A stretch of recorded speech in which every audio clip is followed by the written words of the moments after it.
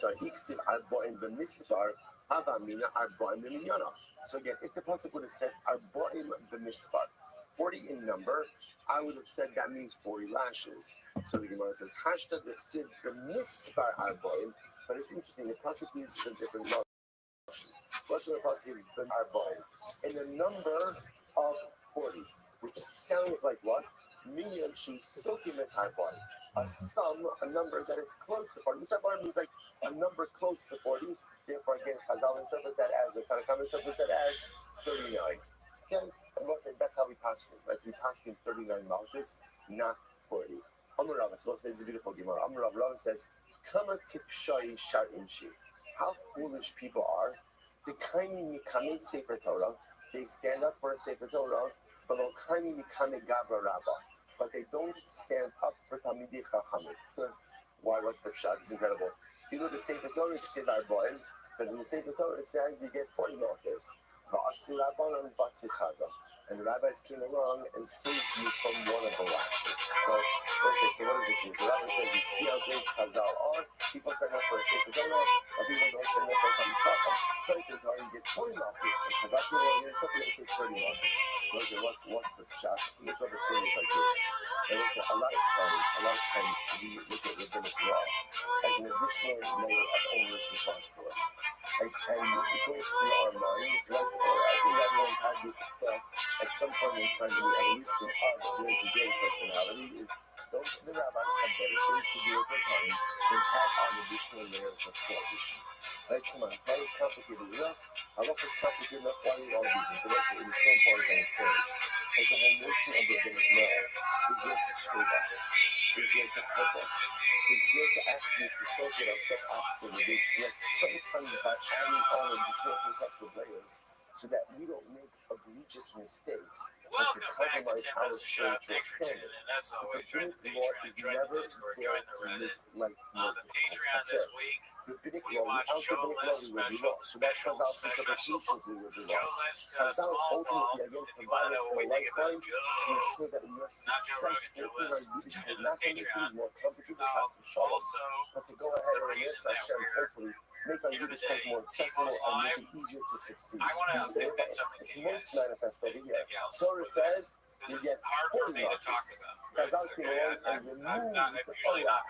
removed the lash. Now let's say to yourself, remove the lash. But by the way, if you're the guy getting flogged, I guarantee you, when they get up to 38, when they get up to 38, and you realize there's only one more and not two more, you are singing the praises of Chazal. But again, what this is supposed to represent is that actively remove an obstacle, so to speak. He actively removed a lash.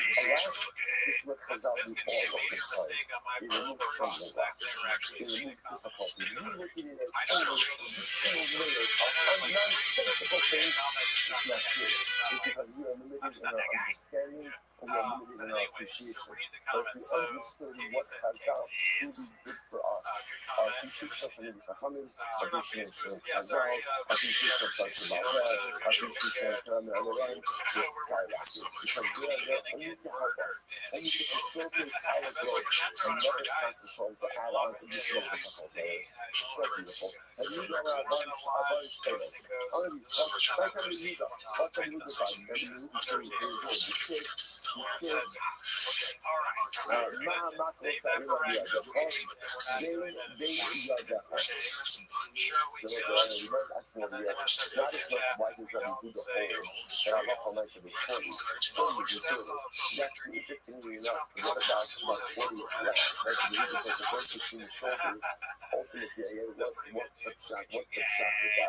let's look at this around this puzzle.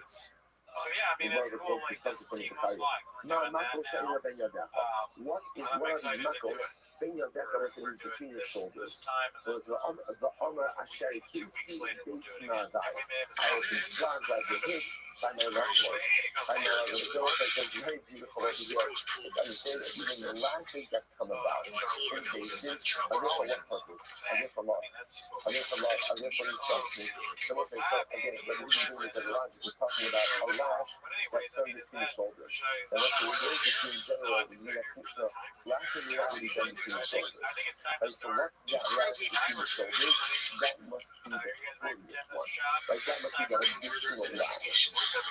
Okay, Rabbanon says, no, what is it referring to? I would, you know, if it's talking in distance, ultimately again, that could be talking about the flogging of kids. Okay, it's very context. So again, obviously, teachers are going to be like, there's different kind of discipline, different so physical discipline, right? Physical discipline is clearly very excessive. So that lash that they're referring to, that's the lash that the Rebbe would get to the Talmudim, ultimately, again, to keep them in line, right? That additional lash. Okay, it's not referring to Malchus itself. Fine. Any on the Malchus how it is. So you might say, so remember again, it's interesting enough, the halacha is, right, the Jewishness said that we assess how much a person could take lash-wise. Like how much a person could take. So you might say, right, and do the Kabbalah and look at mix. So remember, the Mishnah can have two cases. Case number one is we assessed that maybe could get 40 Malchus, or 39 Malchus. And then you started, and then ultimately you couldn't withstand anymore. You stopped and you said, okay, you've received your punishment, we're done. So the verse is very, very interesting. The verse says, in a lot of most of him, okay, so let me start with if I pick up this tomorrow. But check this out. Moving was subject to 30 Malchus, right? He was perfectly healthy now, not smoking between the ages of 20 and 60, right? So he's able of going ahead and getting 39 Malchus. We start flogging him, and what happens? He goes ahead and starts to buckle. We're 18 in, we're 18 in. So there are two approaches we can do it. Right? Approach number one. What's approach number one? What's the more intuitive approach? What's more intuitive approach? Like, take a break. Right? Take a break. Right? Let's break for a few, right? Go get some lunch. Right?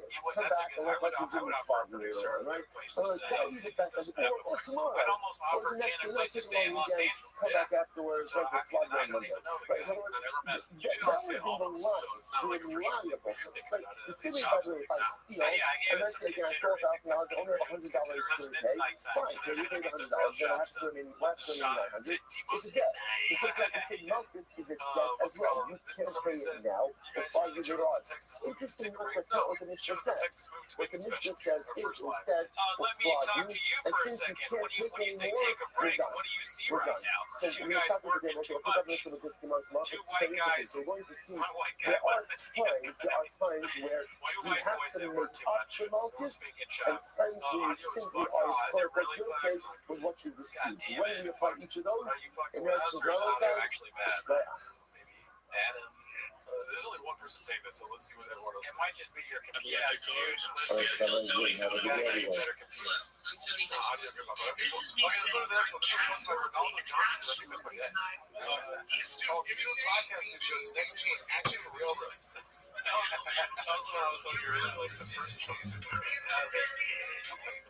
That's awesome.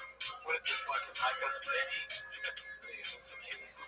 Sick to have a good tattoo. No, sorry for ruining it. I'll go shoot something. Just for me.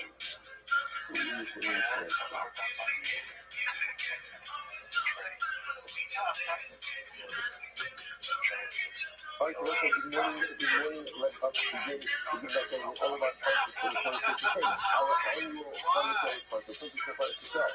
Dedicated all the celebrations this year at the Kurs, from the Solar Travels to Amistar. Coming first, thank you for the month of Elul, Abba, over benefits, for Ananias, for Summer of the Terry, Abraham, and then on the Pentecost, Tribulation, back to Jerry, and hopefully all of our viewers in your fashion will be in the travel during this whole day. Fully in the day, leading Mikvah covered from Father the Arab from Yitala Yitzchak, Aryeh, Shet HaChavra Yaakov, is one of the rocks we hope that in the merit. All that Kamatova, all of the Kamat Father Aliyah, families in the Kama, all of the communities who have never been told for the Yitzchak, for the Yitzchak, home hour has to do with the shovel and the color and allow all the focus to be successful before mass is so you got let us even. So we are picking up the net from 3 classes on days 72. We are picking up on iron out on days 71. These will be a week off.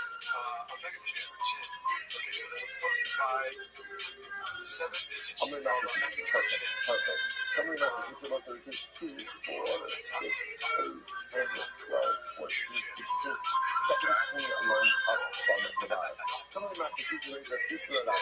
More to remember again, we're still in the Sylvia of the shoe cup and of the cup. Right? In this case, we use this interesting idea that we are selling wine to an apple. We sell wine to an apple. So how exactly again that type of selling for the structure in order that the wine doesn't end up becoming lionessa while in the possession of the juice. And if the wine becomes lionessa in possession of the juice, it's stuck. There's really no remedy for that. Like also by law. So again, essentially the mission says you got to come to a conclusion on price. Once you come to a conclusion on price, then ultimately again, whatever else will become afterwards, and it doesn't cheaper to do most of it with wine. And if you think the lionessa, if it's becoming lionessa, ultimately again, in his possession. So for that next one I'll look at, doesn't cheaper ultimately work by an apple. So you're not to believe it. This is actually, that's right. I'm also, the elders will come in, that I sell my wine to an apple. Hustle, actually, I'm not like someone who talks. So I said, this is our Mishnah. So if you go to the agreement of price, before, mother literally means measure out, right? It means court. It means court, which ultimately again is part of the Mashiach. But ultimately again, the proceeds are mutter. Because since there was an agreement on price, there was something that was become the Mashiach on his wine. The other Mashiach will become in a corner. But if you say the Mashiach doesn't work as a kinyan, I might have more to cut it. And ultimately again, why is the Mashiach doesn't work? That means when the overflow comes and starts pouring the wine, he's pouring my wine. Pouring my wine. If he's pouring my wine, then ultimately again, if it becomes lionessa or it's stamina, then the proceeds from the sale should be unequivocally also. I'm asking what's the case over here? The Akim may do. This is very interesting. The case over here, the Gemara professor, is where the Akim went ahead and the Akim advanced funds. Rashi says over here, the Akim may do. Rashi says over here, it's in the first right line of Rashi. Shekin lo, v'nosol lo moslo, tzerek yezim mehayai, achi yisok adam and yatsu lo yisrael samosa. Very interesting. So what does Yaakov do? Let's say the barrel is not going to be more, so the wine is not going to be more than $100. So what does Yaakov do? He advances me the money, and ultimately he says, listen, we'll settle up afterwards, and if there's change, you'll return to me any of the change. So the Gemara says, that's the case. So again, this is a different kind of scenario. Why is it different? Because I already have the money in hand. So that already changes the math at all. It's Ihak, the Ima Sinka. That's the case. Look at the needs. My dog, actually, Pasa, come up with a suit. Then if I look for my level to bother, measuring out the wine before the price was set, so the proceeds ultimately are going to be also the wine. Ultimately, dinar at my Damavasi. But if I look for a Mesa again, I look for a Mesa, the average advanced money. Then why should it be problematic? Or like with the deduct, the other machine will become color. So again, you expand back in. Right, ultimately, the Rashi responds that's not Hashisha. According to you, from the Mashiach from Kona, you say Shikha does work. If that's the case, you try to dumb up in the car and escape of the Mabasir. So again, the question of the Kashish is back on you. If you're right, that this was the case of the Akim advanced the money for access. And then for Halakha Lamaisa, really the Yisrael already has the proceeds of the sale in hand. If that's the case, then there should be no concern of Yainesa in keeping up the case. Yet the Mishnah makes a distinction when the measuring occurs before or after the establishment of the price. Whereas Elamais B'Chol Pasat Samcha Daike, Lo Pasat Lo Samcha Daike. So we'll say the Gemara says something which we kind of understood intuitively from the beginning, and now the Gemara says it explicitly. Essentially, when you have a transaction like this, when there's an agreed upon price, ultimately again, the seller, the Jewish seller, agrees to be making the wine. and therefore Mashiach will work. When there is no agreed upon price, the seller is not willing to go ahead and convey ownership of the one, which makes perfect sense. And that's the distinction. So when they agree on the price, and the other comes up to someone who does Mashiach, it'll work. It'll work, and therefore again, the one is the other Kohanim, and ultimately you shall keep the proceeds of the sale.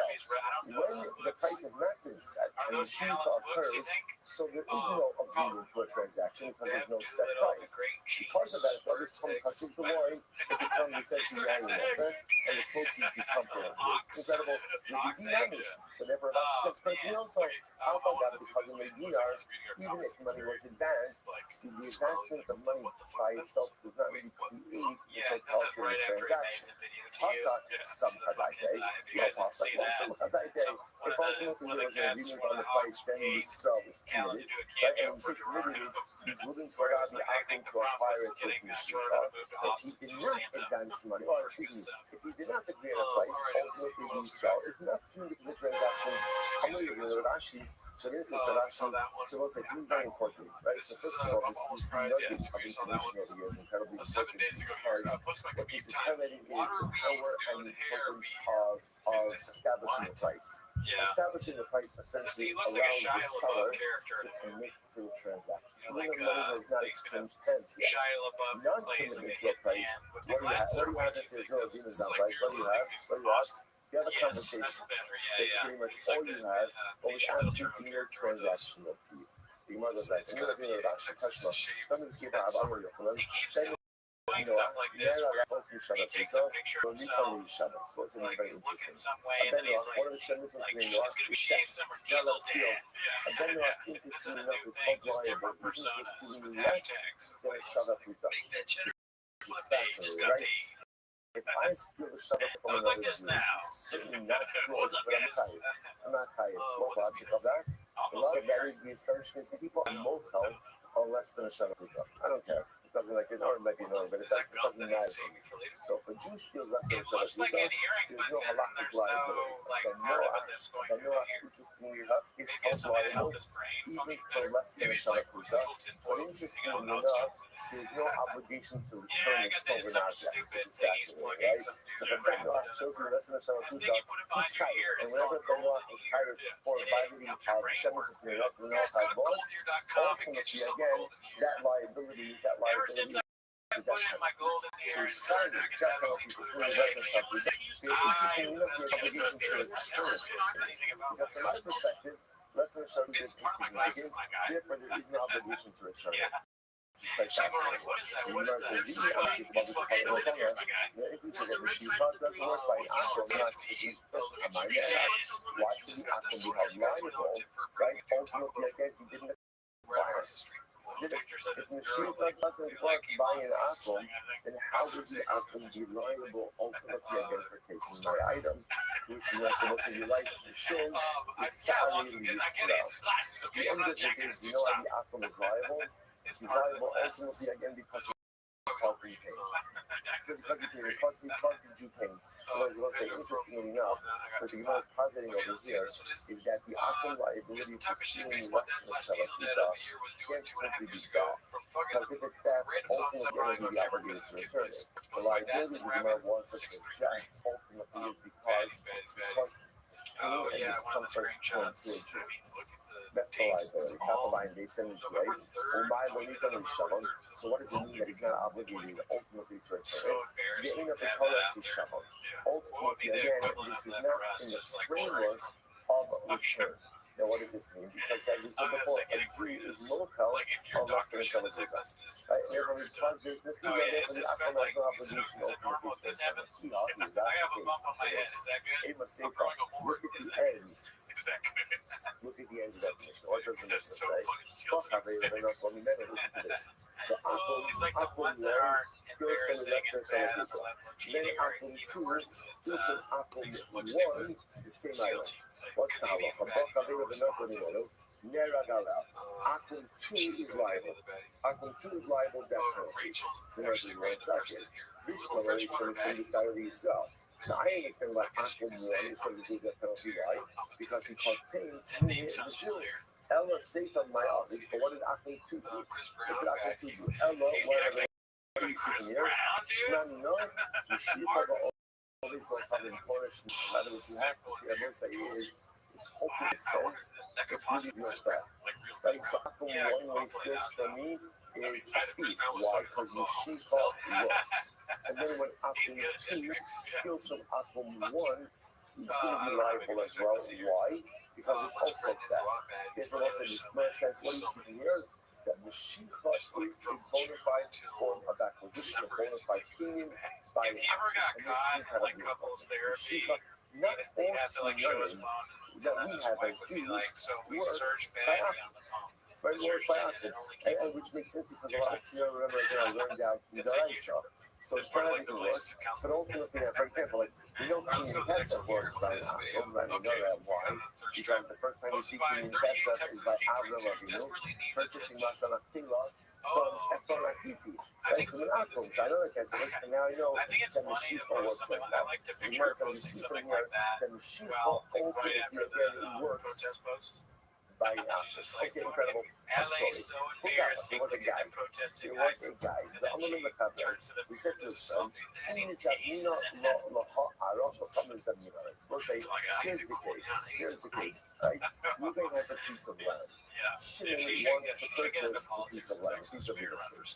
I mean, Ruben's that's not really natural, willing right? to sell right now. But what Ruben does tell Shimon is, Shimon, if I ever sell the land, I'm selling it to you. 23 days ago.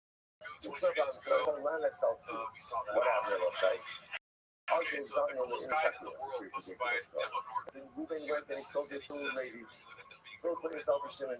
So it's obviously now Shimon's claiming one second. You promised, but if you would sell it, you'd sell it to me. So let's start off over here. I'm not going to say, the real estate says, I don't want to myself, I don't have ultimately, again, really Shimon has the right to it. It belongs to Shimon.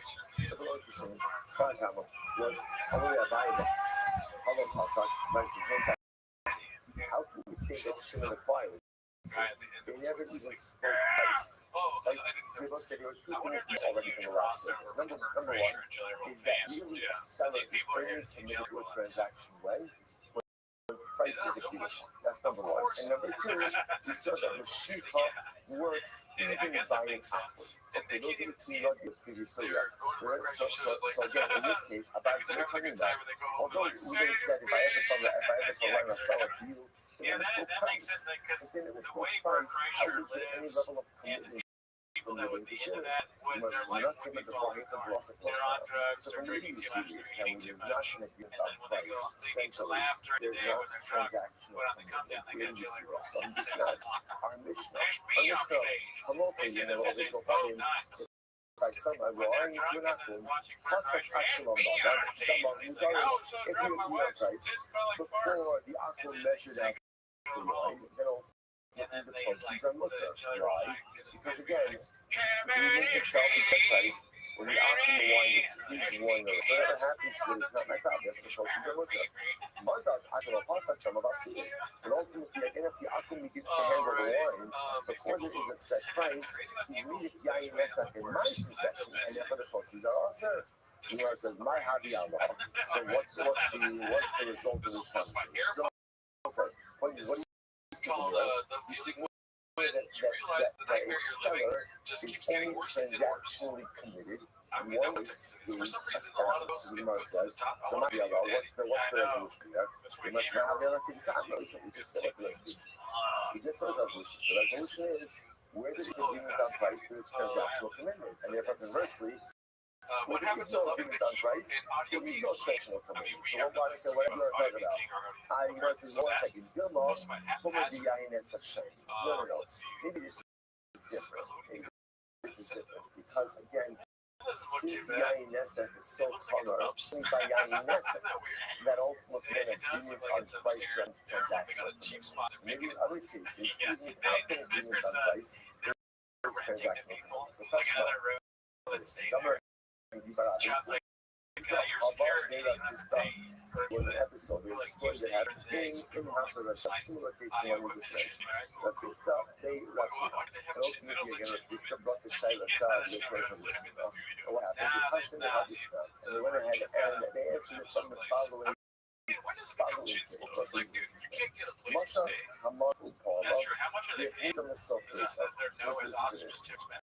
let's say I want to acquire something from eBay. She likes So to what be do? all high I go ahead and let's say like I'm moving a certain merchandise, and the merchandise is sitting of Ruben's donkeys and of Ruben's workers. So I usually interest workers. I think it looks cool, honestly. Except for the T-Fake is very like we just started. The workers. There's not much effort. It's not far off the blue cat. Okay. There's no sign. Pasak Akşelon Magat, bugün Magat Akşelon Pasak, Lokana, üçgeni konulatsa var. So it wasn't even done twice, like before I started dating statements of a measure, whether it wasn't agreement on price, ultimately again, I don't acquire anything. I love for the nice both of us can go ahead and retract from the my face is matching what I'm saying, but it's not really. We can both walk away from this transaction. Okay, what's the logic over here? The logic over here, ultimately, again, I will say is that I love for myself. I have not done anything directly with the items themselves. Like whether it's pulling the donkey upon which the items, the merchandise is situated, or pulling these workers that are carrying the merchandise is not a form of acquisition. However, once it's part-time, was the first one line.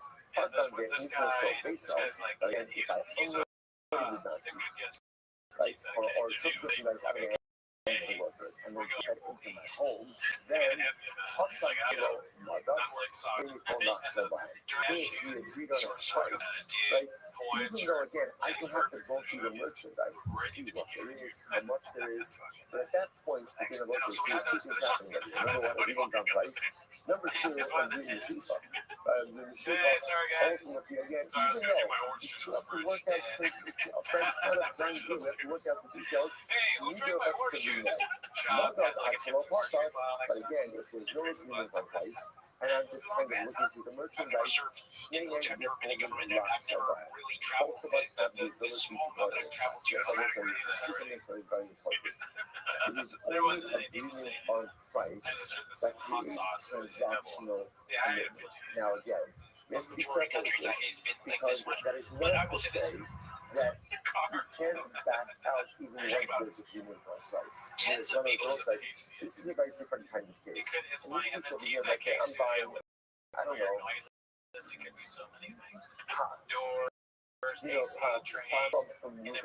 Things down here loaded with pots. So you say, okay, I'm gonna pay $10 per pot. Now again, there's a whole bunch of stuff on the piece. I don't know what it is that I'm teaching, but in here, we've agreed on price, and we've agreed ultimately again on items. I just have to kind of go through the merchandise to see what I'm taking. I can't do that. I can't get out on it. I can't renege on that transaction. Yeah, again, there are other cases of price, even if you agree on price, there's too much other transactional ambiguity, I can still back out. But the most common over here is you got to see agreement on price in order to create transactional commitment. And therefore, failure to agree on price try to get rid of materials, but we're just non-transactional, not what would you rather become? but if it's about civil rights, I guess I'm going back, then that's never been how to start. You know, Ruben doing some of your property. Ruben says, I'm not selling it right now, but when I sell it, I'll sell it to you. I'll sell it to you. And then Ruben goes and sells it to lady. To Texas, shouldn't you have Douglas Murray is taking note of. Why? Such a small. There was never a discussion on Don't fuck price. with the Brits and the Because Irish. there's You get never a them going. discussion on price. They On the meet you program, halfway. we They'll fuck with you transact. when it comes to There was a comment. It was out. He said to his friend, what did he say? Ini Zamina Lahara, Zamina Lahara, Susi. Okay, so this case is more specific. So right, so we didn't, so she didn't go through this on the issue. Because they're not selling. But if I do sell one day, I'll sell it to you for 100 zuz. Yeah, it's not a good shot. Also, something over here, something over there, the S. Then, Ruben went and sold it to lady for 120 zuz. I know for a fact it's a So garage. obviously, Shimmy Gregis, someone always Gregis, so Shimmy Gregis, Kana, Shimmy's shimmer belongs to Shimmer Rice. Moving found the shimmer that he was selling. There was even a redeeming on price. So that's what we're talking about. Master of Yaakov. So Mahar Pakol. So Yaakov Zuzi and Suzu. So it's very interesting. From the Gemara's perspective, it's not like today, where people freely sell real estate. According to the Gemara, you didn't sell your land. The only time you sold your land was when you were in financial distress. So Yaakov says, obviously, if Reuben is selling, he's in financial distress. And if he's financial distress, he has the right to what? To get the best price. Okay, he made a promise to sell to Shimon. The thing is, they made a promise to sell to Shimon because they thought 100 Jews was the best they can get for this land. If it turns out I can get more, then again, I'll say it's free market. Allah is not going to restrict Reuben's ability to get property. Therefore, Yaakov says, Shimon can be righteous, but ultimately, he has absolutely no recourse. He has no recourse. Ultimately, again, and I will say, the whole back look at actually is so he's no say on there, but as an excellent model, because I'll come and go the other way to the night, so how does that he's not knowing the shadow come up. I was going to say, when Reuben says to Shimon, if I sell, I'll sell you for 100 euros. What does Reuben say? He's saying, I believe 100 is to be the price that the market will give.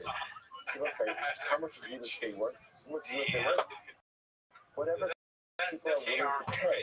So therefore, the fact that ultimately again now you can get 100 euros indicates that. So therefore, again, I want for the myself, Reuben has had a higher price. Help us all. So you don't know. Ultimately, again, you can go ahead and sell it to me.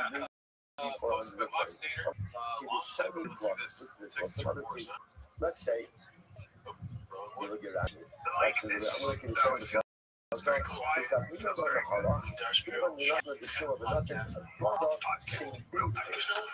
so Reuben says, Reuben is selling something to Shimon, and he said, let's have the item assessed, evaluated, assessed. And some it makes sense, but also I wouldn't have been able to thank you. Praise makes sense why he's based on the stress. Oh yeah. And I will say, I remember getting what he was a base thing. So therefore, again, I wonder, training they don't stress. Ultimately, again, really, let's say again, in that people in that thing, you have two who agree on a certain valuation, or one who does not. You follow the two. Just like the way the base does, right? In the base in general, you don't need unanimity. Right? What you need is majority. Right? You need majority. Traffic's a nightmare. So therefore, again, if you get 5 by 3, that's good. However, he says, give the unritzla, but it uses this lashon, so let's say, to the shiny because as an appraisal. That makes it sound because you like the thing. Therefore, again, you go through it, so all you need is majority. If he says, as an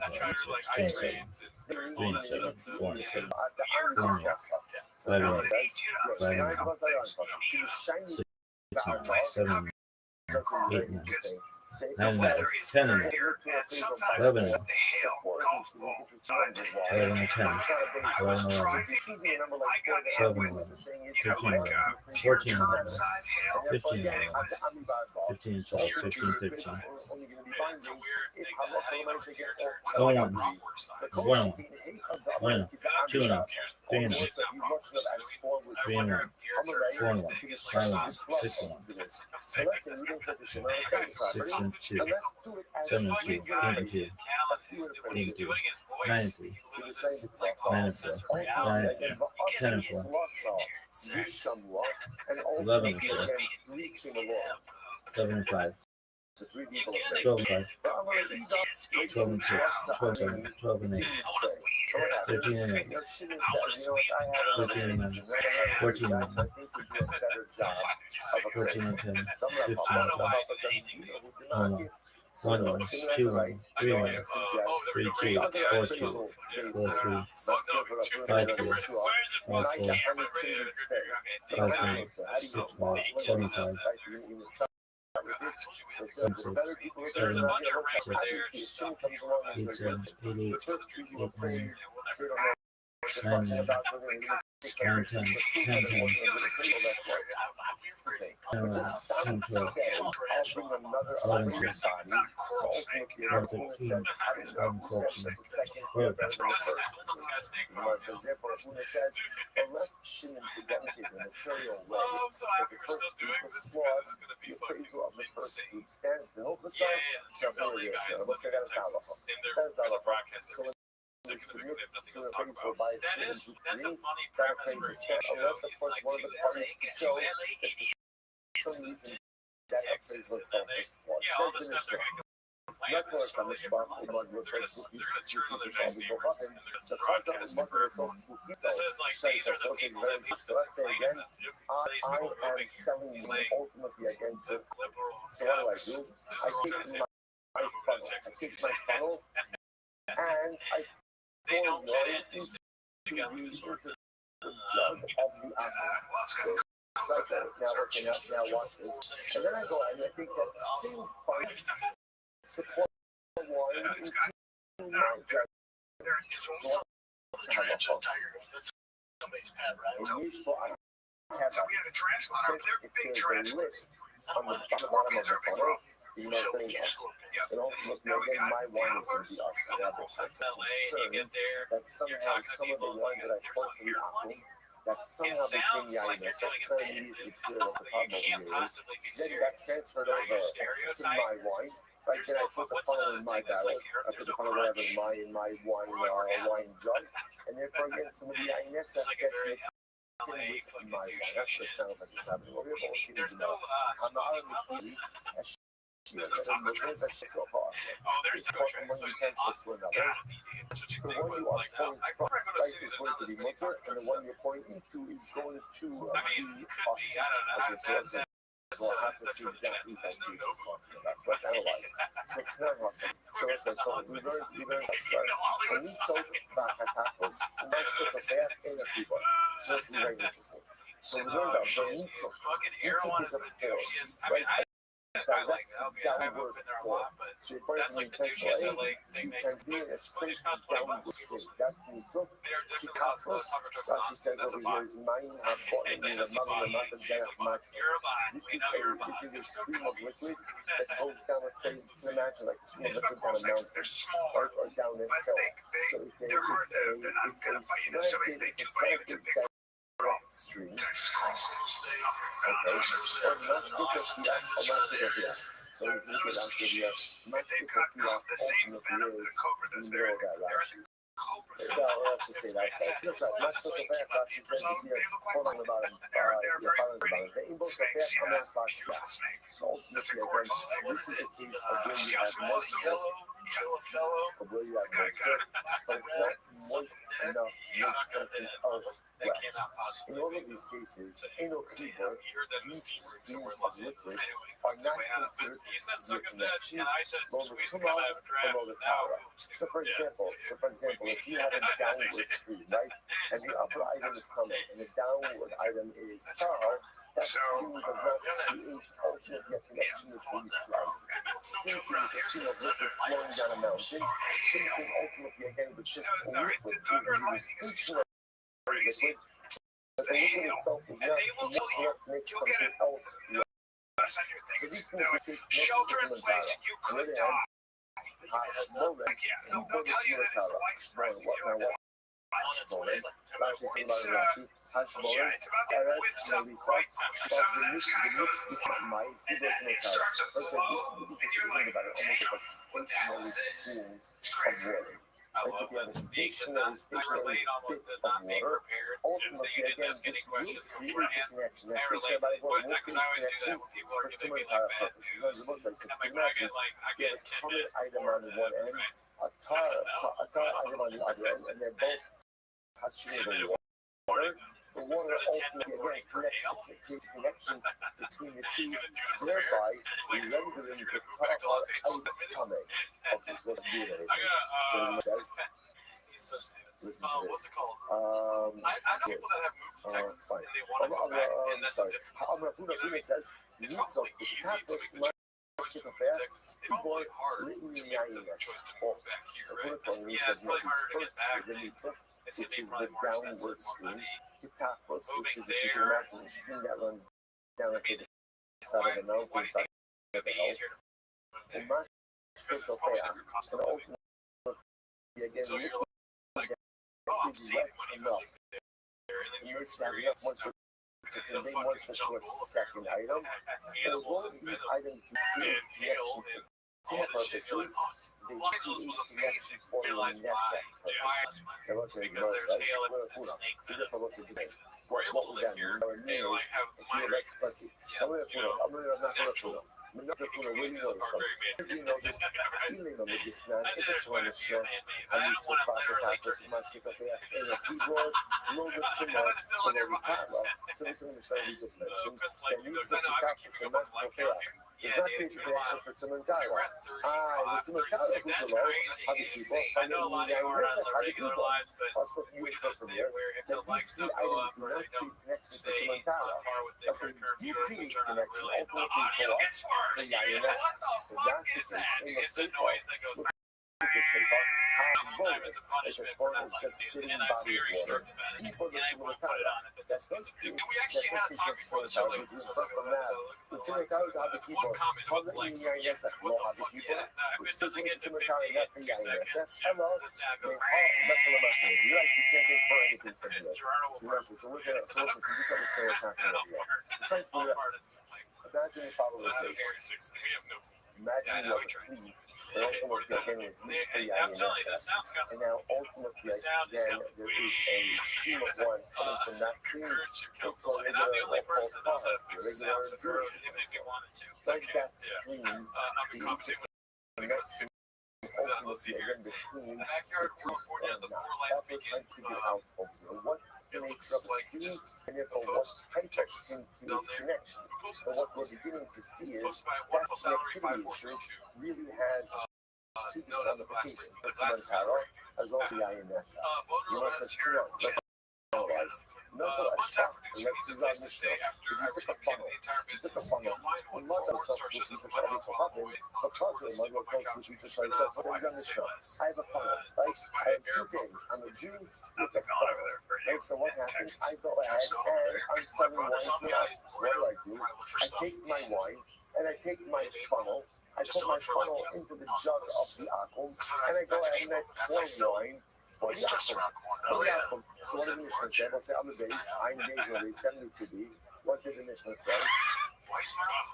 In the Yishwach, if the funnel has a lid, in us, then ultimately again the wine is going to be us. So the Gemara says, the night comes right? Why understand? Why does the now here's the thing is like this. If I go ahead and I take my funnel, right? I put my funnel into the jug of the aqua. I then pour the water, right? And then I take that same funnel and I bring it into my utensil to pour wine also. So the Mishnah says, if the funnel has a lid, it's going to answer my wine. Obviously, what the Mishnah saying is because what are we afraid of? That there's some wine from the first pour for the apple that gets in the lid, and if I bring it into my utensils, they make it up. The other one is unfair. Why is the wine left over in the lid from the pour for the apple? Why is that wine awesome? What made that awesome? The says, but not kamis, lava, it must be through the pour. Or as I say, it's through the flow. Because what's on there? See, I'm pouring my wine through the funnel into the cleat of the apple. Now, the assumption is what's on the bottom? I don't mean literally hit it. I meant like they're what's just on on the bottom of the utensil of the apple? What's there? Droplets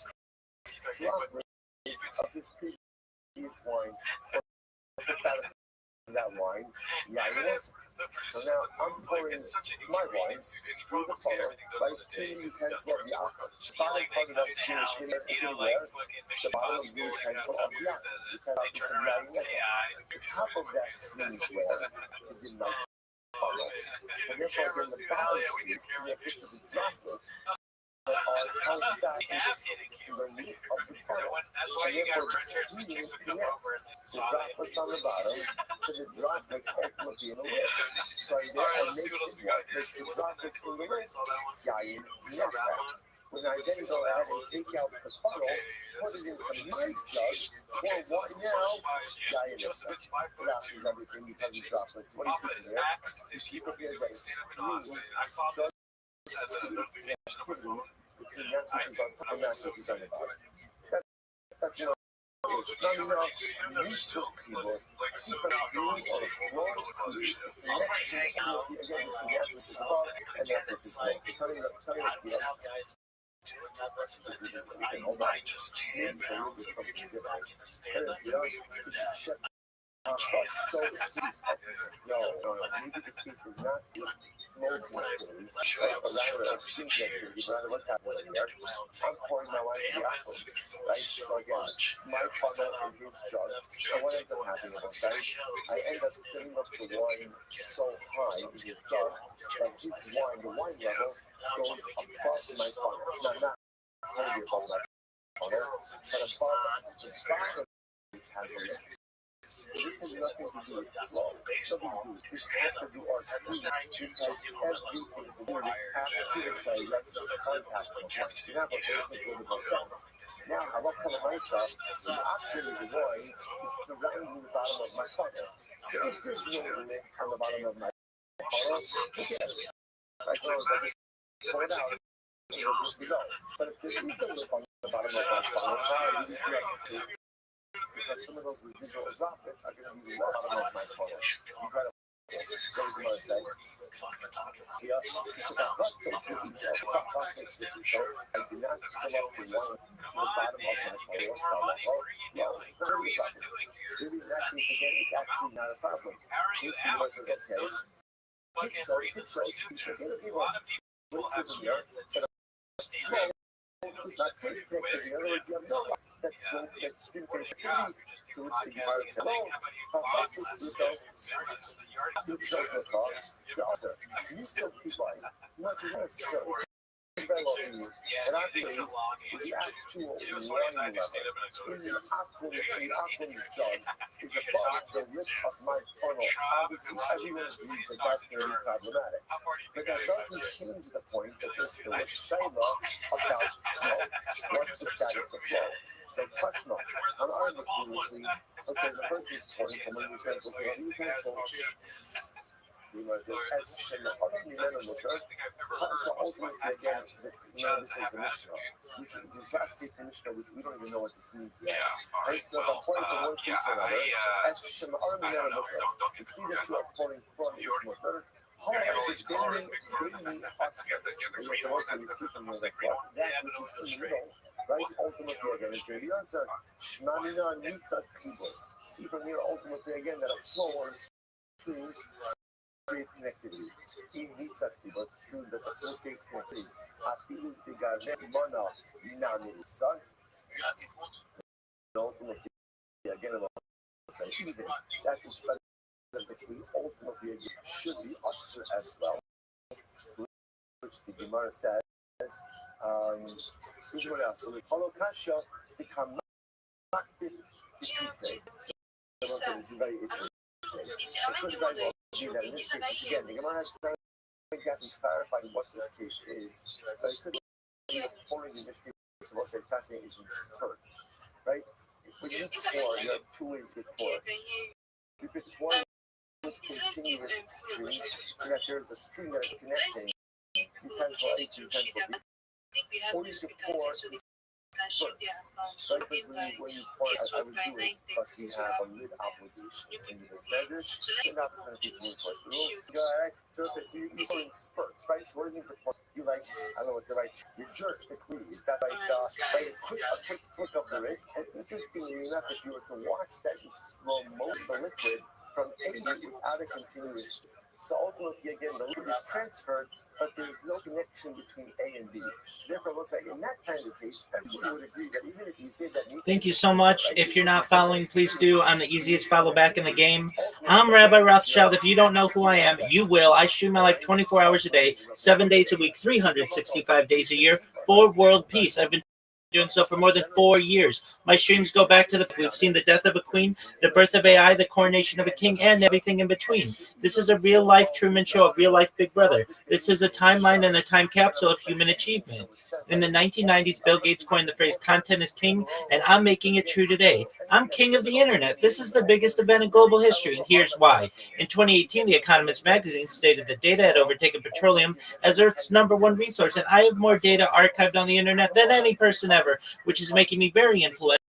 I'm going viral, and when I want to make you, your friends, your family, all financially independent. If you're not already, I want to ensure that you have generational wealth if you don't already, and I want you to be able to start charities and philanthropic organizations of your own.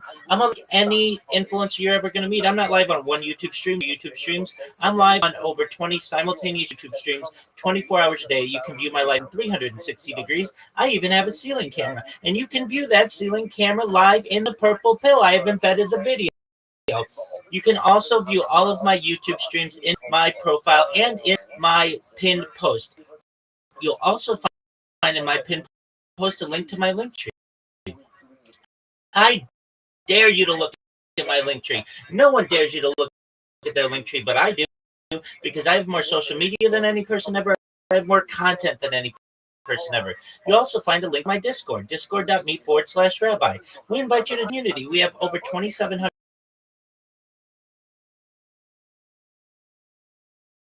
people.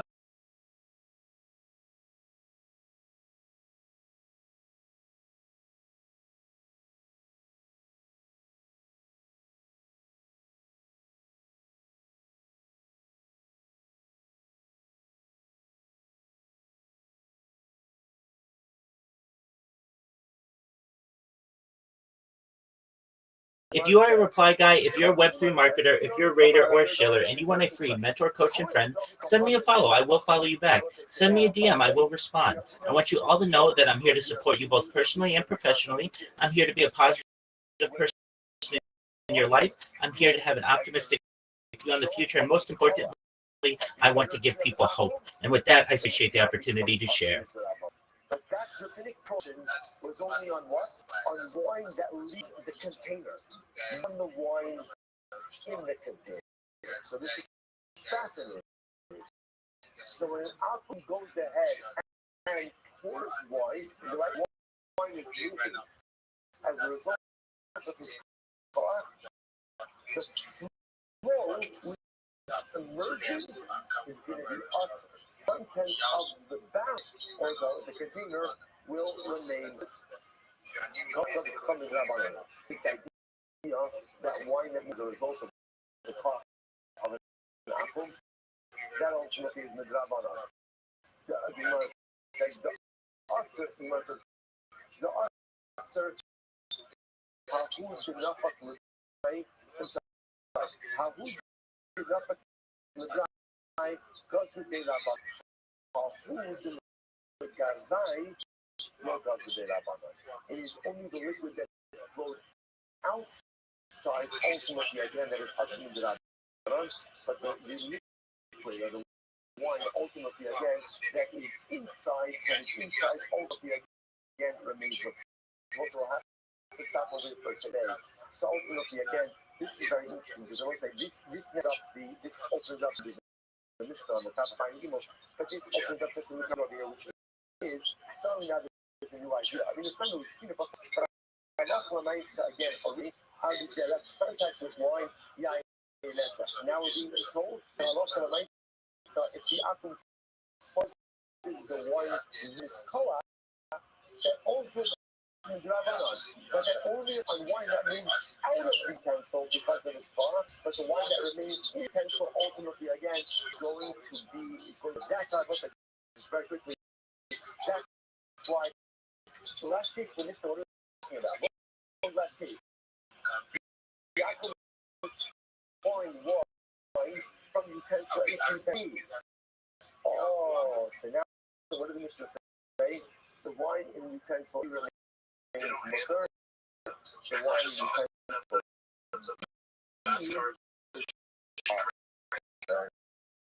Why? Because again, that flow is us in the front because it's as a result. Tomorrow? What are we?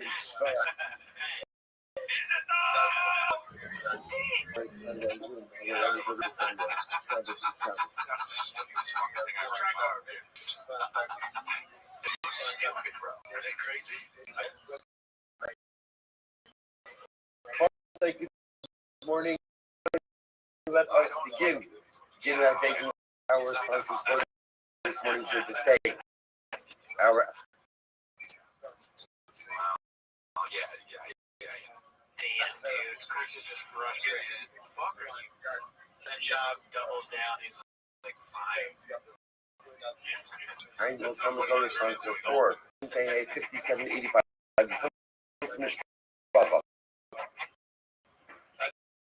We're dedicating all the children and Russia this year and the schools of the schools levels for all of Israel.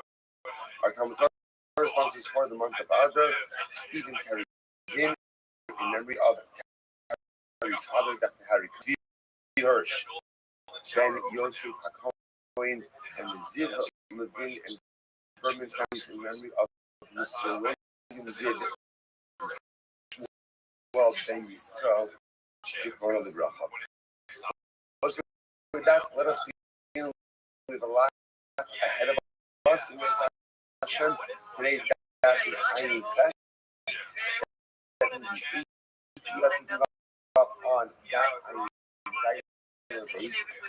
77B, about 15 lines down from the top. The Martin is on top. Let's see some this is as follows. Zarak Slurba.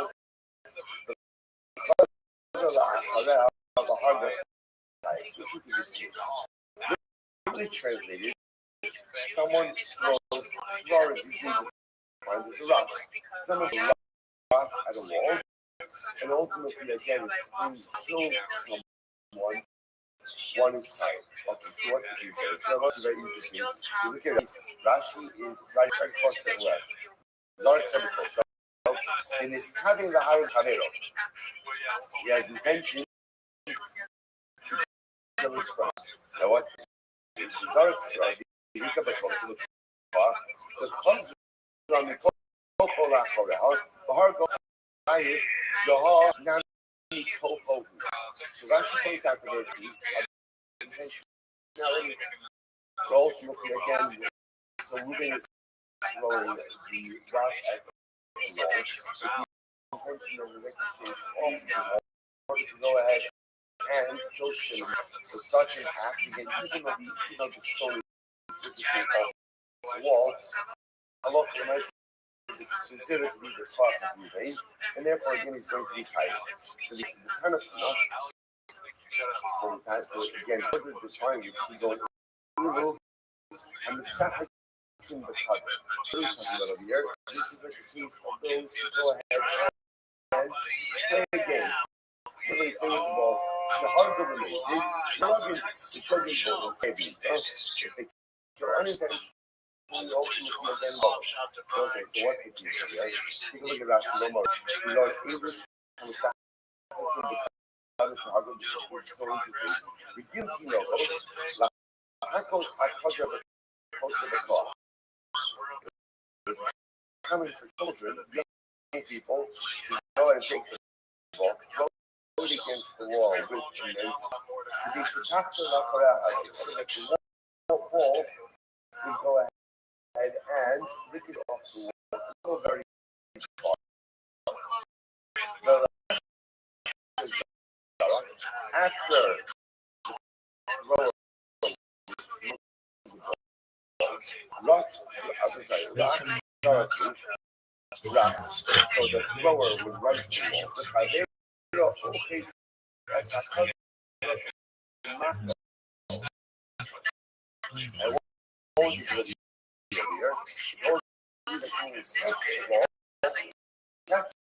wall. And throw it at the runner.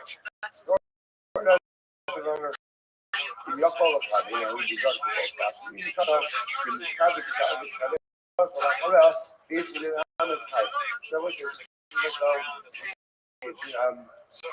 not that ball.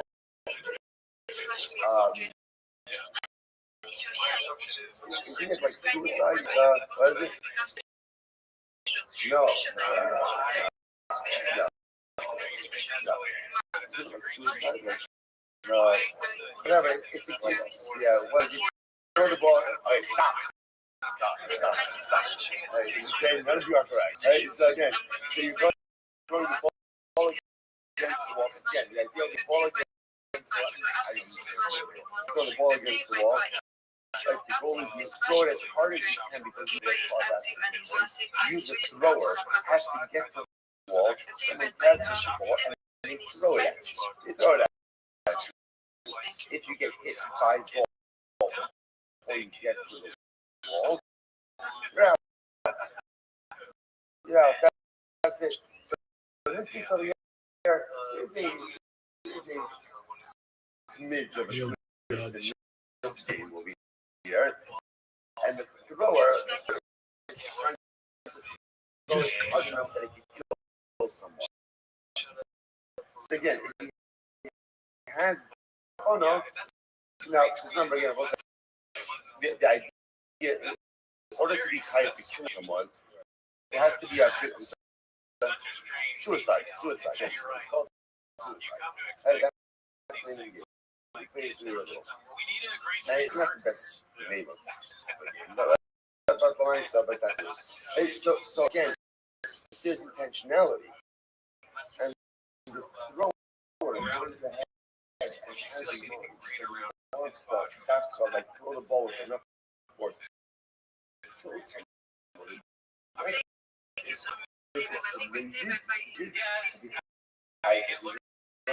a murderer. Because it's just showing. Ultimately, again, it's goals. I won't say nothing. What's the tradition? What's the tradition?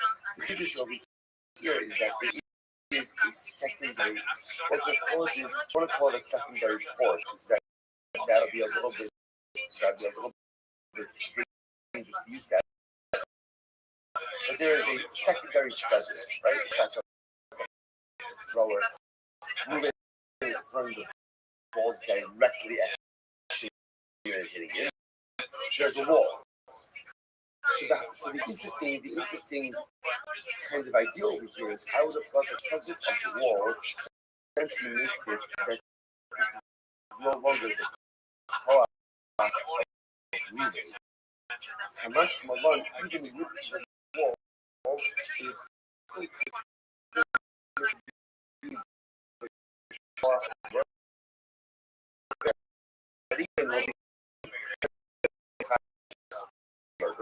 and it was because it could be higher goals. Incredible. Showing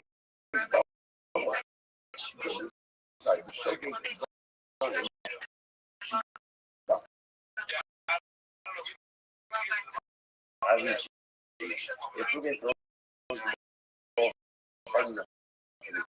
kills shouldn't accidentally, everything's going to go. That's obvious. That's not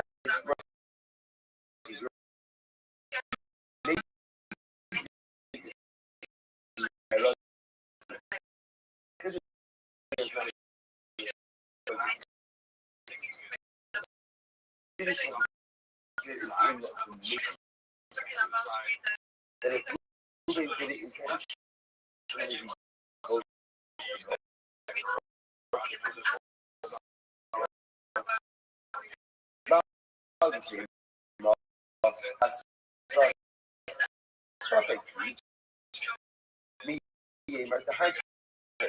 I'm at a place.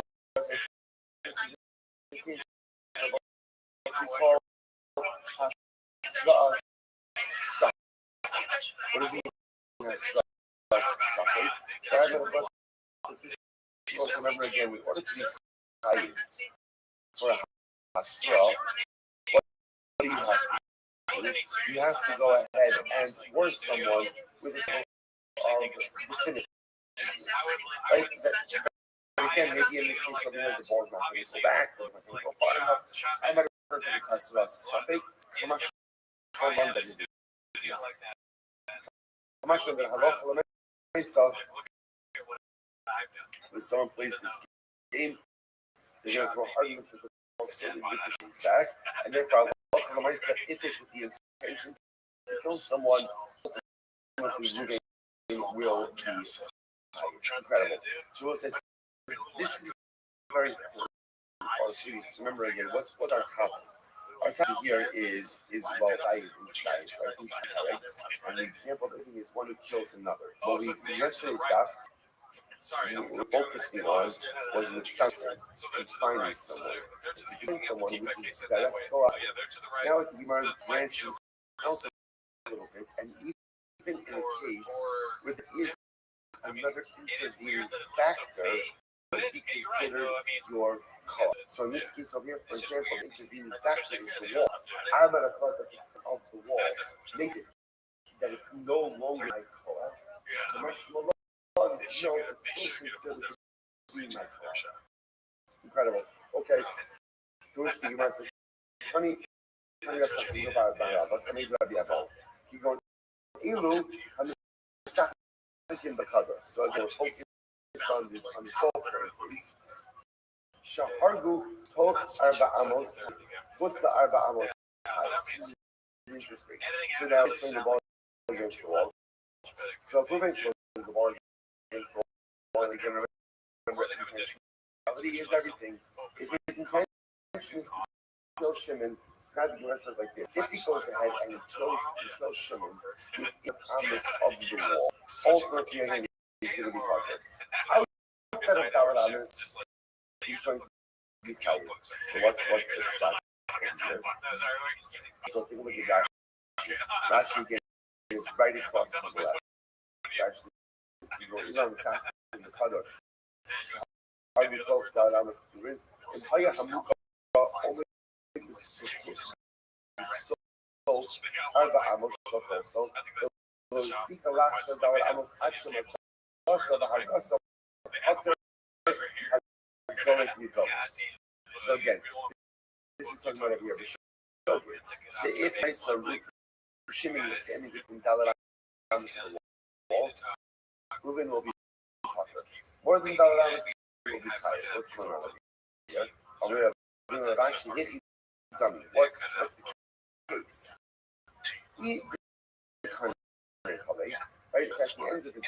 Right? At the end of the day, Reuben did not want the ball to go further than Dawud Amos. He didn't want it to go further, right? I feel it's more to then even if the ball went less than Dawud Amos and killed Shimon, ultimately Reuben should be high. Yes, the long way, but again, if at the end of the day, Reuben did not want the ball to go farther at all, wanted to push the ball, I think and even if they more than Dawud Amos, what's the case of the year? Gemara says, Amar Lei, Stam Sakin Bekador, Kamo Amina Yechole. In general, when people play this game, right? From the race, the goal is what? The goal is to throw the ball, and what does the thrower want? What does the thrower want? The thrower wants the ball to ricochet back as far as possible. So therefore, what Gemara is suggesting is like this: if the ball only goes less than Dawud Amos, then that's again that is not the fulfillment of the desire of the threat, and therefore, if something happens, ultimately again the thrower will be punished. If the ball, however, ricochets Dawud Amos or more, that is a manifestation of the intent of the thrower, and therefore, halacha myself will be chayav. Okay, that was it. And now we get to this, which the Gemara says. Relay. Sorry. The main row. The main row. Did the Chihai Gavna call home? So now, what's the top of all this? What's the takeaway of all this? We have all that when Moving throws the ball against the wall with intent. And that ball goes and kills Shimon. Ultimately, moving tight. Because the act of throwing the ball against the wall and the ball ricocheting against the wall is considered to be Ruvain's koach. Again, if you have one rule, you could use Chayyim for killing someone. What? If it's your force. That's why, for example, again, what's more today, all of those other cases we had in the Mishnah. For example, guys, I go ahead and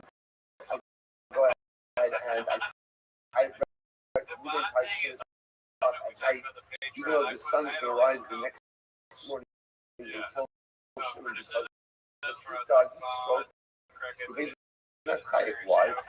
Because the death force is not here. It's not his call. It's not his call. He incites the dog against Shimon. Not chayiv. It's not his call. The takeaway from all of this is throwing a ball against the wall. The ball ricocheting against the wall and killing Shimon is considered to be Ruvain's call, which the Gemara says, really? Is that really considered to be Ruvain's call? Well, there's a kasha. Very interesting case here. Mekadesh for Kiddush al Yado or al Hatzad the Achata no further shows muscle. So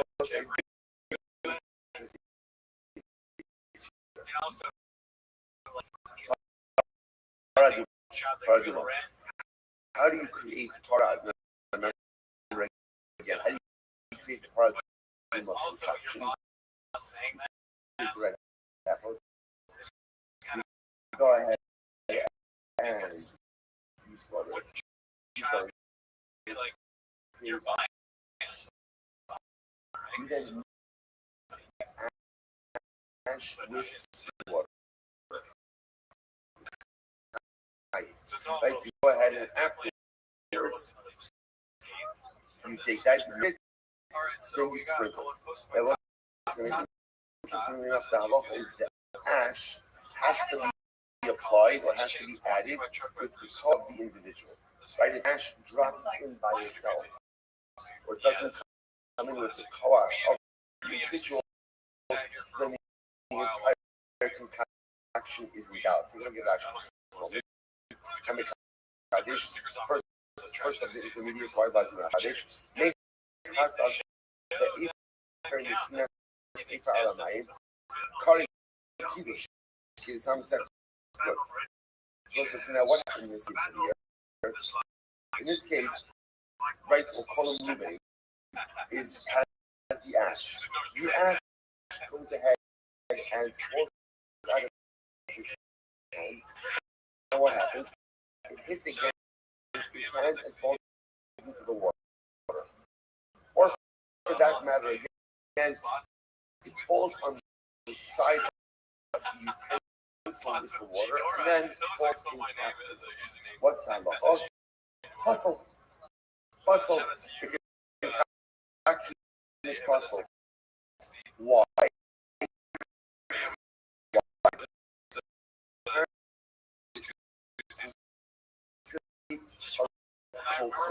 So what do you see from here? That when something comes out of your hand, hits something else, and then goes into the final destination, that's not your call. That's not your call. Therefore, using that logic, if Ruben throws the ball against the wall, the ball ricochets against the wall and kills Shimon, what should be the halacha? That also should not be his koach. That shouldn't be his koach. First, the show says. We'll get actually the show says. First of all, the first one. Like, when he tries to see the show,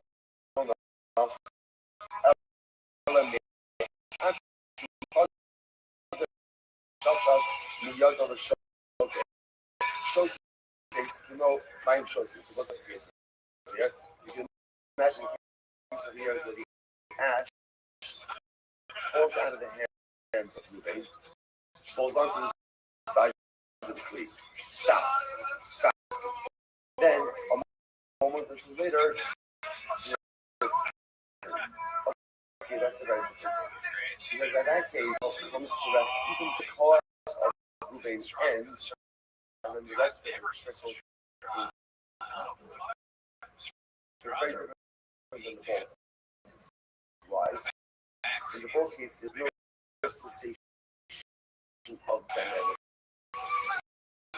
So Reuben's core never stops. Very interesting distinction. Even though there's this intervening wall, the fact that there's never a distinct dynamic activity makes it my cause. Makes it my cause. The moment that there's a cessation of dynamic activity, i.e. the ash sits on the side of the utensil for a moment, right? You can see it. Falls on the utensil, a second later, that's no longer my cause. That's no longer my cause. There's a tremendous much hospital in that also. The whole this is why perpetual growth, perpetual movement is always necessary. Even if it slows down a little bit. Because as long as I'm always going, it's my cause. It's my cause. Even if it's a little bit slower, a little bit faster, but as long as I'm always growing, I'm always moving, it's my initial cause. The moment kind of you stop for a moment, that's the moment the cause ends. The moment your cause ends, so stuck. Moves this way, moves that way, but it's no longer your cause. Incredible. So, Gemara goes back there. Gemara says, good. Tashma, another case. Malchacha, how you in the Suna Alachar. It's very interesting case. You have a needle. A needle. Yeah, the needle is ritually impure. Let's say you came in contact with a mace. Right? So now you want to go ahead and purify it. How do you purify it? You pour water from the water of Hara. Okay. So now what happens? My Shaya is Suna Alachar. So what do you have? So interesting. This was a tiny needle that is sitting on an earthenware vessel. Now what happens? The Hizala. You sprinkle the water of the paraduma on the needle.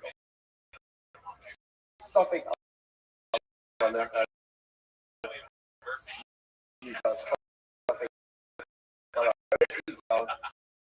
Right? The Mitzah has also possible.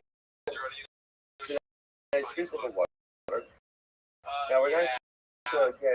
Did the water go on the needle, or perhaps the water hit the utensil and then splat on the needle? What's the halacha? Puzzle. Ultimately, it's puzzle. But also, based on what we learned, it actually should work. Why? Because even if the water sprinkled,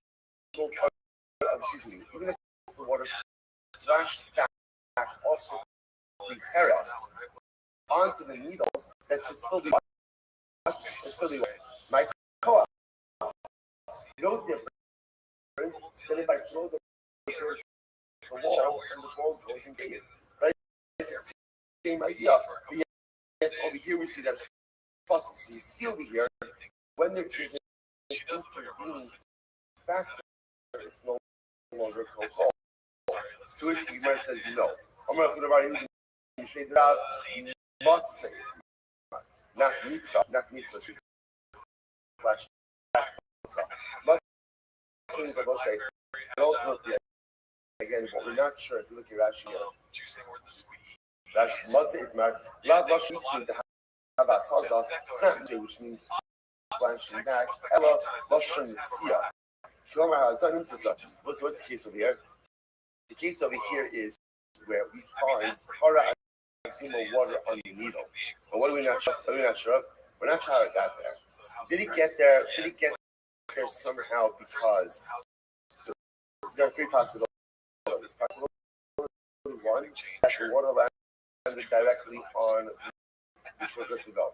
Possibility two is that the water hit the klicheres and splashed also the that's both. Oh, but then possibility three. What's possibility three? The water hit the klicheres and what? Strictly back on that.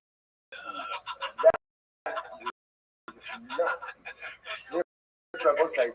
These two attempted approaches, both by Paraduma, to kind of diffuse the Gemara's argument, both fell flat. They both failed. They both failed. And therefore, halacha l'maisa, what we thought originally that kofo will work. In other words, that when you throw a ball against the wall, and that, right, we're going to throw a ball against the wall, with the intention to kill humans. And the ball ricochets off the wall and kills human. Halacha l'maisa will be high. Even though it's between the walls, but it's still considered to be called. Incredible.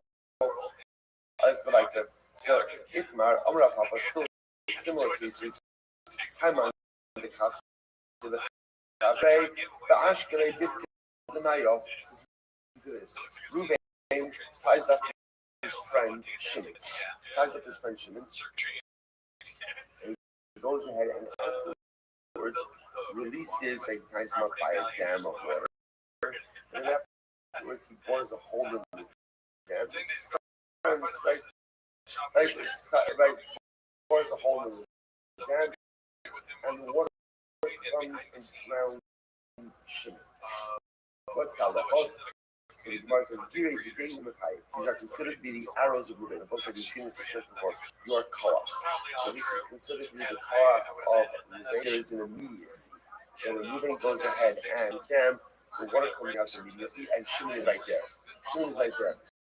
However, let's say again. Reuben ties Shimon up. You are away half a mile away from the dam. But we know that over time, the dam water is going to come and kill Shimon. That's called secondary force. And therefore, there will not be liability in that case. So this is very important. Okay. Remember, Reuben throws stone upward. Now, the stone does not come directly down. The stone kind of falls to the side a little bit. Bahar goes. It kills Shimon. What's the halacha? Shimon is chayiv. Sorry, Reuben is chayiv. I was saying, it's very interesting. I was saying, what do you see in this case? Reuben is chayiv. Listen to this case. I'll explain it slowly. When is Reuben chayiv? Reuben is chayiv when the stone doesn't come down straight down. He's only chayiv when the stone can come down and this is right. We're about a little bit towards the side. But if the stone were to come directly down to the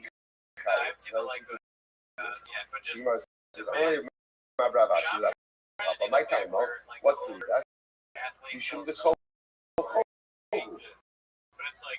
because it's his call. But I was going to say, interestingly enough, the fact that the stone didn't come straight down, so when the stone comes straight down, what is that called? That's called gravity. That's called gravity. Gravity is not the cause of Reuben.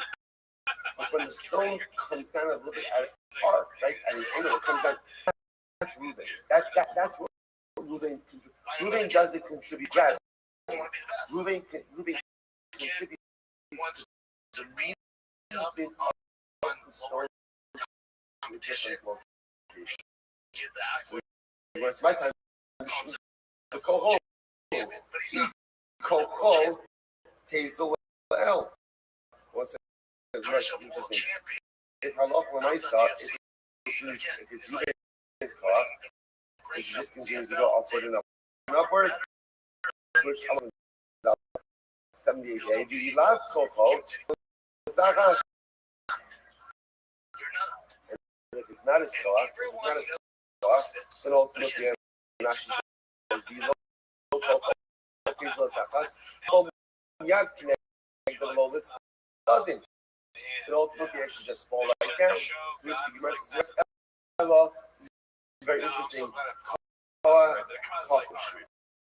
So this is not the typical case of cold. Which I will say seems to be much new category of cough.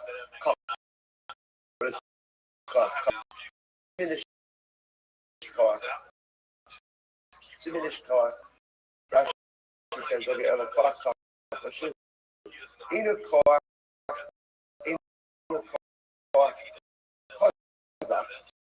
This is not like a strong cough. Alexas cough. The height of Oslo, the Amish, cough. Jose cough. The Evan Flores, Avaladain, Alex.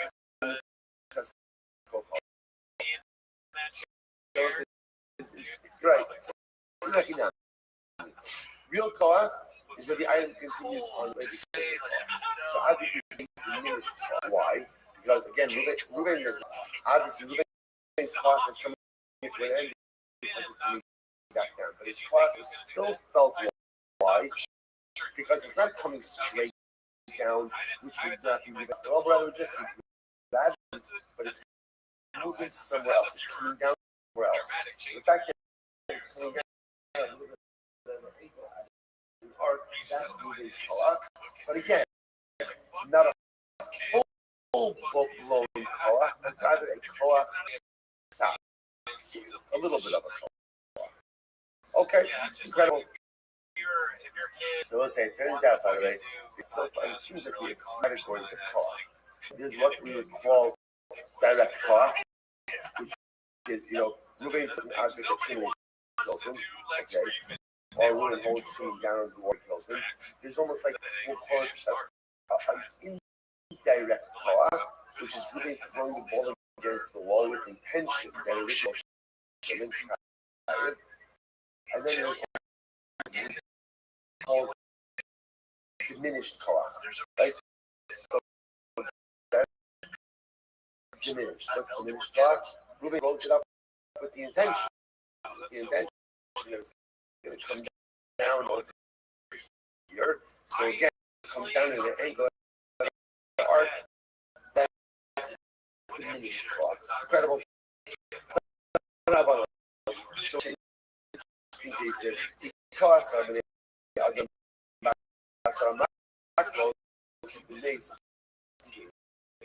so 10 people come along and they hit Ruben with Makos, with staffs, and he dies. Now, whether they did this thing about Sakas being so ultimately, again, whether they hit him at once, or they did it one after the other, they are putter. They're putter. That you did the Messiah, the Messiah says like this.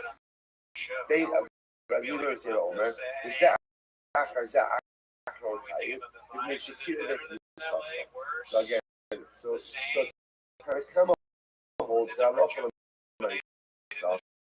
Whether they go ahead and whether they all hit together or they hit one after the other, ultimately again, because there's joint responsibility over here.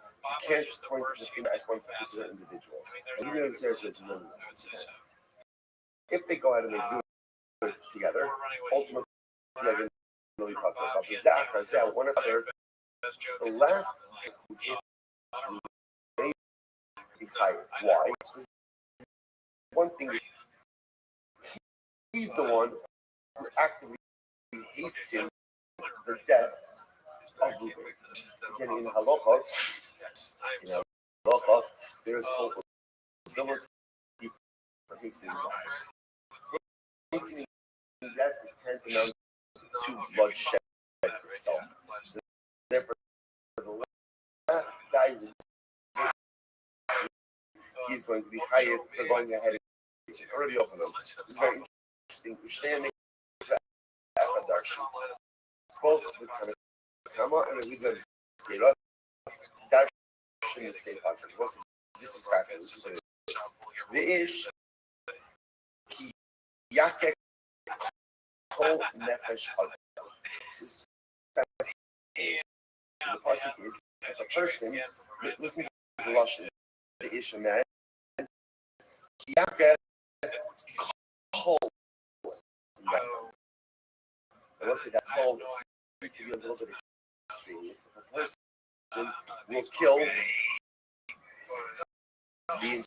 entirety of a man. So what does that mean? So the Gemara says, Rabbanan Sadri call that flesh as you could call that flesh. There's only responsibility of what? If you took the entire life. In order for that to be responsibility, one person has to take the entire life. So in this case over here, where you have 10 people involved, one person is not taking the entire life, therefore there can't be responsibility. Kol nefesh, kol nefesh. So when the Sarah says, no, kol nefesh means any amount of nefesh. If you take any of nefesh, there's responsibility. So we'll say nefesh, so Rabbanan, kol nefesh means when you carry it, if you totality, but if you're only one many, you're not tired. That is what kol nefesh, even any amount of nefesh you take, you are responsible for. Incredible. Amar Rabba says, "Komodim before he gets a trait." This is very interesting. Komodim before he gets a trait. Oh, shupat. Rabba says, "Let's talk about our terms over here." Everyone agrees. Kill a treifa, you're potter. You kill a treifa, you're potter. Now, again, who's a treifa? Now, if you look at Rashi just a little, Rashi says over here, almost before he gets a keep going. Nyaka habeshet or karos hamoah. Say treifa is someone who has some type of fatal internal or some type of internal injury from which he will eventually die. Okay, very. We're going to come up with different terms. That's a treifa. So Rashi's example is, his esophagus or his windpipe is cut. Or he has some type of hole in the brain. Some type of fatal injury from which he's imminently going to die. Listen to this. So now, if you kill a treifa, you're potter. And let's say, why are you potter? Right? Because in halacha, a treifa is considered to be as if he is dead already. That's halacha of the treifa. Say for you kill a treifa, there's no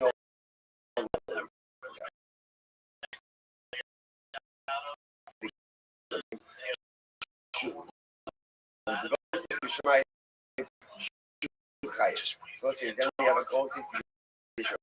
Now, what's a goal? What's a goal? A goal is someone who is dying.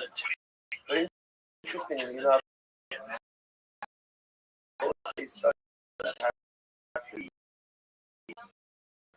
that someone has an internal injury. Now,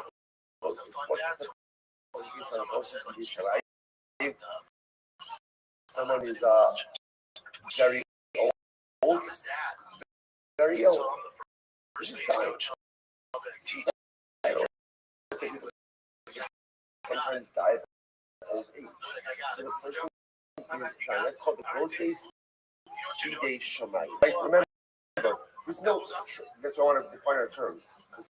Often people kind of lump case and treifa together because they're both imminently dying. Very different reasons. Treifa has some type of internal injury which is 1000% fatal. A ghost says it's just someone who's dying. There may be some earth. There's not an injury. It could just be old age. It could be just some type of illness, something else. But a trait injury. So you go ahead and everyone agrees that if you kill a ghost, it's your high. Why? Because a treifa is halachically considered to be dead. A ghost is alive. That's why these are major topics in end of life issues. So if you go ahead and you make end of life decisions that actively accelerate death, one could be lying. So the Gemara says, so what's the point of contention over here? Go says be the other. Go says be the other. Rashi says over here, goes that shekarov lamos maras hamakos elaloa so harishon treifa. So let's say go adam is someone again who let's say was injured, has an injury, but not a treifa injury. But nevertheless, is dying as a result of those injuries. So what is that person's status? So the Gemara says, down in the trade hall, down in the ghost. One opinion says a ghost is bide adam is like a farm, and one says no, a ghost is bide adam is like a ghost is bide shamayim. So we go, my trade hall. What is that ghost is bide adam is like a trade hall. My time, what's the reason? My time, I'm down in the ghost is bide shamayim. Why ghost is bide shamayim? Ghost is bide shamayim. I've been nice up because the ghost is bide shamayim. Both sides. What happens to the ghost is shamayim? There's no traumatic event. There's no injury. No one's did anything to the person. That's the definition of a ghost. The Gemara says, "Hi, is Avidemai, but that ghost is bide adam. Something happened to him. Someone did something to him. The one who compares a ghost is bide adam to a ghost is bide shamayim might come. Why is he not compared to a treifa? Treifa mechad I'll say treifa is someone very specific. Treifa is someone who's injured in a fatal way. Something happened to this man. Happened to this individual. There's a very specific injury that has occurred, and that's why again there's liability.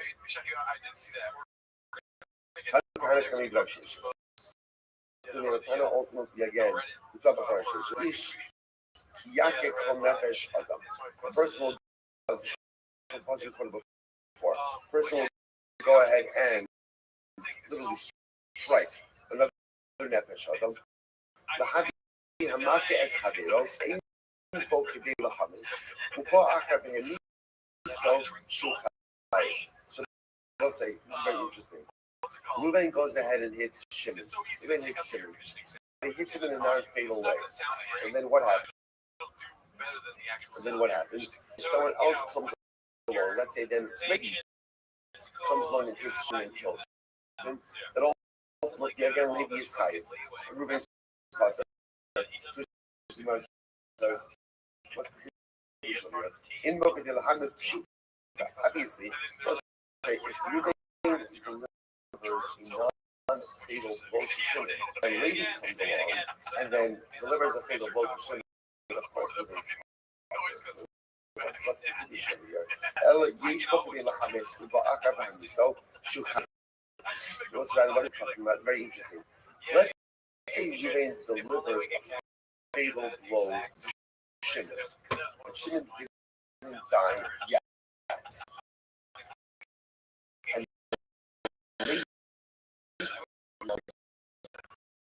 and delivers another fatal blow to Shimon. That's what ladies hide and Ruben is not.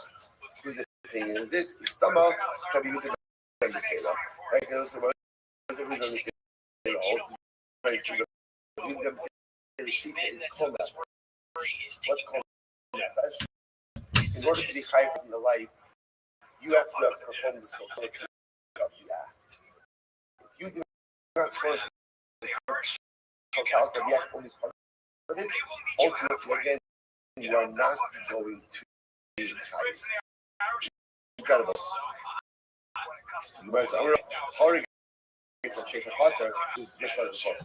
If you kill a Treifa, your Potter. So it's like, this is pretty amazing. A Treifa is considered to be halal. And therefore, if you go ahead and kill him, there is not liability for that. Treifa shot with me, isn't high. Show if they base the Potter. Oh, we'll say, watch this. What happens if a Treifa kills someone? See, if you kill a Treifa, your Potter, fine. What happens if a Treifa kills someone? What's the law? It depends. If the Treifa killed someone in the presence of Bezdin, put him to death. If he didn't kill in the presence of Bezdin, the Treifa will be Potter. Shot. If they Bezdin, my time it will be Arthur on the Quebec. So also listen to this. If the Treifa kills in the presence of Bezdin, how can Bezdin not act? How can they not? They have to do something. Like Bezdin saw Reuven kill Shimon. Reuven's the Treifa. He's dead. He's dead. Bezdin not act when they go ahead and they see someone doing something terrible. On the other hand, Shalom if maybe. How do they eat the sick shit? What's about 40 glasses? What do you see from this? When you see something wrong, you have to act. You have to act. Sometimes we see wrong. When I see something wrong, it could be I see someone doing something wrong, or I see something that is broken, or I see someone that needs help. And sometimes you see ourselves, you know what? Not my problem. Not my problem. If you see it, it is your problem. If you have to try to do something about it. If you see someone doing something terrible, guys, at Trace, he's a lot we put as dead. Do something. It's almost like you see something, do something. Not just say something. If you see something, do something about it. I'll show you about what it says. That everything that we see in this world, we only see it because of the powerful wanted to see it. If you want me to see it, it's because he wants me to do something about it. Now, I can't really think this is a problem. But I can somehow be involved in some way. You see it, or if you hear it, you want to do something like Bezdin. You saw this guy Reuben, who's a trade, bad if he's a trade father. You still have to try to do something incredible. But listen to this. Shalom with baby.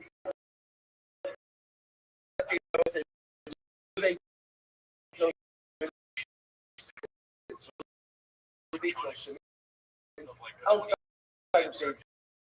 So now what happens? They bring Reuben the trade for Reuben the trade for the Bezdin. So what's the halacha? Reuben is really Potter.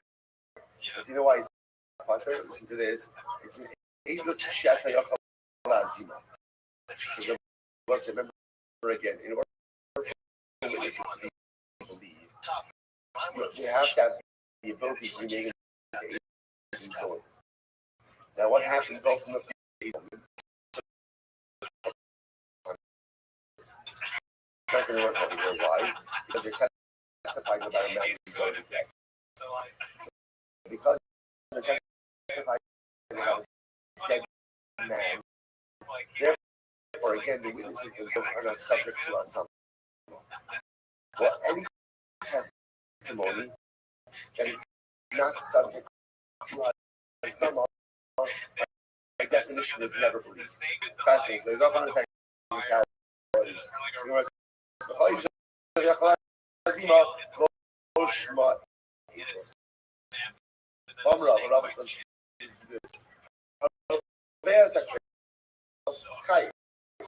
if one sodomizes,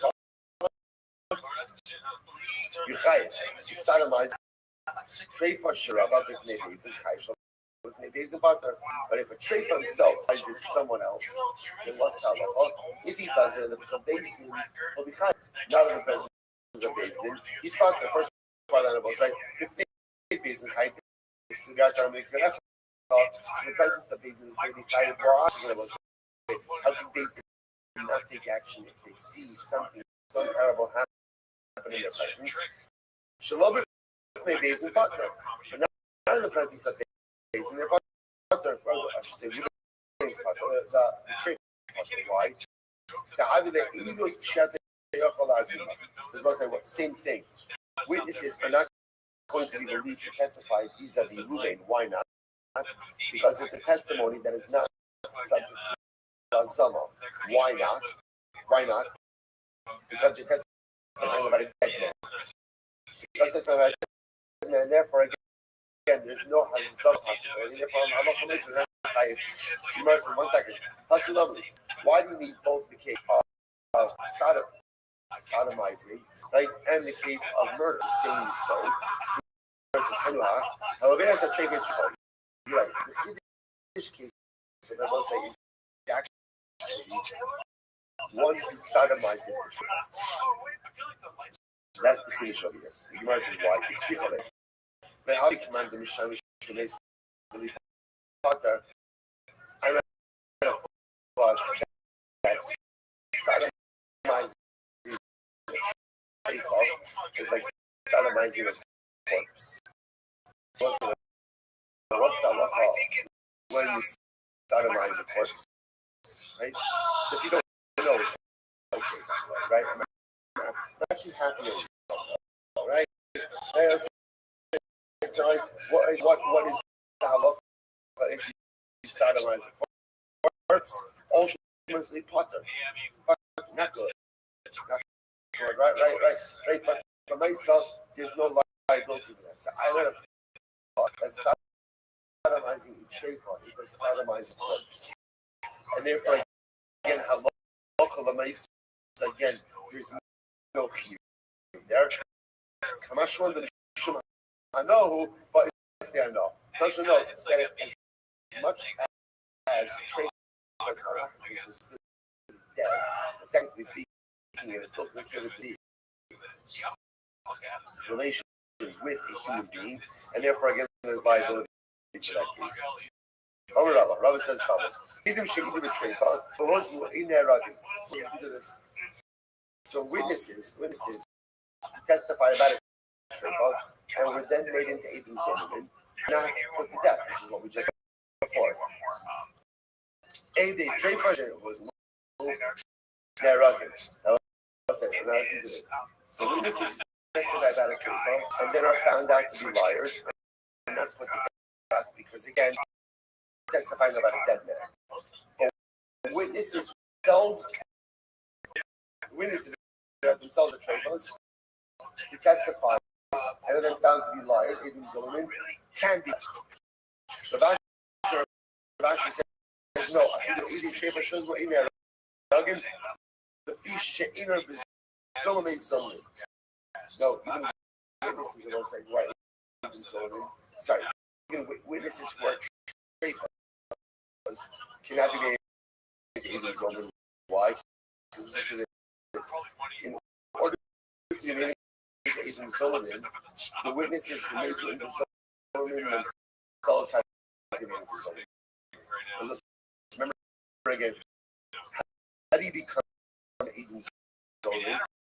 Right, witnesses show up, they testify about something. Then what happens? A second set of witnesses say, you've seen that because you were with us at the time. Well, in order for witnesses to make into Zolman, the witnesses who make them into Zolman, almost have to be able to make it to Zolman. But the Zolman is about witnesses who are traitors came into Zolman.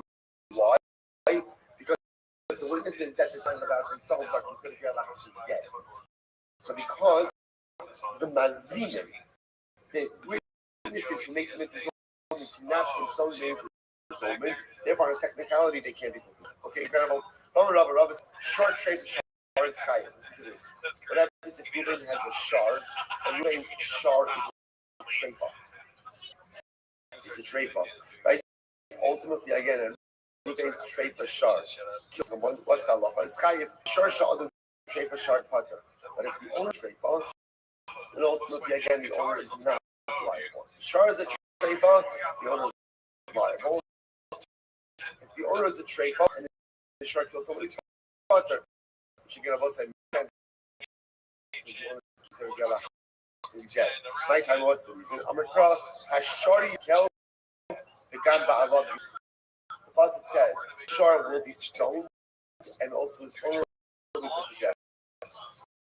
Kolecha the great baby Gamba I love you must Karina be Hashari Yisakel. Kolecha look Karina be Gamba I love you must look Karina be Hashari Yisakel. So essentially it's a wherever the owner could be put to death, that's when the shard can be executed. But if the owner can't be put to death, then the shard is not executed. And therefore, in this case, if the owner is a treifa, the owner can't be put to death. So because the owner can't be put to death, the shard can't be put to death. Rashi says, shard treifa, not mean shard pater. Even if the owner is totally fine, but the shard is a treifa, you also can't put the shard to death. Why not? My time, even the violent public TV, sure not is Potter, because essentially Rav Ashi is going to say like this. In case is the owner himself to be Potter, right? The show to be Potter under similar circumstances. So since the owner would be Potter if he is A,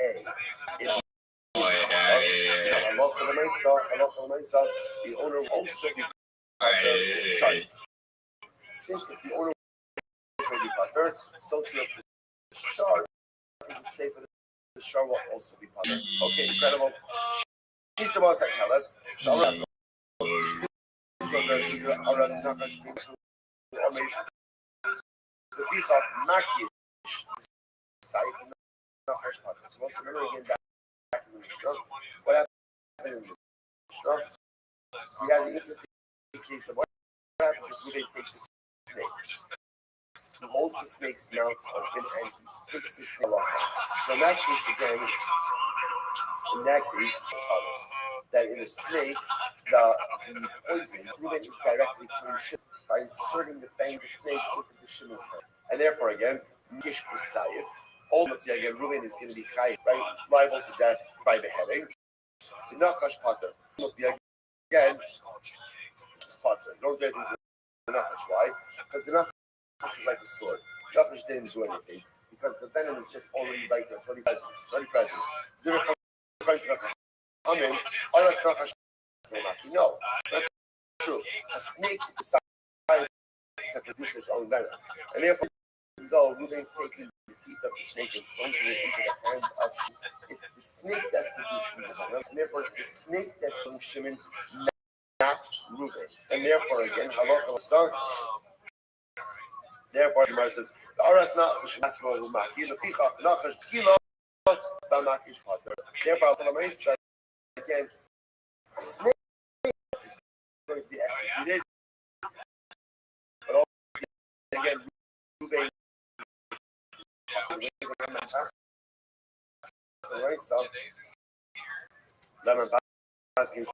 ultimately like the Chachamim, that we don't view the venom as being there on the tips of the snake. And therefore, we view this case, even though Reuven himself is taking the snake, putting it into the hands of Shimon, we view that as a snake killing Shimon. And therefore, technically speaking, the snake is liable, but Shimon is not. And therefore, Shimon may not be executed again. On a technicality. You know, I'll say, obviously very bad. Obviously very bad. But when I say again, that's halacha. Mishnah. Hamakis Chavero. Bein be'even, bein be'egros, v'amdu. Reuven is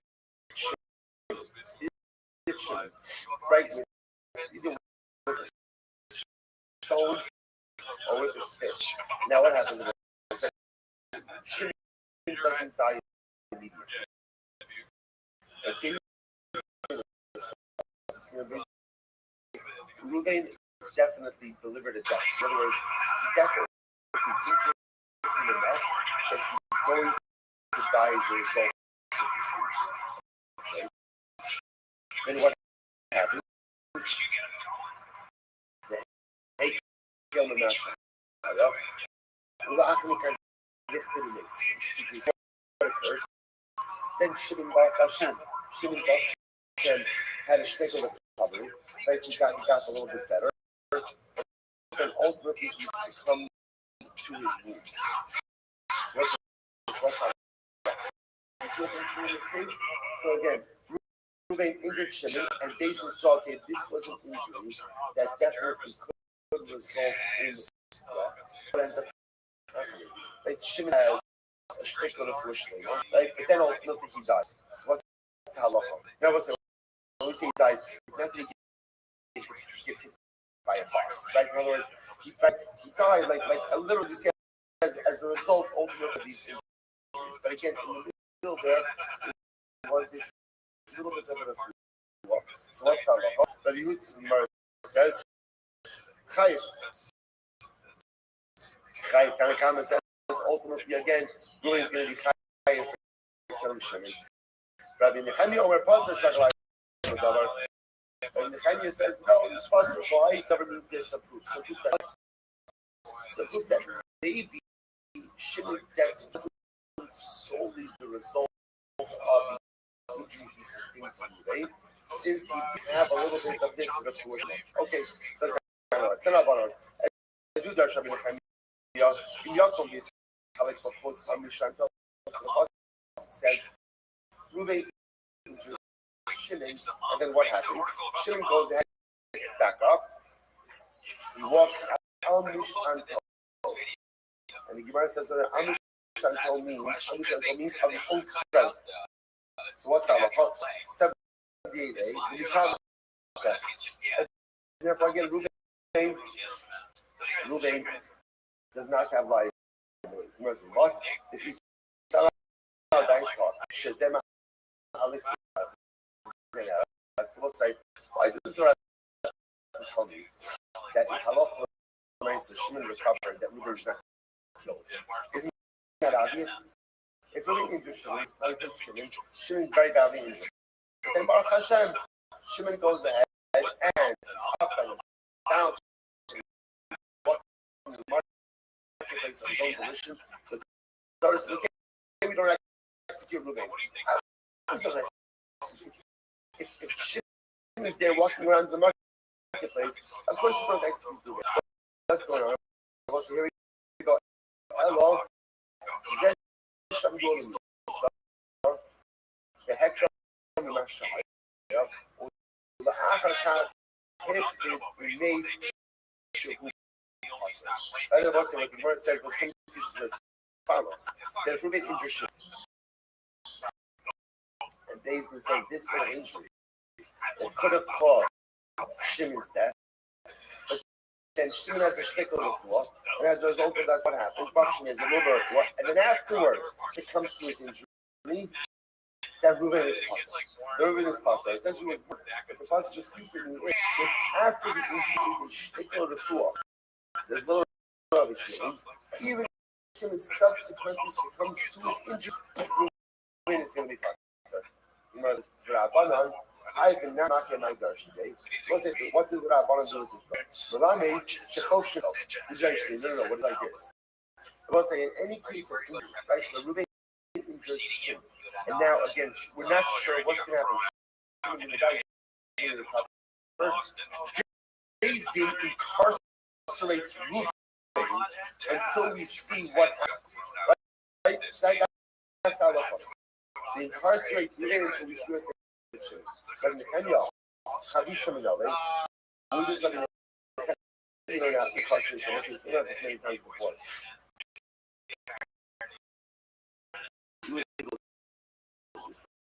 There is no concept of incarceration. There's no jail. There's no jail. Why? Chazal understood a long time ago.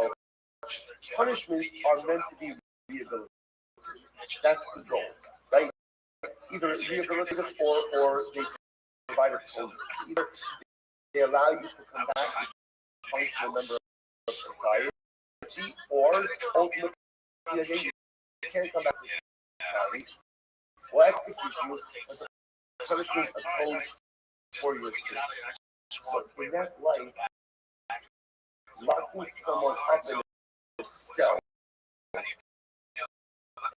and keeping them for prolonged amounts of has zero rehabilitative effect. This is not a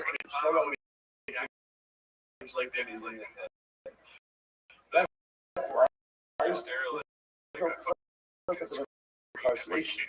The only time we find incarceration is when you don't know what to do with that person. So, for example, let's just putting into shipment, is the injury going to result in death or not? We got to hold them. We got to hold them to figure out what to do. Kenya, we should the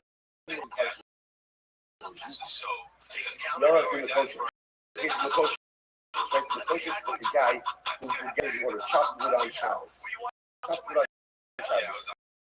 He publicly desecrated Shabbos. Remember again, the Bible says by the they incarcerated him. They didn't know how to do. What to do. Yo, how are you?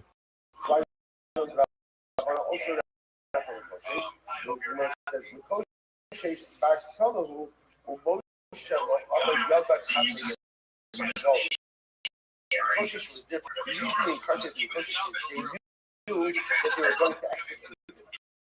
What didn't they know? What didn't they know? To execute him. That's why the lawyer in this case, when you're being interested in, you don't know what to do. Right? He's doing the murder. Yo, how are you? We'll pick up. We're going to pick up again with this swing of incarceration tomorrow. Interesting. Was an excellent job. Just remember, sometimes it's not about where you end, but it's about where you begin. Right? So look at where we began.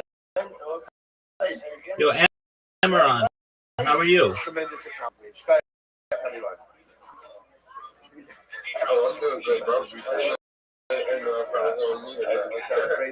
Dog, every day's a holiday, every meet's what's good in your neck of the woods.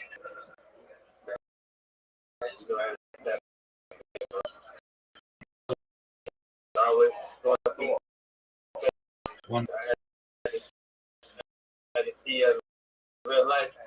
100%. Well, I'm here in the flesh, as you may have expected. How have things been for you recently?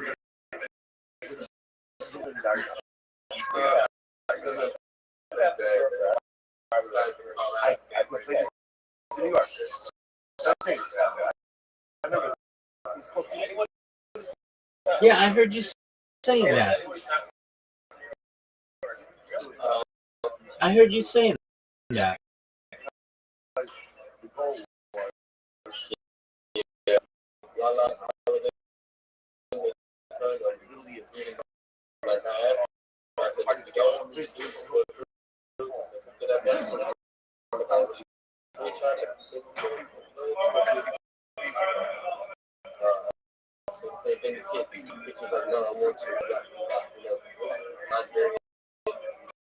Another Nigerian person, these people are coming to us and he puts his hand so we can get on his butt and he starts dish out the money and ask. And until she asked us, he wasn't paying. It was me $100. There's other projects that's in my inbox. It's like, I'm glad you did that.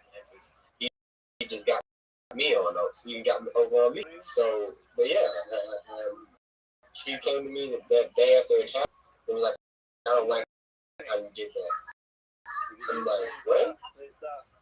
I didn't know that Mr. Castro was going to do it that bad. But at the end of the day, she's thieving with family. Yeah, but that money's been paid back to the people. Like, yes, I could call us that he was there instead of black. But he still owes me money. He still owes cheaper. I end up paying another Nigerian. They act like I am not for them and talking to taking advantage of everything else that exists. And getting the free time.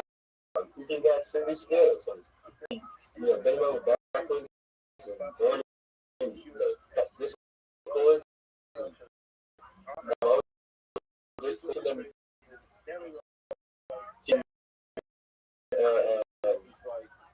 like it, bro. It's just so hard. Last 2 days, really good today. All right. Well, I'll put a smile on your face. Okay. So you said Chi-Boy got nailed in this as well. Yeah. I paid him. I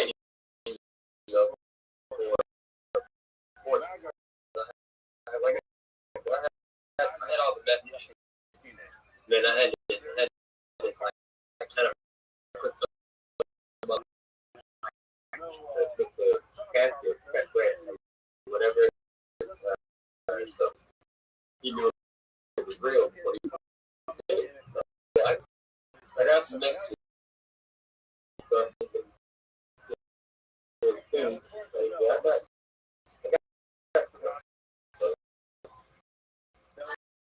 Okay. Well, I mean, there's the phrase "time heals all wounds," and if you give it a month, there's hopefully those people who perhaps rejected you from the community will let you back. But that's okay. You don't need them. There are so many fish in the sea, as they say, and there are many opportunities, certainly on Twitter Spaces, for you to be successful. So I wouldn't sweat it too much. All right. So I know that you are a Spaces host and Connections. If I may ask, do you have a link tree? No, that was I was doing the business. I got that.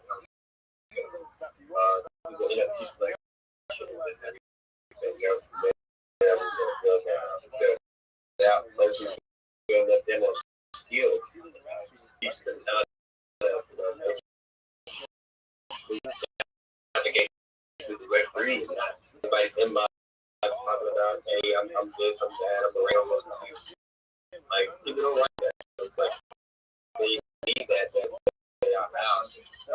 People talk to say, hey, I can do this, hey, I can do that. So you gotta take me in front. You need to now. Right? So it doesn't work like that. Yeah, that's garbage. Yeah. Okay. All right.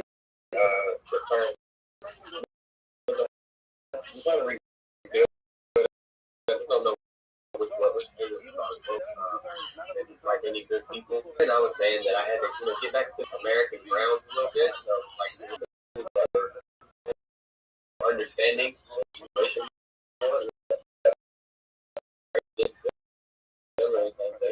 You know, they have their own way of things going, and they think that sometimes people are coming for them. And I was like, bro, because I called out one of the persons from Nigeria, or Nigeria, that's why they're all bad. They're like, yeah, bro, you called him that, you made us all bad. What? How did that make sense? Like,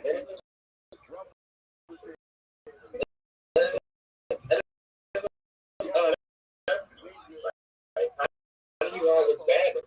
Because he got called out. No, he's getting called out for being who he is. You guys are scared to step up and let me look crazy. You guys are the ones that are the victims just like I am. You know what I mean? Like that whole time, the people was necessary moving like that inside of the season room. Yeah, he was messaging me the whole time. It was Nigerian. I'm like, bro, that thing you're telling me right now, he's like taking me his room. Family, like, bro, you see this? What you like? Here, this is him getting over on somebody else, the big scam nation.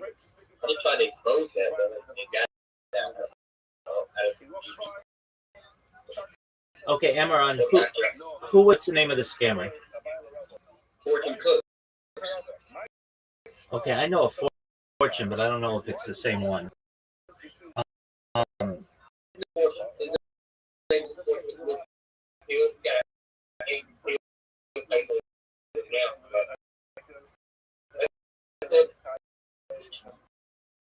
Okay, yeah, I do know him. All right, so he's got a little blue pill. Yep, little pill on his face. He looks angry right now. Yes, sir. All right, so that's the guy to look out for. Yep. Okay. I got messages from, I don't know if I'm acting like this is between me and us, it seems like I got some references, but yeah, lazy pile. Message me and said, bro, I was really about to come in there and come up and call it out. He said it right as I was coming up, based in this. Okay. Like right before, he said 2 weeks before he got me. I was like, damn, are you serious?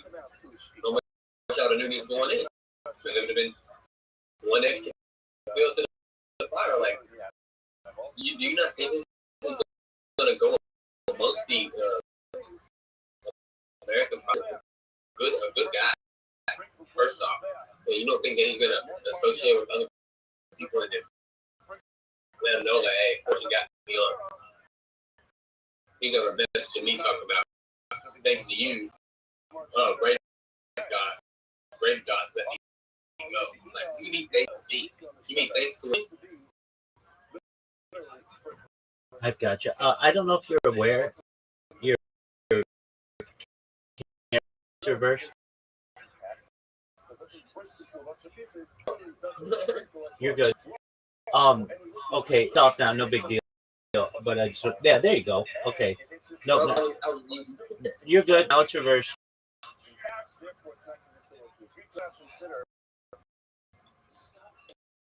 There.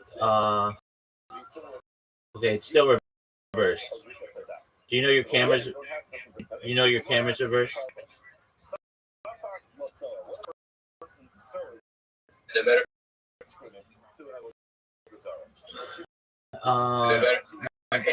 not showing me myself. I don't know why. Oh, okay, no big deal. Okay, so you, I mean, I feel you probably did the right thing, making the community aware of what happened, and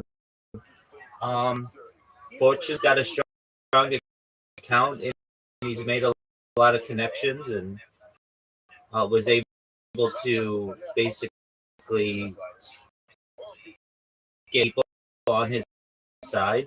But it's not that big of a deal. I mean, again, give it a month, and nobody's going to remember any of this. You know how short a memory people on crypto Twitter many times have. So, if I were you, I mean, you have a very strong American community, and you have a very strong account.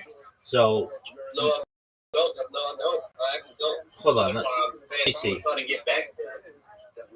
I got recovery coin. What's the recovery coin? What? I created a tendril. She was a Nigerian dude. I didn't know that. So I created the tendril, and yeah, she added them in, but like I put out a like other kids remove another ad. Okay. I created. So, Project Pitch Room, you created that? Yes. And kicked you out? Yeah. No way. Who kicked you out?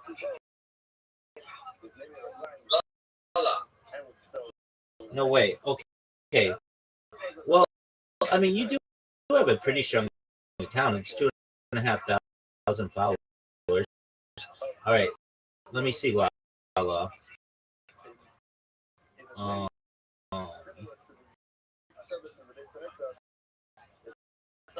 right. Her name is good in Nigeria because she a lot of stuff all the time. Okay. There's nothing wrong with anyway stuff like that. But he really has. So everything went down. Like we were mainly focused on mainly focused, but the people who were going to take the most that need more. I thought he should give that I need to get. Sure. If I may ask, what makes you think you don't have a strong X account?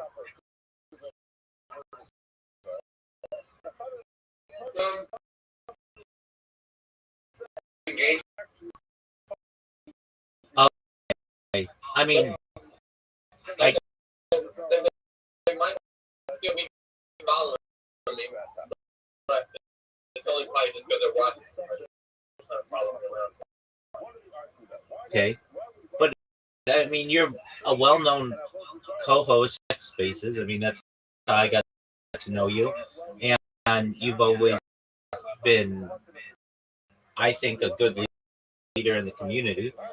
For the people who are abandoning you or blocking you out, there's nothing you can really do about that. I wasn't aware that you could kick out an admin if they started their own group chat or whatever either. So that's a surprise to some extent. But all right. So if you're just I mean, I appreciate you sharing that. A lot of really good information, but you still have really great connections, like you were saying, Lazy Poss and some other people. Like you're still connected. It's some devs, right? Yeah. Okay. So like a few Nigerians, not like everybody in Nigeria, but like a few Nigerians are upset. Not everybody. Not everybody.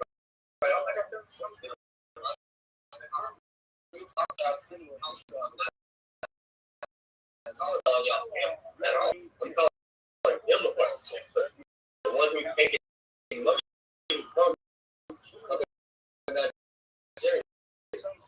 Right. How much did you lose from him?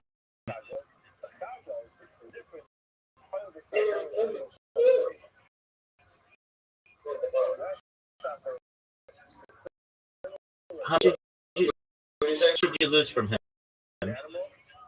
$100 for me. I gave him $50 in cash and $50 in my token that I had. That's how I really got connected with my first co-host. Yeah. And then when he turned around and asked me for it, like, bro, I give you $100. You go up to since you want money, but he asked her for the dollar. He gave when I came to her, and hey, how we moved through the space. He's like, what are you talking about? You know what I'm saying? Like, maybe not trying to, you know, put him out there or whatever, but he was like, down and that's how me and her. But he, I don't want me. I let her go because I felt like it was more, you know, he can get over all of that, that's cool. But then it started coming, people from Nigeria started coming from us like, hey, Fortune didn't pay this, Fortune didn't do this, Fortune didn't do that. He was like, hey, yo, people, man, like, I understand me ain't making sense. Like, yo, people, bro. Right. Okay. So what did you what is your goal in Web3 aside from as much money as possible? Do you want to be a what do you want? I don't care about. I want to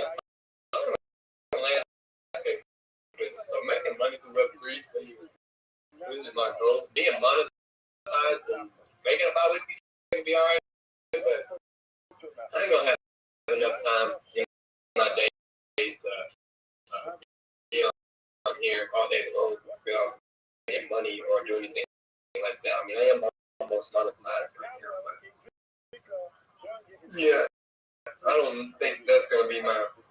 Because like I said, I was doing some project all of days. So, but I'll still be able to do out, you know, probably tapping in on other spaces. Being able to be a space host. Absolutely, totally under that. With your landscaping business, do you have social media for it? I'm not asking for it. I'm just you do. Okay, excellent. So that's YouTube,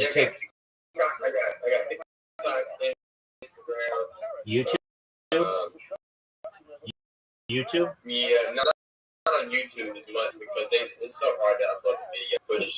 Yeah, what are you talking about? You could have excellent content before and after, just short videos of what you've done. Mm-hmm.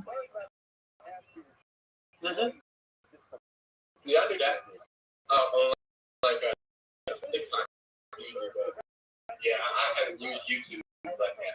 All right, but I mean, can't you just? I've been a business for about 5 years.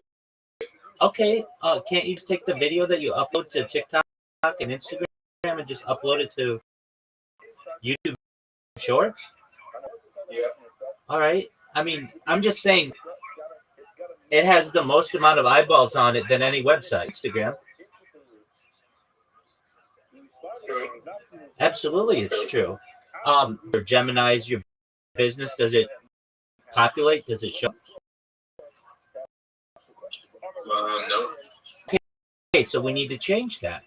When somebody looks up your business, it should say, this is Amarian's Lawn Care or Amarian's Landscaping Services or whatever.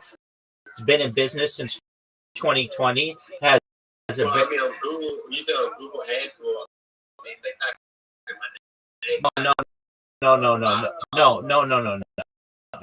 not Google Ads.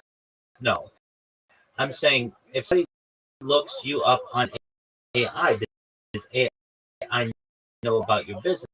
And you're saying no. Like if I grab, if I grab your business right now, and you can change that, then you can make it more successful, so that basically is working in your favor. When people are looking for lawn care near me, and Google. Actually, type it up. I guess you might be able to type it up. It's Your Way Lawn and Landscape. Okay, just one moment. Okay, what's it called? Your Way Lawn and Landscape. YOUR space WAY. The N symbol looks like an eight. And yes. Well, lawn before that though.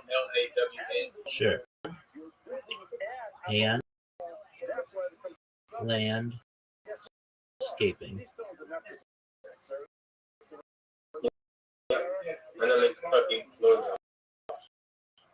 Okay, so it's thinking. There are several businesses,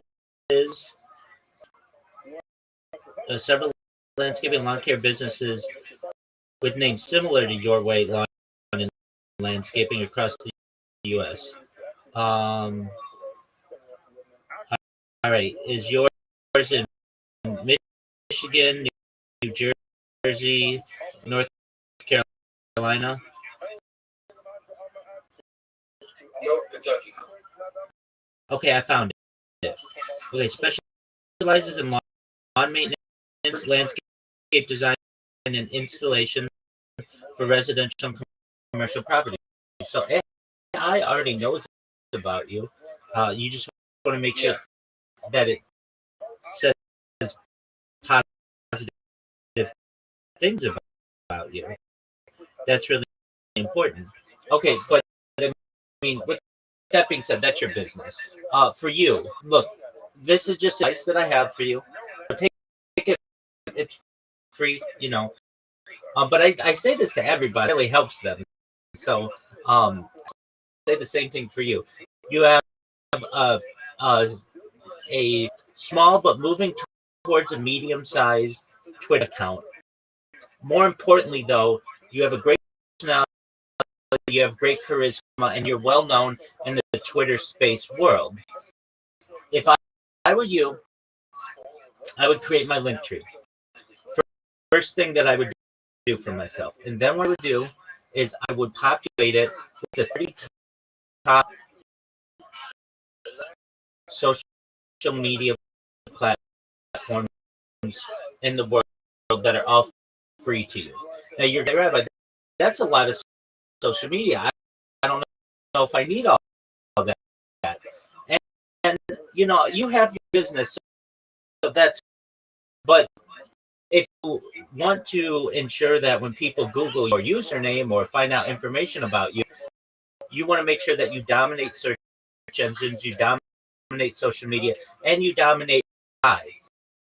And so things like just even having your YouTube account created, having an Instagram created, having a TikTok created, having a Snapchat created, having a Reddit created, and an Imager and a LinkedIn, and all of these others are going to make you a powerhouse in terms of social media marketing.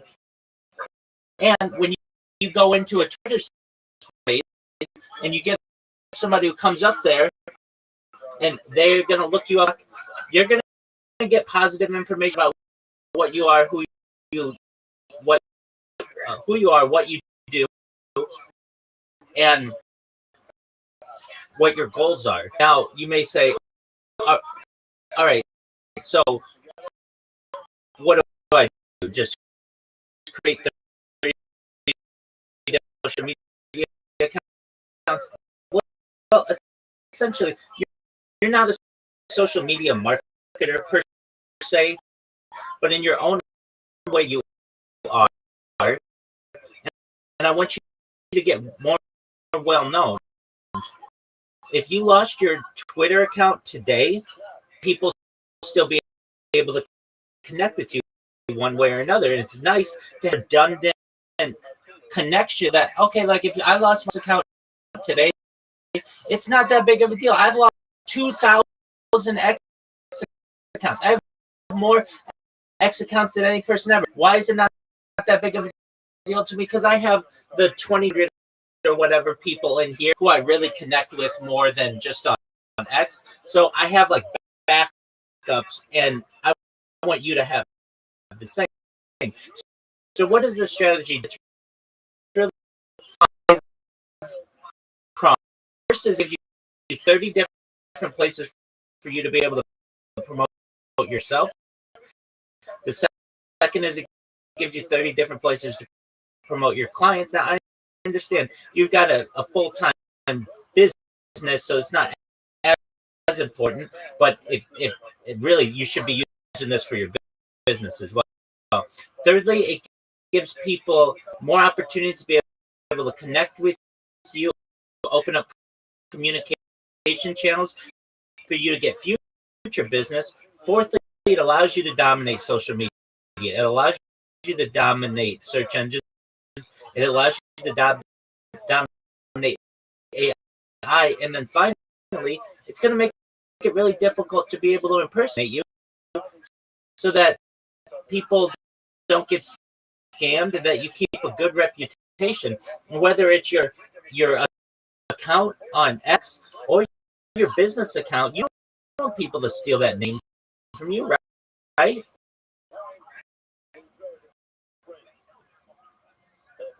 Yeah, you're right.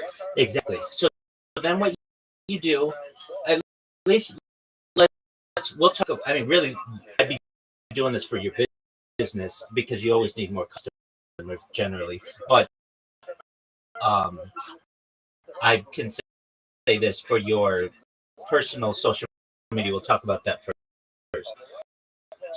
So what you do then, once you create all the accounts, you connect them to your link tree. You're going to be really proud of that link tree. Anytime anybody wants to look anything up about you, they don't have to go to, well, I'm Amarian123 on YouTube, and I don't have a Snapchat account, and I'm the Amarian574 on Instagram. They don't have to go to a whole bunch. You just say, go to my link tree. You'll see all of my different media. It will be all Cameron. I just took the A off of it just so, because, you know, Cameron. Okay. People be so my name's Cameron, so I just took this. Excellent. So it's pronounced Amarin. Well, I'll call you Cameron. Okay. Excellent. So then you won't have all the different like configurations. You'll have everything streamlined. Okay. Once you do that, then you're like, okay, Rabbi, I've got them. They're connected. It's free. Now what do I do? Well, then what we do is we go to Grok, the Imagine function, and we put some content on your social media. Now, I understand you've got the lawn care, the landscape business, that's separate. This is just for you to be as strong of a social media entity as possible. We put some simple videos up there, like 5-10 seconds, that just say, hi, I'm Amarin. I am a Web3 marketer. I'd love to help you to promote your project. And I'm also a Web3 host. Connect with me. I'd love to start a partnership, or whatever you want to say. I mean, we'll work on the semantics, but you put these videos you create and you put them on Instagram, you put them on TikTok, you put them on YouTube Shorts, so you start to dominate. And when somebody starts to look you up or Google you, because they will, you're gonna have dominated all of the results. You won't have any competition in there, and you won't have anybody who is perhaps impersonating you. Like they'll know that it's you. Then what we do, we make sure that we optimize the descriptions for your accounts. We optimize the titles for your videos, the hashtags, the descriptions for your videos, and the profile pictures optimized. Then what do? I mean, you already know a lot of this. I teach this to a lot of people just who are starting out, but you join different, which you've already started, so I know you know how to do that. Also, Discord, Telegram, Facebook, to ensure that you have the largest network it's possible, because you know your network is your net worth. And then from there, I usually help people that either get a Fiverr account. You don't really need this because you've already got a business, but it allows people to do gigs anywhere from $500 to $500, and someone like you, it might be an extra here or there if you're interested in it. But again, you've got a business, so it's not as relevant. And then I help people to be able to pitch themselves. And you already have a great personality. You already have a great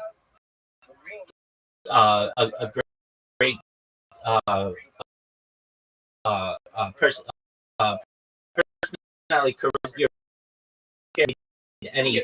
You absolutely. So you don't really that. But what this is going to do for you is make it so that somebody who is I have had a bad, not a bad side, but it's just like they act like they don't understand when you give them something that they're supposed to do. And then sometimes I let my emotions at that time got to me, because it's like I gave you guys 5-6 hours in my time. Literally keep walking around asking you, and you just mama la, just like she's got all of them like wrapped around her fingers, like I'm teaching you guys how to better yourself in real life. Are you worried about a free giveaway from her? Oh yeah, and that's going to happen. You know, the power of women, and especially the power of women in a Web3 space. One woman to every 50 men, it seems like. So of course they're going to bend over backwards for her. And that's not. Were you coming to my space? I was about to start right now. I thought I'd pop in on you because you know, like mess around life. You know what I'm saying? I always tell people from kick you out. Space right. I'll join your space right now. Yeah, I'm not gonna. I don't believe or anything.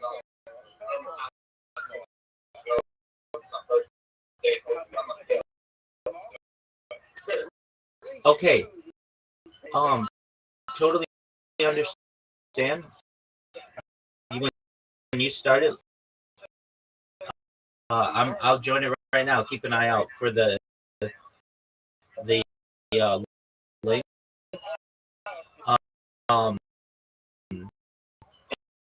Let me ask you. No, you're good. I'm gonna just for an hour. I'm gonna do a couple giveaways. You know, people like this. I still want to be a good guy. I'm not trying to. You know, they all think like, oh, you know what she said before, you know. I'm just like, oh, came at me sideways. I was like, bro, you don't think he's not. One thing I said bad. I'm mad at myself for it. I said, you don't think he's not. I said, it's Christmas time. And I didn't mean that as in, right. You know what I'm saying? Like, you get shut down by mass reporting, bro. Motivated. Like, I would pay them if I had to get you back. at the time when I was talking, I'm a tourist, so at talking, my thumbs weren't working correctly. They have also ADHD. Sometimes things come out form, but not like, should have worded it like that. I could have did it with this. They were like, well, why say something? And then come back and say, so somebody is a person, and somebody can also realize what they went on. Like, just because it's not right at all the time or right, whatever, it's good for a person to write their own. Somebody else to be like, hey, well, you were wrong here. You need to apologize. No, if somebody can come up and be like, hey, I acknowledge that I did this. You know what I'm saying? So that's what I did wrong with that about the community. But I didn't mean no ill will against them. Yeah, you meant hungry and motivated. That's understandable. That's what I meant. And he told them like, and so the next day when I got on, they all started telling me, "Hey, man, you think you built us? We was doing way better before you came, and we do graphics. You think I never said I built you? That's the reason why I want to help. Never go to sleep. You're always here. So why not teach you some better skills or anything? You know what I'm saying? Make it seem like I feel like I made them, because I showed them how to pump graphics through a chat GPT. I said no, but y'all wouldn't be doing it as good as you are if you wasn't correct or incorrect. So yeah, with all of that, and so it's not that I didn't give y'all my time. It's that you're just lashing out because I did not take it easy on Fortnite. And we didn't allow him to go through every space, and all the devs don't know about this. No, we're not going to keep this in the background. They want us to keep it in. They said we should have did this in our Discord. Why? Then who else would know about it besides us? Exactly. It's been going on for months. Exactly. It's been going on for months. Well, so what do I got? What can I do as being a good guy and trying to be a good person in space? I could have went about it probably differently. And she was like, you need to have that purple peel. I said, what are you talking about? You sent me these messages to send to this guy to put him on blast. I'm trying to figure out, like, what is your explanation of putting somebody on blast? Because you can't put them on blast without receipts. And you have the receipts, and you were promoting, or you were publicizing. I get it. He sent me. Her sent me. The two women. They both sent me the receipts to send to the guy. And I even answered before I sent them. I said, if you're not cool with this, I'll back it. She sent them anyway. So I feel like I'm broke. At the end of the day, I feel set up. So it's just hurtful for real. All right. Well, I can tell you, if you host spaces with any regularity for the next month, you'll have a whole new group of people who want to connect with you. You won't have to worry about these people, and they're going to forget about it. I'm going to join your space in a moment. Before you start it, though, would you please look at the top of this Discord? Is a red circle that says 24/7 live YouTube streams. Yeah. Would you please look at that link? And the reason why I want you to do this is because I want you to see how many live streams I have going. You hear me talk about it, but until you how many live streams I have going, it doesn't really click with people. Yeah, I see you got 5 of them right now. Oh, I have more than four. Hold on. I should have more than 5. I'm going to. It said 5 members in here, which is me. No. Oh yeah. No, that's different. Apologies. Glad you said that. Okay, at the very top of the Discord, you see browse channels, shalom, welcome, rule, announcements, and then there's a red circle that says 24/7 live YouTube streams.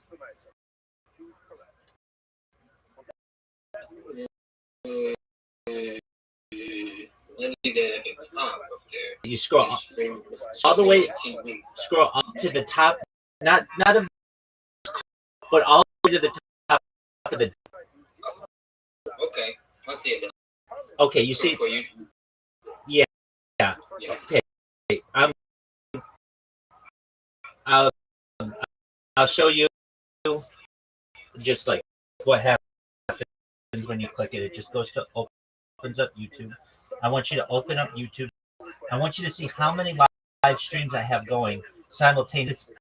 Unlike anything you've ever seen before, but unless you see it, really know like, oh wow, this person is live on a bunch of different accounts. So yeah, you got the lockdown. Well, you put a rabbi. Scroll down and look how many live streams I have going.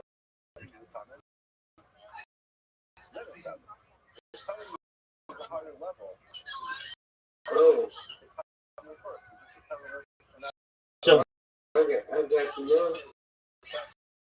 So when I say like I'm live streaming, you can watch my life in 360 degrees, and I've been doing this for 4 years. It's like it's a lot of data. Exactly. That's what I wanted you to see. So when I'm talking about like I'm building a timeline and a time capsule of human achievement. You can go back to any moment of any day, essentially for the last 4 years, and not just know what was going on in my life, but what was going on in world history. I'm building something really, really big here, and if you don't actually see with your own eyes, like wow, this person has more live streams going than anybody I've ever seen. I mean, you don't know anybody who streams on more than one stream simultaneously, let alone 10 or 15.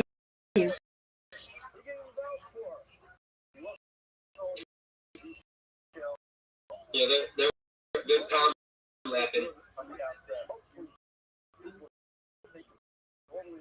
So essentially, that's what I want you to see.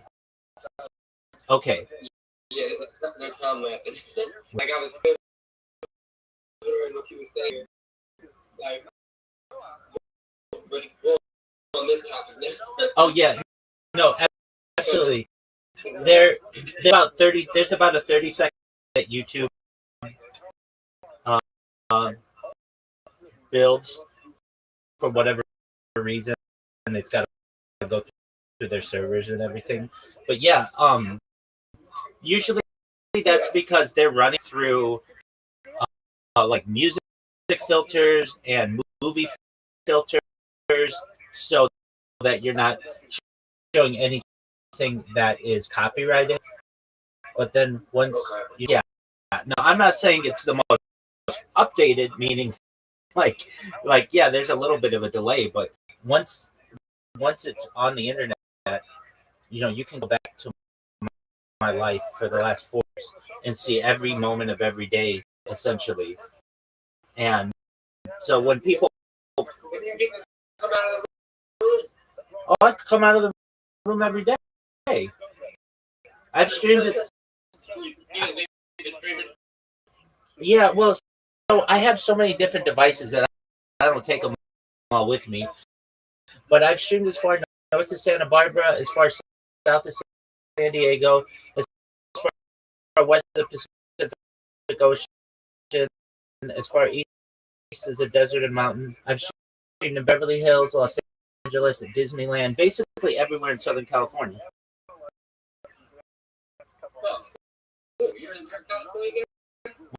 100% based out of Irvine.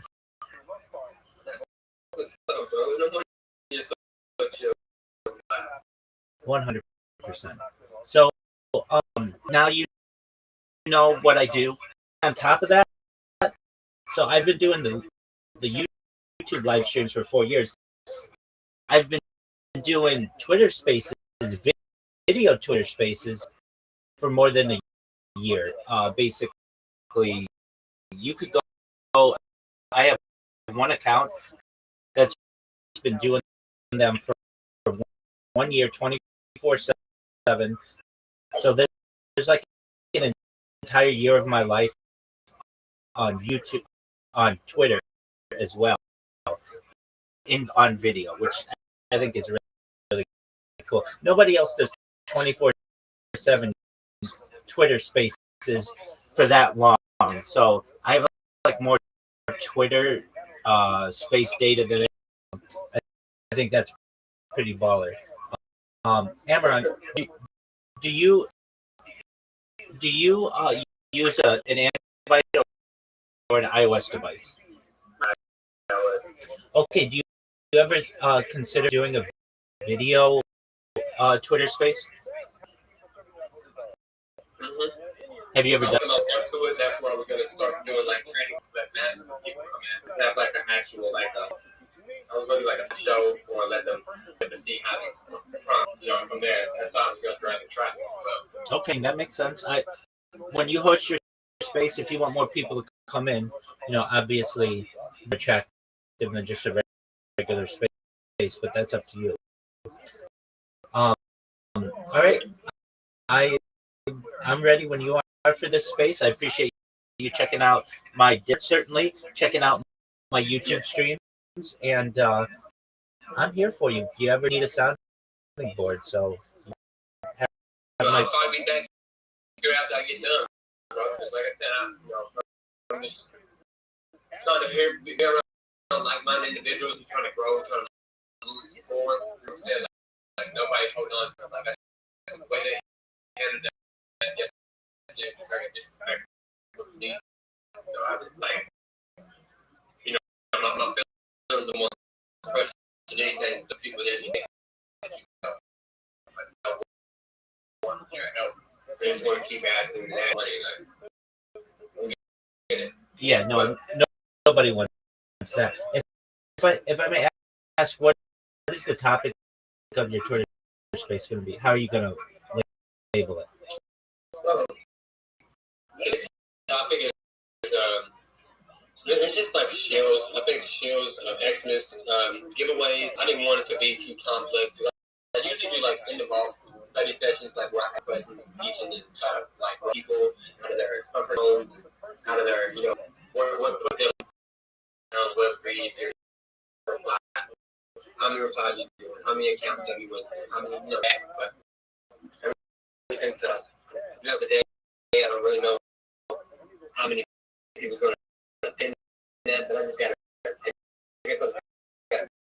Sorry, but today is going to be a giveaway. 3 days. Excellent. The fact that you have the word chill in there will get people in, just people who want to promote their own projects. So when I'm gonna go to your account right now on X and watch for it to start up, and then I'll join your space. Okay? Excellent. Pleasure to meet you. Absolutely, my friend.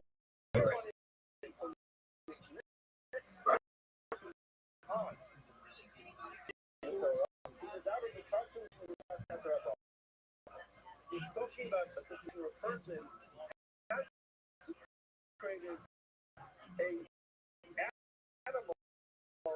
an animal to be drawn on a bomb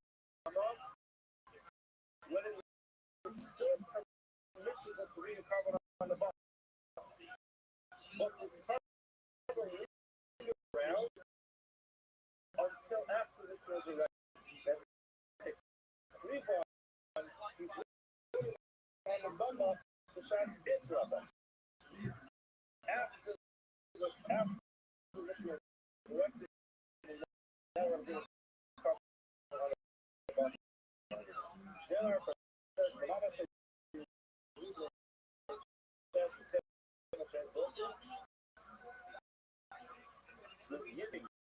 their Kabbalah that they go to Shabbos, and the Lord says, for the conquerors of God, which I already previously, the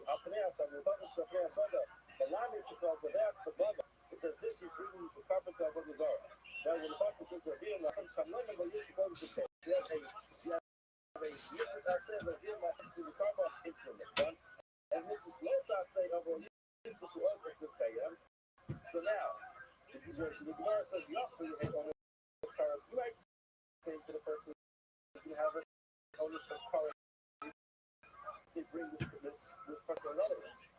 This unique case, where a person is not physically concentrated as a car to run a bomb, and at the time they did it was permissible. Why was it permissible? Because we shot at their bombs. There was a kind of permissibility to be a carbon in the part of the game. But that animal moved out to the permission was erected, and then somebody water and no more bubbles. Now, how do you know it's lost? When a person brings that particular carbon on a bubble, that there's not going to be cars. You have to lay on the cars. You think the person gets cars for that. On the left, it's all. Have the violation of the mitzvah say, and the law say, well, cars have going to get cars. In other words, what was the point of doing this whole class? The point of doing this whole class is to show you that the possibility that gives you the old as the fan, right, is not talking about a person swallowing a carbon to Marcus. It's talking about a person swallowing the carbon on a privately say when that carbon was concentrated when it became hectic, when it became dedicated as a carbon, shot that carbon. Again, not a Sylvia, but that's what we learned. So from some kind of use is possible, or use it for others who came last year and teach you that the first step of carbon next to the says the one with parties they will use the food, parties they will both. The process did not need to say well use the food chose. Process could say well use the year. Person should not say. This is why we say this is you both. Number one, the person sets the carbon. Person sets the carbon. On a bomb. The shot is but that animal was dedicated to the carbon of the shot set. Vamos, and this is going to be a say. What's I say? But no, cards as well. The word "oh" teaches you that there's a problem of trusting an animal.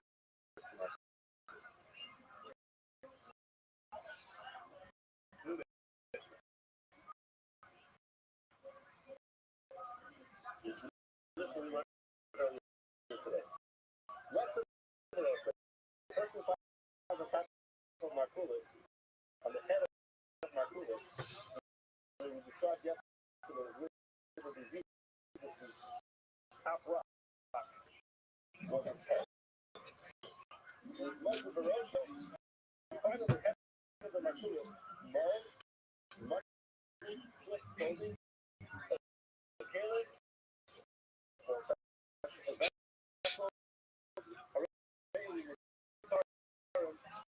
We not assume that those things are part of it.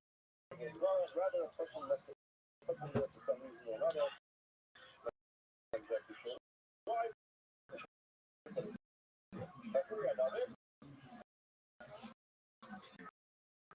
If the answer is great, a powerful power is spoken around.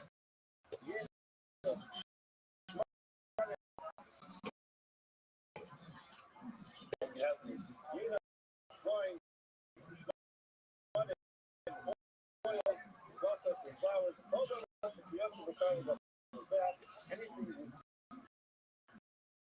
similar to bees. One of that, also those things are also now out of medical research. Once it's not easy. When you see what this phenomenon really means, I think we get into it. If I figured out what Mark to go into it. But all what happens here is we're saying if anything is not, if you can utilize the Avodah that becomes us. It's just there for another reason.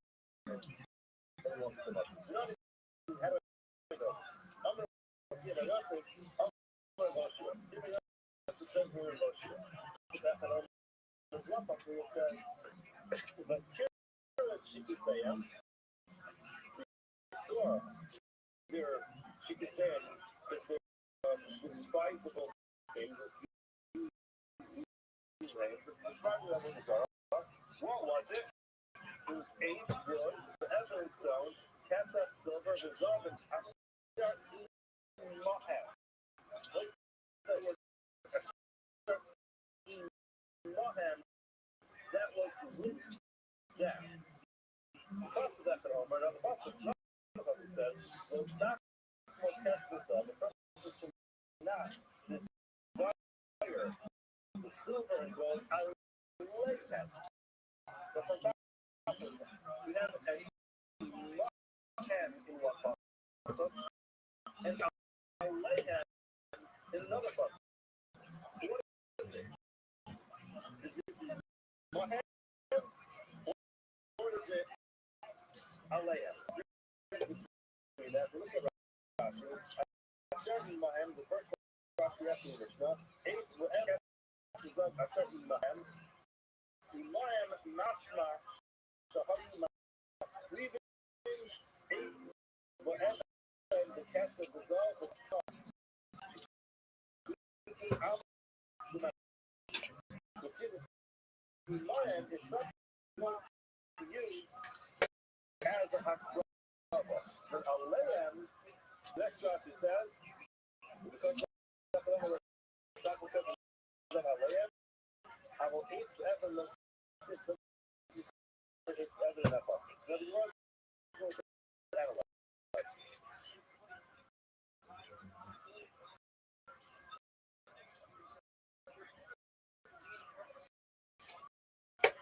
okay, so lamb. About which is used as part of the Zara to see what's on top of it. Not stuff like when it's talking about things that are on top of it, double also if it's things used by the Zara to be forbidden. It is so not there to be used. Yeah.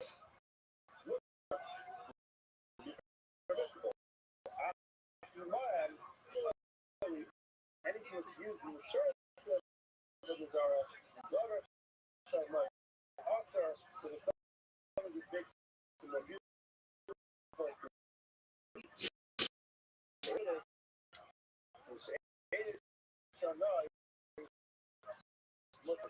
that's not something that makes it look nice. It's not therefore, when it comes to our Mishnah of money or clothing,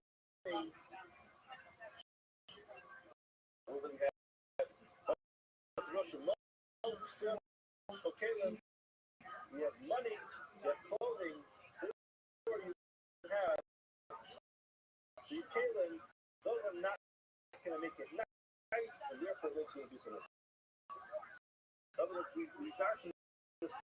You want to say, hold on, why are you learning this in a weird way? They might lay up to the opposites. Not in my hand, just like when it comes to Iman, Komashi Iman, no limitations of which type of articles can use to serve the Zara. Similarly, anything which is on top of them, call Shalayim, anything, no exclusions.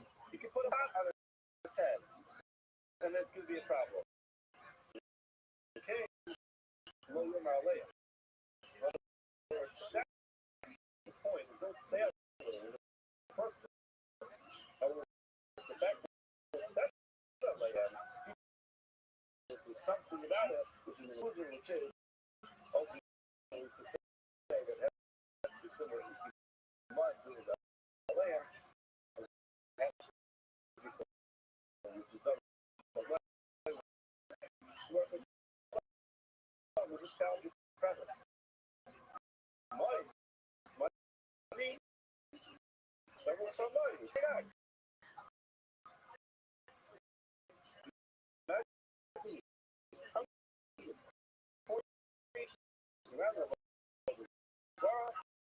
Beautiful.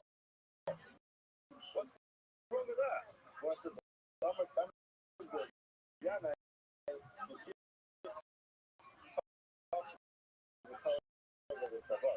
Not talking about lots of points. It's a little bad. With money, hanging around its neck, that's not very nice. Okay,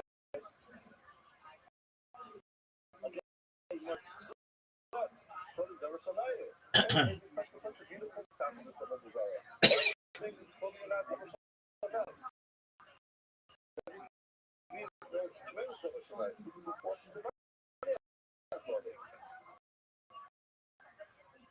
Which is very good. Yeah, I just developed enough. I'm talking about your clothing.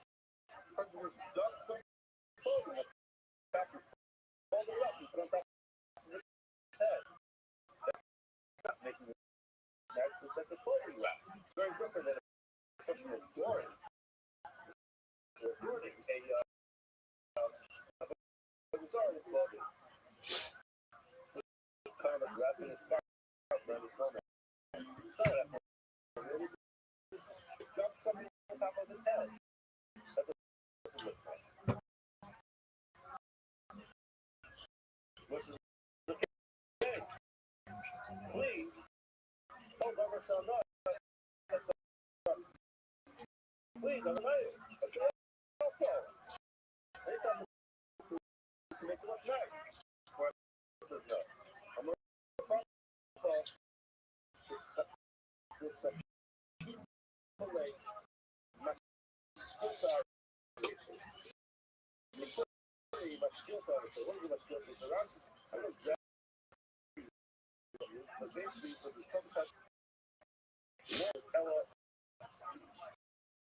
it's not something which can be viewed as a hat or a complete off. It's a long type of vessel. This is at the end, wash the hand. So it's very, very nice. And that's what they put on top of his head. That's why it was.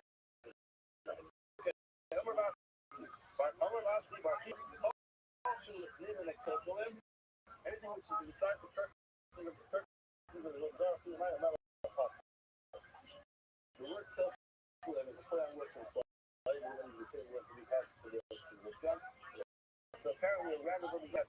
This curtain. Anything which is in that curtain, whether it's water or salt, whether it's bath, also puts the curtain. After this curtain, lower. So now you also put something which is beautiful, can be prohibited. And you shall know if it's not beautiful, lumber,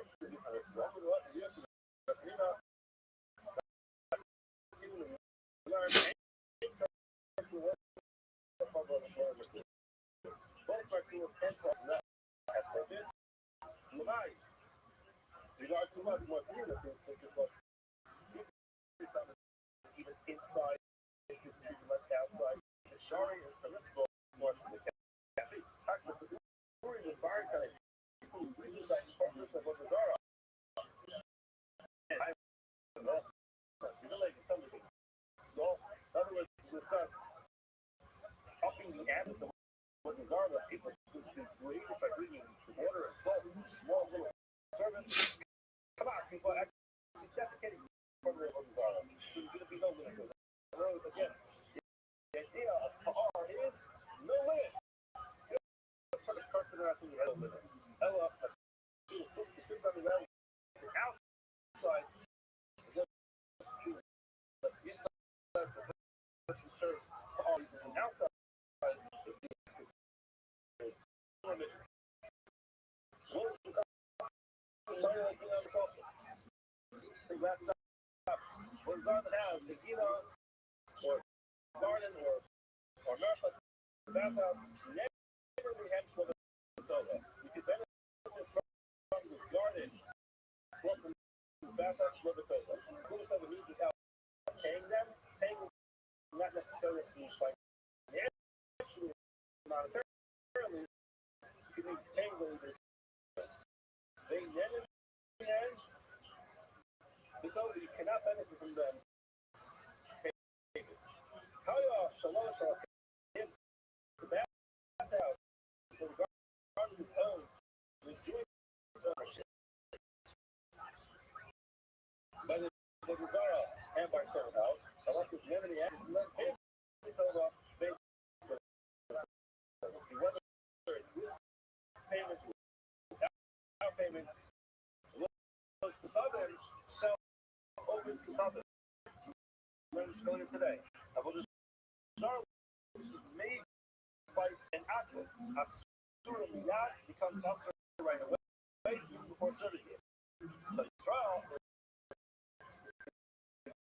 is the honor to the Zara. It's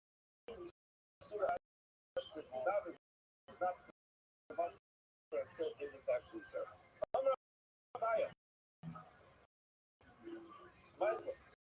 The Torah is the Torah called whatever means giving thanks for giving payment to the priests. Shalom Torah said without giving thanks, if without giving payment, without giving thanks was payment to the priests. Roughly, what is this exclude? Torah is owed down. You get paid the compliment to those who serve them. Zara, in most cases, the shard has to be permissible. Because the law says, some say this is referring to the safeguard, which is as follows. This is higher for the hair. If this bathhouse or this home jointly by the Zara by others, then it says,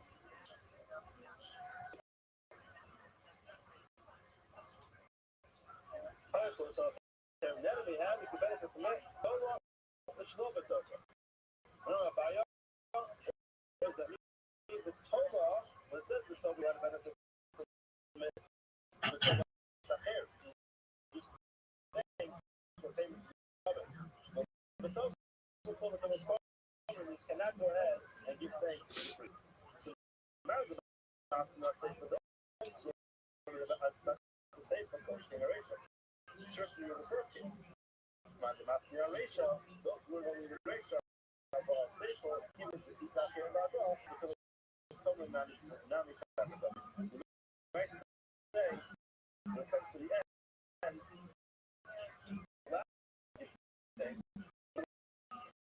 I'm giving to the other side. In other words, he's confident because I'm not paying any dues or any deficit.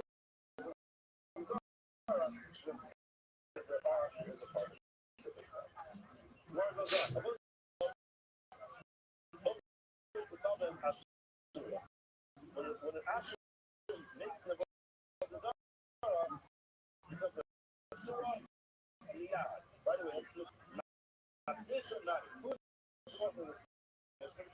Giving time for the right. So, I'll be to have the goodness from a culture of the summer giant versus so destroy all the places where the attack to destroy all the places where they serve the brother Zara. The king should stop was become a custom diver, plus he's talking that things will be used for a young alpha, I would take off some of the Lord Governor, or Governor, and then when we stop to the end, you have the answer, I would think all these cases where they were made, but they weren't finished, they were fixed, they were actually brought, and they were brought, they were, I would think that's the U.S. So this, I would think that they also in this case, remember now, I said, yeah, I said, oh, so my guy, it has to be on the Zara was actually served by the W of the Zara. However, Shada Surim, actually, yes, the camera of the here we learn that for the Zara made by an actor, Ada Surah and Chitira, it's not going to be offered until it's not like that. Yes, so makes you right away. Didn't rub your schwal. Didn't rub your schwal. Give on him. Give argues and says, kill a girl. Look at her around. Other could come in as to the yard.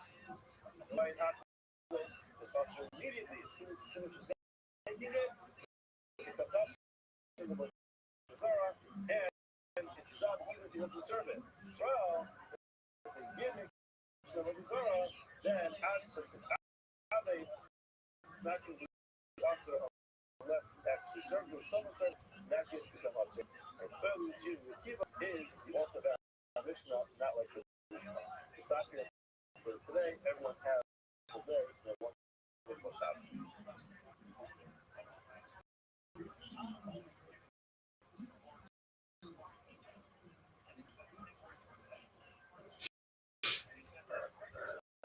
All right, Mosai, good morning.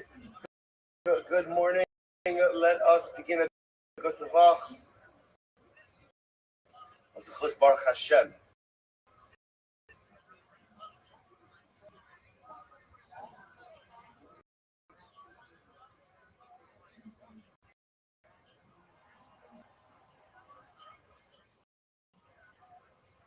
To begin, journey up to Pesach, Hashem.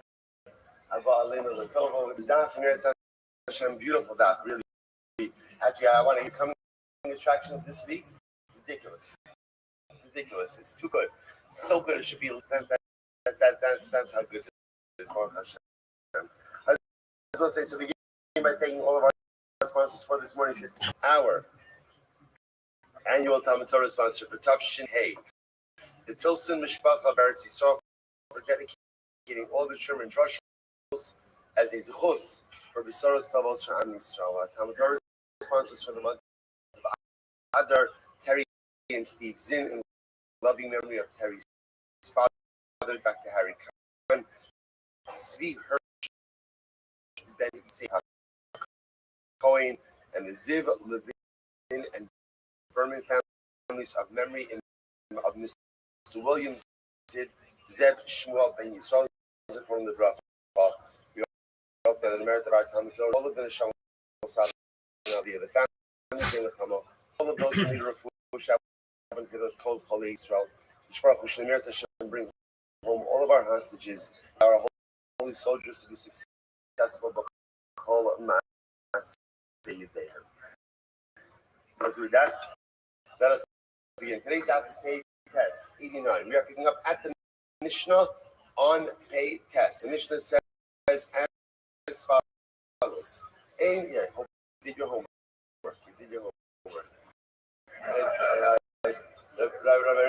Rabbi Rector assigned some homework last night at the end of Shir.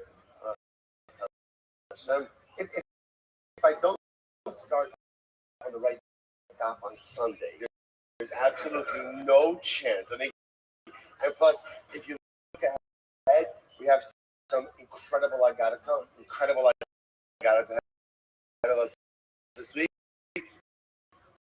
but some very long back ahead of us as well. So, got to give myself a fighting chance. Says the Mishnah on page 89a. Suppose remember again, we are still on the incredible figure of Mamre. Same Amisis. So, Loba Bezin should be Loba Bezin should be Yahweh. So remember again, when we've learned already the halachas concerning when a zaken mamre is put to death, what type of machloks and really make the mitzvah of zaken mamre. Now it comes to the actual execution of zaken mamre. So the Mishnah says we do not execute him in the Beis Din in his city, nor do we execute him in the Beis Din in Yavne. Now, by the way, what's the Beis Din in Yavne? If you look at Rashi, Rashi is about 3 lines down from the top. Initial the Shabalishkas Hagozis.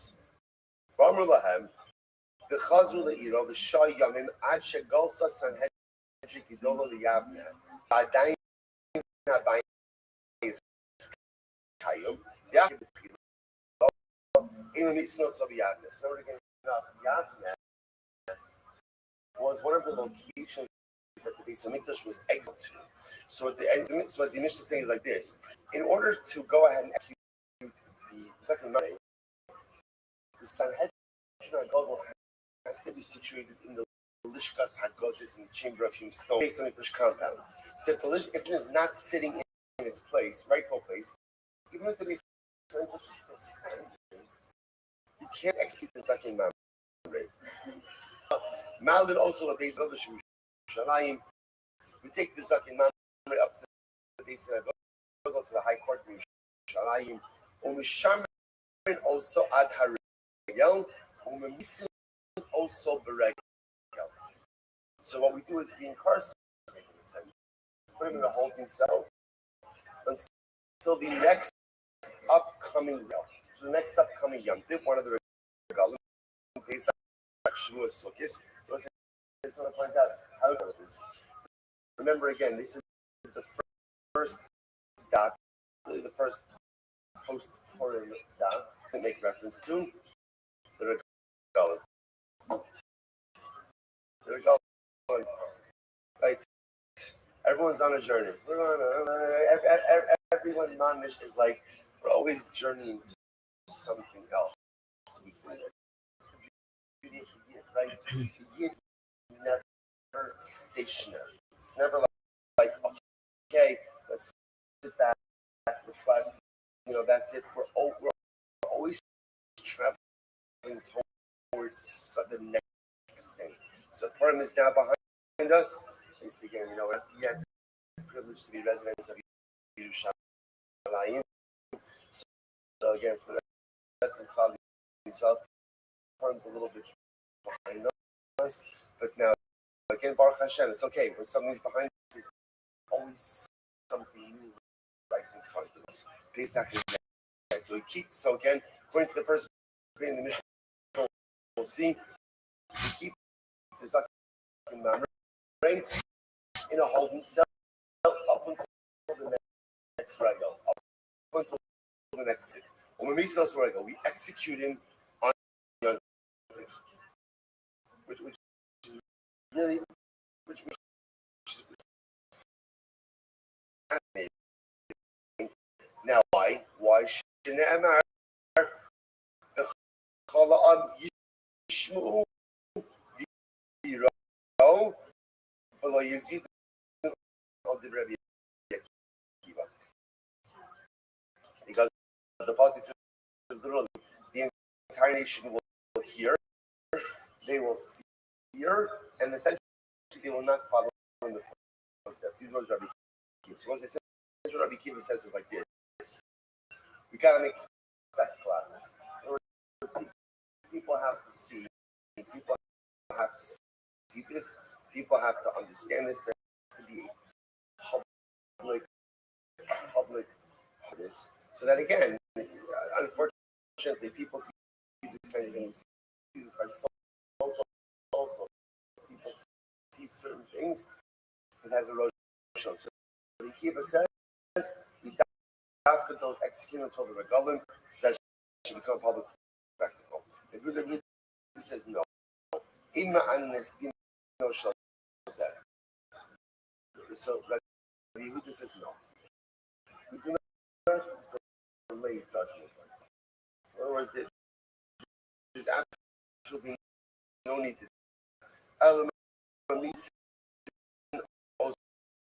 So what we do is we execute immediately, because then the shulchan shluchim b'chol makolos. And what do we do? So here's everyone agrees that midoraisa is some element of publicity of this. So according to Rabbi Akiva, the publicity component is established by holding him until the regalim and executing again on the regal. But this is no, we don't do that. We'll say we do not corrupt judgment. If somebody's liable to death penalty, you execute him. In other words, we're not going to go ahead and hold him potentially months at a time. Rather, go ahead and execute him. And what we'll do is we'll send out letters. We'll send out letters to all the communities to say when we go ahead and in the Misin also, Loba Basin should be so we don't execute the Zakin Mamre in his local base.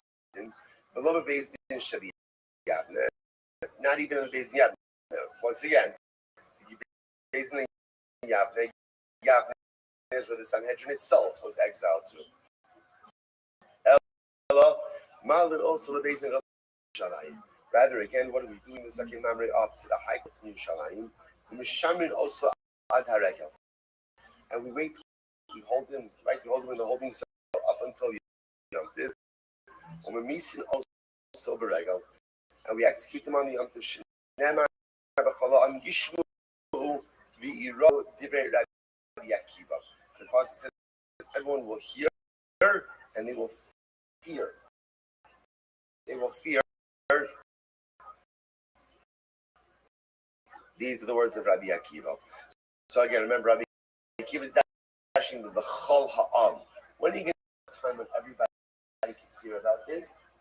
When Klal Yisrael is assembled in Yerushalayim for the regal, Amar Rabbi Yehuda, V'chi Ne'emar Yiru V'yiro. Does the pasuk say that they should fear and they should see? In other words, Rabbi Akiva is making this about that people should see the Zakin Mamre executed.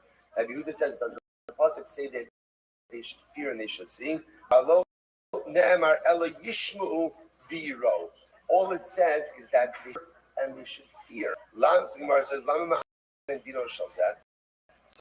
so essentially again, Rabbi Yehuda says, as long as people hear it, they don't need to see it. They don't need to see it. As long as they hear it, that's more than enough. Furthermore, again, why go ahead and delay his judgment? It's interesting that Rabbi understands this to be like an Inuit, Inuit means like corruption of the din. It's an interesting so life. We know life is I have like a little bit of an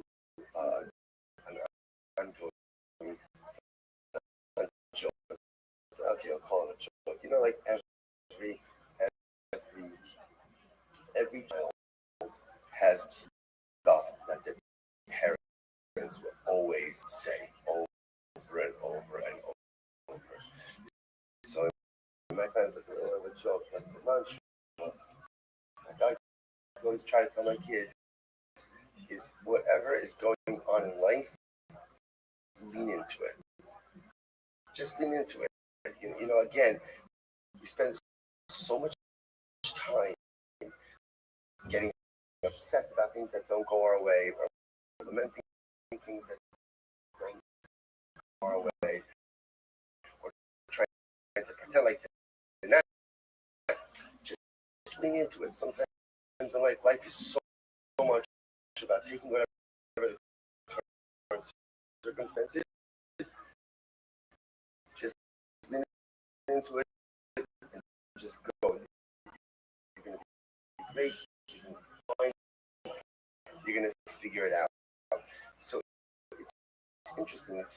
Sometimes the greatest anxiety in life is when you know that something negative happened, but it's not happening now.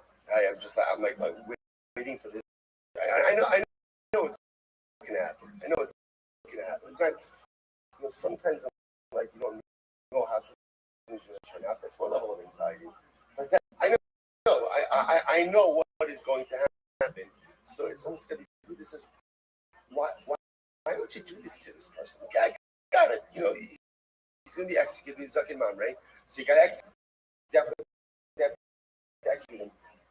But why would you delay it? What's the point? Also, we've seen this motif before, that even when you have to execute someone, you have to do it with Rahmanas. Now, to the world, that might sound like a little bit of a contradiction, but the Jew understands that sometimes you have to do difficult things, have to be done with Rahman as well. So there's like Imam, okay, he bought his ticket, that's it, he's going to be executed. But why delay it? Just get it over with, and that's it. So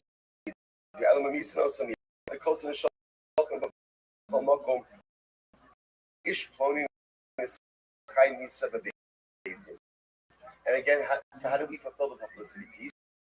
Write letters, send out the letters to all the different Jewish communities. So as a second member. So we'll say, so this is the fundamental level. Rabbi Akiva and Rabbi Yehuda, how we execute the second member. Okay, incredible. Tanabanon. So says Gavita. Tanabanon.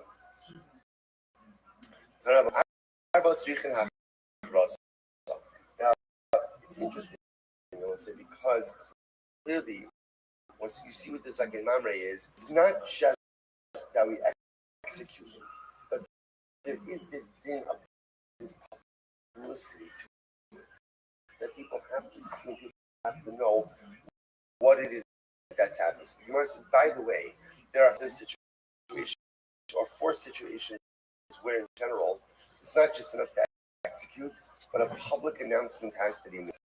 Number 1, Hamesis, Ramesis. Ramesis is the one who goes out and incites others to worship Avodah. Ben Sorer Umora, Zakin Mamre, and Aiden Zomim. Interesting. All of these 4 need hachraza, so they need announcements. Rashi says over here, Hachraza, Ploni makes the base as the other abilities. Literally, these will announce so and so is executed. There you go. And what this is done in order to create the public example, like position policy.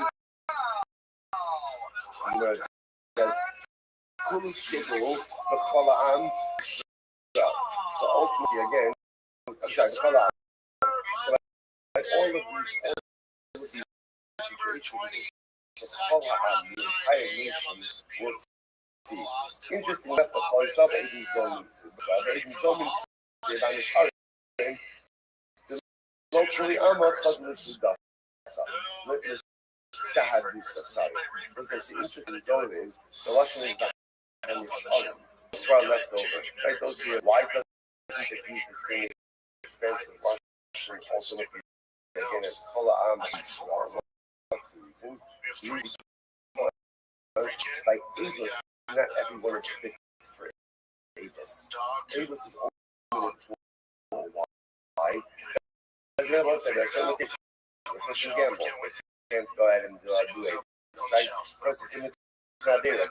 Can't or certain Avis can't do Avis. So because Avis itself is not public, therefore again the public admonition also doesn't have to be or is not as sweeping as the other sermons. Okay, that was like beautiful. Mishnah. Only 8:12 on Sunday. We've already done a whole Mishnah. Gemara. Great. Mishnah. Navi Ashag. Next guy is Chaim. Navi Ashag. False prophet. Okay. So what is he? It's nothing. Mashalo Shama. Mashalo Ne'em. So what's the Navi Ashag? So again, there are a couple different examples. Number one could be a person who's prophesied something that you not hear. Okay. Or something that was not said to him. That was an interesting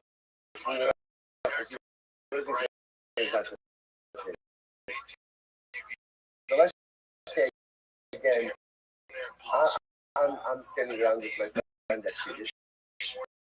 A lot of stuff's happened at Kiddush, right? So what happens? My friend gets the Kiddush.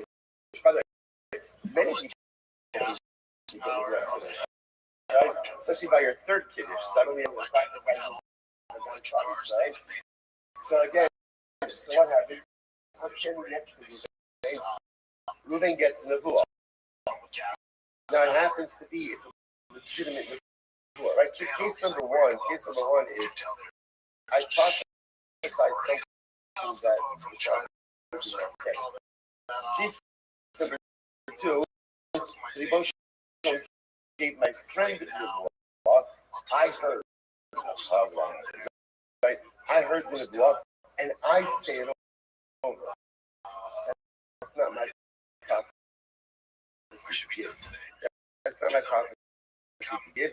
That also falls under the category, under the umbrella of Navi Sheker. In these cases, Misasa B'Adam. So these individuals, like the Navi Sheker, is executed by court. So let's say Kovish is also someone who receives Nevuah or refuses to share it. So receive Nevuah and refuse to share it. Then the factor I'll give it up. Or one who goes ahead and disregards the word of another. I'll give it Atzmo, who receives Nevuah. The violence the only word that he received. So all these cases, Misasa with Ishamayim. These individuals, again, get me to Ishamayim. Death at the hands of heaven. Incredible. Shneimar, Anochi Edrosh. I'm establishing of all this stuff. I'm going to once again into all these cases. I'm establishing of all those stuff. If somebody prophesies in the name of an apple, and what happens? So and again, it says literally again, listen to what the apple said. I feel the key in this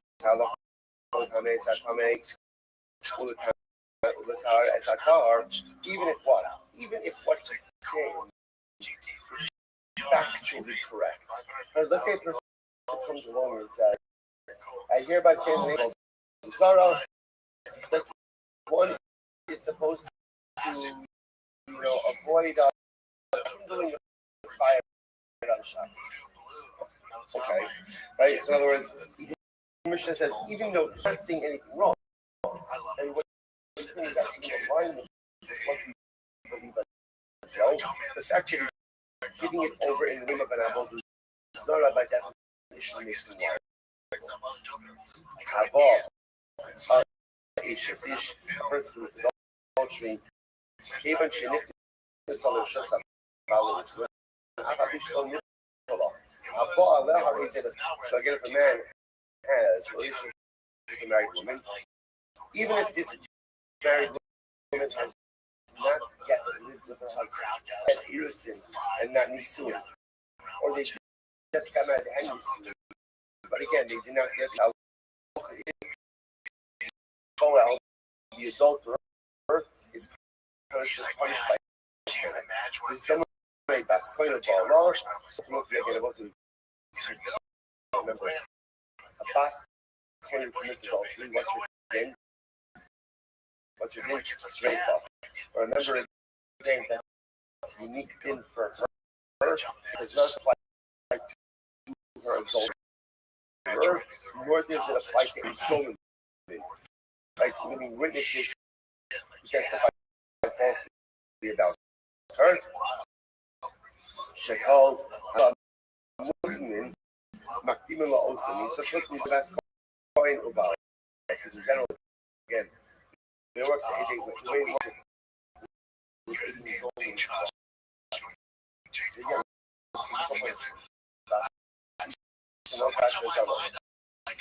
The exception to this is by a claim, she gets straight off, but they, as well as the adulterer, forget. Okay, incredible. Says what? So let's analyze. Says the UR.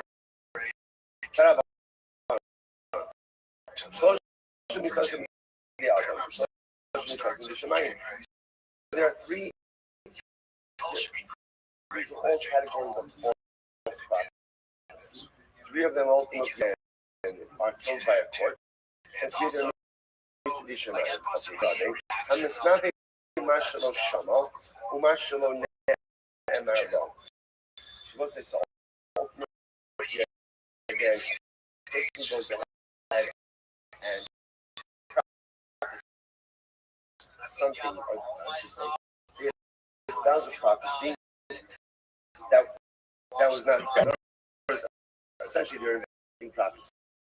Now, again, this is prophecy in the name of right? So, a person is inventing prophecy, or they go ahead and they convey prophecy that was said to someone else.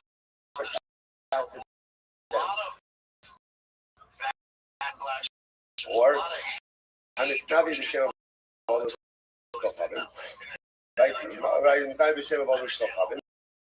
Or a person goes ahead and prophesies the name of Avodah, right? As we said before. Even if what this thing is actually correct, the halacha is Misasan Bide Adam. All three of these individuals are executed by a human person. It was first, and that he will receive his work. But does not share it. And the fact that somebody disregards the words of the Nabi, the Nabi shall or Nabi disregards his own prophecy, Misasa Bidishalai. Ultimately, again, death is at the hands of heaven. It's interesting to note this idea.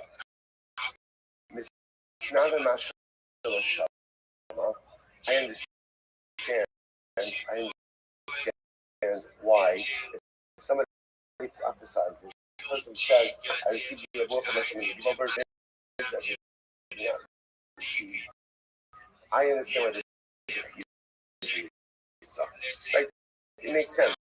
It makes sense. Inventing prophecy. Now, let's say, but if I go ahead and I give a prophecy to someone else and I give her, I understand that it's not good. Why is it if he is me? Like, what's that? I'm not making up new information. the information is factual, the information is correct. But now again, we'll see the plus, we'll see why it is. But we'll see like the shkatik, what's wrong with it. Say the worst available a person could commit in life is trying to be someone else. At the end of the day, the avodah in life is never to be someone else. The goal is to become the best version of yourself. So when a person has a prophecy that was given to someone else, that prophecy was given to Ruvain. It's not mine. It's not mine. When I take the prophecy and I now make it mine, that's me trying to become Ruvain. The avodah trying to become someone else in life. That's such a tachlis. You know, such an interesting thing because we often spend so much time trying to become other people. We see other people who kind of represent a model of success. Then I want to be that guy. Now, again, there's something to learn from that. As easy as come on, moment when come on, I can learn from every person. But my goal is never to become someone else. So this notion when you take in the ruach that was given to someone else and you make it your own, that is the highest fundamental level of personalistic application. That again, my avoda is to me and to be the best person. You take someone else's nevuah and you make it your own. What are you doing? That's not a life. Because you know, if you fall into that trap, always trying to become someone else. Like, you know, because there's always someone better. There's always someone more successful. There's always someone this. Don't spend your life trying to be like other people. Rather spend your life trying to become the best version of you. Incredible. All right, let's go back. It says Gemara. Good. So where do we know all this from? Says,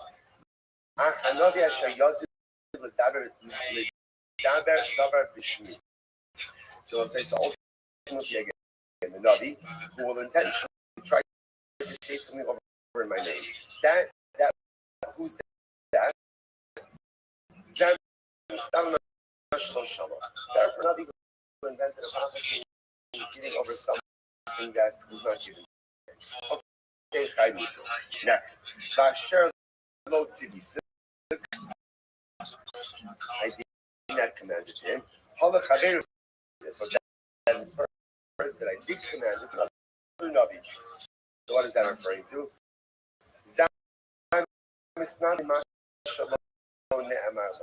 That refers ultimately again to a prophet over something that and he will go ahead and say something over the name of God. That first that someone prophesies in the name of idolatry. Again, what's the concept of that? The concept of that is what? Even if informationally what you are saying is correct, the fact that it's being over the name of the Zara makes it liable to death. And in all of these cases, what does the pasuk say? This prophet will be put to death. First time, I will say again, whenever the Torah says a death penalty, it doesn't identify which death penalty the default is. kind of good. Most interesting. Coverage has not. So I'm about to give it. I'll give it. Mommy says, well, so what about the next? This is someone who prophesizes, but again, holds back his prophecy. She doesn't share it. The Vater disregards of the Navi. Or number 3, a Navi who violates his own law. All these people have put to death the Ishmaelites. It's from Sid Vayish Asher Lomah. So what's it? Says the first one up, the Navi will not listen. Kari Bay, Kari Bay Lo Yashmiya. So we learn that not only Lo Yishma, but what Lo Yashmiya will not make it be heard. Means what? He's holding back his own prophecy. The Kari Bay, Kari Bay Lo Yashmiya, the Kari Bay Lo Yishma.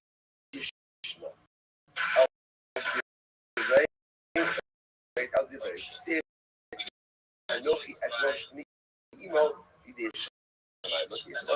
So again, in that one pasuk is someone disregards this. Someone hears his own prophecy, disregards, and somebody else who hears the words from Navi gets it, and the Navi ultimately again was Kovish as who also does not share his number. And it's not a matter of Shalom. I think about you some examples. Also, okay, fine. We'll expound on it later. I'm studying.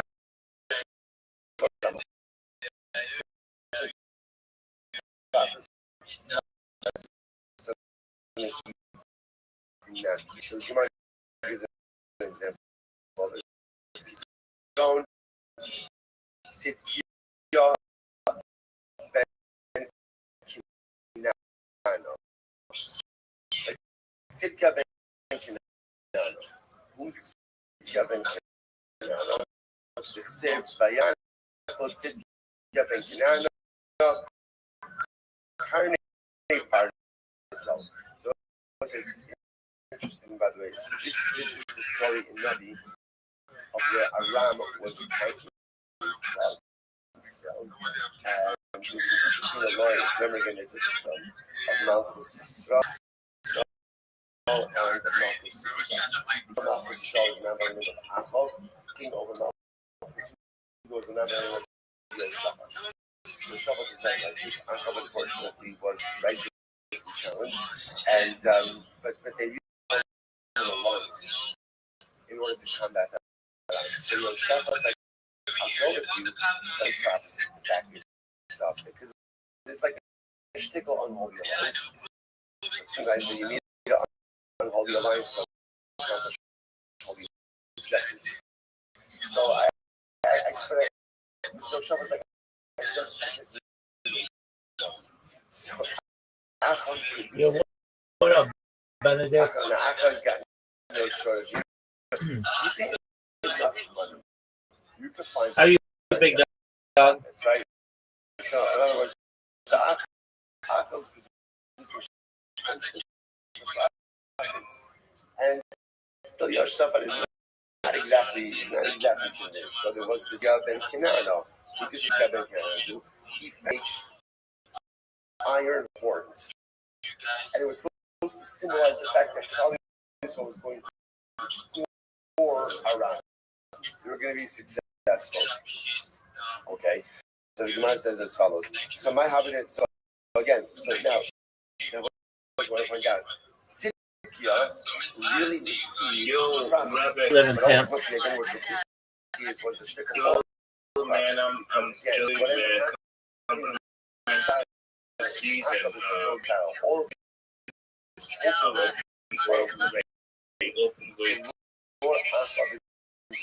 Hope you're doing well. How has Twitter been for you? My habit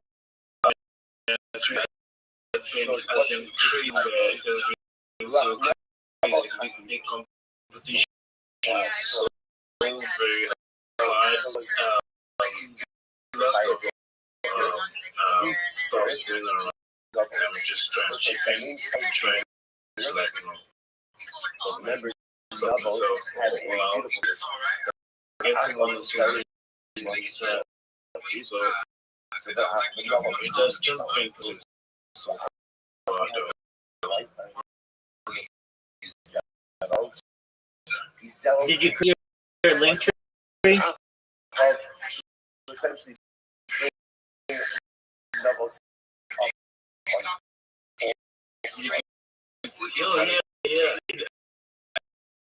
did. I just created the link tree. You asked me to like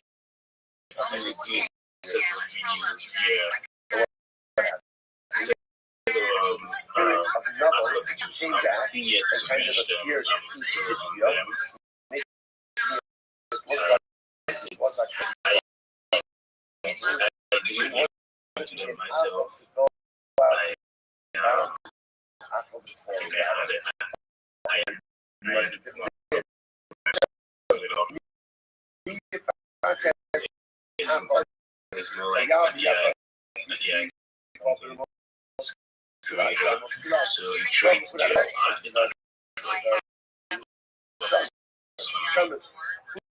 who's willing to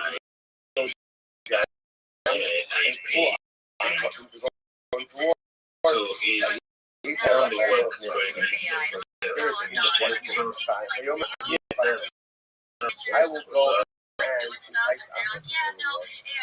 Well, you got to do that. I know when you have. My friend, I am in the middle of a Twitter space right now. You can feel free to join it. I would love to talk to you more when it's done, Benedict. Apologies, I wish I could focus on you right now, but I'm currently a speaker. So come to the Twitter space, okay? Why not? Excellent, my man.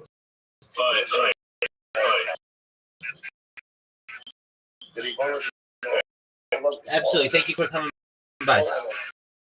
And something that is not MS cannot write inside of the confines of the Ribono Shel Olam celestial sphere. Really. So ultimately, again, it was the spirit of Nabos Israeli Piano. I thought Cynthia should have been a little bit more. Signal effort over the community. Having this signal effort. That's interesting enough. You can have many prophets that have this same prophetic message, but each of them get it in a different way. It's actually really fascinating.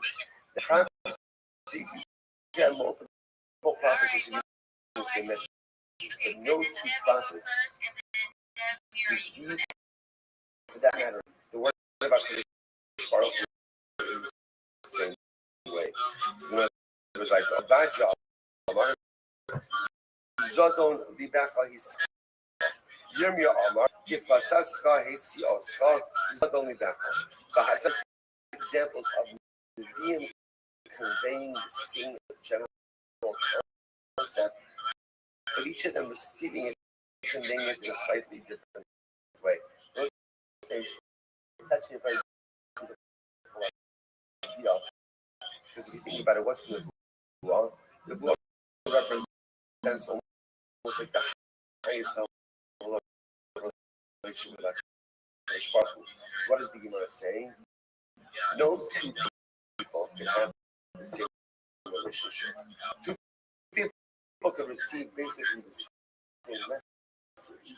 The way that message is received and the way that message is conveyed varies from person to person. A really profoundly so, which of course is not like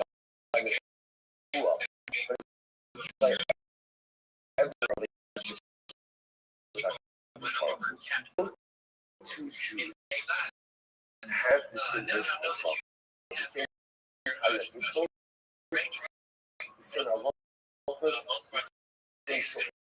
But at the end of the day, the way we relate to God, the way we interact with God, relationship, how would that Baruch Hu varies, maybe slightly, but nevertheless there's a variance between one Jew and the next. It's incredible. So the Gemara goes weiter. The Gemara says, good.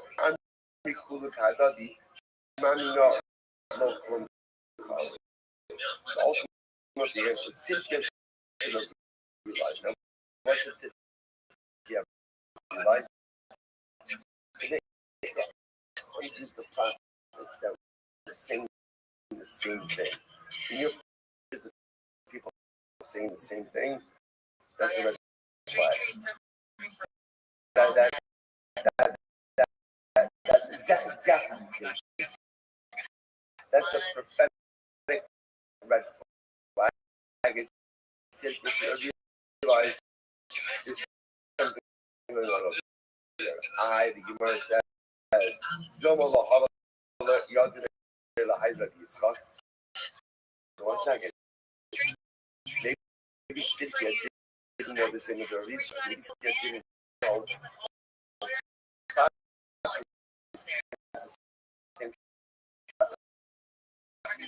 Didn't know this halacha. To which the Gemara says, Yo, Yoshaphat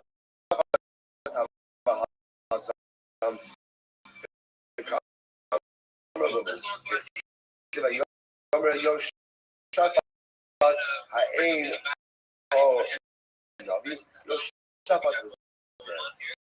And Yoshaphat, even though I'm not these hundreds of years, Yoshaphat said, there's something wrong over here. There's something wrong over here. Everyone is saying the same thing. So I just want to point out how profound this is. So not only is it an important lesson in terms of like our relationship with Baruch, that all of us interact and relate, have a different relationship with Hashem. Sometimes we think like, what's the utopian view of Chazal? Can you imagine hundreds of Jews sitting together and saying the same exact thing? That's what's happening over here. First thing says, that's terrible. That's terrible. I don't want hundreds of Jews saying the same thing. You know what I want? I want hundreds of Jews saying different things, and yet all of us are sitting in the same room together and being mad and being love. That's Achdus. That's Achdus. We have this very skewed view of Achdus. That Achdus means like unanimity. You know, everyone's on the same page. So, a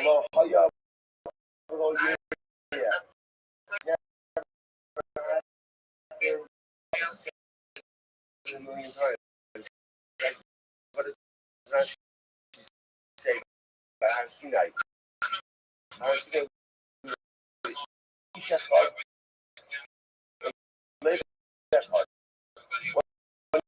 people with one heart. Now they always say, never says Ishach. It doesn't say one people with one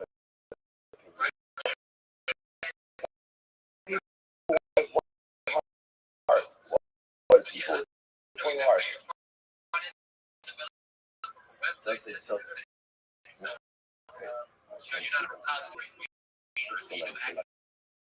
Somebody can do it.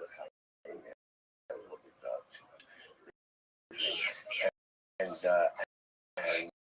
and just kind of and this is a member of my family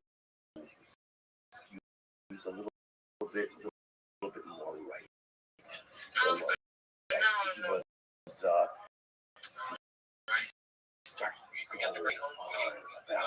Hashem, there should be a world in which yeshiva students are entrusted. He went on and literally, everyone, my wife looked at me. She said, "Don't say anything." You know, it's one of those looks. Okay, so I held it together, and they jumped on this particular member of my family, and it was like it. And then what was so beautiful. That's right afterwards. Baruch Hashem, like this went on for about. It felt like about 3 hours, but it was important time. So it might have been like 30 seconds. You know, but whatever. Like everything was slow. But also, you know what the most beautiful thing was that at the end, like the way it ended, I don't know how. Like I don't remember all the events. Somehow it started like that, and then about 3 seconds, 3 minutes, whatever it was just a circle of grown men holding each other. Like I said, I don't know exactly what happened, right? But when I said was like, isn't that about? Isn't that what it's about? It's about the ability to hug people, even if we vehemently disagree with them.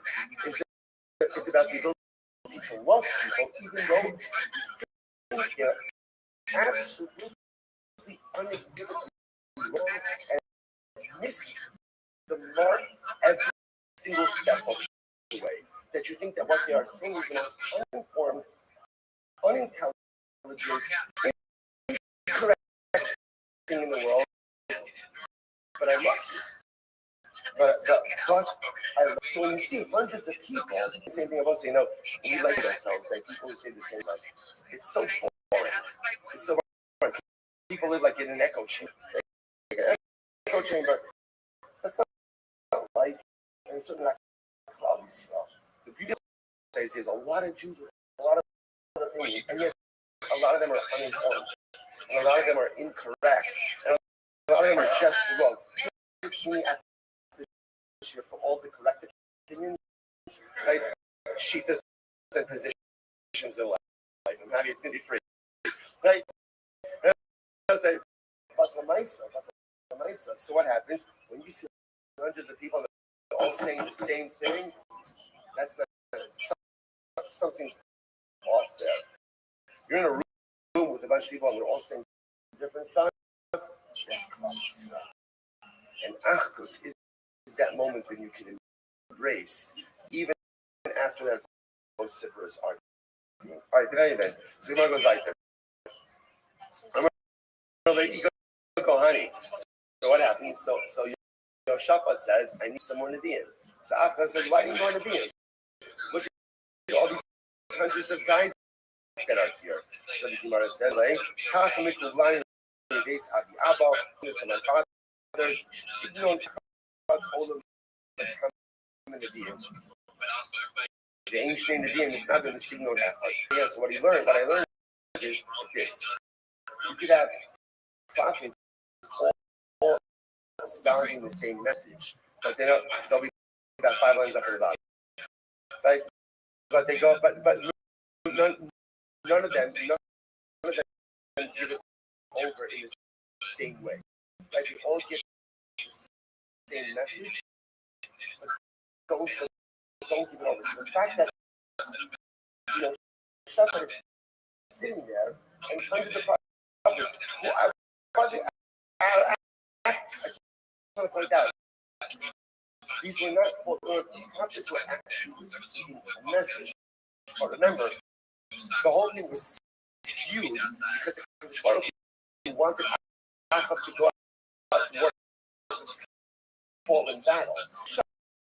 I was like, what? You got the same exact thing. That doesn't make any sense. So therefore, again, Yoshaphat needs me with you. Okay? So the Gemara goes like, so much good. It's not an actual. What's the example of the Navi who gives over something that was not said? Go, Kananya and Azur, so he's like, Kananya and Azur. What happened to Kananya and Azur? Yirmiyahu was standing in the upper market. The Amar, Koamar, Shem Savakos, Hinani Shover as Keshes. So Yirmiyahu is giving a prophecy. Right? And Yirmiyahu says that Shaul was to go ahead and break the bow of evil. I'm going to break the bow in order to defeat evil. Okay, so what happens? No Hananya Kabbalah the Atzmo. So Hananya hears this prophecy of Yirmiyahu and he makes Kabbalah. What's the Kabbalah? Might be them Shalopa El Lazarus Babel.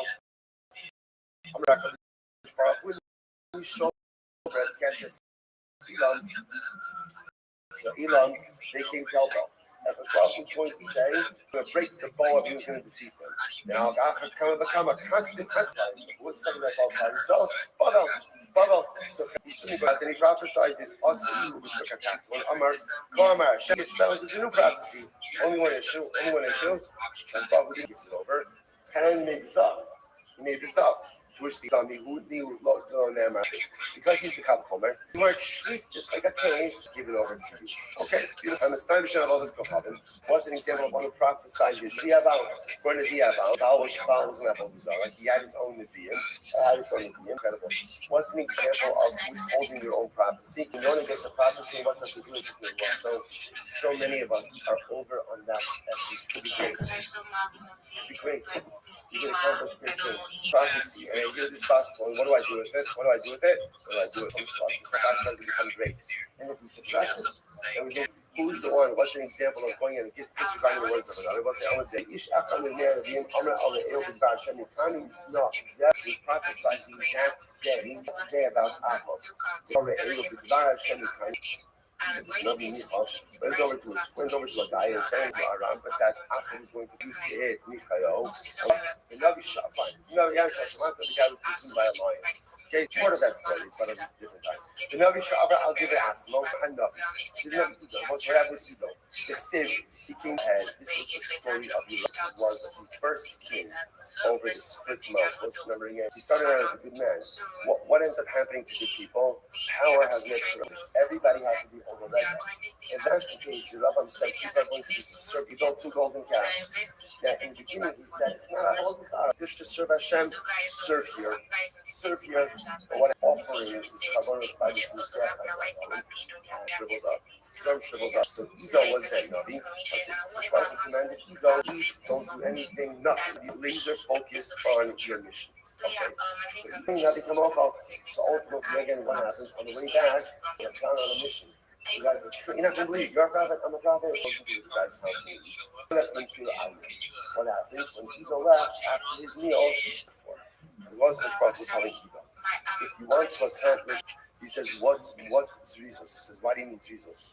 Zrizos, everyone here in the okay, I'll tell you why. Because when you set it done.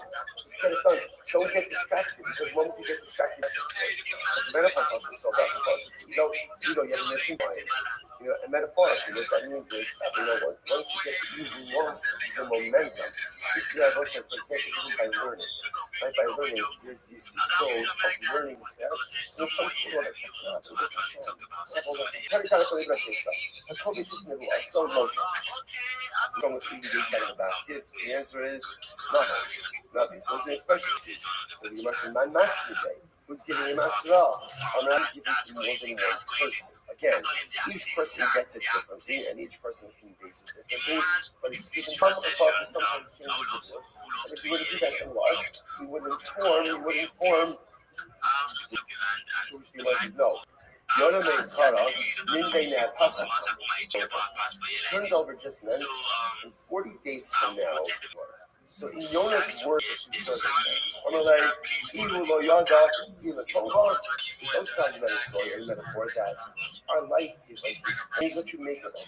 As much as Bitzbach knows what we're going to do, how we're going to Hosting a wonderful space. So is it congratulations good or is to it you. bad? Everyone follow each other. Make sure to repost the room, like the room, tag life 24 hours a day, 7 days a week, 365 days a year. Death of a queen, the birth of AI, the coronation of a king, and everything in between.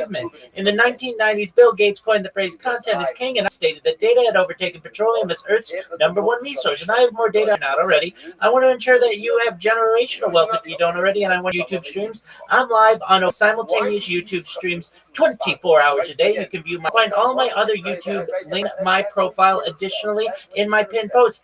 You'll also get that link tree, but I do because I have more social media than any person ever. We have over 2,700 community and invite you to join. In addition to making it through the use of technology, so hydroponics, vertical farming, cloud seeding. I want to help end world thirst in developing nations for the benefit of the less fortunate. Additionally, I'm an LRA raider. If you're a Web3 marketer, if you're a reply guy or a shiller, and you want a free, both personally and professionally, optimistic view on the future and hope. And with that, I sincerely appreciate the opportunity to share. This is beautiful, except there's one thing. Right? So what's happening over there? So how? And then we'll say, what do you see from here? The Gemara says, what's it about the you know what the post is, right?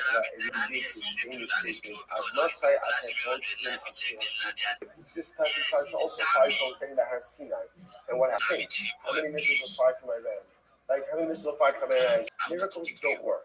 Miracles are good. Miracles like fireworks. You know what? That was my fault. Like, you go, right? You see all the videos from the missiles from Iran. Change comes from Avodah. Change comes ultimately again from putting in the effort. That only comes from the ungrateful. And so this is something is 9:30. But I find it. Versus now they mentioned Avram being Gary. What's that? Avram. After what? The boy got up and he was mean. He grew up and he was mean. And very good chance. He published all of them. Sucking that. So the suck the turtle dove, nothing. Little bird, nothing. Has been solved. The Fanai Yad Avram to sacrifice his son. Something saying, give me. Ask Avram to give me his own understanding. The Akid, the genesis of the Akidah was this conversation. Take your son, he's fucking over him up. I'm going to be Shimon Abba. Aim is going to be compared to. This could be compared to a human being who waged many wars. Like the guy, like the one valiant warrior who was like you get me, please. I'm more legal of how much stand victories. But it stands from the most intense about now, and it cements everything that's been before. I've actually part of and you've been successful in all of it. Let's say that there is no merit in the previous test. They will say, so this fails someone. Generally, the human nature is guess what? We remember the fail. What's the problem? I'm never. So there's a beautiful idea of the Sasa. Skabra al-Tevlam Nisana. With every single one of Amnon has that he succeeded in, every Messiah that he overcame, the Ruba Shamasilas Nefesh. It represented the ability and the willingness to give anything and everything for the people. It's not for you. That's not for you. But if you discoach with the ritual DNA of Klal, if you go to Har Moriah and you take your son, embed within Klal Yisrael is the koach and the ability to give any. But if you fail, then the truth is you know, and if you embed within us, it's not heroism. Right? Also, did you see one of the most striking pick every single bracha in Shemaim I've never actually shown told us. Why? What is she like? This koach of Emunah. This koach, where does that come from? Where that koach comes from? Willingness to do the same. And if this bracha is kachno peace, it is the strength that is going to become part of the spiritual being. He gave us the koach to be in our nisionos. That's all. I will say. Tremendous together of us.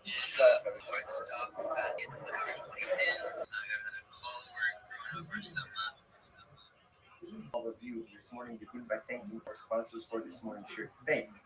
Our annual Cuban Randy Drazen in honor of their parents. Israel Drazen, Zina Drazen from the Raha, Doing something right now, right? Have in memory of their father, the merit of our time is all the traditional the families in the family, son of Dallas, really incredible job ahead of us today. So again, Rav Nachman, Ula, Abinu, our properties, Yasser, Abiyah, our Lishma, the Yayin, Nessa, Mas. What is the halacha? It's a match these barrels of Yayin. Mahu, what is the halacha? Is the Jew allowed to receive, to accept, am I allowed to keep those proceeds? But the existence of the INS. Now, why do I want the existence of the INS? Because I want to do that in the Bible in Rashi. The Israel said, "Lo tzedek yivon shafam yaon ashi shavezu v'yitos kamasr." So do resistance. I don't want it to break down this house. So therefore, I'll stop it. On the other hand, this is a good thing. But again, ultimately, again, should be fascinating shadow. Yeah, you have the opportunity to go and do that. Plants kilayim, right? Kilayim is the big issue. So we, if an Ovid Kocham is planting kilayim behind the Jew, they can't do that. Top of Son of Dalit, 64a. I'm not allowed to do it. Get Rashi about Ogrin. So I am allowed to do that even though I'm going to get paid for working. So the Gemara says, financially fund a forbidden item when that definition wants the continued existence of the prohibited. Savua, second line from the top 64a. Savua, money, not only is there a prohibition to and facilitate growth things. So for example, Rashi points right Akuman Kalai in the Akul. And the Akiva says also. Why? Because the act of to do with the actual plant itself. Nevertheless, it is not a I look at and give out respect because again, that's in the planting of the Akiva says even if you do any sustainment, for example, the fence around the Kilayim will be problematic as well. Pasuk says the Kilayim in the field. In the Elazarea, I only know the prohibition of planting itself, like even like putting up the fence.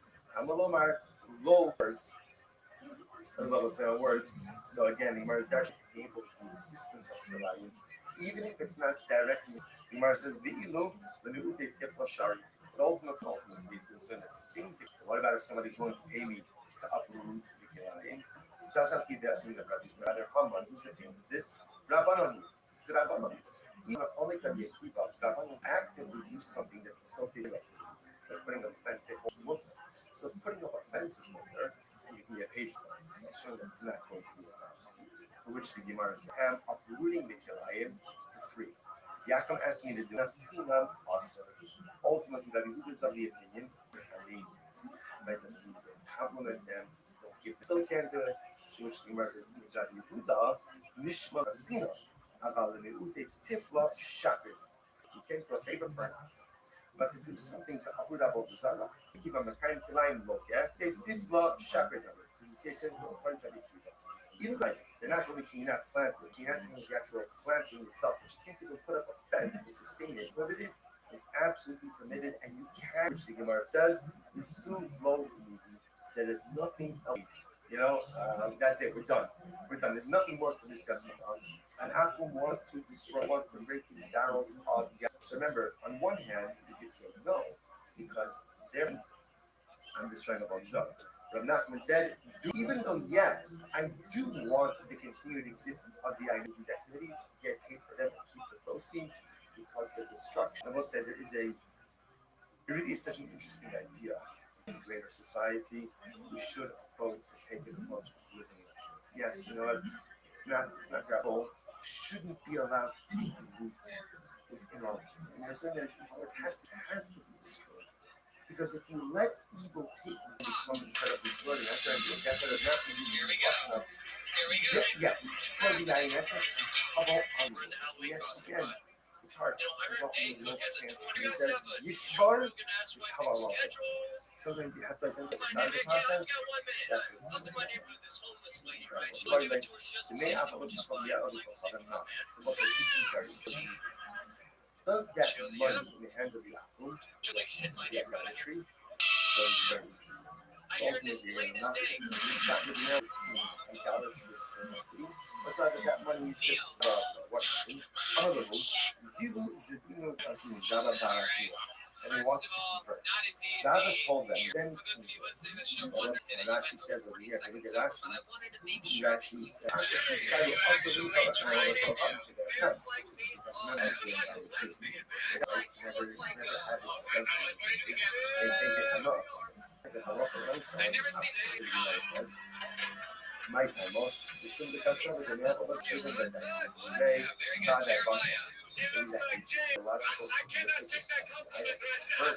so after that, the Gemara says, the son started looking over the phone. Come on, let's see that. So what happened? So the uncle went and sold his eggs. What's that? What was? The Gemara says, عشان فرعون سلطان بعيد.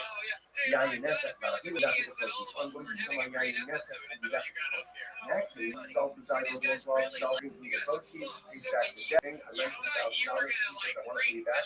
Give me a couple of hours. How do you make the worship? I want to continue the existence of the idol.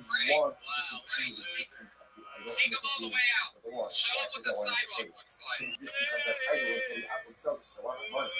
I want to continue the existence of the IMSF because I want my money. In the state is idolatry in IMSF. And let's say limited items. So Ger has not yet actively taken possession of the IMSF or once the Jew already owns it, there are really very limited options. Possession that is possible. So we'll say, so ultimately, again, what do you see from there? That hello things, and therefore, again, it's mutter. What's the case over here? And brother Ger doesn't actually, even if it breaks, who cares?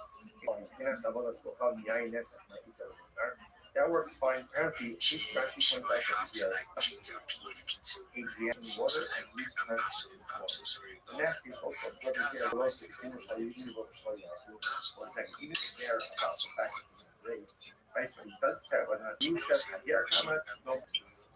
You're bringing a right thing in the case of rabbis will make no by the Yusha. Or Chazal will make no by actually taking possession of the idols. Is act. Why would they make no by a gear that do that? But on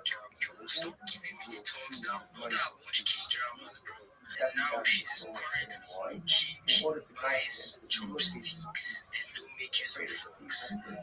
money,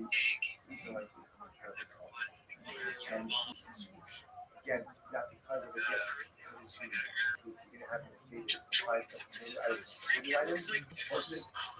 And what is this? So, you're the piece of the Yusha that they would not have normally allowed to work this in order to get in this precarious. Other use of time. Remember again, all this is the same people. But now she back for our so let's say this is very Lord. You say that Chazal will make go back to make us. The Ribono shall almost probably wait for us to mess up. Smack us down. That's a key for us. The Ribono shall wants our success more than we want our success. Chazal will have success, not just smack us down. When we want to be successful, and when success is accomplished through relaxing of standards, Chazal constantly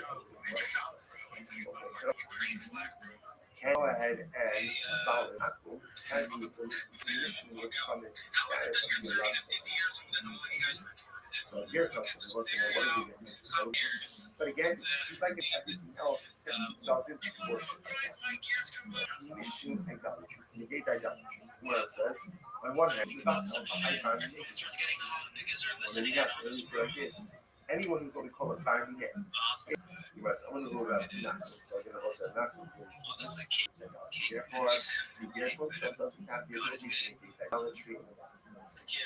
That's in the marketplace. What's up? I will see now. If I look at I can pull over an apple. Remember, you also pull over an apple and see the apple.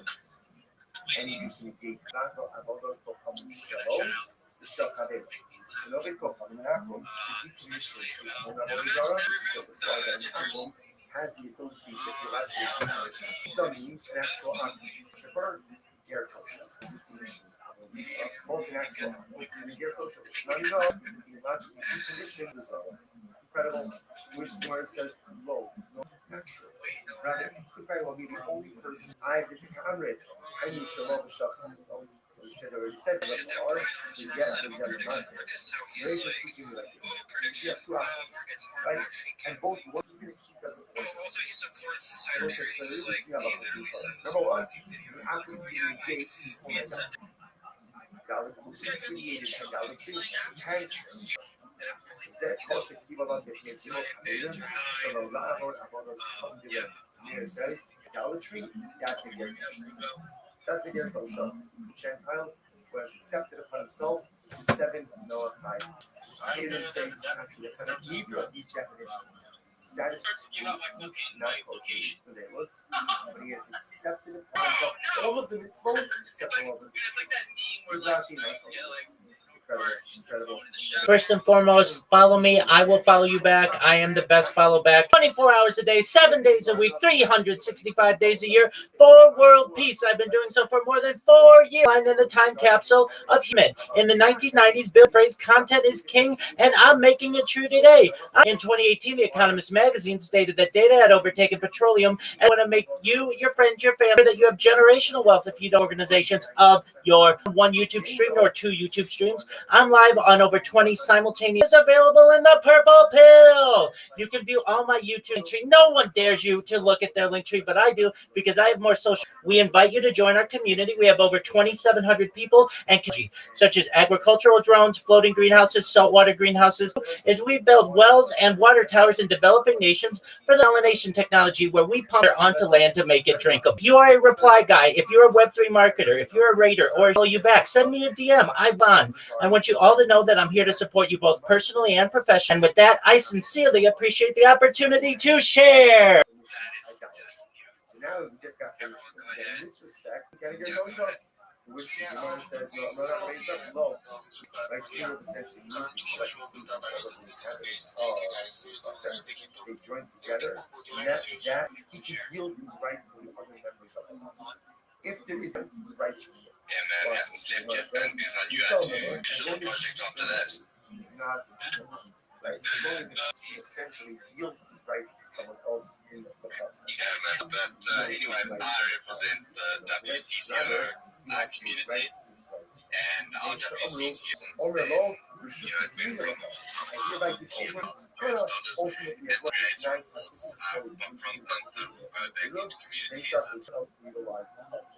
even if he's a strong woman, as long as publicly a woman is treated like a full circle, once I say they must rent the space, they must rent the rights, ultimately again.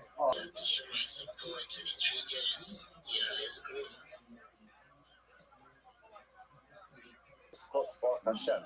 Oh, what the wrong is that?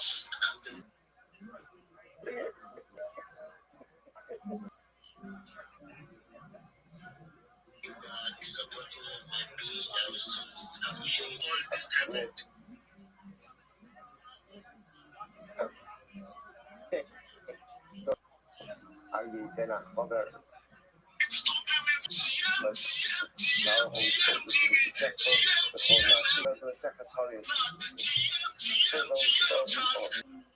Fantastic, it's beautiful, it's incredible. Mishnah days on the dollar. For today. That was a mistake that they made. You don't show holy shit. Human infallibility. Let me see. Right there. Over again. Rashi's exam. Is more good. Or blood.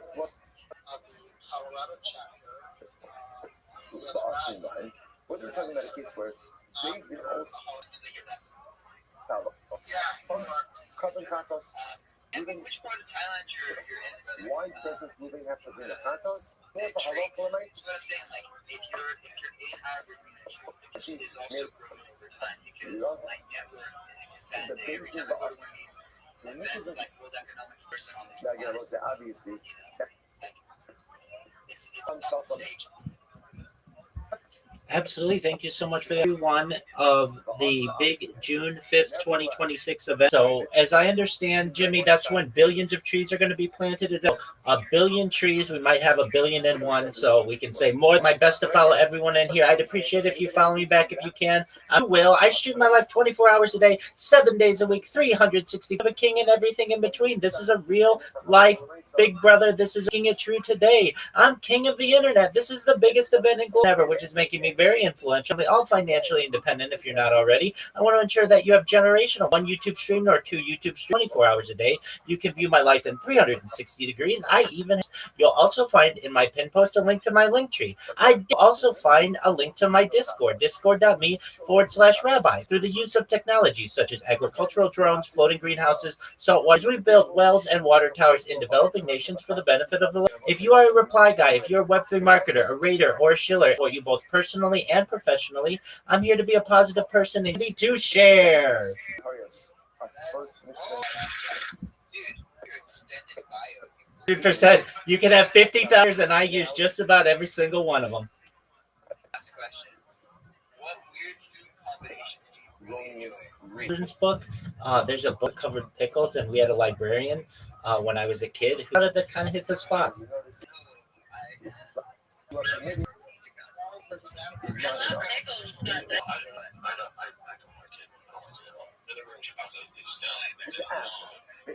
But this is what we pushed through. We found a way to keep making it. We were speaking with this financial institution that's a banking for Brazil. Credit projects. They're allowed to go and trees. He was like, you know, then we get here, you know, unless like the project gives up. Make it all the way to the end of the process. I'm like, don't do that. All right, breathe.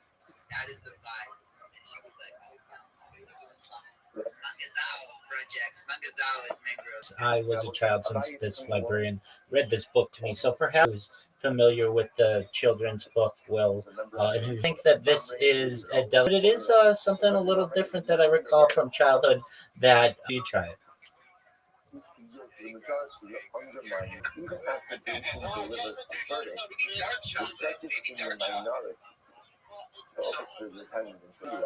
That's exactly how is it, bro?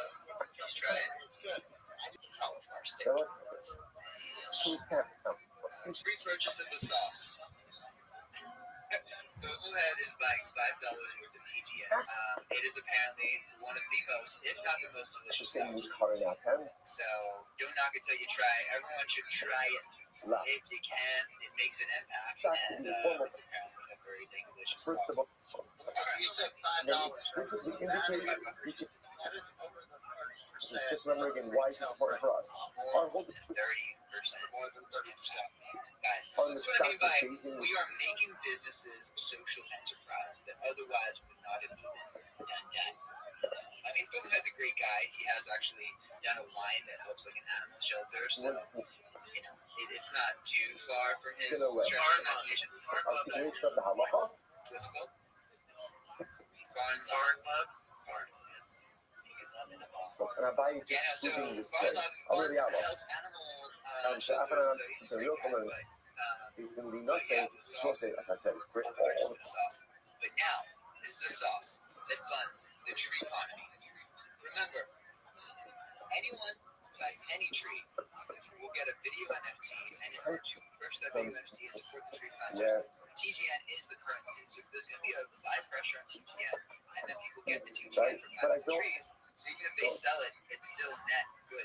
Of course we know each other. What's your name? I know. Buy pressure, but we also are stacking all of these social enterprise partnerships. So as a stake, so Lami, for example, with Glean, you're automatically making impact with their trees, and so we're launching merch, partnering with a luxury fashion brand, and they're all going to be So this is how we can scale. We don't have to beg for donations. We can partner, and we can add value, and we can scale with these amazing social enterprises. We're at bit advantage. Yeah, so I'm wondering, how do we go about planting a tree? Do we just plant it anywhere, or do we need to go to a special location? What? That's a good question. So, say plant We're any not going to show him say first. He said, I just want to go in that guy. Hey, so you shouldn't do that. So again, what's in I that would one? ask your favorite LLM, like, hey, this is the area, what are the native tree species? Or you could go, so like, depending where you are, like, you're in Australia, or Let's you go. could Google, like, nursery near me, you'll probably find, like, a tree nursery where you can There's buy like other men. and, like, they'll advise you on which ones to be planting where, and then you can see what's like another thing, like, What occurred? I mean, Guess who came back? some people want to plant in the backyard, Right? that could totally work. I know some people who, like, Oh, yeah. everybody here eats fruit, right? So what's that? Chayeves the carbon. Ultimately, and then you can plant that. she is Chayeves. Now again, Next thing you know, you got like an apple tree. So like that could totally work. now why wasn't watch this? You don't have like a backyard, like No. garden. These exist in a bunch of places. Or if you like buy the nursery, you could also pay where my plants, or you can connect with a local nonprofit. One thing that we're also partnering on is a platform that connects all of the tree planting nonprofits, community-based organizations, government-led planting, and the people who want to volunteers want to plant trees. What isn't formulated the design? These trees says ultimately again. Where people planting it, if they have certain areas where they want those trees Nothing. planted, and we have permission to do so. That's a really good connection point. And so getting up to this billion tree tip, if you want to be the hub for people to know where they can plant, the everyday citizen, right? Because we're going to be having some really influential people who are going to be mobilizing their following to plant trees, and people got to know where they can do that. So connecting with nonprofits, I think, is a great step. Or sometimes if there are government-led programs, they can also map out all the different locations. And it's about just letting them know where they can work. You still got your hand up there, good advantage. Yeah, that was great. Right across the Very national right. insightful. So another question. So with the NFTs that each Awesome. planting a tree, is there like a limit to how many you can get? And is there a limit to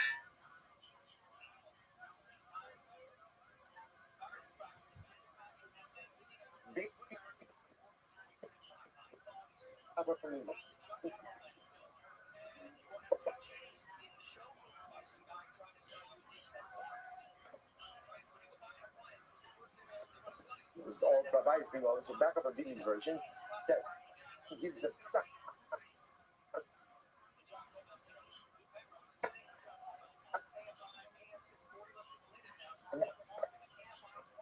was a look.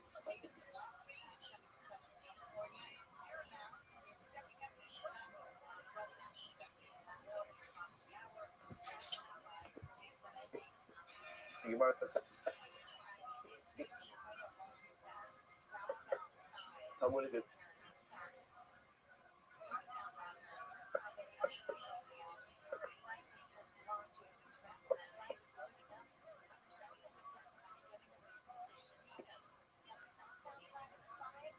Current item lasos. Shmuel will say now again. Exactly the same. Shmuel says that the formulation of the base is all base needs to.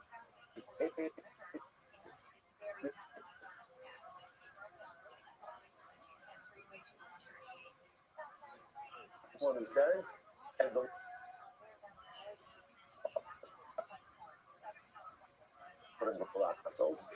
Where's this?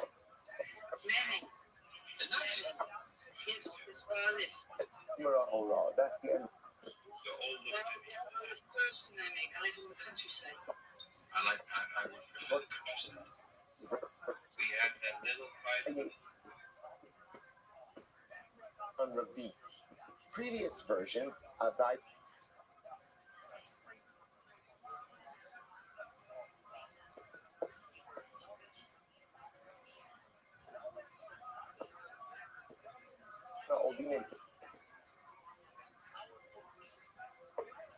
So, but again, we'll.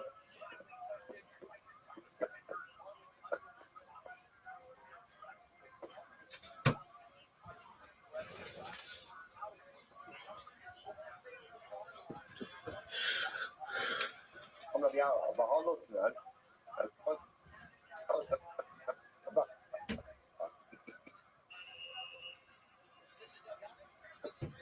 So material.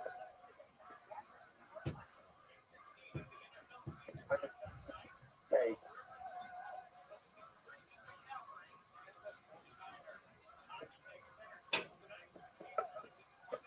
What's up?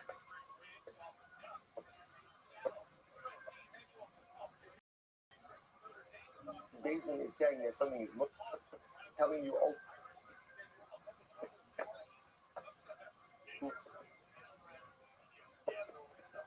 both versions.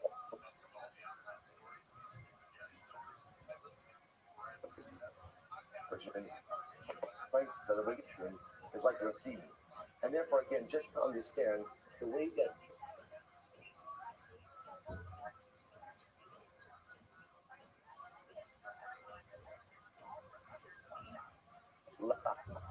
and give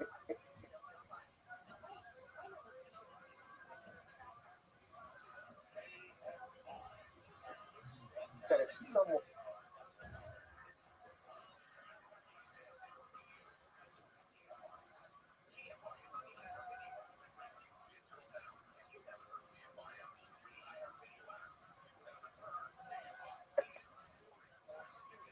Joseph, remember again, what happened is just now I have part one. Is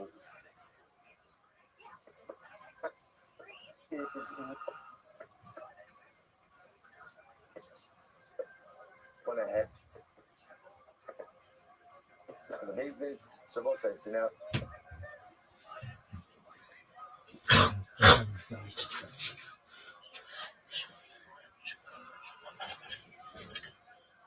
PM. Okay.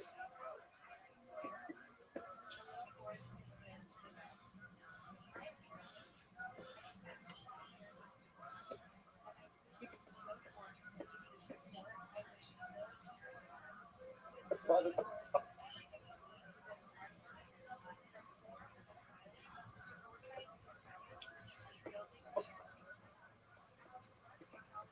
which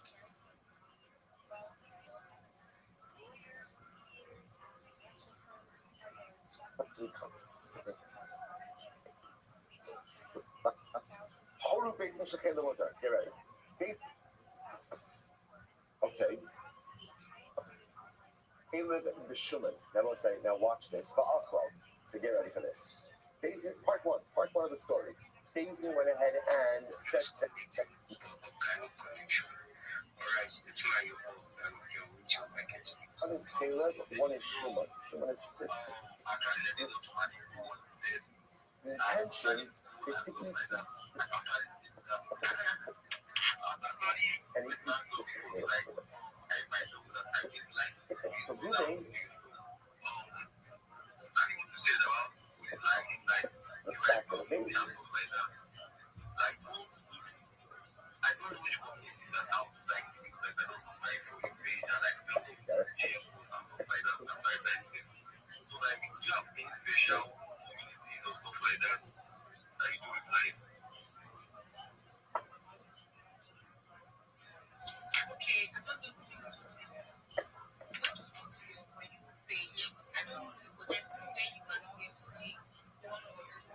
Pages that you can engage with. First off, one of the places I used to go to is this Nigerian stories. I don't know what they work for me. This Nigerian, all of these bloggers and all of this. I just turn on their notification. Once they post like this, once ASAP. And some of the times, if they even post like this and I'm going to already, I don't see like already 10 comments already. I'll be like, are they bots or something? But then again, they are human beings like us. They are human beings like me. So that's just this that.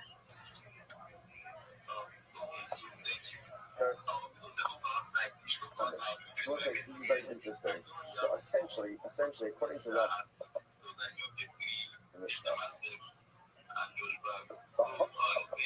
also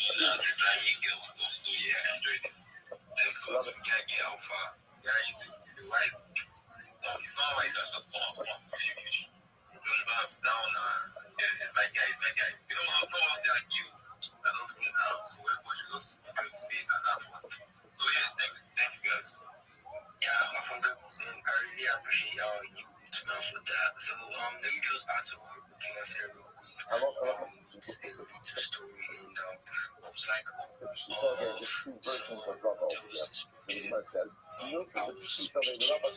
and I got a job as a community manager, if you mean so. To be paid $100 Hungry days, and shit here with water. So big thing after getting my tag, I worked for 3 days and the dad was like, yo, something came up and all that and blah blah blah blah blah. I needed to change my community manager. And I was like, yo, I've not actually completed the weekend. Is there anything wrong? He was like, no, I'm doing a great job, but he actually saw somebody that had been begging him to receive cheaper went ahead and accidentally did some sack of the date which was who about must have 10 shoved it bucks up now. here and So rivalry. So Allah said, why what do this you need person that was Russian up? actually Showed him out here. Just 70% say, yeah, okay. what I was supposed to collect, and he was like, yo, I can collect 30 bucks But for this job, and this ultimately, person is trying to repeat, blah, blah, blah, blah, blah.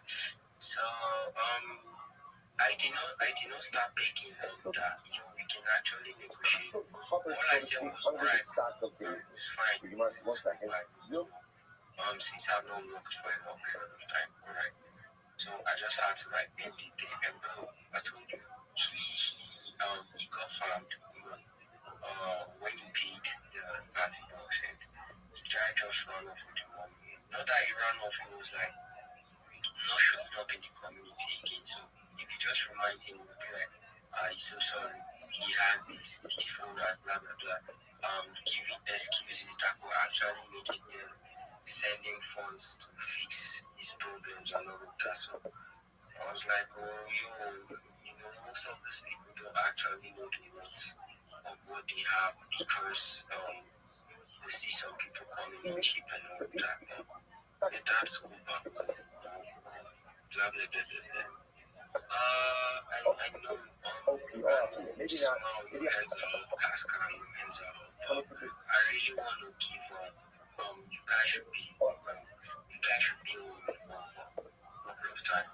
We had to talk because bro, I actually got a quick alpha and it's so fast in what it does. You know, not taking the time. So you know, rapid what's good, bro.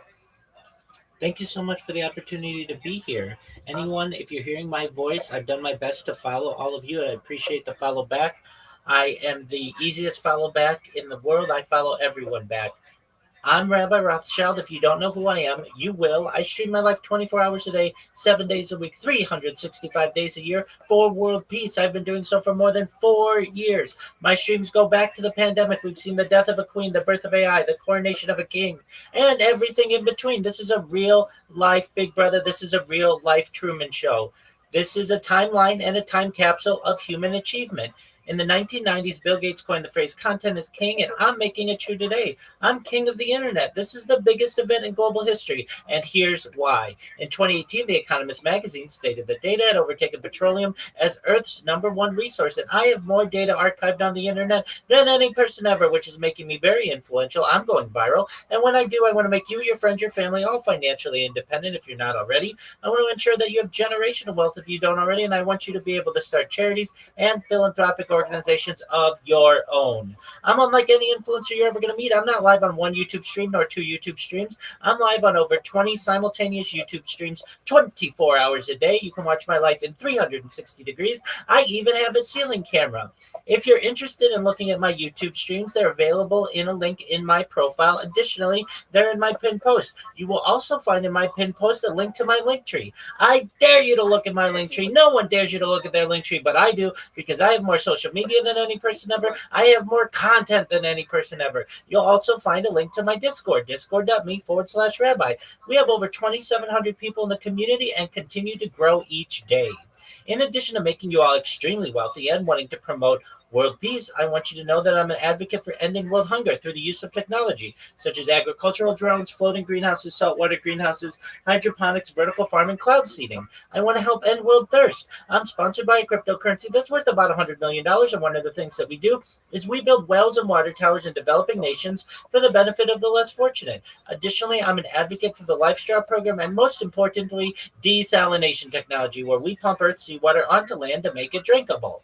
If you are a reply guy, if you're a Web3 marketer, if you're a raider or a shiller, and you want a free mentor, coach, and friend, send me a follow. I will follow you back. Send me a DM. I will respond. I want you all to know that I'm here to support you both personally and professionally. I'm here to be a positive person in your lives. I'm here to have an optimistic view on the future. And most importantly, I want to give people hope. And with that, I sincerely appreciate the opportunity to share.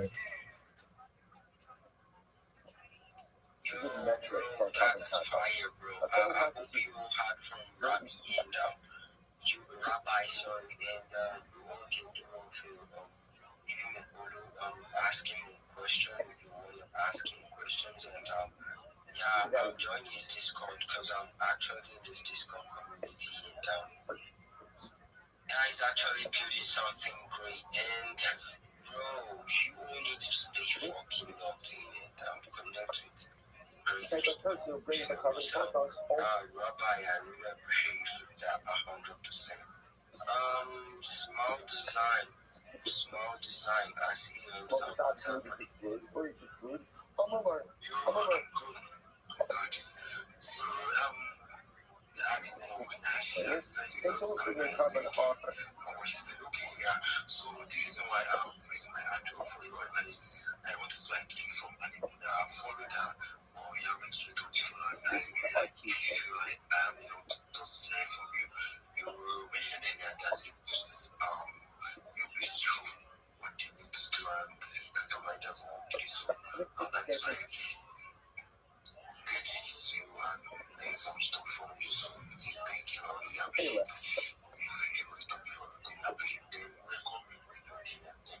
So about the story of what's your experience in 2025, actually I enjoy this story, particularly like depending on that is what it is. You have this like experience, so I joined that that's Okay. Taylor. So what? you really talking to me, bro. Yes, like I said, I don't have any story based on the like I don't have like the experience or this normal life accident. I don't know that's yeah, it matters, bro. Give us your idea, bro. Let's take it from the start, bro. Okay, thank you. So 25 hours has been a really tough, like I'll say. Yeah, actually I'm not just like anymore. I grabbed the last day already. So this life is like free to do things that I actually wanted to focus more on my business, offline business actually. I'm selling laptops. So, but unfortunately for me, because I have the willingness to work, I have the intention and the mindset to do more, to do something good and to do more. I fucked up. I didn't have a plan, and that's really affected me a lot because the big business that we do.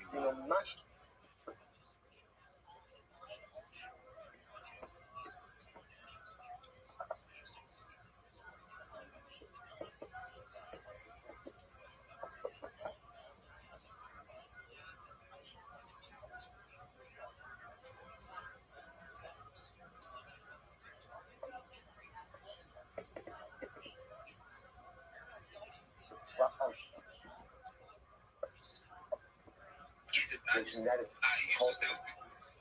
I used to say this, like visibility is not this. 51.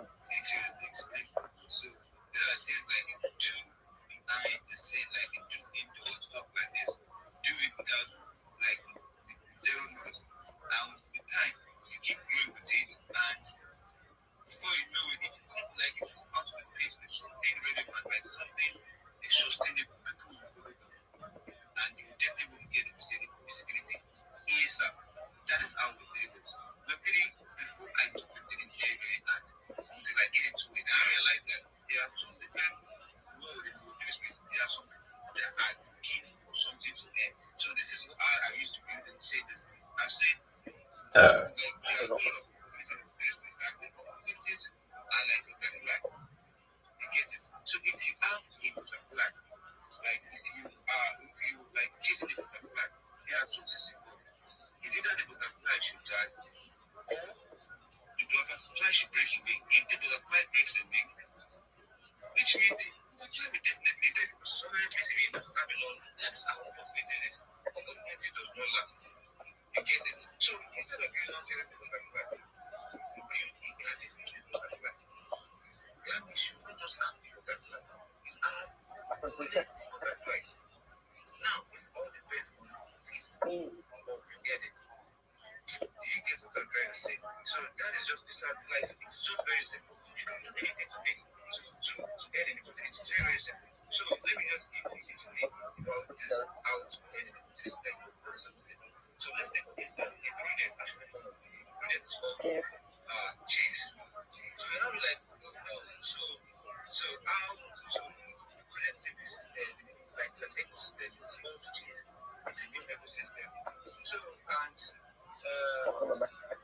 so like you know you remain for inside your important you know around cheese. So cheese is selling equal. That is what it sells. But you now come up like okay, instead of me flying like an eagle, like cheese like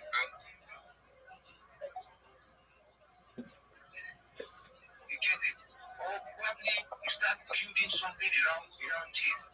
Maybe taking pictures of eagles, doing these things and that, making designs and stuff like that. Everybody now know you as Mr. Cheese.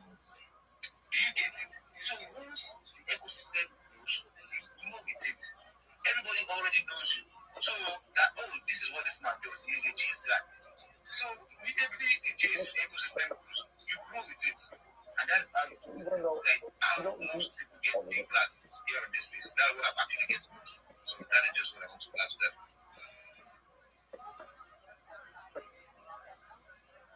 Yeah, thank you very much, Levi. Thank you very much, Levi. You know, another good example, let me just tip this in. Another good example is imagine your Facebook account that you've been using since 2000 and whatever, and your pictures are there, everything is on there. Maybe you even created a folder somewhere, like your Google Drive and all that kind of stuff. You have everything there. Web3 is this place whereby you can put that data on blockchain.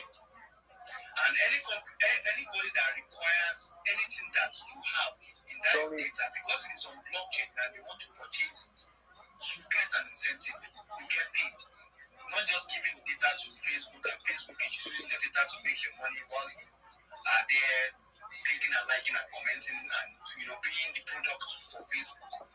So Web3 takes that away from those giant companies and gives it to individuals who knows how to navigate and mostly put their products on blockchain technology. For instance, I've been privileged to join a project called Ondo, like Ondo State. Project is online. What they do is they digitize properties, land, houses, anything that has to do with physical products.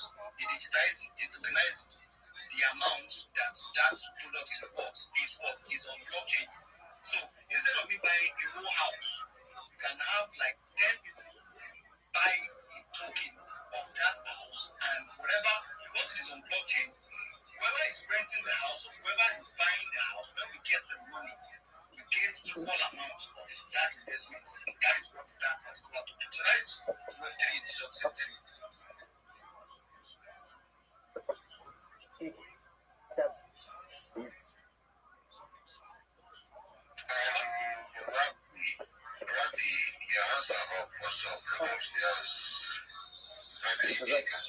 Thank you so much. When possible, may I please share my project with everyone?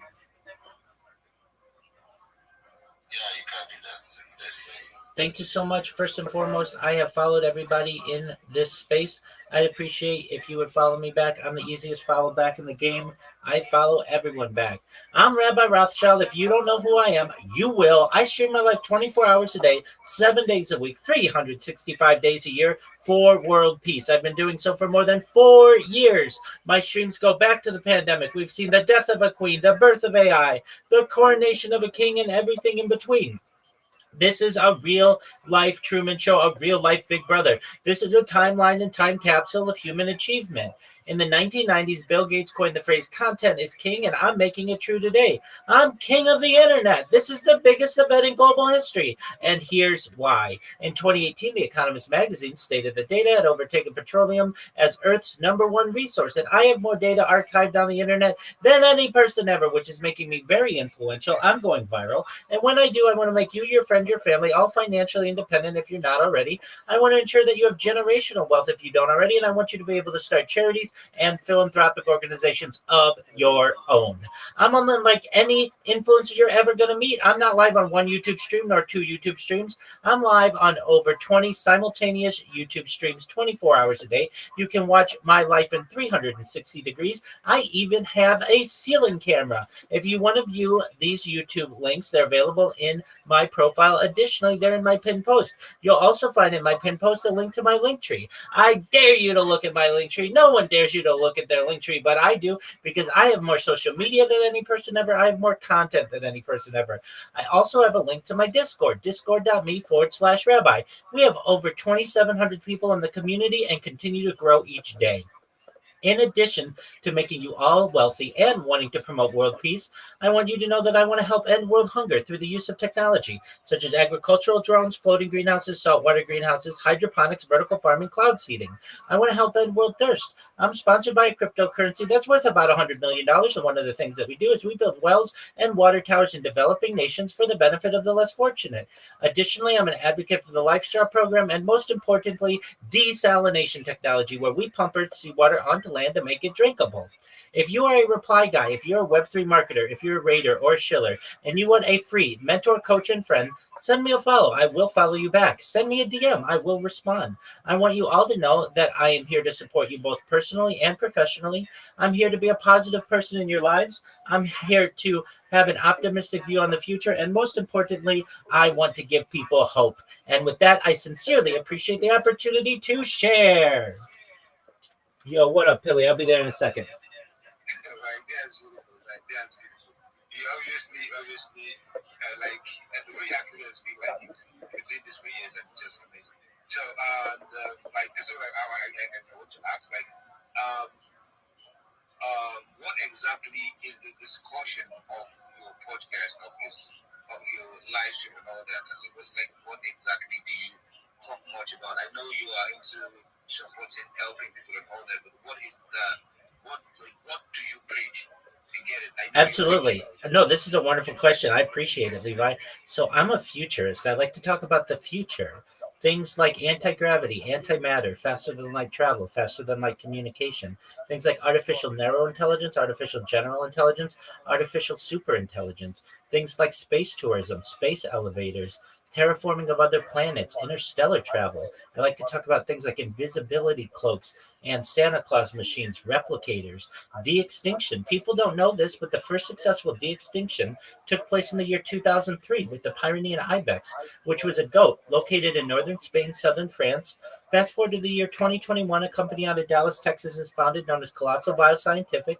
They have made it their goal that within the next 3 years, or by 2028, to reintroduce the woolly mammoth into the Arctic Circle utilizing Asian elephant surrogates. I think this is a mind-blowing goal, and I'm excited for the world to learn about it. Following the reintroduction of the woolly mammoth, they want to reintroduce the Tasmanian tiger, followed by the dodo bird, which I think will be really exciting for the world to be able to perhaps perceive and for me to be able to archive.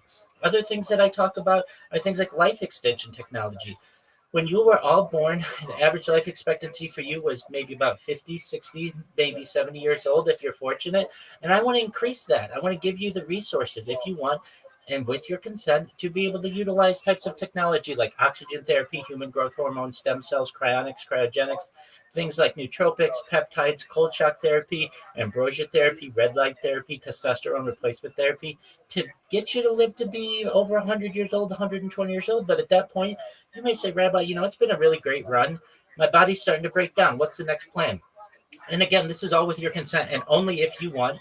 I want you to be able to utilize a type of technology known as mind uploading technology, where we scan your brain into a computer like a CAT scan or an MRI, knowing where every atom is in your central nervous system and your peripheral nervous system, for later download as an android, an avatar, a cyborg, a cybernetic being, a clone of yourself, a robot, whatever you want to be, an ethereal being. What I want you to know, though, is that this may be an option for generations of the future. And if it is, and you want to take advantage of it, I want to give you the opportunity to do so. This is essentially an idea of digital immortality. And if that's a possibility, which it may be in the future, I want to have that discussion. So these are the things that I like to discuss in addition to saving the world and helping people to be able to ensure that they have future opportunities through cryptocurrency and quantum computing. Certainly things like ending world hunger, world thirst, and certainly world peace. Those are some of the major topics that I discuss. Yeah. In other words, we say you discovered love, equity, and equality in others. That is amazing. And we all know the future will be very like being. We've heard a whole lot about the future, and we all know that now the future is here. Like we are right here in the future. Because we've now been discussing AI, discussing a whole lot having a whole lot of discussions that we have never actually envisioned before that we will be having, but now we are in the world of AI and all that. So it's amazing. So I would like to say much. I believe one of us are here and want to ask questions and stuff like that. But what I'm going to say before this is that we'd love to have you here. We'd love to have you here. We'd love to always want you to share your knowledge and all that. Probably we also get give time to come to your live streams and it's to also like personally I love innovations. I love learning new things and all that. I really want to learn new things. So I want to go to your live stream whenever I get the chance to. We also want to be able to also to give us some patience and really appreciate that. So Thank you for your kind words, Levi. I'd love to. I followed everybody in here, so especially when you host spaces, I'd love to attend when I can, and I'd love to share alpha. I certainly have more practical knowledge than things like anti-gravity and antimatter and all those things about which I discuss. I want to help people. I've helped more than 50 people in the last 50 days to really change their social media marketing strategies. For those of you who are interested, I can just give you a quick overview of how I help people. Many people, I really ask them to come to my Discord because I'm live in my Discord 24 hours a day. That's something that makes me different than anybody else you're going to find on the internet. Everybody else goes offline. So long as I'm awake, will answer any question that you have. I'll help you through any issue that you have. I will talk to you. I'll be your friend. I'll be your mentor. I'll be your coach. I'll do whatever it is to make you successful. First thing I ask everybody who comes in is, do you have a link tree? Many people do. Many people don't. Some people don't even know what it is. I recommend everybody have a link tree. A link tree is one link. It's free. And everything I tell you is free, by the way. It's one link where you can connect all your social media to it.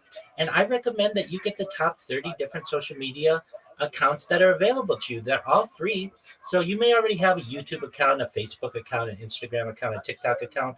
And that's great. I want to make sure that you have some of the other major ones like Reddit, Pinterest. People don't know Pinterest is actually a bigger website than X. X is the 16th biggest social media platform in the world. Pinterest is number 15. I want to make sure that you have Imager and certainly things like Grok and Sora and some of the other newer types of innovations that are available. Once you get all those, this is the strategy. This is why we do it. It's fivefold. So the first reason I want you to have all this social media is so that it gives you 30 places for you to be able to promote yourself. The second reason is it gives you 30 different places to promote your clients. The third reason is because it gives you 30 new communication channels for you to be able to get new clients, to get new business, to connect with new individuals, increase your network. Additionally, the fourth reason is it allows you to dominate search engines, social media, and AI. When somebody Googles you, what are they going to find? Are you just going to have one entry in there? Or are you going to dominate all 10 entries? It's up to you. If you are a marketer or you have a project, I want to ensure you're as successful as possible. And the final reason that I give for this strategy is it makes it difficult to impersonate you. Believe it or not, if you get popular on one of these social media platforms, somebody's just going to take your username and open up an account on YouTube or on Instagram or on TikTok and take your picture, your profile picture, and put that as theirs, and your description of yourself, your profile description, and put that in for themselves, and they're going to start getting business on your behalf, and they're going to ruin your good reputation. The way that you can protect yourself is by, while you're still relatively small, to ensure that you have all of this social media. And then what you do is you have all of the accounts send notifications to your email so you don't get overwhelmed with the different apps that are out there. Then what I have people do is we ensure that you have quality content on your different social media platforms. I help people using Grok's Imagine function. We create great 10-second videos that basically say, hi, I'm XYZ. I'm a Web3 marketer. I would love to help you to be able to promote your project on all my social media. If this is of interest to you, send me a DM. I'd love to connect. We create about 10 of those videos for Instagram Reels and YouTube Shorts, and certainly things like TikTok algorithm, so that you, when your clients look at your accounts, it's not just a skeleton. You have some robust content there. I also help people to then be able to maximize their descriptions, their titles, their hashtags that they're using, their profile pictures. I ensure that they know that how to create a Fiverr account. Fiverr, if you're not aware, is a third-party marketplace where you can do gig jobs anywhere from $5 to $500 or anywhere in between, so that you're able to get a little bit of an influx of finances into your account whenever you're in need. Additionally, I help people to join different communities, not just on X, not just on Discord, not just on Telegram, not just on Facebook. We want to increase your network in all of these different social media platforms, because your network is your net worth. If you lost your X account today, would people still be able to get a hold of you? Well, they would be if they were following you on the other social media platforms as well, and you could communicate to them. So it's better. It's never too late, and the best day to start doing this is today, if possible. And you should know, once we get all that arranged with people, in addition to teaching people how to make memes and market themselves with memes, and also how to clip spaces just like this one and tag the host, the co-host, and ensure that their alpha is shared to other people on the platform. I teach people how to shill themselves, how to pitch themselves, so they have a nice 30-second, 60-second, and 3-minute pitch. So they don't go into a space saying, GM to the host, GM to the co-host, GM to the speakers, GM to the audience. I don't really know what to do. I'm just here. I need a job. Send me a job. Give me a job. That's great. At least they're trying. I want people to come in and I teach people. It's not hard. I write it down for them. All they have to do is do what I say and then read what I write for them. And they come into a space and they say, GM, everyone, my name is XYZ and I'm a Web3 marketer. I would love to promote your project on my 30 different social media platforms. What this is going to do for you is it's going to help you to get more DMs. It's going to have more people buying your NFT, more people interested in your crypto. It's going to get you more impressions. You're going to rank higher on search engines. You're going to rank higher on social media. You're going to have positive effect from AI by utilizing this strategy. If this is of interest to you, send me a DM. I'd love to connect. We are changing lives by just giving people a little bit of assistance in how to market themselves. So those are some things that I'd love to share with people. If anybody's interested in what I just said, feel free to send me a DM. I'll send it to you in a message if you want, and I'll be your coach, mentor, and assistant, and anything that you need to make you successful. So I do talk about other things that are different than just some of the science fiction things that I talk about. I talk about real practical advice to help you to become more successful in whatever it is you are passionate.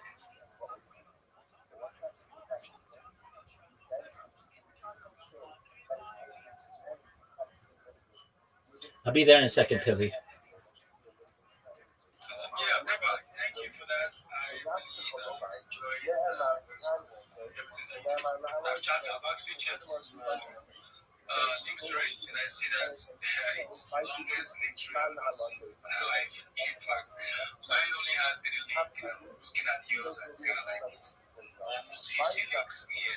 You're doing a good job, and we personally really appreciate you when you talk about Yo, futuristic stuff. what up, blood? Levi, I'll be with you in a second. I know you. I've been interested in knowing more about AGI for a very long time, and I'm going to be DMing you. I'll send you a message concerning list of stuff that I would like to get done in this arena, because I see you for a lot of stuff in here.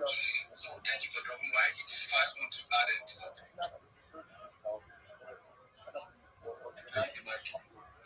Levi, I'll be with you in just a second. like I should have known, like I'm looking at the right, Yo, baby. It's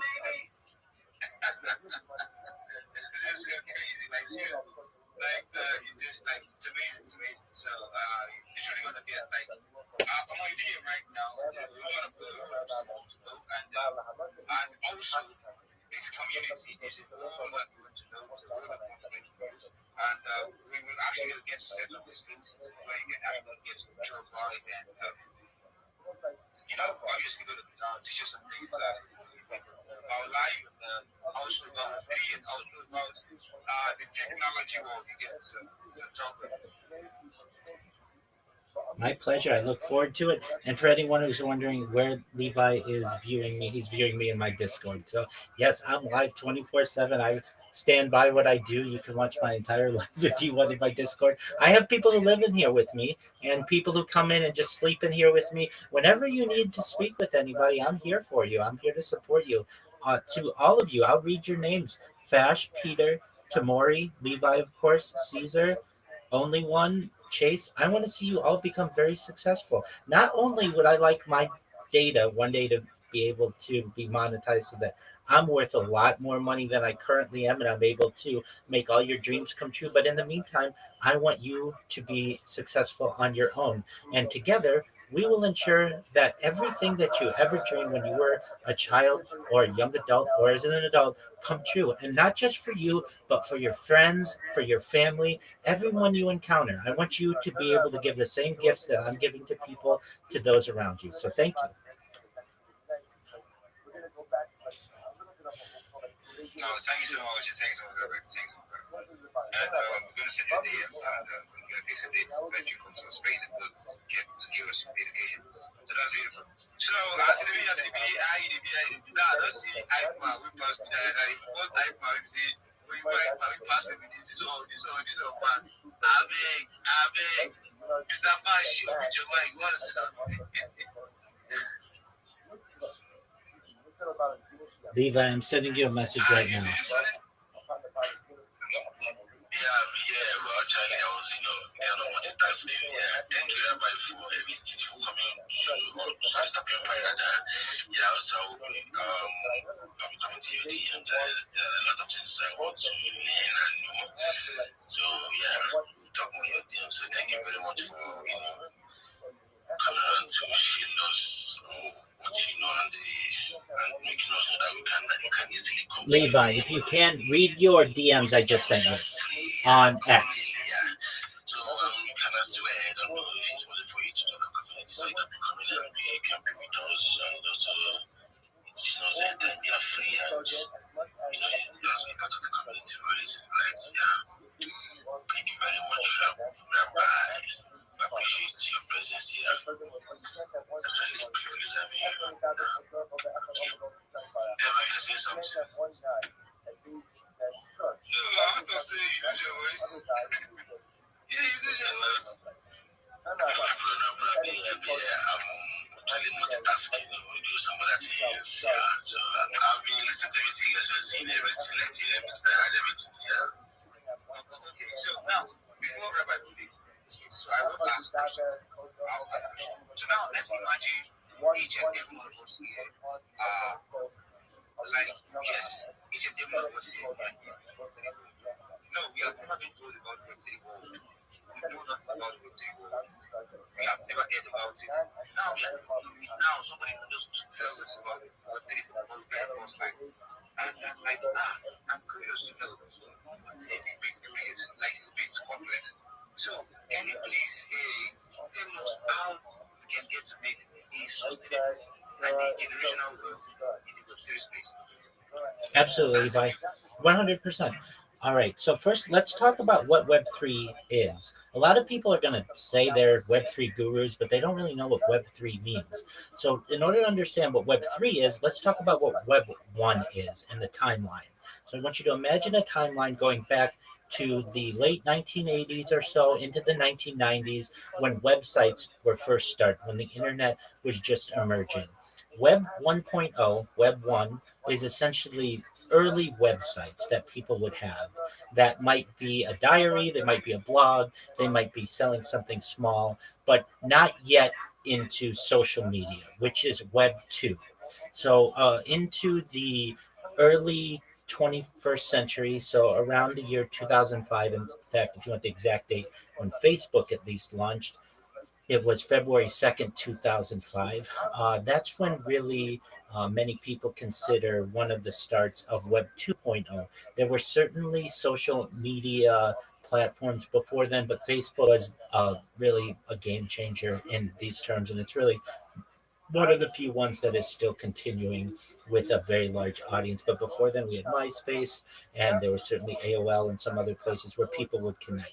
So we have Web 2, which is really social media. That's everything from Facebook to TikTok to Twitter, what we're using currently, or X. It's certainly everything from Reddit to Imager to LinkedIn, all of the things that we think of in terms of social media. That's Web 2.0. And then there's Web 3, which is where we currently stand. And this is really the blockchain. And what this is you're going to hear are things like decentralization. You're going to hear other terms like cryptocurrency and NFTs. The first cryptocurrency that really has become mainstream is Bitcoin, allegedly started by Satoshi Nakamoto. Now, no one knows who this person really is. Anybody who says they know a lot about them is not telling you the truth, to be honest with you. There's a very high chance that Satoshi Nakamoto may be a pseudonym of somebody. We don't know too much about him, but what we do know is that his white paper around the year 2009 changed the game for everyone and really brought many of us into what's known as Web3. Now, for anyone out there, if you're listening and you may know much of what I'm going to tell you, but for those of you who don't, this is just what I feel is good advice for anyone who's a newbie in Web3. So the first thing, even if you are not into Web3 or you don't know anything about it, you want to make sure that you have a crypto wallet. If you don't know what a crypto wallet is, it's essentially a digital bank account that you will be able to store multiple things, including cryptocurrencies and NFTs. When I say cryptocurrencies, that's an overarching umbrella term for things like Bitcoin, which many of you have heard of, I'm sure, things like Ethereum, Solana, XRP, and then also things that we call sometimes in the world of meme coins, things coins that maybe aren't as valuable but are still considered cryptocurrencies. Then another arch of this under this type of Web3 world is something called the NFT, which stands for non fungible token. What these are basically like digital art that have as much value as a community wants to give them. They can be worth at times millions of dollars and at other times less than a penny, just depending. And when we have something, whether it's a cryptocurrency or an NFT, and it gets to be worthless or very, very small amounts of worth, we call this rugging. And the phrase rugging comes from the idea of having the rug pulled out from under your feet. So you might hear of someone who references a project as a rug pull.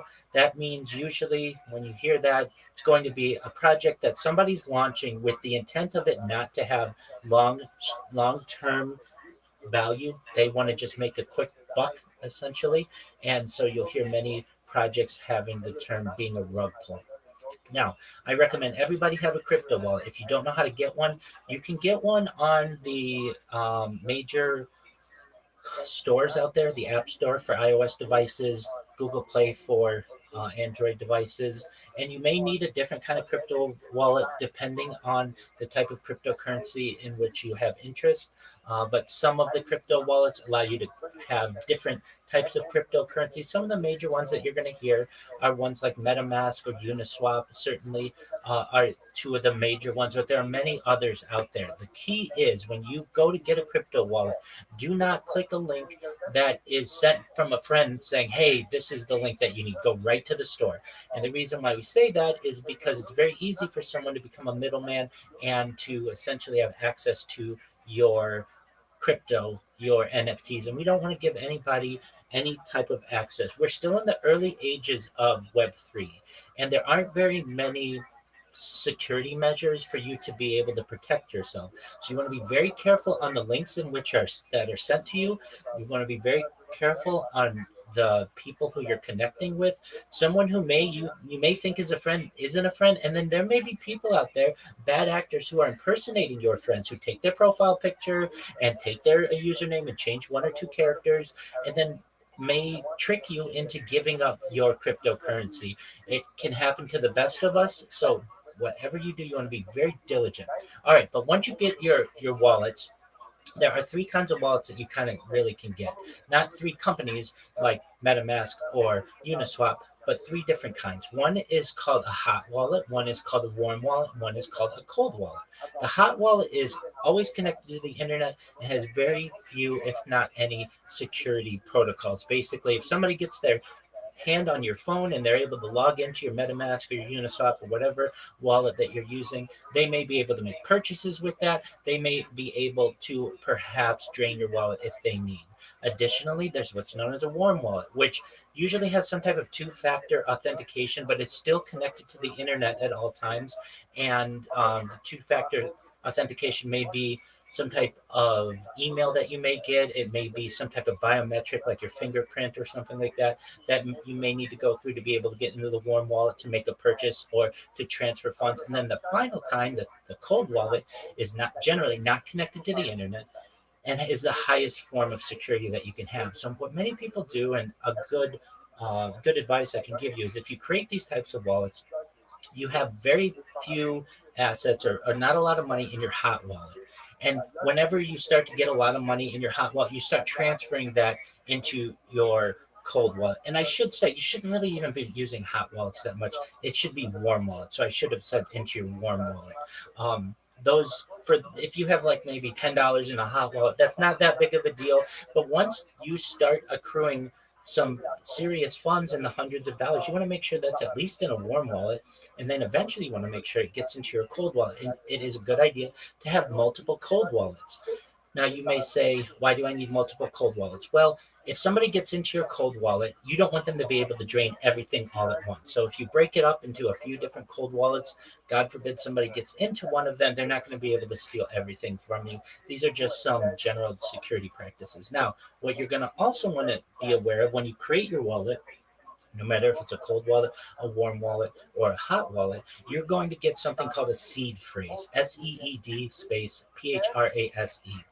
This is essentially the keys to the castle of your crypto wallet. And it's very important that you write this down when you're creating the wallet and you store it in a safe place. I'm going to ask everybody in here, if you had a fire, God forbid, at your home or wherever you live, would you be able to get to your seed phrase? Is it in a fireproof box? Is it in a safe? Is it in some type of lockbox? If it's not, well, you're at risk perhaps on losing access to your seed phrase. So keep that in mind. A major piece of advice anybody's going to give you when you're getting involved in Web3 is never keep your seed phrase on a digital device only.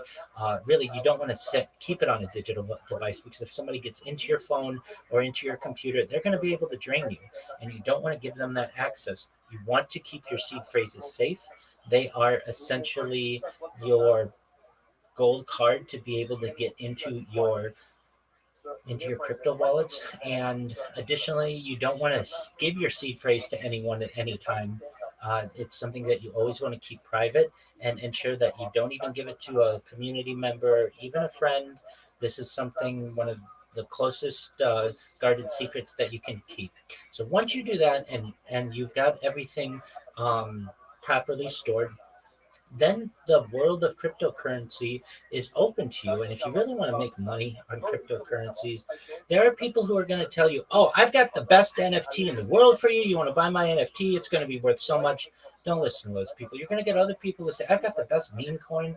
It's the best meme coin in the world. We help to rebuild the dams of the world and the trees of the world and the flowers of the world. And that's great. And these meme coins do a lot. But if you really want to make money on it, and you always really want to be winning, really probably two of the best ways to do it is, one, to get airdrops when these when these cryptocurrencies launch, they many times need crypto holders, so they'll give a little bit away, and you get into airdrop groups. If you don't know how to get into an airdrop groups, you can do it on X. X has airdrop groups. It's called free airdrop groups. Just type airdrop into the X communities in the menu on the left side of X, and join the airdrop groups, and they will make you aware of whenever there's a free airdrop, and you go in there and you can start getting some free money. And believe it or not, these cryptocurrencies, because you're so early in them, will start to have some value. They'll go from being worth 0.0001 penny into sometimes hundreds, if not thousands of dollars if you hold on to them. And it's all free. All they wanted was your support at the beginning of the launch of the coin. So that's something that's very important. The other way you can make a lot of money is doing rug pulls. And it's not something that I necessarily advise you to do, especially if you're new, but it is a way that people do it. So, what they'll do is they'll get a bunch of people who are very excited to make money, and they will start a coin. And they will market that coin to many different people. And very early on, you will buy a little bit of the coin or perhaps a lot of the coin and then sell it right away when it's already going up. And so you may be able to get, you're going to hear this in the Web3 world, X's. That means multiples of whatever it is. So you're going to be able to go maybe 2x your money, 4x your money, 10x your money, 100x your money, whatever it is. The longer you wait, though, the more opportunity, more risk you're going to be taking on. And so you will perhaps want to get out as soon as you can and then just go back into another one. One of the great platforms that you're going to find for this, I don't know if I even should use the word great, but it's one of the most common places for this, is a place known as Pump Fund. It's pump.fun. And many people are starting coins, thousands of coins every minute. And you could go in there and buy coins really early and then sell. And you're going to get a 2x, a 3x, a 4x. And you need to be satisfied with that. And you keep doing that. And you may perhaps find a lot of success with it. But if you mess up one time, you perhaps may lose all of your investment as well.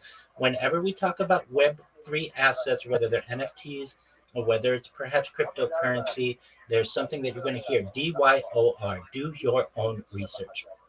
And there's no one in the world who can do the research on your behalf. So whatever it is that you're thinking of in which you're going to invest, you have to understand that this is gambling, essentially legalized gambling. You're going to be taking risks. So do your own research. Never trust anyone, not even yourselves. Do your best to ensure you do your due diligence. And if you do, there's a lot of money to be made in this. And I don't want to take up any more time of the room, but I did want to be able to at least give you an overview of what I tell anyone who's new to Web3, how they can be successful. Thank you. That's amazing. That is beautiful. Enjoy somebody that has something about. I wish this space is now recorded. So you actually get this transcription of this space down there. It's like content. It's just amazing. It's happening here. You may not like deep understanding of how to actually get to make money in this space. The thing is that I want to ask a question. I know I'm actually taking your time now, but this is what you do. This way that you are learning this, they're learning this, and I'm enjoying this as well. So this is what I want to. How do we make a sustainable wealth, like a sustainable income, something sustainable, something that I would say yes, this is what I do. Airdrop is not sustainable. For instance, in the past years, airdrop are actually giving out a good numbers of money to people and all that. And this year has been different. The only recommended marketing comes out with an info file, we've had audio version of info file. So we've had a lot of mess and all that. And it has actually restricted this it has actually lost the airdrop narrative somehow because people don't get now something that I can do. And people don't get this money and stuff like that. Now we're getting to have saturation in the computer space. Of course, we are looking to make sure that everyone everybody because they got it for everybody. And whether they like it or not, everybody will be able to for sure. It's certain. What I'm asking right now, because I believe we are part of the 5% people who are in Web3 right now. Because I believe 95% of people all in that world are yet not into the Web3 space. So, like the 5% who are already here, what can we do that is sustainable, that can keep us on the long run? Before the remaining 95% So how do we do it? Excellent question. Well, the easiest way to do this is to have a source of income. So you'll find many people are already employed and they use Web3 as a way for investment. If you don't have a job, I can help you to get a job, and it could be doing something Web3 related, or perhaps you have a talent or some type of passion. So, how do you get a job? Really, firstly, you need a resume or a CV. Also, it's Latin for curriculum vitae. This is your life's work. Essentially, what it is your contact information, your uh, education history, your employment history, and what kind of job that you want. And if you don't have a resume, you don't have a CV, you need one. And if you want one, go to ChatGPT, give it your contact information, give it your employment history, give it your education history, and say what kind of job that you want. And it will make you the best resume that you've ever seen within 1 second. You take that resume and you save it. You're going to need that resume for Web3 jobs or whatever kind of jobs that it is that you may want. Then, what I advise people to do is start connecting yourself with recruiters. So let's say you're a graphic designer or a community manager, or you could even be just a social media marketer, whatever it is that you do. You could be a creative writer, you could be a video editor, whatever it is. It helps to have somebody working on your behalf finding you a job. In addition to you finding a job, recruiters get paid to get you paid. So what you do, and I have a list of specifically Nigerian recruiters who I've been able to help people with him to connect to be able to promote themselves. I will send that list to you. Essentially, what you do is you email them your resume. They'll take a look at it. If they have anything that matches your skill set, they'll ensure that they help you to be able to interview for that job and eventually get hired for that job. Other places that you can get jobs certainly are some job boards that are available, at least in the United States and in Europe and some places in other areas of the world. Things like LinkedIn is it? I can tell you, LinkedIn alone, I've made hundreds of thousands of dollars from jobs just on LinkedIn. There's uncapped potential just with LinkedIn. So it's really good to have a strong LinkedIn profile. But additionally, places like ZipRecruiter, Indeed, Career Builder, Monster.com, these are all job finding, job location websites. And the reason why I'm talking about getting a job first is because I want you to be able to have the funds to be able to make these investments. But I'll talk to you about how to get a job in Web3 as well. But these are places that you want to exhaust because they pay the most amount of money. So there are some job boards specifically to Africa. Jobberman is one of them. There are some others, Africa Jobs, that are going to have opportunities for you. But let's say you try all of those and they're all exhausted. Nobody wants to hire you. That's okay. No need to fret.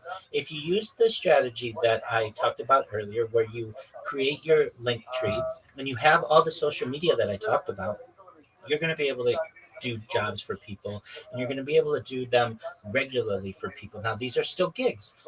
And I want you to be able to get something where you have a weekly salary. You're getting a paycheck, and we'll get to that. But basically, what you want to do is make people aware of what your skills are. And you'll go to these spaces just like we're in right now, perhaps larger spaces, perhaps even smaller spaces. And you'll go in and you'll show yourself and you'll come in and say, "Hi, everyone. My name is XYZ. I'm a Web3 marketer.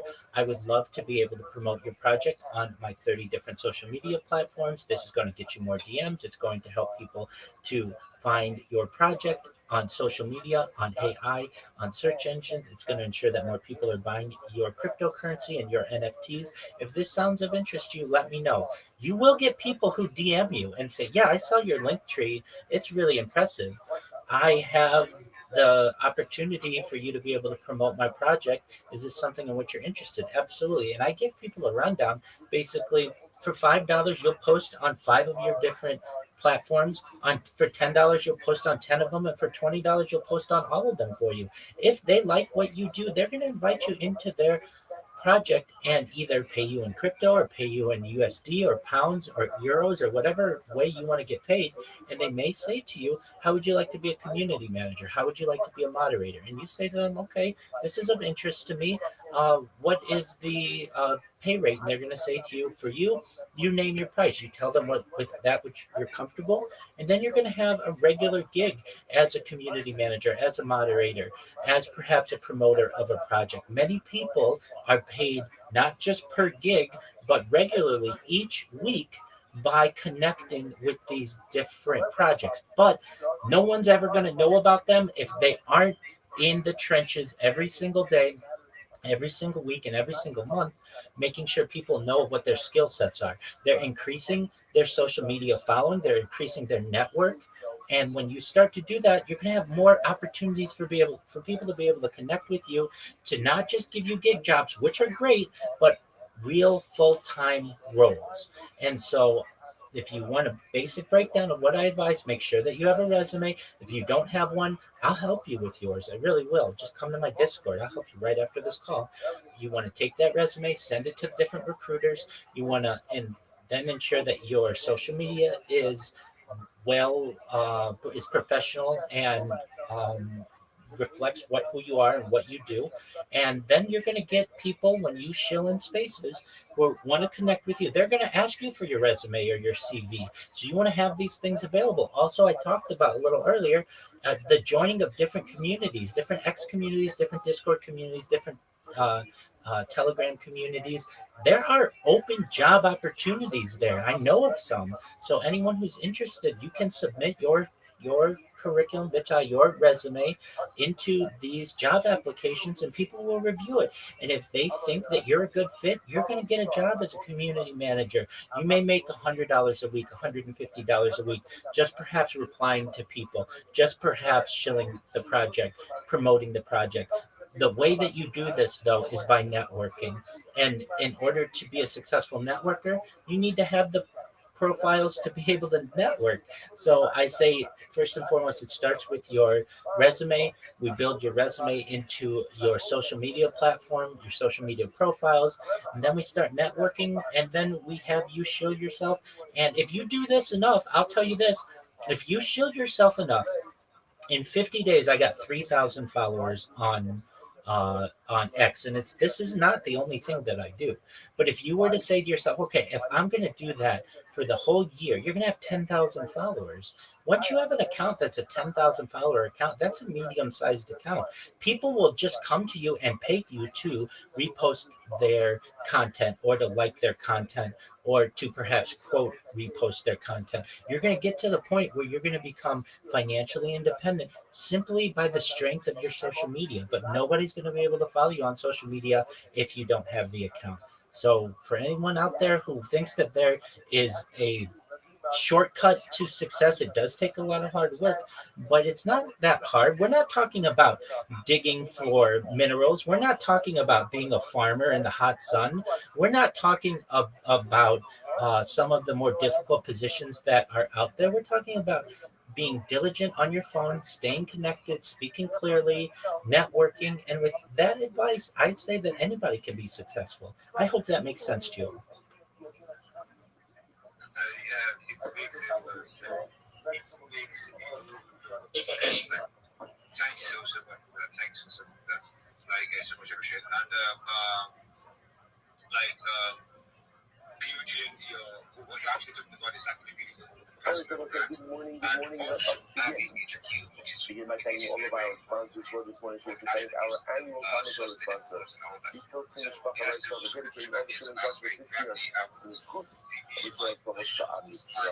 Our Comic sponsors this month, Stephen Abalino, which was speaking to his loving Steve's mother, Lawrence is in the honor about to sell yours to the rock on the occasion for 50 yards of the open American Comic all the being shown love and families in the Comic, all those new folks together. Yes, you are. Yes, you are. Bring our messages home before the call of Shalala, Holy Soldiers, to be successful. The call of Nasi, David, shall surely say protection and providence of our brothers and sisters in itself, and in result of America Hashem for a week of the self struggles and decisive. Thank you so much for your kind words. Absolutely. And to anyone who's hearing my voice, send me a DM. I'll send you the same message that I sent to Levi, and it's going to have everything that you need, including the 30 social media platforms that I think you need. And really, no one else is going to walk you through like a teacher and ensure that you have all of your social media connected. I'll look at it all. I'll make sure it's spelled correctly. I'll make sure there are no grammatical errors. You're a reflection of me at this point. I'm going to help be your mentor, and you're going to be a protege, and I want you all to be successful. The big question that I get from a lot of people is, all right, what's the catch, Rabbi? We're going to do all this, and then you're going to ask us for money. No, no, no, no. I want you to keep your money. I'm never going to ask you for any money. You have my as much of my word on that as possible. I am live on 20 different YouTube streams and another 33 different platforms. I don't want your money. I want you to keep your money. I want you to be able to invest it for yourselves long term.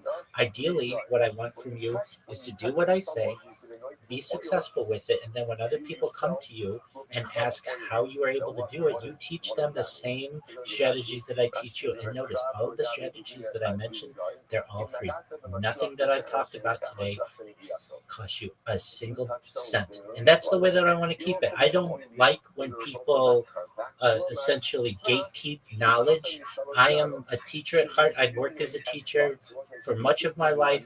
The term rabbi is Hebrew for teacher. I'm also a certified project management professional. I've launched apps on the App Store and Google Play with much success. I've marketed technology with much success in major markets around the world to tens of millions of people, including the major cities throughout the United States. So I do have a proven track record of success. I've had major contracts with Fortune 100 companies around the world.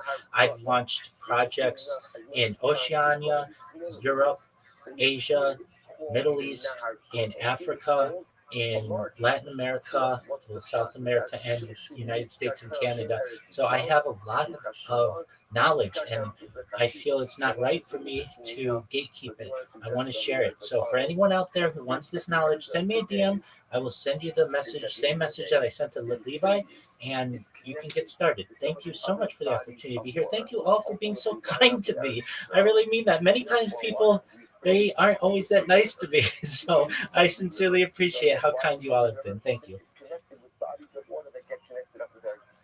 So what do you see from here? So again, the same way that if you touch someone that's oily, you become oily. If you touch something that's great, you also become great. So the Euphrates itself is not what this means. It's a big river. The Euphrates is actually a fairly large water source. But Manasseh, compared to the other ones, it's not as big. But since it touches the water sources which touch Eretz Yisrael, therefore it's called Nahal HaGofa. It's called the large river. Thank you so much.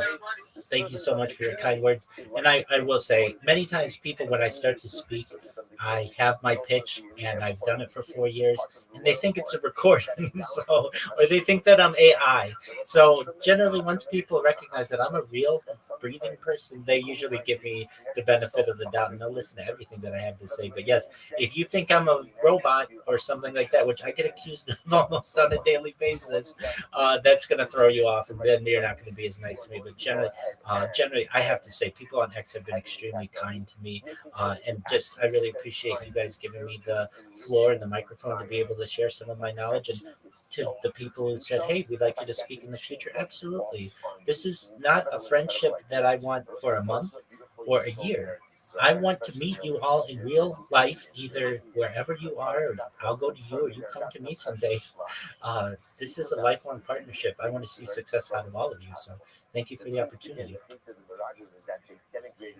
Yo, I'll be there in just a second, guys. I'm just going to finish up in this call.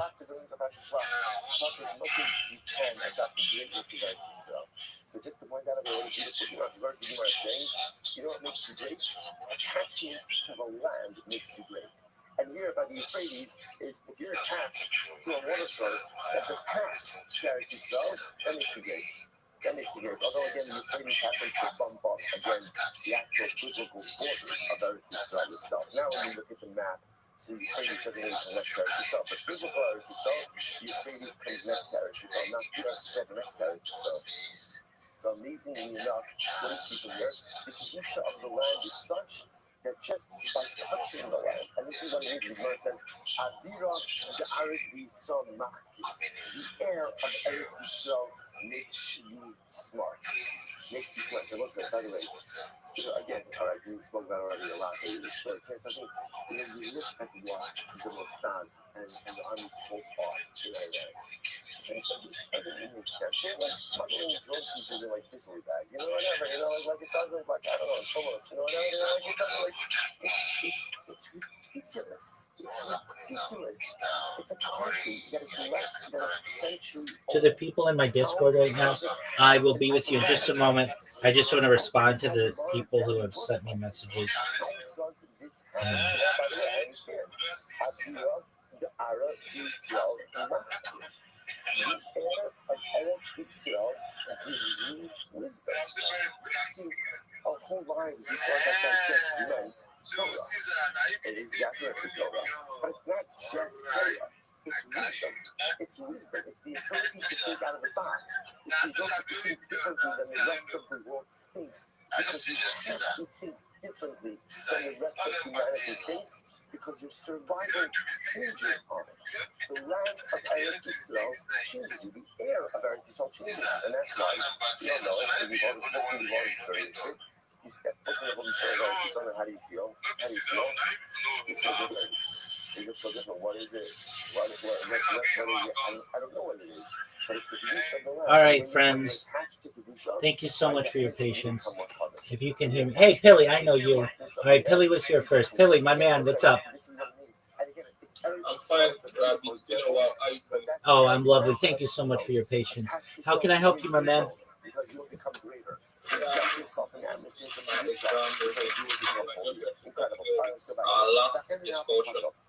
he asked me to create an account on some particular websites like Jobberman and etc. So I'm done with those. But the thing is that the accounts are on my personal computer. So when I'm done, when I charge it, I'm gonna show you everything I've done with the account. So I just want to ask if there is something else I can do to that. Yeah, definitely.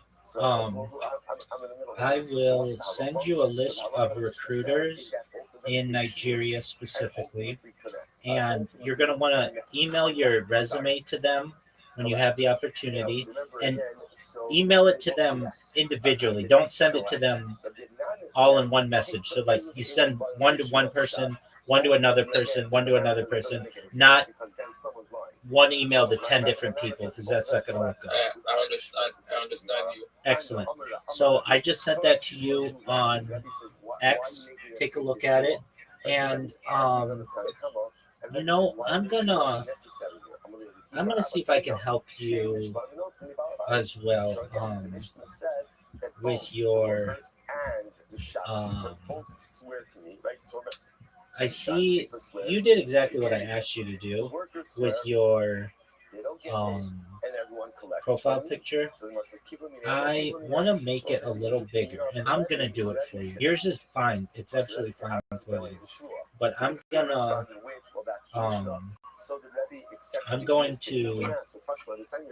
take it. Let's see. Do you have the file that you have the on Pilly your profile picture? So this is now a second The idea. file, That the workers not really. I see it as a picture. I understand. I mean, do you have the picture? Can you send me the picture on X, please? It should be swearing to me, to the employer. Okay, no problem. I'll do that right away. Excellent. Okay, great. If in reality, the workers and the shopkeeper are both going to swear. But we're going to make the workers. Shout out to my man Levi if you're there. I appreciate all your kind words. I'm here to help you. We want to kind of put that claim to the test.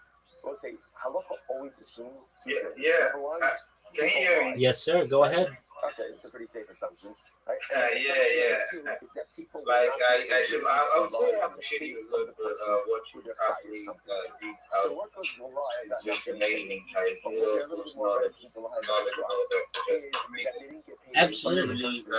hard to get people to of their time without actually getting anything in return. Yet give out this teach out knowledge this way, and it's just amazing. You have their time to give people knowledge. I believe knowledge is power, and knowledge and like right information is like information. obviously they actually giving us that information. So this is what I'm actually a community builder. Excellent. I'm a community builder, and also I believe Web3 is actually coming like it's coming massively to Africa, and a whole lot of people just think that we do not add any economic value to their project. They think that we get to take from them from project without actually adding value because of the years and stuff like that. So which is what I personally is actually thinking against that they actually got values. It's not as if we don't have values, we do have values. And we're not just here to take from any other project, but we do want to add what we know we can. And there's one thing I believe we actually got, which is our voice. We get to amplify projects and just actually get to bring them out of project also in order for the right eyes to get to them. And I'm talking about that. So this is how I take it to myself to get to educate people about what the thing is all about. And that is what I've been doing right for 1 year now. I've been doing that for 1 year now. I've organized one event and actually like I've been caught up in the moment, like caught up with so many things whereby sometimes I find it difficult to just have a focus on my own growth personally, and and mostly people have to look at results. What have you achieved from this stuff? Though I'm surviving with this, but what have you actually achieved without people just want to see results from you. What have you bought? Are you financially free and stuff like that? Or people get African mentality as described different, and that is like you literally right now you said a whole lot of what you end working from home and on links and all that. So and I'm actually still waiting for my own kind of okay, this is what I've achieved so far, which people will get to look at and be like, yeah, I want to be part of this and all that. So that is what I'm actually looking at, educating people and bring them up into the space for them to have the same understanding, not actually giving that knowledge and thinking like, okay, this is just for me and all that. Just giving it out for you to get to understand. Even though I literally don't do it for free. I take something for that. Why? Because a lot of people don't take what they get for free seriously. So that is why I get now I just take only 2 tokens in order for them to be like, yes, I want to learn this and I'm putting my money on this because I want to learn it. So whenever they put their money on it, they get to take it serious more. They take it more serious.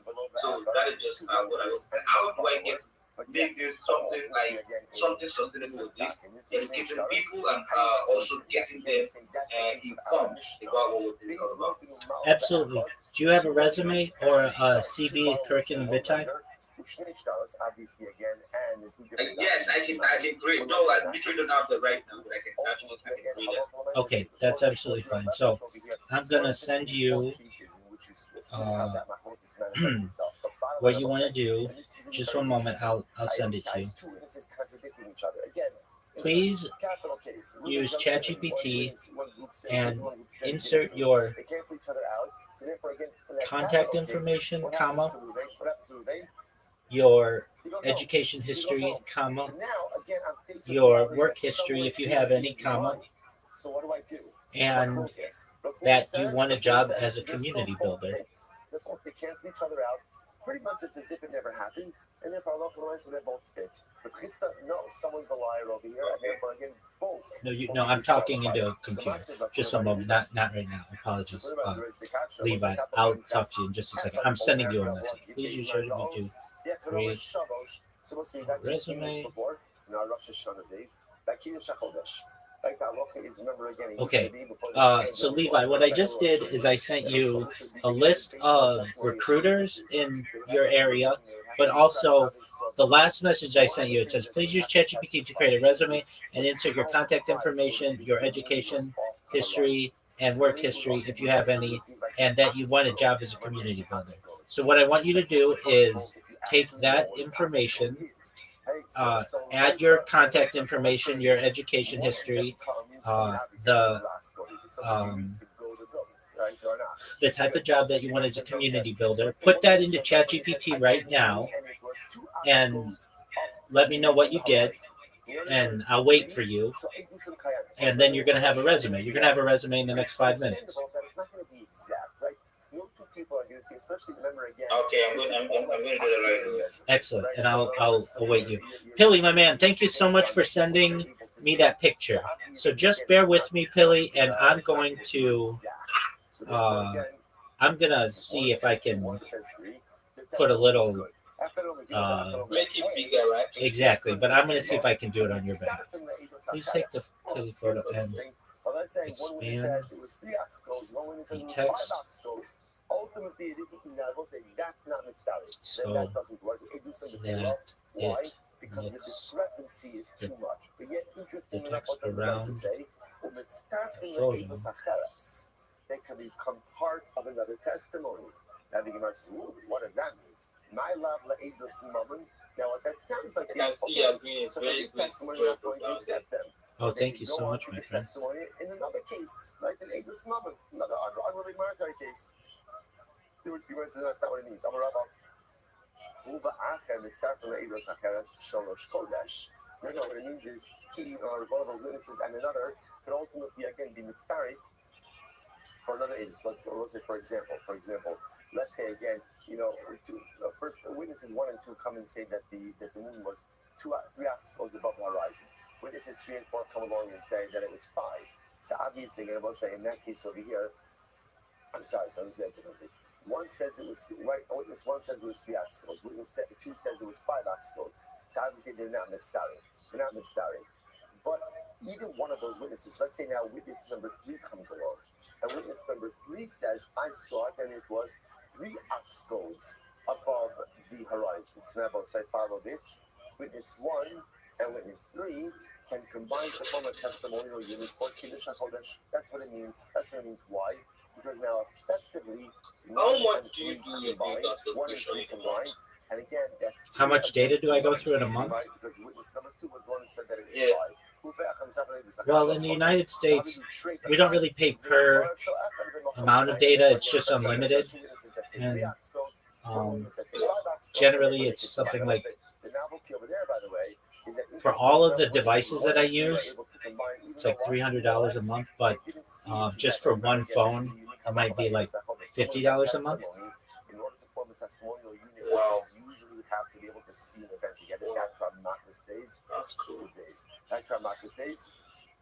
Right? But now, instead of Kiddush HaKodesh, we allow them to combine. Good. So let's say, how do we paskin? So the Rambam paskin is like Rafuna. That when you have testimonial units which cancel each other out because of contradictory testimony, that does not go ahead and take away their ability to testify in future cases. So, Pilly, we are just waiting. I'm asking ChatGPT to make these changes, and I know it's not going to be. I know it's not going to be perfect right off the bat, so we'll have to make some other changes. But it's going to be good. I've helped some other people do this, and it does a really nice job. Once we get it the way that we want. To give testimony in other areas. So again, Group 1 says Reuben killed Shimon. Group 2 says Reuben didn't kill Shimon. Like Salok said, they cancel each other out, but both we passing like Rafuna, both are still kosher to give testimony in other areas. Incredible. Let's go. Says the Gemara.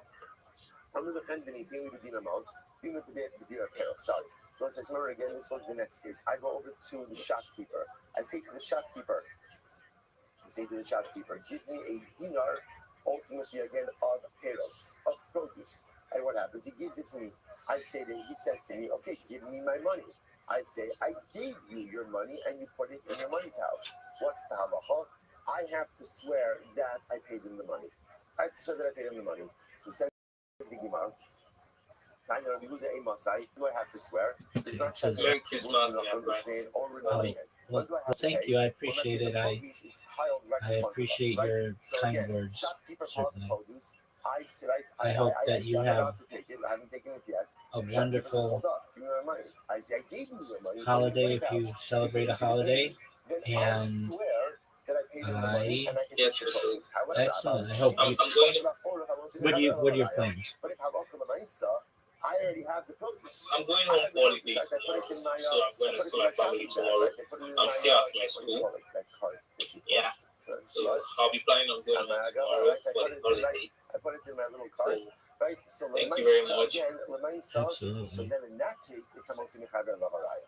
In that case, since I already have possession of the fruit, again, then Please, can I the talk to reality Mr. is Levy for a possession is while? 9 tenths.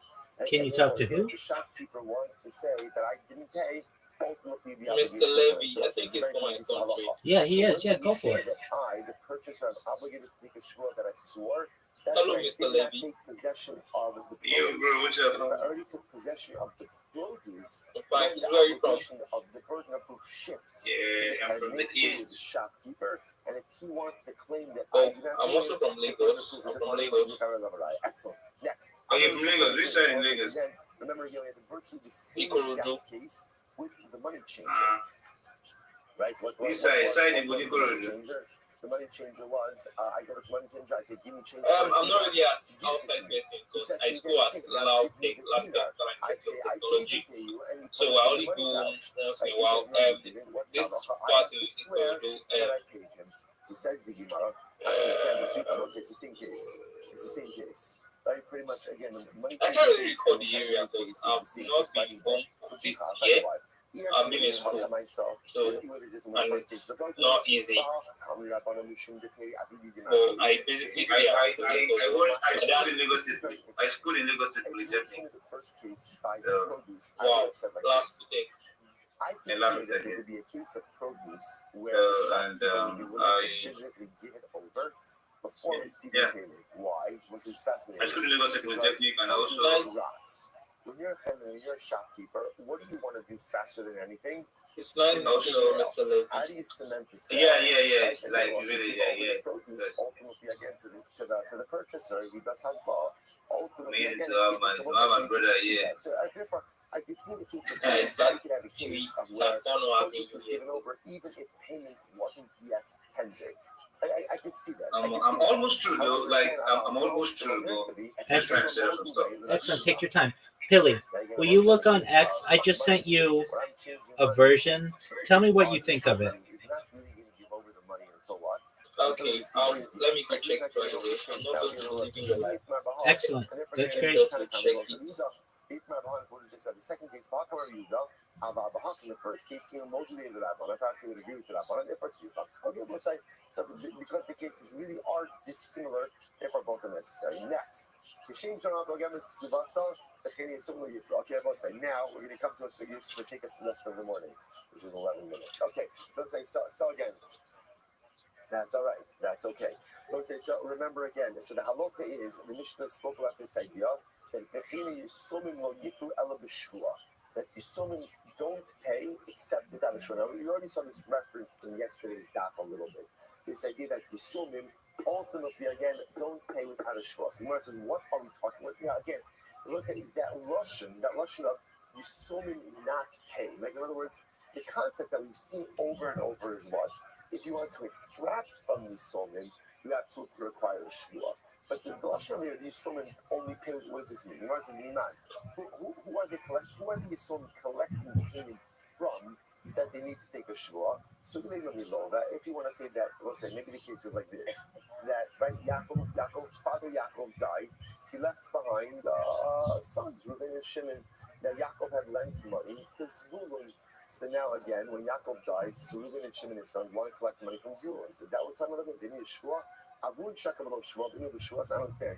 If Yaakov is alive, Yaakov couldn't collect from Zvulun without a shvua. Why? Because what does Yaakov have? What does Yaakov have? A star.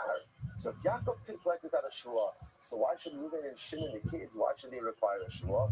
That's what it means to say. So many lo yifra b'shvua. So it's like yesterday's daf. But says, oh no, what are we talking about over here? We're talking about over here Yisomim who want to collect from Yisomim. So this is orphans collecting from orphans. So the halacha is you can only collect with a shvua. So what are we talking about on this? Well, say so now this is a little bit of a repeat from what we saw in yesterday's class. So Rabbi Shmuel David Tabai is very important. Rabbi, this actually makes sense. It's good, isn't it? Collect from Abi Yershin. Yeah, it makes sense. I love it. I love it too. So just download it and then make that your picture and make it that on all of your different social media. Right, so Father Yaakov All right. is the lender. Yaakov lent money to Zvulun. Rabbi, Yes, I sir. just sent you now go ahead and I just sent you the what the challenge created. Okay, I'm looking at it right now. After Yaakov died, Zvulun died. So now Yaakov's kids are coming to collect from Zvulun's kids. Okay, so what's the halacha? The halacha is that Yaakov's kids can only collect the shvua from Zvulun's kids. And now again, now the novelty over here is even though again, what do Yaakov's kids have? What do they have? They have the star. But remember again, I will say this is all embedded in the idea or in the concern that you. Did you put your education history in it? In the affairs of their father.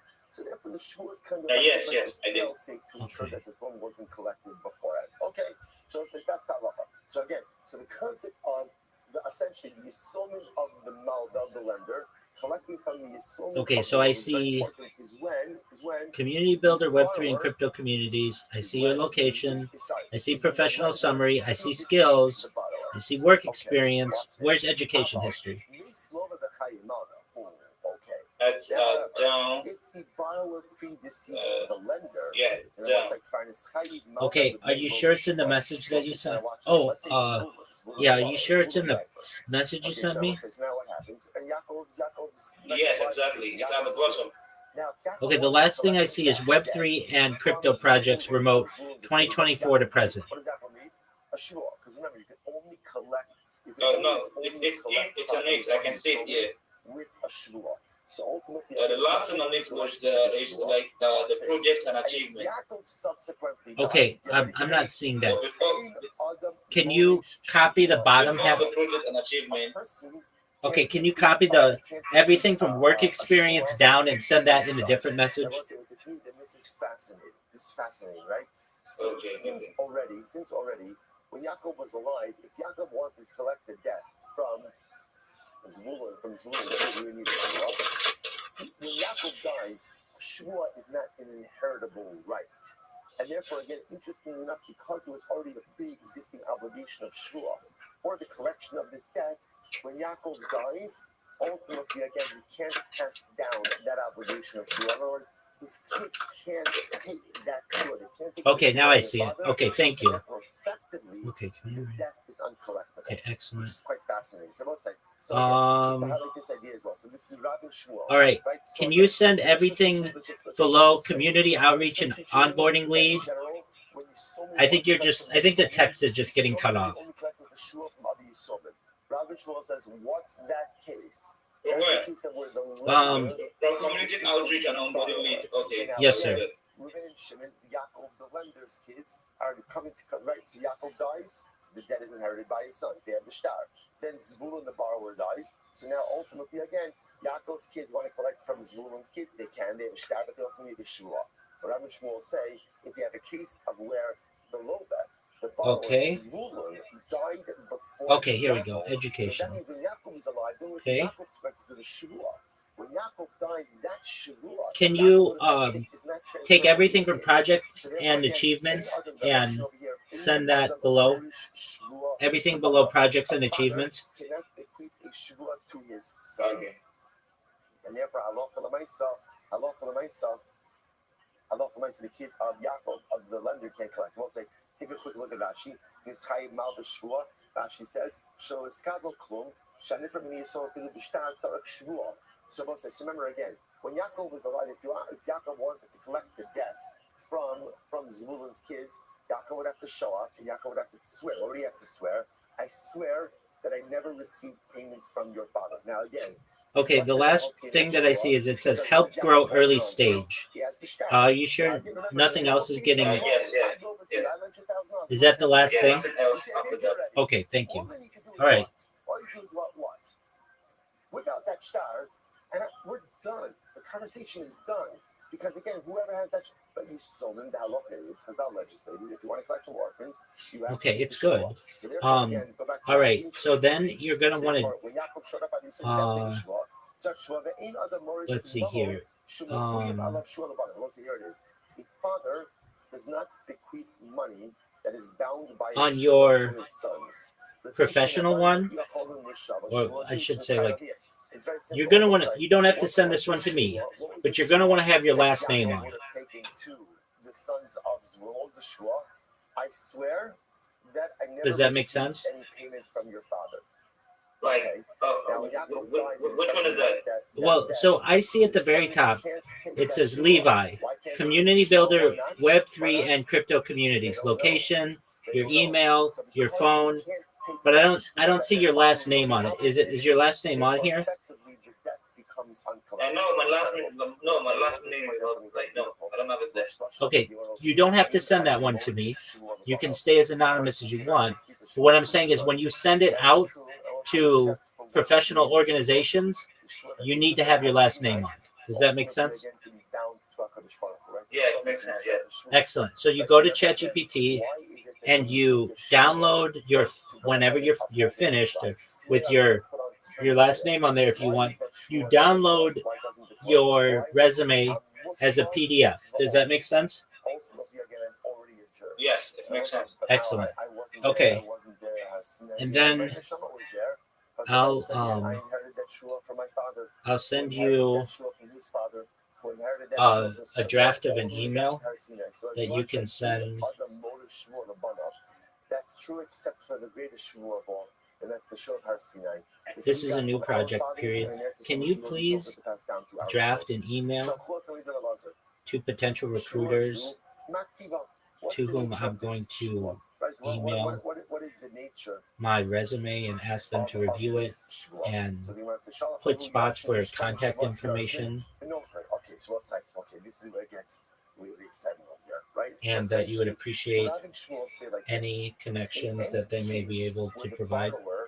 Predeceased the lender, right? And then the lender dies, the debt is uncollectible. Why? Because since the only way to have already collected that debt was through a shvuah, right? Yaakov couldn't collect through shvuah, and the kids can't take that shvuah of Yaakov, therefore the debt is uncollectible. But Velosa comes along and says, what are you guys talking about? I don't understand. There is a shvuah. Velosa said there's what's called shvuas yarshin. What's shvuas yarshin? What's shvuas yarshin? Shvuas yarshin, Velosa we saw, is a shvuah where Yarshin said, to the best of our knowledge, our father told us that, right, that this debt was not collected. So we'll say that's a shvuah. Now, in general, by the way, whenever Yarshin are going ahead and collecting from other Yarshin, that's always the soul that they're taking. We'll say, let's flip this over for just a second, right? Remember again, let's say Yes, sir. Malva died first. Right? I'm gonna get back to you as soon as I send my resume to the shop. The email address you sent to me. Excellent. That's what I want you to do. And then also upload that new profile picture that we made for you on all your social media, including X and Discord.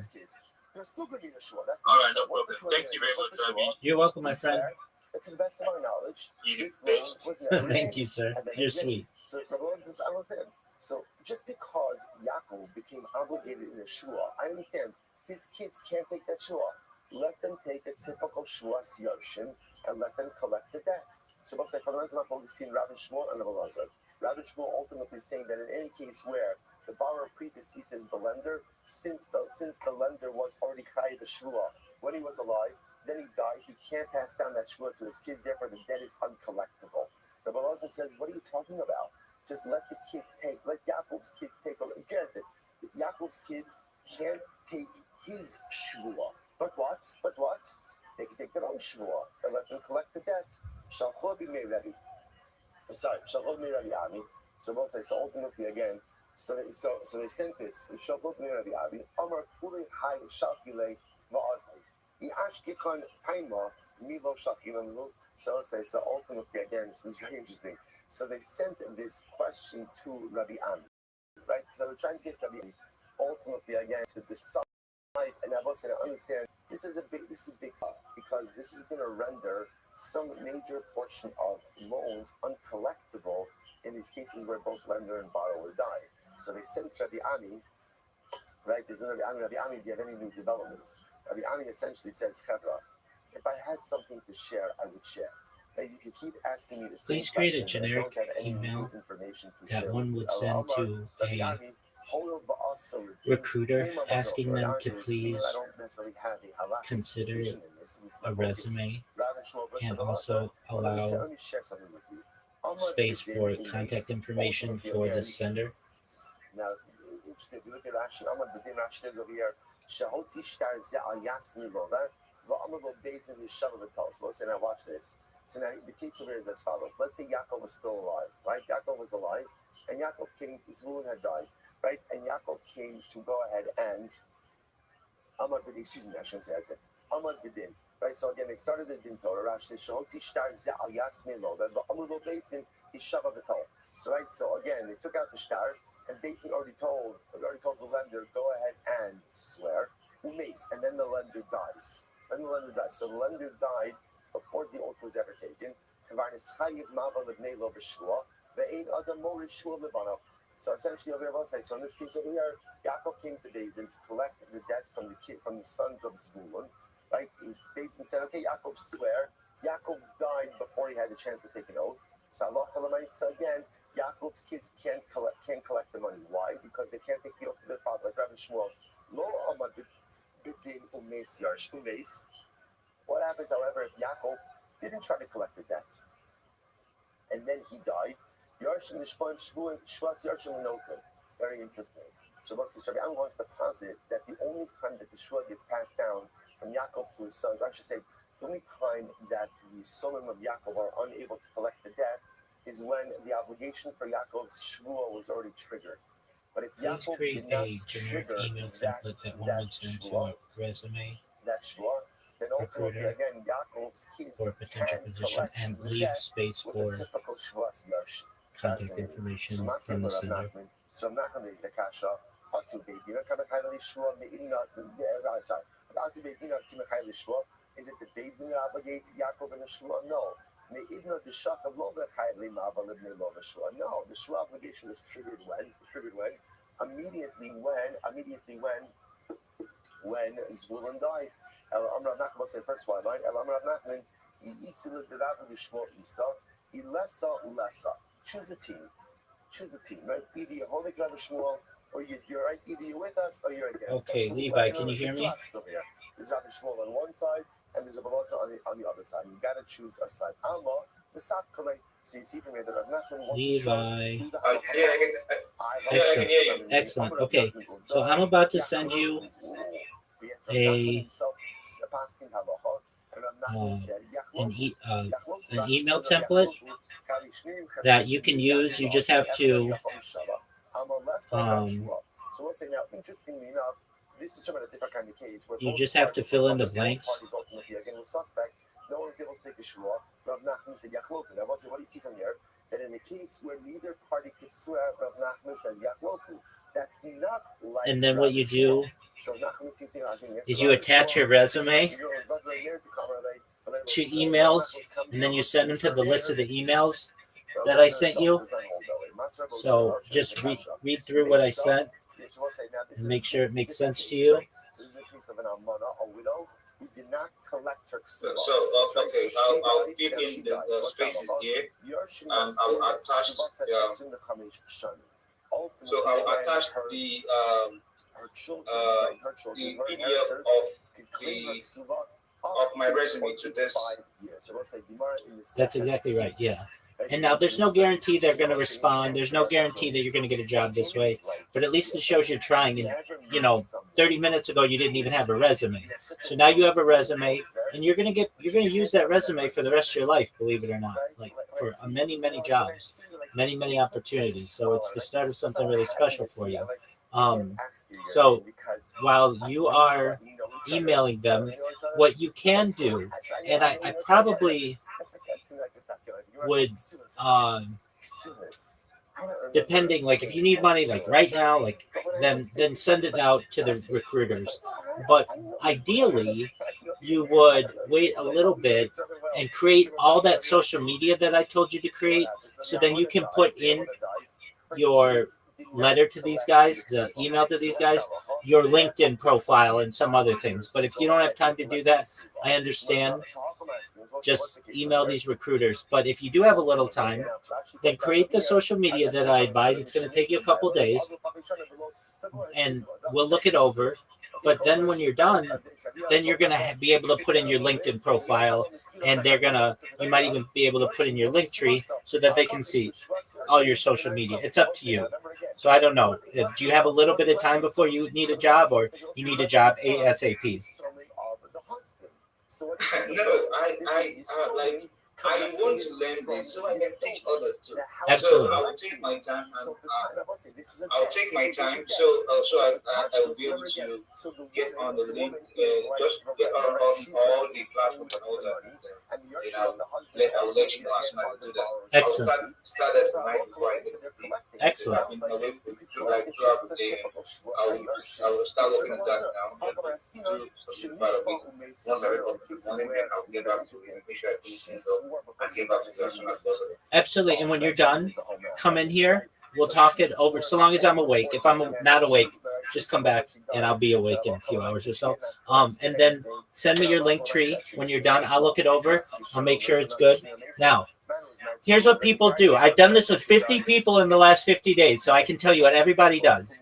They get really excited to do this. They start to do it, and they send it to me, and not all the links were correct. So before you send it to me, check all the links to make sure that they're right and there aren't any broken links.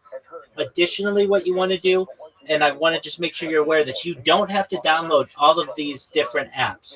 There are some apps that you may want, like the Linktree app and maybe Instagram and maybe TikTok, but you don't have to download 30 different apps. You just have to use a browser to create the account and then link the account in your Linktree.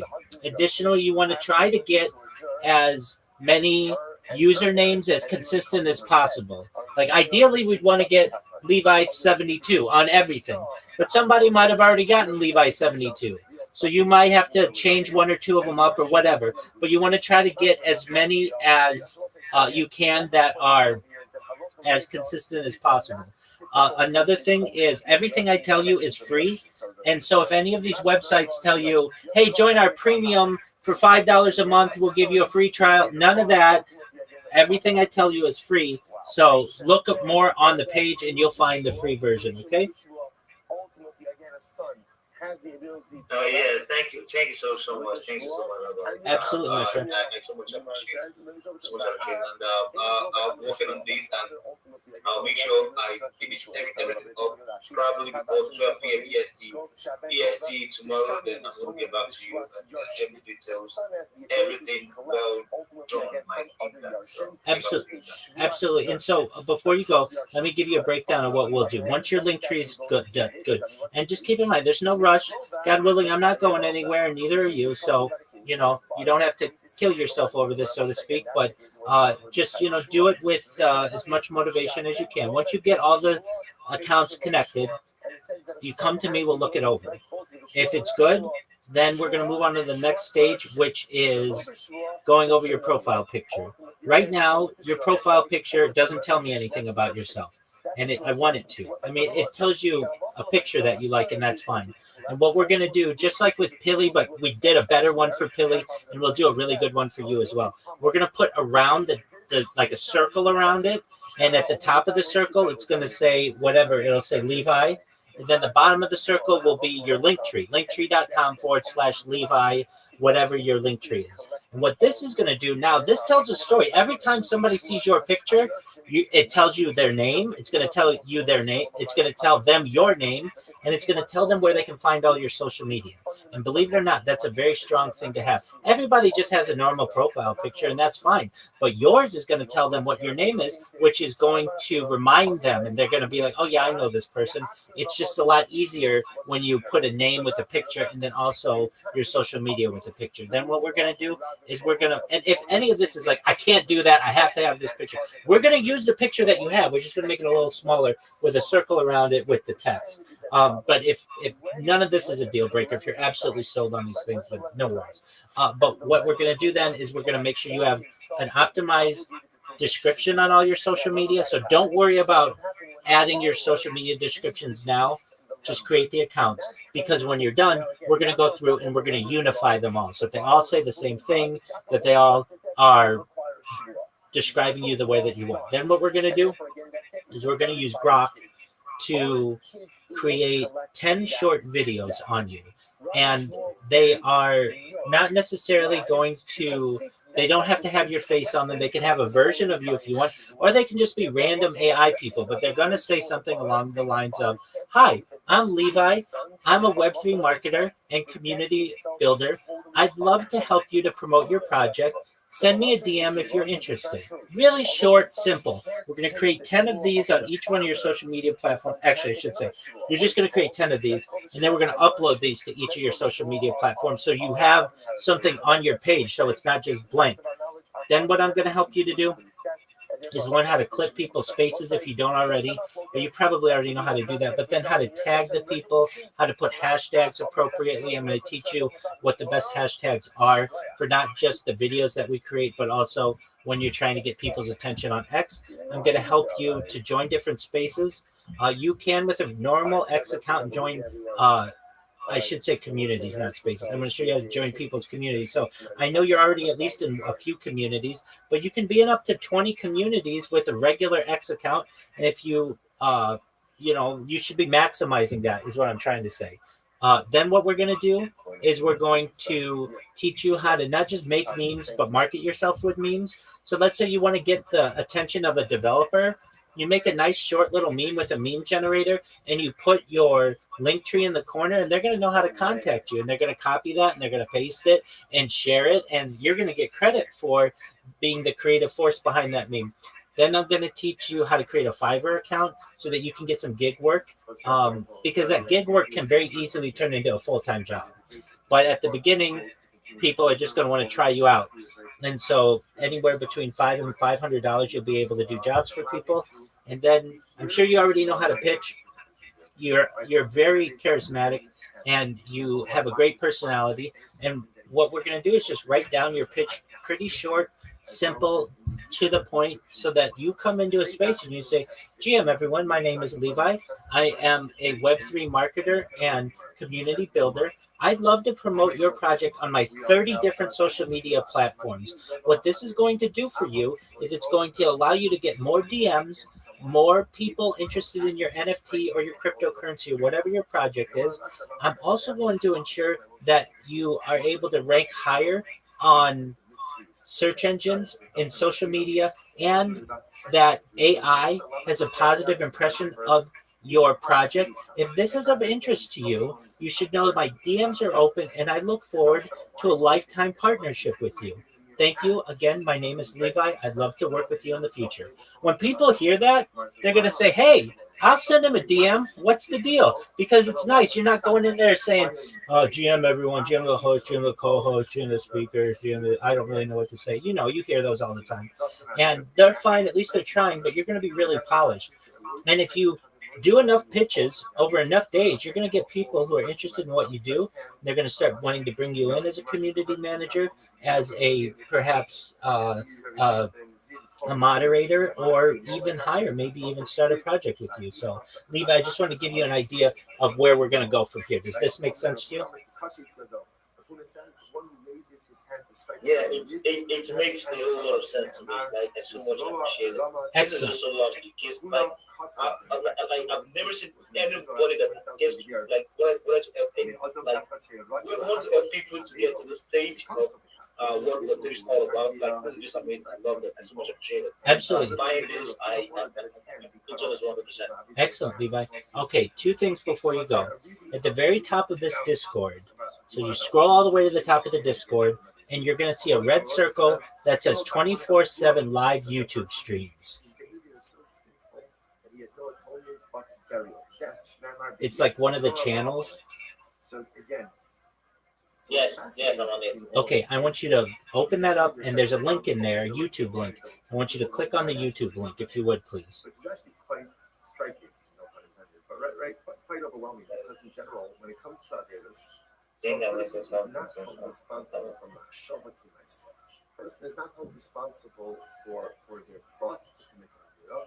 Rather, we're only held responsible for our deeds.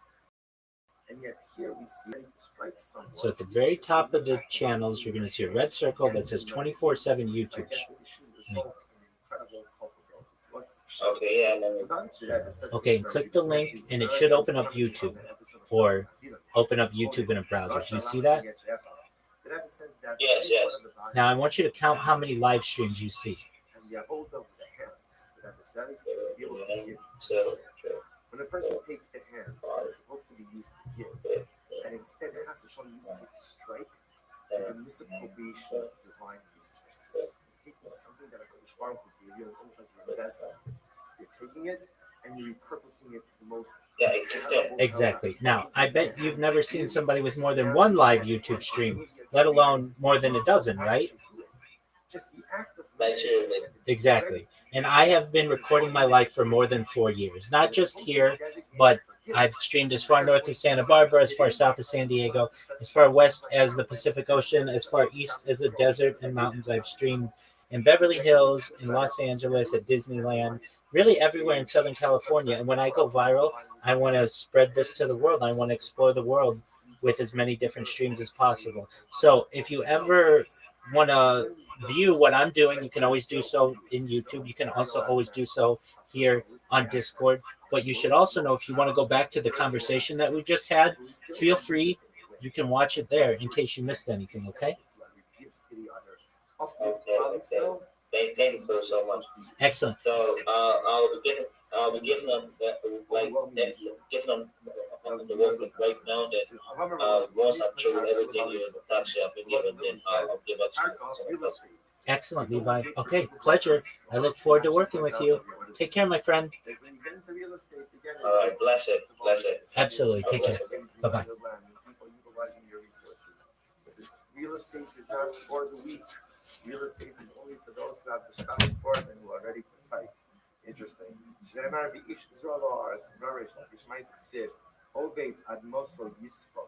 What does this mean ultimately? Again, that literally, the person who works his land, he will be satiated with bread. If a person makes himself like a servant to the earth, he will be satiated with bread. But if he doesn't make himself like an heaven to the earth, lo yisbalach. And ultimately, again, he will not be satiated. Rashi says over so again, quite literally, more about agricultural. That farming, agriculture is one of those professions where you have to be fully committed.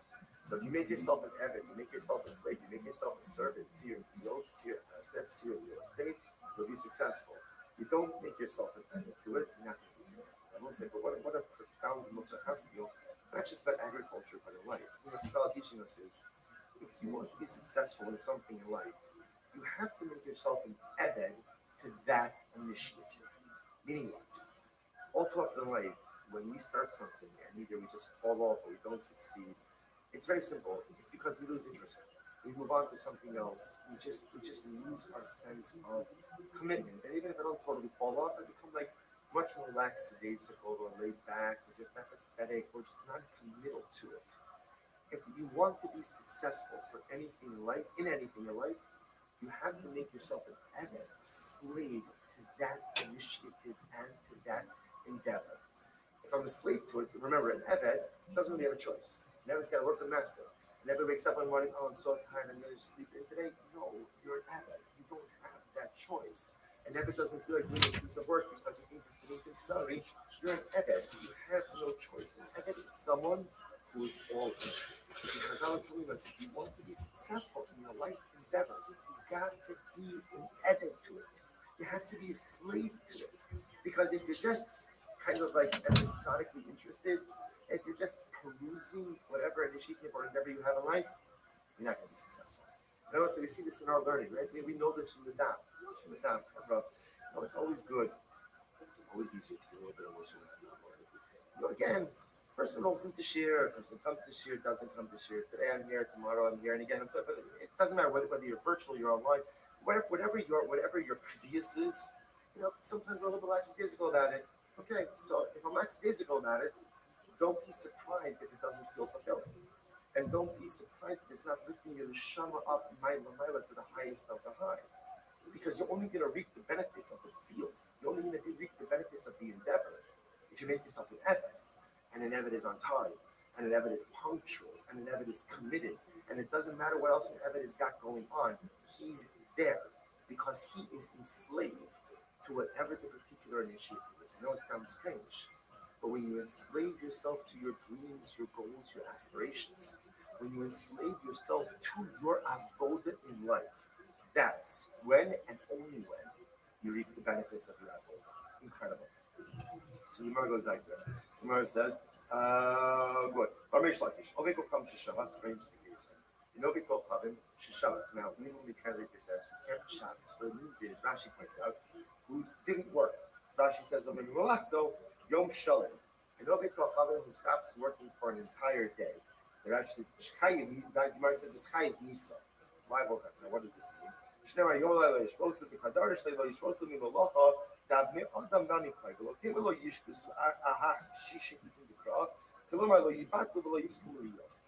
over here is that an Ovid Kohanim has an urgency that he also has to live with. Lest you think that living with a sense of urgency is only a Jewish thing. It's not true. Even an Apple has to live with a sense of urgency, and therefore it's interesting. Ovid Kohanim Sheshavas. So an Ovid Kohanim will just takes it easy, takes a vacation in life. Incredible. All of humanity is mechuyev to be an eved to whatever initiative they undertake. Every person, Jew and non-Jew, is obligated to be enslaved to their goals, their dreams, and aspirations because that's the only way in life you actually make things happen. As Harshal has also, also again, anything they're warned about, that by definition becomes their liability for death penalty as well for non-compliance. Even less people that it's only Shabbos. The Gemara is saying that guy is not allowed to keep Shabbos, which is true by itself also. This is true even if they're not taking off Shabbos. This is just talking about the idea of living relaxed days at home, relaxed, laid back life. That's not what Baruch Hu wants from man. It's not what he wants from Jews, and it's not even what he wants from non-Jews. He wants everyone to be plugged in. He wants everyone to be enslaved. He wants everyone to be operating on all cylinders. Incredible. The Chashva Gabi Zayin says, so why not include this in Shem's Law? That an Nochri is not allowed to quote unquote keep Shabbos. So the Gemara says, keep a Chashev Shevi Al Tasa Kumase Lo Chashev. The Shem's Law only include Shevi Al Tasa, things you're not allowed to do. Doesn't include things that you have to do. Top of Nun has 59a. That's not true. The obligation to establish a judicial system, that's a kumase, that's a positive obligation. So we must top of Nun, that's 59a, second line. Kumase b'shevi al tas. The truth is the obligation to go ahead and establish a judicial system is both a positive commandment, right? It's a positive commandment, and it's also a prohibition. In other words, in halacha l'maisa, what's the prohibition? That don't allow injustice to go ahead and occur within your boundaries. Okay. A non-Jew who learns Torah is chayiv misa. Why? Shenamar Torah tzivalanu Moshe morasha. Morasha says morasha. Torah Moshe commanded us Torah morasha. It is an inheritance. The Gemara says manu morasha v'lo. It's an inheritance for us and not for them. It doesn't belong to the nations of the world. Therefore, if they learn it the chayiv misa. Now, why chayiv misa? So then why not include this in Shemus Noach? That a Ben Noach is not allowed to learn Torah, to which the Gemara says, Mandamar Morasha makes al Tagazim. It's interestingly enough, we're going to see that there are two ways to read this word. Torah Ziva Lanu Moshe, Morasha Kihilas Yaakov. So one of the things it says Morasha, which means it's an inheritance to the Jewish people. See if you hold this an inheritance, if a non-Jew learns it, he's taking it from us, and therefore it's theft. Theft is already included as one of the Sheva Mitzvos B'nai Noach. Mandar Morasha Nigzal Tagazulei. Mandar Mi'urasa. The other thing it says, it's not Morasha Kilasaka, we're rather Mi'urasa. We are wed to Torah. Klal Yisrael is wed to Torah. So therefore, again, if a non-Jew goes there and learns Torah, Dino Kinara Mi'urasa B'skila. It's like adultery. Adultery, Kinara Mi'urasa, which you got to remember, B'nai Noach don't have Nara Mi'urasa. And therefore, again, they're judged according to Yisrael standards, and therefore they get skilled. Okay, so first of all, this is an interesting one, because in general, there's a lot of discussion about what does this apply to? Is this Torah Shabbat? Is the 5 books of the Chumash? Is it Torah Shabbat? According to most opinions, this prohibition is not the Torah Shabbat. It doesn't apply to Chumash, right? Chumash Torah, but rather it's more a prohibition on Torah Shabbat, Mishnah, Gemara, things like that. But this happens to pose a very interesting question because when people study for conversion, obviously they have to go ahead and learn Torah Shemal as well. Okay, so we'll put this on our list for fascinating Yomi topics to talk about at a different time. But just to put it on your radar. But I'll also mention, which is really quite amazing, is it tells you the beautiful relationship that we Klal Yisrael have with Torah. And it's a multifaceted relationship. On one hand, it's a Yerusha, it's an inheritance. And the interesting part about an inheritance is there's nothing per se you do to get an inheritance, right? The person has a rich parent or has inherited assets, the parent dies, I get the inheritance. So on one hand, there's an element of Torah that's mine simply because it belonged to previous generations, and now it's passed down to me. I didn't do anything, I didn't earn anything, I just received it by dint of those who came before me. But then there's also Torah is a Nu'urasa. Nu'urasa, Eris in marriage, is a distinct and beautiful and harmonious union that is created by two people. So on the other hand, I have my own unique relationship with Torah. So on one hand, Torah is Yerusha. I have it from my family before me, from generations before me, going back to Har Sinai. I didn't do anything, it's just been passed down to me. But then my job is to take the Yerusha and make it a Nu'urasa. My job is to take the inheritance and make it my betrothed.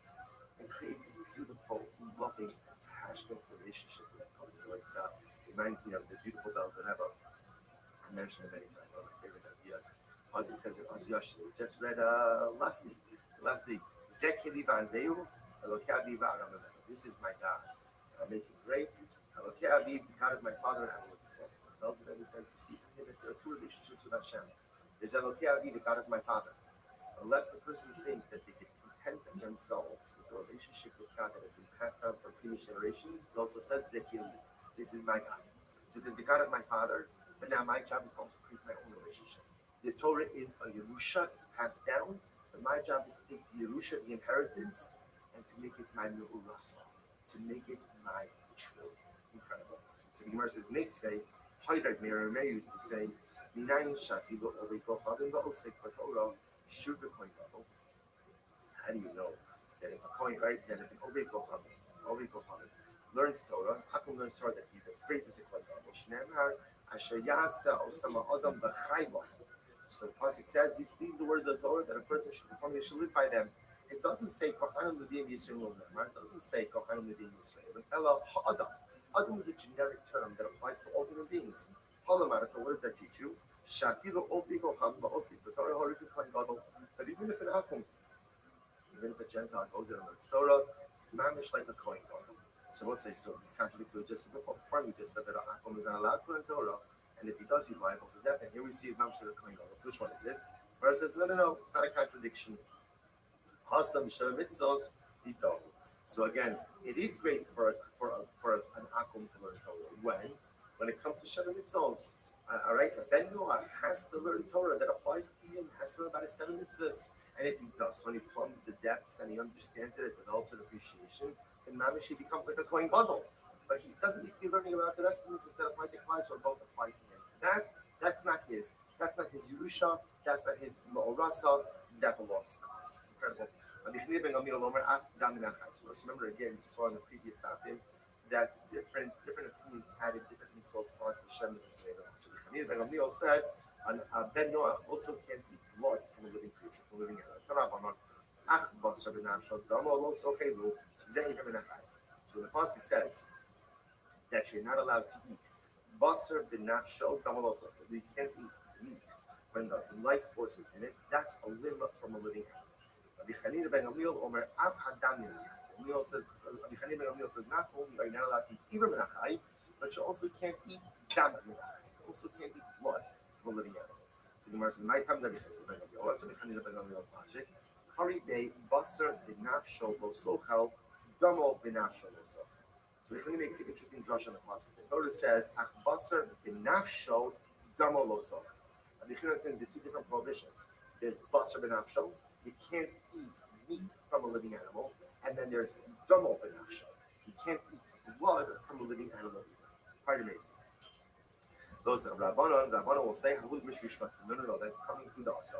That pasuk, that phrase is actually coming, that Damo is actually coming to teach me that halacha l'maisa, you're allowed to eat the limb from shvatim, pretty big plug. You can pull off a limb, okay, if you want to.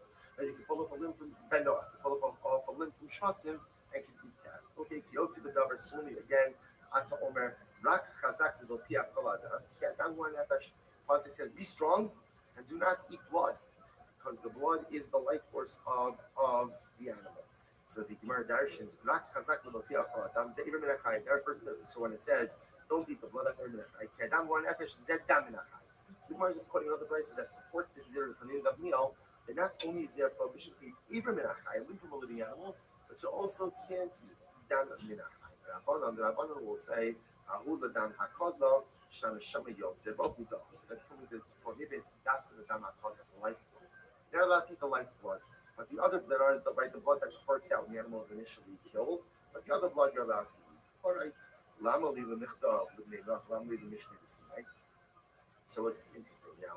If you notice, the Gemara pointed out already that the prohibition of eating a limb from a living animal is mentioned in Sefer Bereshis, right, by Adam Arishon, and it's also mentioned again in Chumash Kebar after Har Sinai.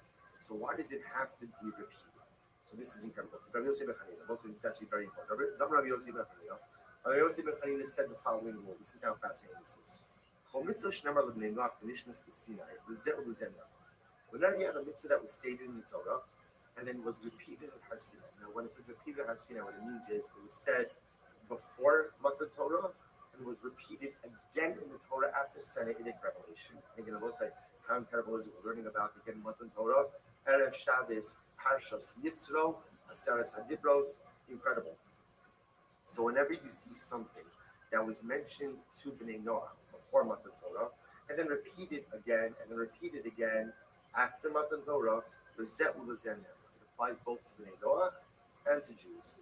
The Bnei Noah followed Mishnah Sinai. If something was only said before Matan Torah to Bnei Noah and wasn't repeated by Har Sinai after Har Sinai, then the Yisrael member below the Bnei Noah it only applies to Jews, doesn't apply to Bnei Noah. The only example of this is Gid HaNosha.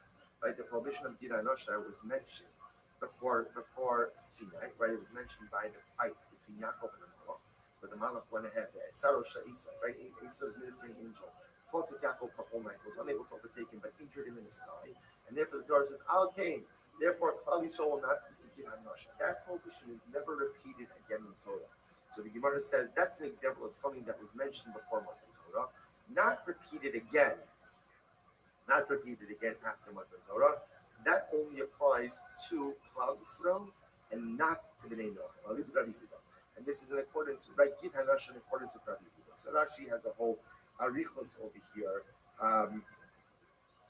Right, it's interesting. So there's an interesting focus in general about whether or not Gid HaNosha was stated after Matan Torah or not. So Rabbi Yehuda holds, and Allah said it wasn't stated. It was only stated by Yaakov Avinu. Wasn't stated again. The other opinion actually holds, interesting enough, and they say no. Gid HaNosha was actually a prohibition given to Klal Yisrael at Har Sinai. This says that when Moshe Rabbeinu was compiling the Torah with his Rachel Shmarkadosh, so he put the prohibition of Gid HaNosha back by the story of Yaakov Avinu, but it wasn't given there. It was actually given later on, but only put back retrospectively, placed in the story. So interesting machlokas. Okay, Omer Mar. So listen to this. So let's go through this principle. So now, what did Rabbi Yosef say? Any mitzvah that was said before Matan Torah and was then repeated again after Matan Torah applies to both Jews and non-Jews alike. So Mar says, why? I would say just the opposite. But the fact that it was said before Har Sinai and then said again at Har Sinai, doesn't that mean that it's dafka for Yidden, it's dafka for Jews, and not for Bnei Noah? Krishna Gemara says, no. The Asni Avodos Kochavim B'Sinai, the Ashkechan, the Anish Odei Kochavim Yuliyah, we Lavash Mamina Lezel Lezel. No, so here's the difference, because you find it by idolatry. Right? Idolatry was mentioned before Har Sinai, as we saw already before, right? It was repeated again, actually, as part of Aseres Hadibros. Speaks Persian. There are many other gods, and we know that Avodah Zarah applies to Jews and non-Jews. So that gives rise to the principle that any mitzvah that was recited before Matan Torah and then repeated again at Matan Torah applies to Jew and non-Jew only. Okay, let's go back here. Still analyzing the principle. Similarly, again, if you have a mitzvah that was said to Bnei Noach before Matan Torah, was not repeated at Har Sinai, that applies to Jews and not to non-Jews. The Gemara says, I understand. Adrabah, just say just the opposite. Right? So again, I should say just the opposite. The fact that it was given to Bnei Noach before Matan Torah and wasn't given again at Har Sinai, doesn't that indicate that it only applies to non-Jews and not to Jews? To which the Gemara says, no, I'll tell you why. Leka, the Gemara says, Leka nedam to the Yisrael Shar the Obek Ocham Pasur. Is there such a thing, something being mutter for Jews and usher for non-Jews? It doesn't make any sense. Anything that by definition is going to be usher for non-Jews, of course, is going to be usher for Jews as well. So the Gemara says below, that's not true. What about Yifas Torah? So remember, we saw this before. Aku, right? Well, Ben Noach is not permitted in Yifas Torah. It's called gesel. It's called theft. It's called theft. Yet a Jew is permitted in the war bride Yifas Torah. That's different. Yifas Torah is a function of a conquering army. The Torah's definition of a conquering army is a club spell. It's not a Ben Noach. Incredible. What about theft of less than a puta? Remembering it by Yisrael, that's not theft. By a Ben Noach, it is theft. Again, that's because Jews are capable of forgiveness. Bnei Noach are not. Therefore, again, a Yid could be local on Pachas Mishavet Puta, but a Ben Noach. We spoke about this before a couple of days ago. Ein Sham, incredible Yisrael. What it means to be a Yid. What it means to be a Yid is the ability to forgive, and where there is forgiveness, ultimately there is Mechila, and where there is Mechila, there is the ability to move forward. Otherwise, without the ability to forgive, without the ability to be mochel, every single thing in life becomes stinging, slight, difficult, and impossible to forge beautiful and meaningful and lasting relationships. Incredible. Sending mitzvah that was said to Bnei Noach and was repeated at Har Sinai applies to both Jews and non-Jews. Common days, I Bahari Milah. What about Bris Milah? What about Bris Milah? Shneimar lebnei Noach b'seh ba'atas b'isi tishmar. So remember again. So Hashem says to Avraham Avinu. This was before Matan Torah. Keep the covenant of my bris. The Nishlis b'Sinai was repeated by Har Sinai. What does it say about Har Sinai? So Parshas Tazria. So it's repeated. And the Gemara says, Nemra, below the Bnei Noach. The mitzvah doesn't apply to Bnei Noach. So it doesn't go with the principle. The principle says anything said, right? Anything said ultimately again by Har Sinai. Bnei Noach, and ultimately again repeated Har Sinai applies to both. But Milah was said before Har Sinai, said again at Har Sinai, only applies to Yid. It doesn't apply to Bnei Noach. To which the Gemara says, Harul the Mishra Shabbos with us. And none of the repetition actually of the mitzvah of Milah Parshas Tazria is to add a very important detail, namely that Bayom Afilu B'Shabbos. Teach us that when the 8th day falls out on Shabbos, you do Milah on Shabbos. This is important because I might have thought Milah requires the drawing of blood. Drawing of blood is Asr on Shabbos under the Malach of Shchita. So I might have thought that you can't do Milah on Shabbos. Kamash Malon, the additional mention of Milah Bayom Hashmini Afilu B'Shabbos, even on Shabbos. So actually the repetition is not coming to include anyone, right? It applies to Yidden. Repetition is coming to teach you a new halacha. I've already heard of it, What about prayer of revere? Mitzvah to be fruitful and multiply, propagation. Shenemar, the Noach, right? On one hand, it says to Bnei Noach, Yechsev, La'atem, Peru or Rufu, right? Remember again, Adam is given prayer of revere, Noach is given prayer of revere. Vinishnis B'Sinai was said again by Har Sinai. Where was it said by Har Sinai? Lech Emor Lahem, Shuvu Lachem La'ohalech. Kadosh Baruch Hu says to Moshe Rabbeinu, go tell the people to go back to their tents. So this is incredible. Remember again, this is all this week's parasha. Rosh Hashanah tells Israel, Yashtem Kiyom L'Mach. You have to prepare yourselves. Part of the preparation was husbands and wives separated from intimacy. After Kabbalah Torah, Moshe Rabbeinu says to Klal Yisrael, go back to your tents. And Rashi understands going back to your tent is a euphemism for resumption of an intimate relationship with one spouse. So Moshe Rabbeinu was essentially in mitzvah. It was commanding him again regarding period. So it was said before Matan Torah, said again at Matan Torah. So the Gemara says, Libnei Yisrael Namra V'lo Libnei Noach. So again, ultimately, that was said for Klal Yisrael, not for Bnei Noach. To which the Gemara says, Hahu L'chol Davar Sheba Minyan Tzarach Minyan Afalat. You're right. That's actually coming to teach us a second halacha. right? The repetition there is not to go ahead and make it binding on the Noah. The repetition, interestingly enough, is there in order to teach us another principle, namely that something, a halacha that is legislated by can only be repealed by a group of the same number, by another group of the same number, or window number. So Baharaya, Moshe Rabbeinu, right, the Sparkle told them, and therefore again, the Sparkle tells them, Lechem or Lehem, go tell the people, Sin Chashbon told us to separate, was the same Hashem told us to go back to our place. Okay? Yachi, Chochad V'Chad Nami, Nema Mishum Nosa Isni. I'm sorry, Chochad V'Chad Nema Mishum Nosa Isni. So you can say that about everything. Every Money given a goalie ticket immediately on an episode with a record, I think, 22 bucket balls weekend.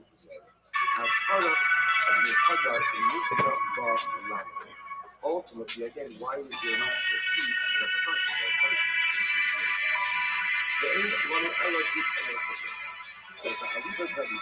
and ultimately, again, all we have is a piece of good and the point of view that you said before, he was on seeing the good but it was only repeated once, that's 1 month ago. I mean, what is the ultimately, again, but Mila and Spirit Olivia also weren't repeated, right? Mar says, I need to finish the most of it. These ultimately are only repeated again, as we mentioned before, because they introduce some new highlights. Paul wrote this before. I'm not sure, and he's wasn't explicitly stated there. But the other possibility is, Mila will probably after we become a slave. In reality, perhaps you could say that, at least by this Mila, the combination of Mila was not given to the Mila. It was given to Adam. It's given to Adam. To become a slave. The Atla is DC Krishna. The Atla is Alakha, the son. Atla is Alakha. In the Shakir alone, second one, this is given to Adam and his offspring. It's just to Adam and his offspring, not to anyone else. Okay, well, if it's Adam and his offspring, and the Atla is showing how it's the life of the son of his mother, right? So she was also son of Adam's mother. Why shouldn't he be tired of the Lord? Which was to the Yitzchak and tired of the Chazal. Because it says Yitzchak is the defined offspring of Adam. If that's the case, fine. So let it be Yitzchak. But in an Esau L'chayvus, let it be Esau then also. If you want to say fine, Yitzchak to Adam. Then Adam goes to Yitzchak because Yitzchak is the real Yitzchak is the inheritance of the that's fine. And then put Yitzchak's kids back with Esau. Why not Esau? If you want to be Yitzchak, the Lord calls it. Adam, you will be on Yitzchak, but not through all of it. Meaning, one of Yitzchak's sons will perpetuate your legacy, and not all of it. And not all of it. Therefore, it's only again the thread, the Adam and Yitzchak, and the whole different concept of Christ, but not only the Adam and Yitzchak. That's the way it's still in the Bible. That's what it's going to feel. Right? If you think about this, how you start. So I'm going to be really nice. And right, so my attachment starts with one kilo. The laws we learn that's trained, that's done, a whole bunch of kids. So maybe the big kids can be tied in, you know? And if I'm going to be able to have to do this, as easy as well, the rabbis can make a kilo. So ultimately, I go to make a kilo on it. Okay, so interestingly enough, it might be only good stuff, and one of the stuff said, so apparently the more than other people, at least initially, parts of the more congregation of this kind of Evolution was looking at Buffalo. Evolution was not permitted to be used. Evolution, as I said, he was not permitted to go ahead and eat. Six, la famille à la fois, et le faux kayas à soi. Moi, c'est fait que la famille est l'originalité. So Hashem says, Hashem says to Adam, I have given you all the education for you, la famille à la fois, for you and for all the animals. So you and the animals need education, and what kayas are Hashem said, yes. Evolution is not allowed to eat meat. As a vegetarian, if it's a mother in law, it's probably to think about it. So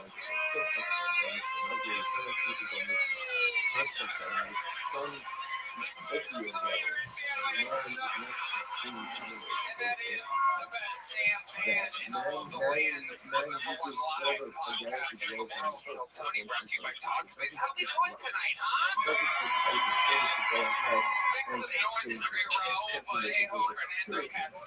Harlem, so Southern. It's free trial, free the third joining us. Fueling on the electric just eats on the kids. Believe it or not, that's not a guy dressed up for Halloween this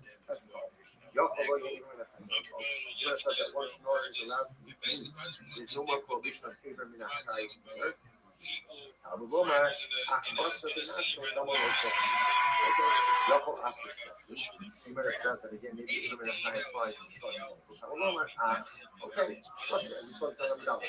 Got some art excluded from Abraham in a my family, what's for you? Damo. Nisha Damo calls it solo. Even if I only find someone, which is something that has a distinction between flesh and blood. Yoshi Shroki Shin Daman will be called himself as secrets in the stars and the animal. Like the animal has flesh, and then there's blood and other stuff behind it. It's all like it's one mush. Like it's all one thing. Therefore, there's no freedom in our time when it comes to stuff. They say, it will do with the gas and the process. So again, now, the market is sending this idea that ultimately shows we're not allowed to eat. The Astros, if ultimately is not allowed to eat, that doesn't mean that we're not allowed to eat. Or wasn't allowed to kill animals for his own consumption. You might say, maybe for the cat, they do the cat here. And some cases, Adam says the Adam is going to rule over the fishes. What is that? Rule over the fishes. I love actually, but wasn't that mean for consumption? Roll the malacha. No. The fish works. Into the rashbot, like that, I said, the very rashbot, in the easy to if you pour your flour with the goat and she and she put the yolk in, she put the goat down there, and you have them both pulling the flour forward. It's that called salat. It's that called the video. It's the first fish to work on. So Adam doesn't have the right to eat fish, but he has the right to utilize the fish on the service to work on. So he must touch him over over the birds of the sky. My lava, the red that's ready to eat the birds. Roll the malacha. Those use the birds for work. So much almost been in the rough. I don't think use birds for work. The point is, I'm about Josh, but I'll take the time. So you also use them by, so you just again, we're not doing all technicalities of these birds. So again, for local ones, if you thresh with geese or with chickens, of course, so listen, we go, what is the so again, this has to do with what Josh points out that we also use a rule that there's a special permit for workers while they're working. So China, but in order for that to happen, they have to work as they work on both of his feet and his hands. So when the animal is using all fours, then he's also specifically working with everything. He's allowed to call his work. Shiny is, if let's say you thresh, geese or chicken, it's only so is that called the whole animal? Does that work? Therefore, the animal should be permitted to eat. Or no, the whole animal is not. Like I said, the details are not as important for the discussion. What's more important for the discussion is it's illustrating how you can put geese and you can put chickens, fowl, birds to work. Okay? That's not what we call Chayaharo Messes Halaretz. And you will rule over all the animals that was with you. You might say, Ahu, Lasi, and this comes to include that man originally was supposed to have the meaning of the sun. What's the incredible tomorrow? Restream of Nancy on Chaval Ashanish Kabbalah woe to man because as a result of the sin of the tree of the Eitzagas, the tree of knowledge and good and evil that Adam was supposed to give up. Therefore Adam was punished, Chava was punished, and not much this thing was punished. Man lost out on a tremendous advantage. The snake was supposed to be the right hand of man. Like the snake was supposed to be something that enables man to accomplish much, and man lost out on it as a result of the sin. He was a mother name is Hello Nafas. But had the Nafas not because remember again, without all between the Nafas, had feet, had arms, was able to speak, stood upright. The Nafas was not able to a developed animal who was supposed to be the Thomas. Had Adam not sinned, what would have happened? So every person for Echad he's talking with Dan Moshe and the Pasha. Every year, every Jew would have two snakes, two good snakes. After Mishago, let's talk about after Mishago Dodo. One snake would stand north, one snake would stand south. The Hadido, San Negonian, Tobin, the Havan and Tobos, or Margonians. These snakes are currently doing this before they slither. But you know how to dig, you know how to find stuff. They mine out all the most beautiful precious stones and gems, and then you send them out to do their thing, and they come and they bring it back to you. Grow old, not only that, I look at last season, you see a pack house in a boat, you can attach something underneath your tail of a snake, you mostly but offer with the rest of us, right? It's not stuff. It's not something you take dirt out. Open up you again to your garden or to your so the Gemara says, so at this point, I was something amazing that you know, where they're supposed to be in the world, the world to service. They create the world to serve them. A holder of the earth, a holder of the animal kingdom, a holder of vegetation, everything is to serve man. Man is the crown jewel of creation. But man only merits to be served by the rest of creation when he occupies his exalted place in the, we call it the respective creation, the ladder of creation. But when man abdicates his personalistic greatness, so he abdicates that right to be served by creation. That's when the earth turns out. That's why the prophet after Adam Arishon sinned, what does actually the Baruch Hu tell Adam do? He says, you know, Adam, you're going to work the land, the coach, the guy takes him out. You're going to plow the field, and you're going to sprout forth thorns and thistles. What does that mean? The world is not going to cooperate. When man doesn't do what he is supposed to do, the earth doesn't cooperate. The animals don't cooperate. The sun and the moon, the world doesn't cooperate. It's an incredible thing. When I do what I'm supposed to do, when I as men, I will do what I'm supposed to do. So that's the universe. Serve man because man is serving me. Man is fulfilling his purpose, serving you, and therefore world fulfills your purpose by serving man. So when we advocate our sacred duty, not only are we shirking our own personal responsibilities, or disrupting the natural order. So the animals are going to go, and the earth is going to be its own things that were created to serve you. And now we're going to focus on other things and do what sometimes even active and working against overwhelming the so instead, Mary is attached to other than the owner, other than the minister of the I want to try some of the bottom channel other Rishon was sitting in Galilee. And what happened? And Malachi started taking care of him. And they were roasting in meat. And they were pouring in the sound of the meat. They were sifting straining wine for beautiful wine. So can you imagine this? Other Rishon was sitting in Galilee. Shabbos going out. Like he's sitting there, they're making a barbecue from the meat board. It's an idea for a meat board. So they're going ahead and they're making the manage the meat board, they're roasting for a meat, they're pouring in delicious wine from Eretz Yisrael, pouring in delicious wine. The Nachash sees his kids called Nachash, the Rabbi Chodo, so the cover that was being given by Rishon in his cannibal. The Nachash became jealous. And we'll say, with that jealousy, that led to this house, and you see her life. You wonder why did the first see her? Because the Nachash wasn't happy with what he wanted what someone else had. I will say the devotion gives us each one of these things. More of something different than we're jealous of. We no longer have the ability to be content. Lack of contentment, it stirs all kinds of things and moves all kinds of things in the world. The Nachash was just jealous of the combination. That is absolutely fine, bro. Definite W. Big shout out to you, Ninja. Everybody definitely give my guy a follow. Us today, guys, if you're in the listener right now, request to speak. We would absolutely love to hear from you. We appreciate it. Everybody vibing with us, but let us hear that voice. Just request to speak. We're going to go through I guess it's like the first impossible order, right? That wasn't me. That was me that came from Shema. It was from the Dragon Force. So what is that? I don't know. It says I don't know what it is. It's impossible order. So it's the first thing. It wasn't. I don't even didn't slow or anything to that. It's part of the blood against Shema. Whoa. Meeting the Basa Yom Shema.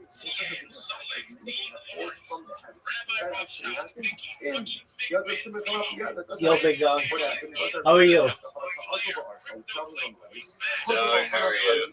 Kicking ass, taking names. Did I catch at a good time, or were you jerking yourself off? You did not, but I'll leave a space for you. Dog, what are your thoughts on the most boring canoers in the history of Canada? Oh man, I'm glad you loved that documentary as much as I did. Let me say And this. by love, I mean, I did go back. I did go back and watch the end, oh, because he passed out at the end. allegedly. Yeah. Yeah, like I didn't really filter that one at all. I watched like the first minute, and I was like, alright, yes. Well, let's see. I mean, like the story itself sounded. Well, there were like some interesting like tidbits, but my biggest gripe with that was just like it felt like they were just kind of splurting out just random facts about like their life, kind of. I'm in It agreement wasn't with you. really like a congruent story about like hardly had to do anything with like canoeing almost. It was just like, oh, from Winnipeg, and my wife hated me, and then I don't know, we're just fucking. We owned like crows. We had crows for pets. It's like just all this like arbitrary facts Right. that was just stuffed into a movie and then it just kept dragging on. At the end, at like the hour and 10-minute mark, I'm like, man, this needs to end. The only interesting part was like when they're explaining how they finally made it to like Nicaragua somehow, and then like there are like some military people that like basically like shot a shotgun over their heads, had to like lie to them about them being followed by Americans so that they wouldn't get killed. But like the first like hour was just so painfully dull. Yeah, I mean, I think a few things hurt them. They did this in 1982, so there wasn't really any major footage of it. Like, you know, they couldn't. I don't blame them. I understand.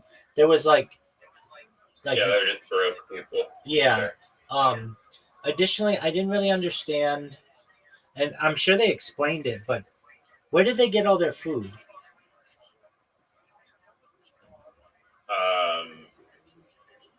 I think they got it from little villages that they stopped at. What? Hold on. No, I know that. No. I know that. They were like down to like their last pancake or something that they had to like share. Okay, so I remember like because I went back and watched the last part.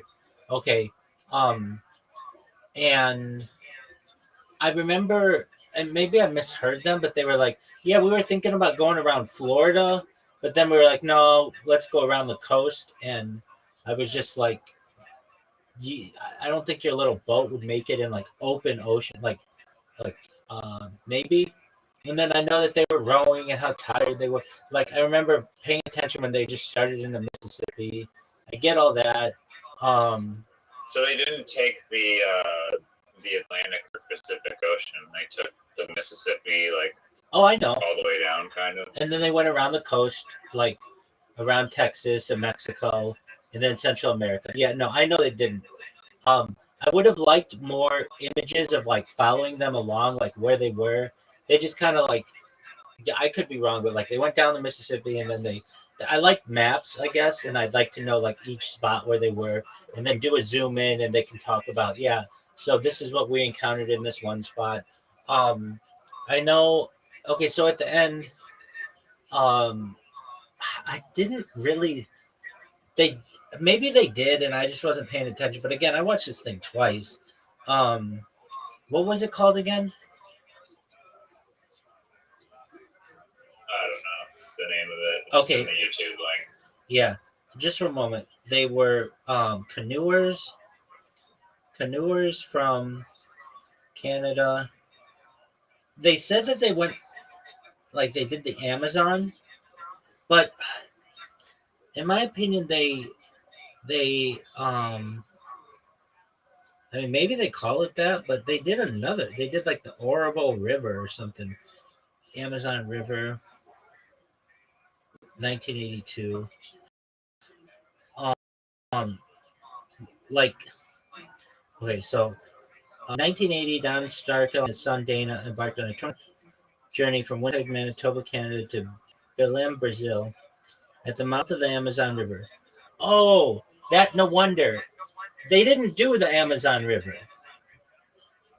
I thought they No. I thought they did, or I thought that was the point of it.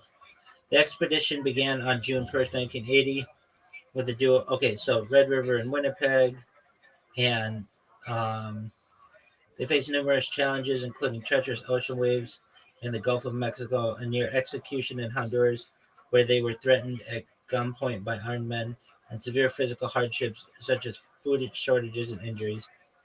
After traversing the Orinoco River, that's what I remember, and the Cassiquiare Canal, they entered the Amazon River at Manaus, Brazil, and completed their journey on May 2nd, 1982. Okay, so I remember thinking the parts that I liked, and again, there were probably other parts, but um, they. I remember when I first started watching it, like there's that phrase, this could have been an email. Like this could have been like a 20-minute documentary. Like there's no video of them. I mean, was there video of them except from like when they did a few TV spots? Like they didn't have like it's not No, like that was the Achilles heel of this documentary. Thank you. Going into it, like with Big River Man and the other one, and the guy walking in the Amazon, you're like inundated with like this amazing, like really crazy footage. But this one, like they're just like basically like being interviewed the entire time. There's no actual footage about it. exactly. So the lack of visual stuff Exactly. kind of hurt it. It did. And they made it to I mean, I remember thinking it was cool that they like would go to these huts in South America and like they would be like, yeah, the people there didn't have any food and they were giving us everything that they had. And I thought that, and they were like, and it was every single village. And so you could tell it was not just the goodness out of just a few people's hearts. It was their whole community was very generous.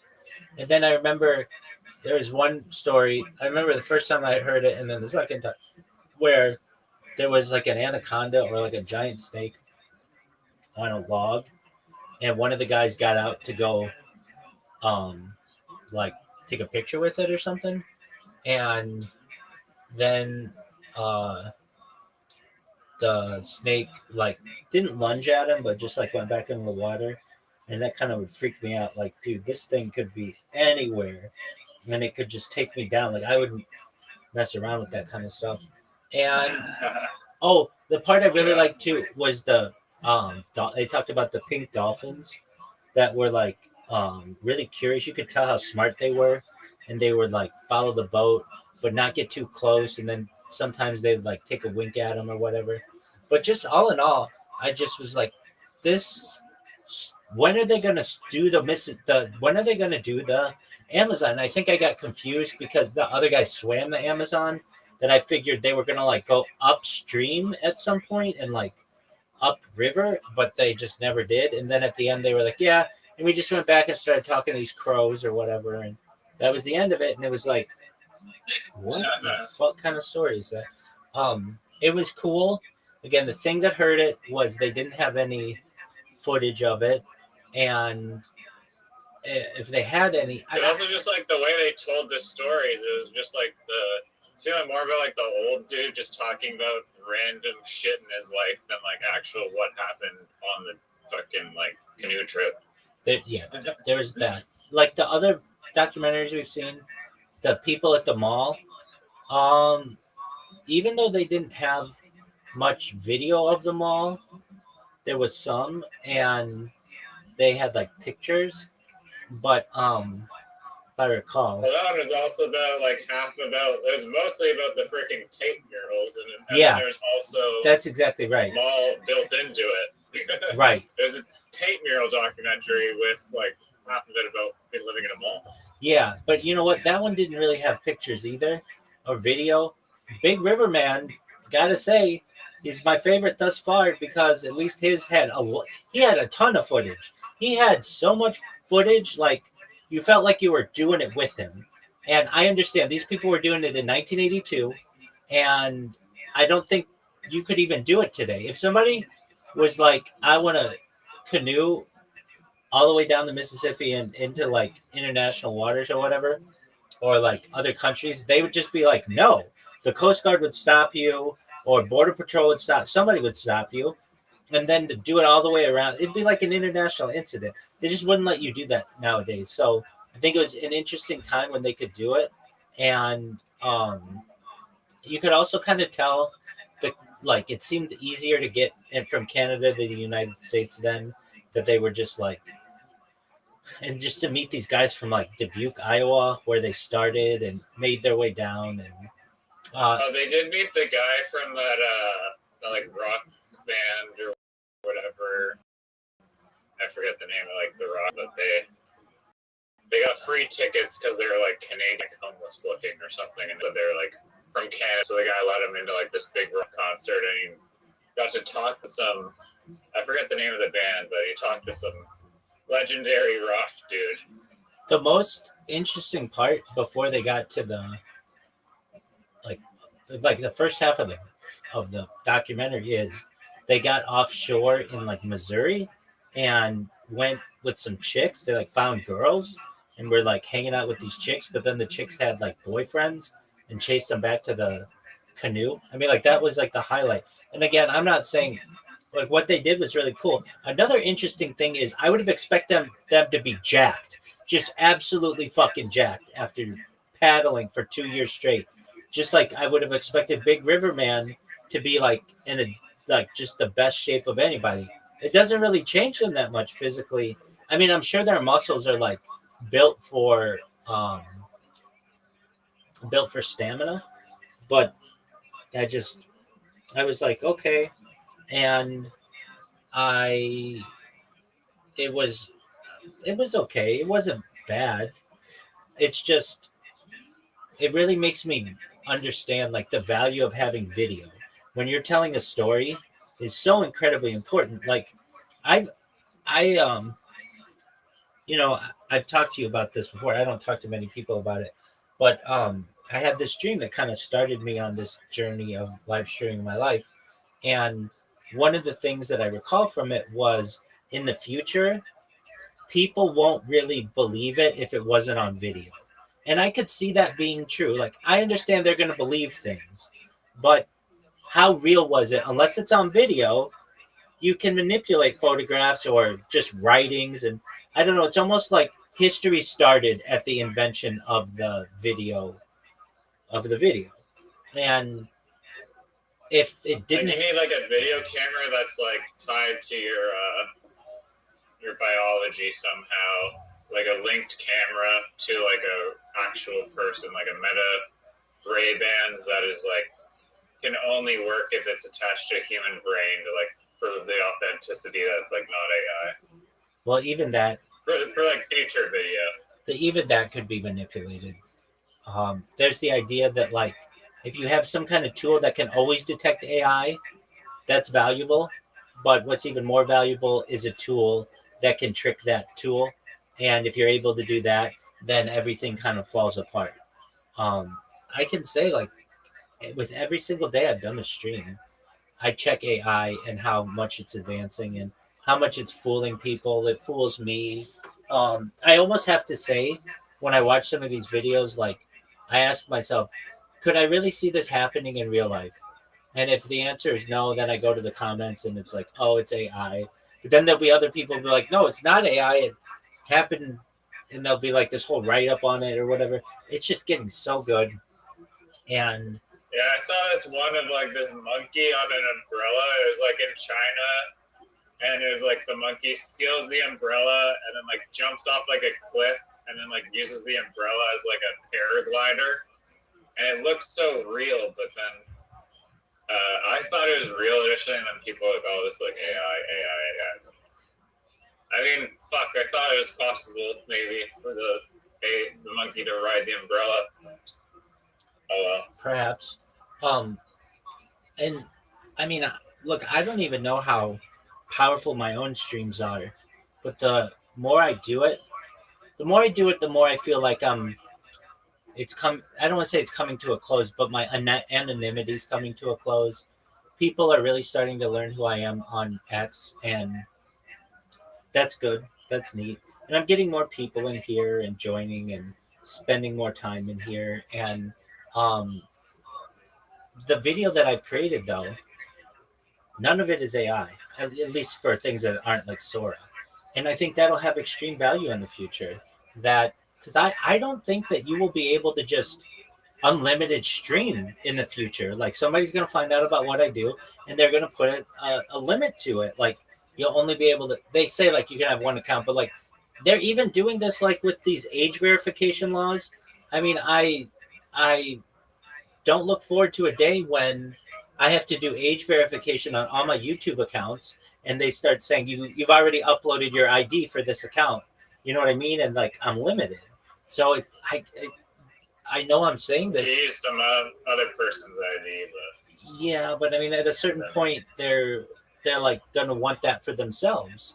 And I mean, I know like even with the people with whom I live and have lived in the past, while on the stream, the people who live in the house, I have asked them at times to like do two-factor authentication for me with their phones, and it's like that only goes so far, you know. Like they have to really like me to let me do that, like to get a code sent to them. Usually, somebody would just be like, "Go pound sand," and I just recognize that you're not going to be able to just live stream all you want. This is the wild, wild west, and it's starting to get closed off. Certainly in Australia, certainly in the United Kingdom, where they're putting in the age verification. Not that I'm not a fan of that. It's just it hang can't. on. If you're like you only need one account per platform, is that not correct? That's For what YouTube, you upload it to one channel. So that's what you're supposed to have. I mean, I get you have like a billion channels, but like, don't you only need one per platform, anyways? No, not necessarily. If I want multiple angles, sometimes they'll say you can only do one live stream from one account.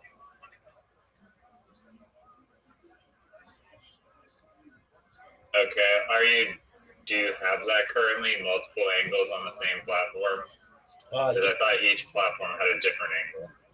Oh no. Okay, so I mean, you've seen all my live streams, right? At once. Yeah, which is why like your phone, like on Instagram, is pointing out like your toes, your Discord's another orientation. Like, No. I don't know if you're streaming on multiple, like the same platform twice. Oh yeah, for sure. Riser. I can't believe you've never seen this. At the top of this Discord, you're going to see a red circle that says 24/7 live YouTube streams. Do you see that?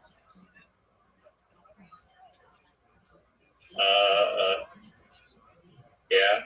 Okay, click on that, and there's a link in there. Do you see the link? Wait, is this a rabbi account that's in the chat right now? Is it a rabbi account? The Linktree Rabbi Rothschild? No. So in the Discord, you're gonna see at the very top, it says like Shalom. Do you see that? It's a channel. Do you see at the very top, like the top? Yeah. Okay, so below that, you're gonna see a red circle that says 24/7 live YouTube streams.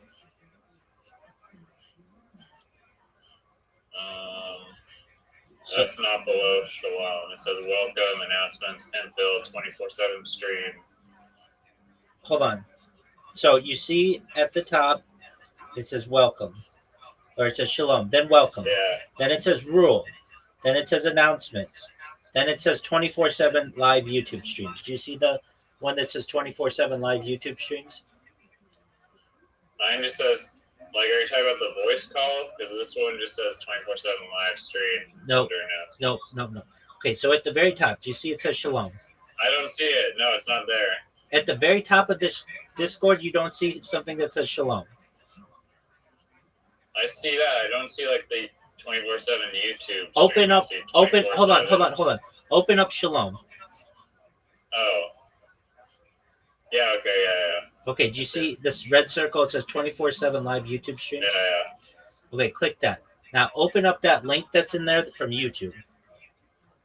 Okay. So you have, geez, like 3 angles. I better have more than 3 angles. Oh, yeah, I guess more. But there's like a lot of streams with And I've been doing this for 4 years. I that. can't. You have like 12 fucking streams. I can't believe I've never shown you this. No, that's the first time. Yeah, and so That's crazy. The behind the scenes. You're like, yeah, that is some crazy like newfie. It's as newfie as you get. surveillance economy shit that you fucking self-willingly implemented. Well, most people are like, yeah, don't fucking surveil me, and you're just like, sign me up, dog. exactly. Okay, so I can't believe you've never seen that. I mean, that's my own fault for not showing you. So I'm not just live on one stream. The CCP would love you, dude. Oh, for sure. I'm their best friend. I've only ever spoken. You're a role model for the CCP. Word, dog. Communism in China. You're like, everyone look. You just need a few Insta360s. Exactly. Okay, so I can't you believe get paid 4 cents a day. Dude, they make more in China than we make in the United States in a lot of places. Okay, so I can't believe I've never shown you that. So I have that for 4 years. Now, do I have that many live streams? No, I mean, when I first started, it might have been like 5 live streams, but I have multiple live streams, multiple angles, and then like you see on Instagram and all that other stuff, like all kinds of other angles as well. And then is the same device streaming in multiple platforms? Yeah, they're on 33 different. Each one of those views that you see is on like 33 different platforms. Nice. So everything from YouTube and Rumble. Oh, I gotta tell you something funny about Kick. Not Kick though. They've been. So you have redundancy figured out. Absolutely. And I mean, I'm on Pump Fun. I'm closing in on 1 year of 24/7 X Spaces, which like no one's ever done, not to my knowledge. People do. Yeah, Elon needs to high five you for that. Oh, for sure. And it's video X Spaces, so you can like watch me on camera. Okay, with that being said, that doesn't include all the different Discords I'm in. And I told you, I'm not in the top 1% of Discorders, nor the top 0.1% of Discorders. I'm in the top. Oh, no, I am in the top 0.1%. I'm not in the top. Like Discordarian? I'm not in the top 1%. I'm not in the top 0.1%. I'm in the top 0.1%, which makes me like the biggest Discord user in the world. And with that said, I mean, like I'm. Brandon, he's got to be up there, probably. Yeah, he is. He definitely is. He is probably also in. He's probably in the 0.1%. I don't know. He's in with a lot of different accounts, so he's probably close to 0.01%.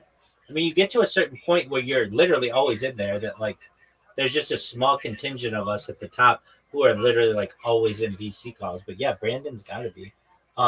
Okay, so with that being said, you were asking, are all of these like you? If you, I can't believe I've never shown you all my live streams at once, and the reason why it's so important is so that you can see. Yeah, I'm like live in 360 degrees, and people can view my life from different angles. Now, do sometimes the apps crash? Absolutely.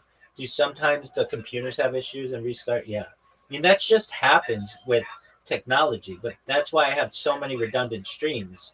And then you can watch my life from different angles. It's friendly. Yeah. Okay. Say hi. Sorry. Yeah, go say hi. No? Hello. Wow.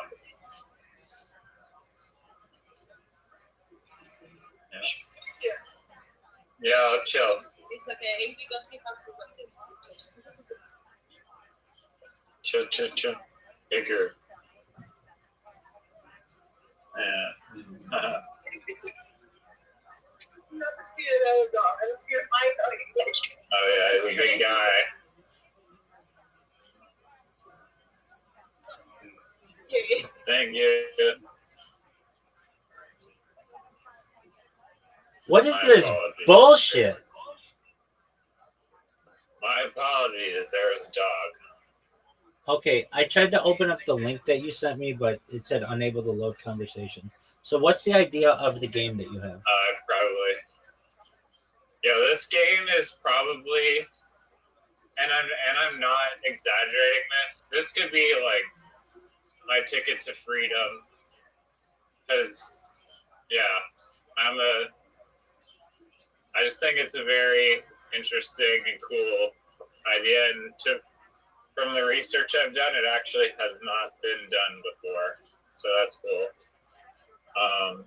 Because I've been making this VR spray paint game, which has been going pretty well. But I was thinking, like, what game am I going to make after this spray painting game?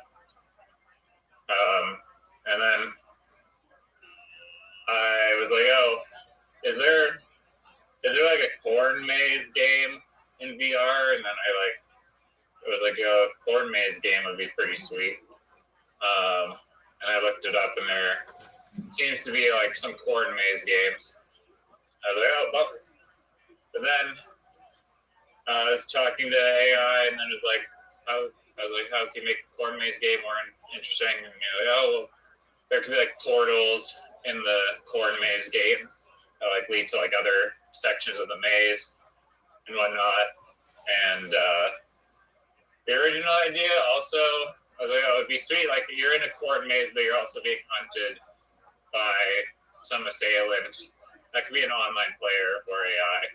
And specifically, there's a game that I used to play called The Hidden. And I think it was like a modification of some other game, but it was basically you have guns if you're on the defending side, and there's like 10 people or whatever, and you have to try and kill this invisible hidden person with like a blade, and like you can barely see them, and they have a knife and like are able to like run really fast and shit, so it's hard to kill them.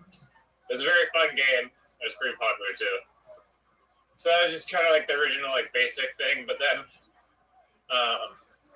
and I think that like puzzle games specifically are like very unique and fun in their own like non-malevolent kind of way. And so I don't really know how this occurred to me, but I was like, okay, like imagine you can visualize like corn maze, right? Like from like if you're like looking down on it from a bird's eye view. Okay. Imagine a corn maze. So then imagine there's just like random portals in the corn maze that lead to other sections of the maze.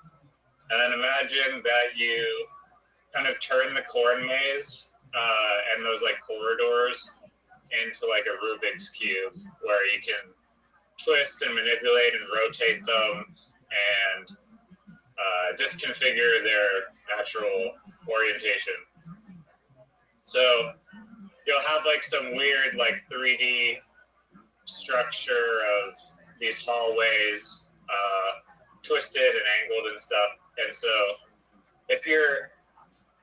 the game basically is like, or like the puzzle aspect of the game, which can be played like either being attacked or just in puzzle mode, is that basically you're like kind of inside this Rubik's Cube of a maze. There's portals that don't line up, and your job is to basically line up the portals from within the maze and reconstruct the maze so that the portals line up and you can actually escape the maze. If that makes any sense at all. Yeah, it seems like it could be a winner. Yeah. Now,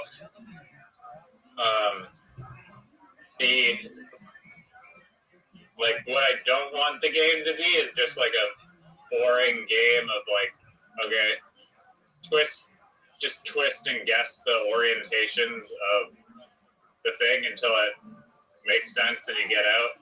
So that wouldn't really be fun. So you kind of need this underlying glue layer that like ties it together so that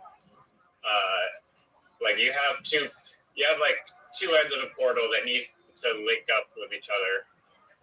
And so that's like one kind of piece of the puzzle. But then there's like a second like puzzle within a puzzle type of mechanic that there needs to be a layer that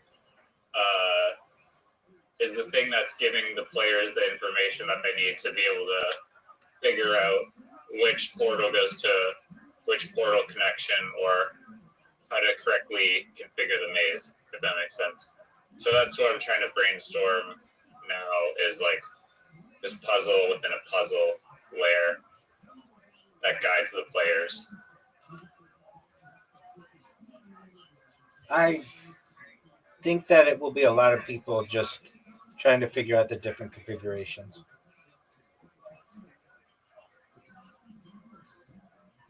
I mean, that'd be like twisting a Rubik's Cube and hoping to solve it without knowing any algorithms behind how to actually move a piece to a certain square. You can try to guess, and if this like, and also the puzzle layer within the, like, as I mentioned, just turning and rotating a piece of the Rubik's Cube is not necessarily exciting. The exciting part comes from this extra added puzzle layer within the game that is giving you the information that you need in order to find out which way to correctly orient the different corridors of the maze and portals. Do you think it'll be that fun?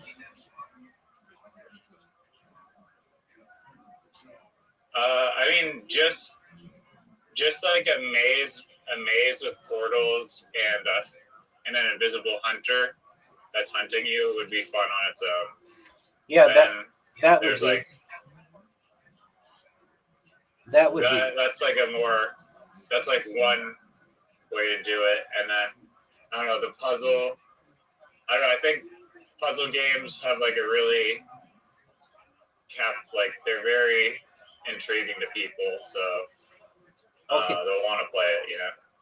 Okay. If it's a good puzzle game, that's like unique. I think that like also in VR, if you're like walking backwards up walls and like upside down and shit, it'll be very visually stimulating because it's not just like one plane either. Like gravity is off in the puzzle too. So there's like corridors of the maze that are just like on different angles, and also not every portal has the same properties.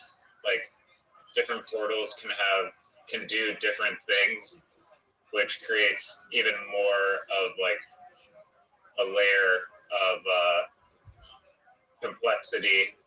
And also, what was I gonna say?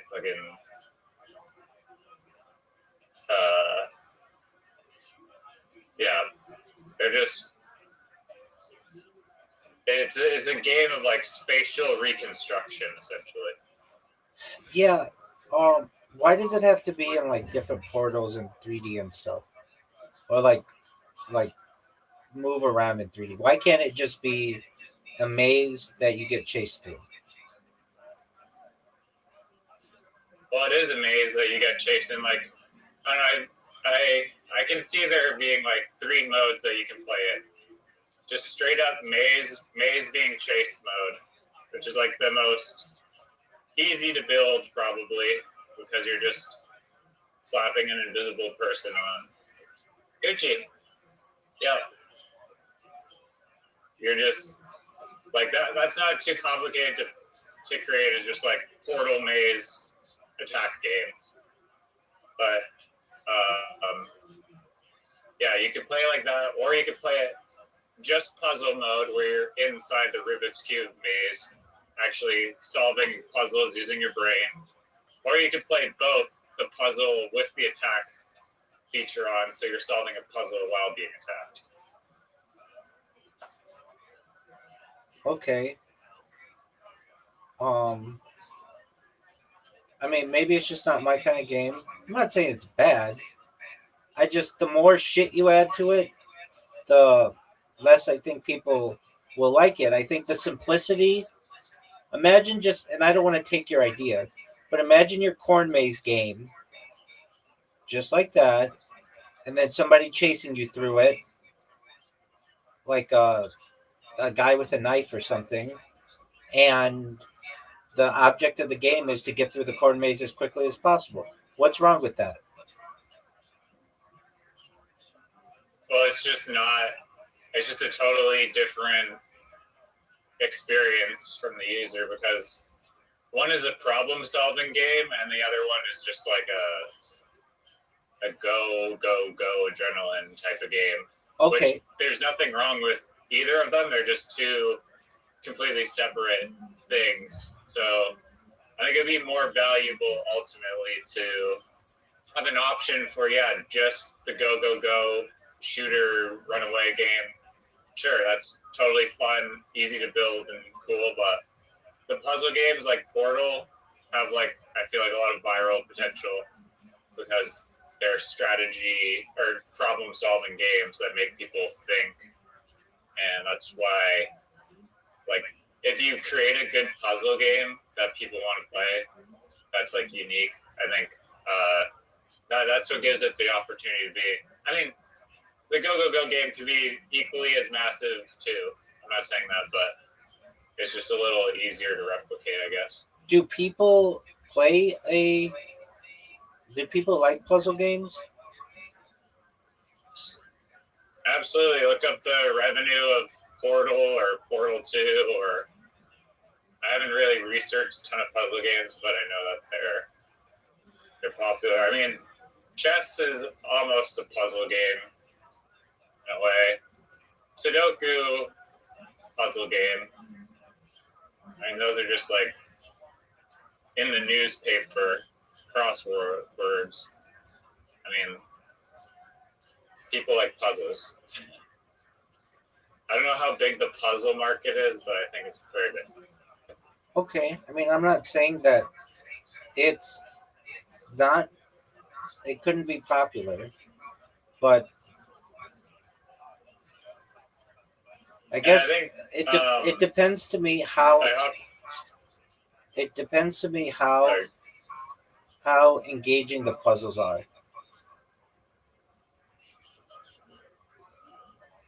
Well, yeah. So, if the puzzles are really fun, then there's definitely a lot of opportunity there. But if the puzzles are just kind of like a hindrance, then that's not necessarily going to be a winner. But I mean, if you want to build it, I'm telling you this, and I mean this. You could build the best fucking game that you ever want in the world, but nobody's ever going to play it unless you can market it. Yeah, I mean, I don't disagree with that. There's ways. Obviously, you have to get the word out. But the thing about these games and why I'm so, I guess, drawn to it is they can really become. They can just catch fire like a match, and just really get viral quickly. Because one streamer starts playing it, and then 1,000 streamers start playing it, and then the downloads just go berserk. I get that. Not that I'm saying that I'm not even interested in I mean the money is a great byproduct, but I just think it would be cool to be in this interstellar Inception type world where you're inside the maze and have to reconstruct it from the way from the inside out in order to escape. Okay. Maze, it's could be called Maze Breaker or something. Okay. You've got to understand, I'm sure you do, that especially with Google anti-gravity, how many more games are going to flood the market and how much competition there's going to be. And I understand all you have to do is get one. Well, it takes more than one influencer to get a game to catch on, but even still, it's just not. I don't feel it's all that lucrative. Personally, I could be wrong, but I see. I have I devices. mean, you can copy a game, but that won't make people play it because if the carbon. I mean, if people are copying it, that also indicates that it's worth copying to begin with. But if they're at that stage, then people are probably more likely to play the original unless the copycat is a lot better, in my opinion. I get that. What I'm saying is, right now, there are maybe 10 popular games in the world. Not really that many more. I disagree. I disagree with that statement. I mean, really Why do you popular. think the number's so low? I mean, from what I see, I can tell you right now. I'll tell you right now, on on Rumble or on Kick. Yeah. I'm going to tell you right now. Just one moment. All right. Oh So, yeah, I mean, going on Twitch is a good metric, but okay, I'm so talking about Grand Theft Auto, yeah. and I'm not including, like, if you want to make money, make a gambling game. That's how you make fucking money.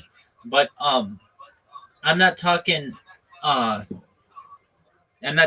gambling game. Why do you think gambling games? Oh, that's I disagree. That's a huge Because- moneymaker. That's a huge moneymaker.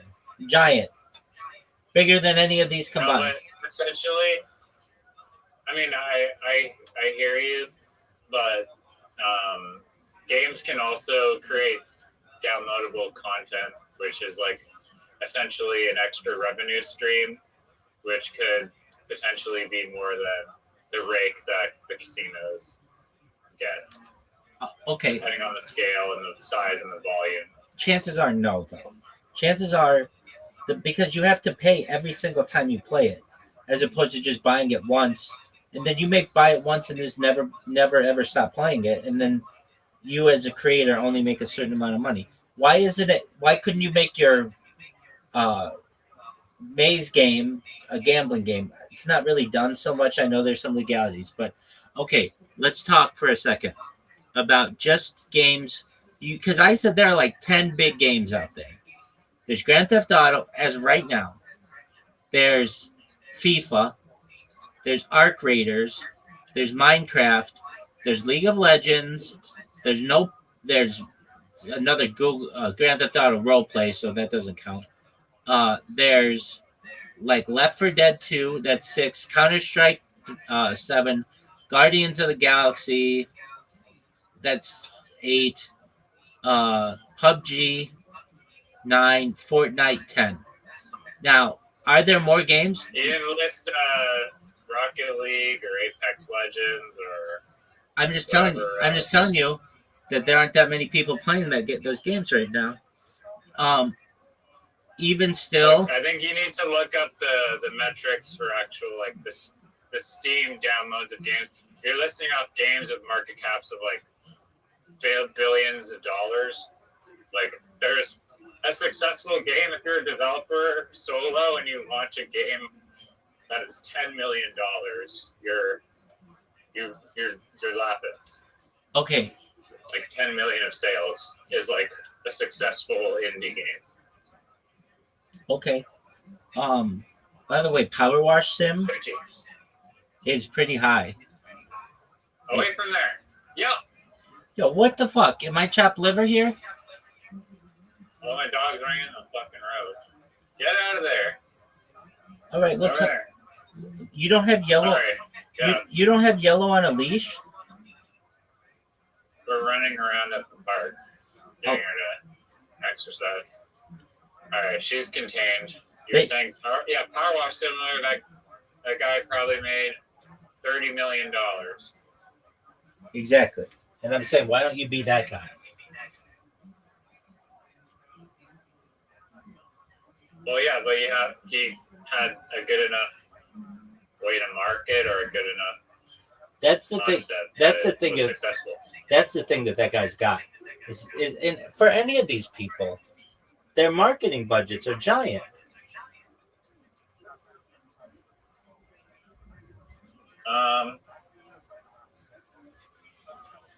I mean, how do you know that? I see How do this. you know you didn't go into like a Reddit community, post the game, and then a bunch of people start playing it, and yada yada. I see this guy. I see this game everywhere, and maybe I don't know. They've got. I'd see it on all my devices. I don't know. I just see it a lot of places. That it's the hot game. Okay, whatever.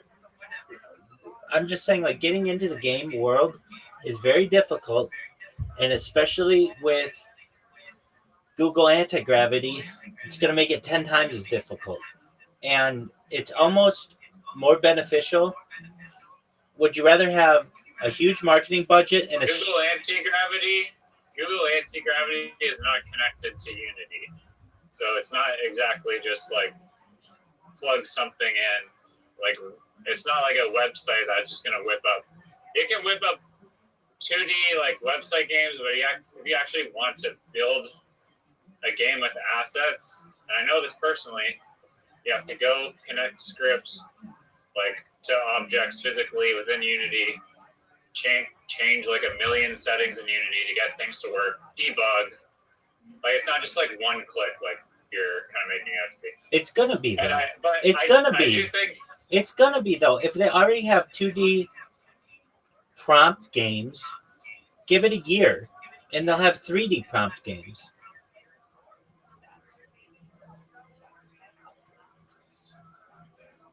I mean, just like with Sora. Sora, this is like Google anti-gravity is like Sora 1, which is just video, or which is just pictures. And give it a year, and you'll have Sora 2, which is videos, which is just like Google anti-gravity, but with 3D. Okay, but the concept still has to be solid for people to want to play it. I get that. I'm saying I get that you can rip people off in a minute, but it's not. It's like I don't know. There's a bunch of examples of like, sure, there's Chinese Yeezys that you can buy, but people typically want to buy the first mover, the OT, really. I mean, what you're talking about to build a game, it's going to take you a year to do it, and that doesn't even include any kind of quality assurance testing or any kind of market research or focus groups. This is just to get it off the ground, and you haven't marketed it one bit. And I'm just saying that, like, you could literally wait 1 year from today, and in a year probably have a prompt that you could create that exact same game. I just don't want you wasting your time. I'm not saying it's a waste of time, but why wouldn't you just do a simple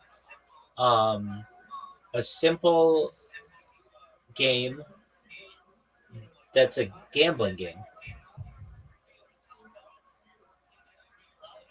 I mean, if you want to make money. I don't think. I mean, that just sounds like the same problem that you were talking about before. Like, you can create a gambling game. I can create one right now with MetaMask or whatever in crypto, but you're still gonna have like a huge problem of trying to actually get people to use it, especially if you have zero marketing budget. That's exactly right. And you're not actually. And like I did actually have a gambling app that I wanted to create that used AI to create videos and simulations of these abstract things that people could bet on.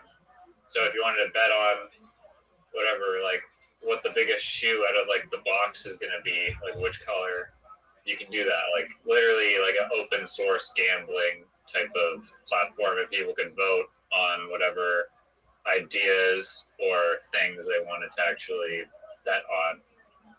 But it's still like the problem of like how the hell. I mean, I guess if it's catching up, like I don't know, I think the AI, like that idea that I just said, actually is decent.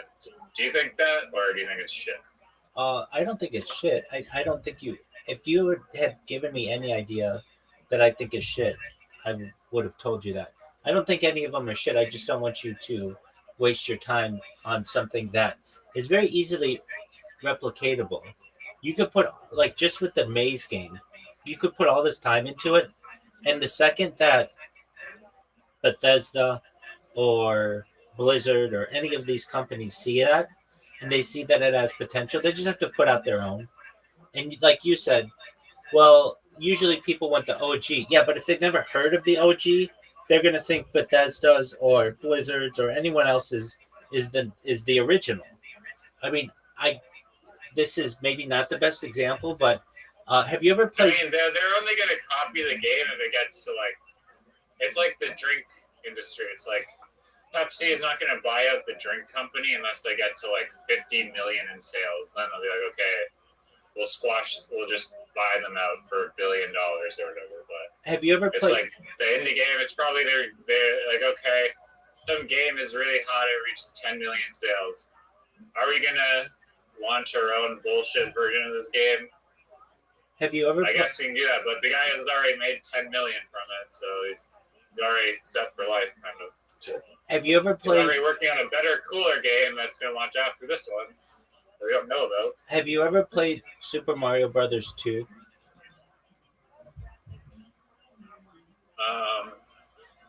Is that the one where you like bash people off? No, I played Smash Bros. I don't think I played Super Mario Brothers. And that's a game that I don't think he even listed in that top 10 game. There's only 10 games. No. I I mean, don't think he listed a Nintendo game in that list. I didn't. No, I didn't. But I mean, what I'm saying is like, what are popular games? Maybe right now at this moment on the streaming sites, maybe more than 1,000 people are playing them. And Super Smash Brothers was next on the line. It wasn't the next one. It was like 3 more down. But okay, I'm just saying like there are It's 50. also backed by like $1 trillion company. Pretty close. I'm saying like there are 50 games out there, and there you go. A multi-billion-dollar company is still struggling to break into the top 50. Now, with that being said, if you've never played Super Mario Brothers 2, then you won't know what I'm referencing. But basically, Super Mario Brothers, when it came out, it was revolutionary. It just changed. It changed humanity. And Super Mario Brothers 2 came out, and the people at Nintendo needed a game to come out really quickly because they wanted to capitalize on um, the success of Super Mario Brothers 1. And so what they did is they took somebody else's game that they had and just put Mario in the game. So if you've ever played all the Super Mario Brothers, there's like this weird world that isn't that is unlike many of the other worlds. And I was going to give you the example. Basically, Nintendo just stole that second Super Mario Brothers and rebranded it the way that they wanted. And no one can tell you the name of what game they stole unless you're like a video game historian. And that's all that would happen with your game. If your game got at all popular, they're just going to take your game, and I know you're like, well, you've already made $10 million off of it. You're going to have to sell a lot of these different games, and depending on how you price it, and to get it on Steam, I mean, I know that It costs $100 to publish a game on Steam. Okay, so Steam has people that are both in the Steam world and in the Blizzard world and in the Bethesda world and the EA world. And the second they start seeing huge amounts of downloads for your game, it doesn't even have to be you're going to make $10 million. You make $150,000 on it. They're going to steal that game from you. And all they're going to have to do is say, we want a 3D maze game, and with whatever, we're going to change the colors and change the people. And because it's really difficult to to copyright a game, it's like essentially impossible. You're going to be SOL. Really? Yeah. Why is it so impossible to copyright a game? This is a really great question, and I ran into this. So I helped to develop the world's first on-demand and scheduling car wash app, and this was like a revolution. Power washer. Yeah, exactly. You're the original power washer. Well, this was like 10 years ago, and essentially we brought in a patent attorney for a lot of money, and we said, look, we want to patent this. This is what we think is a really great idea. And he explained it to us very simply that, and it's the same with the gaming industry as it is the app industry. You can patent it. That's great. All someone has to do is change one feature about the app or the game, and it's a new game, and that is not something your patent includes. So basically, Then you also make like a broad enough patent to where it includes it won't be granted. a lot of things. It won't be granted. So the patent office is, you have to be really specific with it. And so we talked about it, and it was like $10,000 to patent this app. But all somebody would have to do is change something slightly in the app, like instead of being able, let's just say, to schedule every 15 minutes, they could schedule every 10 minutes. That's a different app, completely different app. It's really specific. And so just like your game, all they have to do is say, if your guy is just like a human running through this place, all they have to do is change it to a dog or a woman or whatever. Like, they just have to change something very slightly, and it's considered a new game. The reason why this is done is so that it gives more freedom to creators to be able to create software, as opposed to, like, imagine if somebody was able to patent like the ability to create a picture online using a computer. I mean, that would really restrain people's creativity and business. So what they do say is, look, you can patent software, but it has to be very specific, and only once it's specific and it's passed is the patent and trademark office, is it going to be enforced. But all someone has to do is change a very slight element of it. And so perhaps the element would be at the end, instead of giving someone 5 stars, you can give them 5 stars plus a comment right then. That's a new app. And thing's going to be true of your game.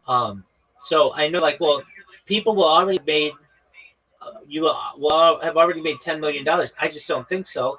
All they have to do, all these big companies have to do, is look at the trending games on Steam and see that your game is trending, and they'll have somebody play it, and then they'll just say, okay, manipulate, like essentially reverse engineer this, and we're going to create a similar version. We're going to come out with it in 6 months, and then we're going to market it, and we're going to crush this little game. I mean, why is there no clone from a big studio of Shotgun Roulette? There's like this network effect of community that happens and circles around the game when things catch on, and it's the network effect that you can't really steal from, or else there'd be other like Flappy Birds, or what was that stupid MOBA, or Angry Birds. Right. Like, there's only one Angry Birds. No, there aren't. There are tons of Angry Bird clones. Yeah, but are any of them as successful as the original? Well, that was a huge company that put that out. Okay, does that matter if it's a huge company? Absolutely. I guess. Absolutely, because they could market it. They could market it. And the reason why that became popular is because they marketed it right when the iPad was released. And this was like a totally new way to be able to play a game. And the reason why Angry Birds got popular is because the iPad was taking over, and it was like a big screen, and you could like pull back and have the thing fly. And so that was basically in tandem with that. And Apple helped that as well, because they wanted people to buy their iPads. So they put the Angry Birds app at the front of the store all the time. Right, fair enough. But I mean, there's still indie games that manage to be successful, is I guess my point. And there are challenges like you've described, but let's look up. I don't know, because I'm not a huge. think Let's look up. Look at like most popular indie games. I'm going to look that up right now. What is a list of the top 50 most popular indie games of all time, and how much they've ever made, lifetime? Yeah, I'm curious what it'll be. Yeah, out of there. Come here. Yeah, here.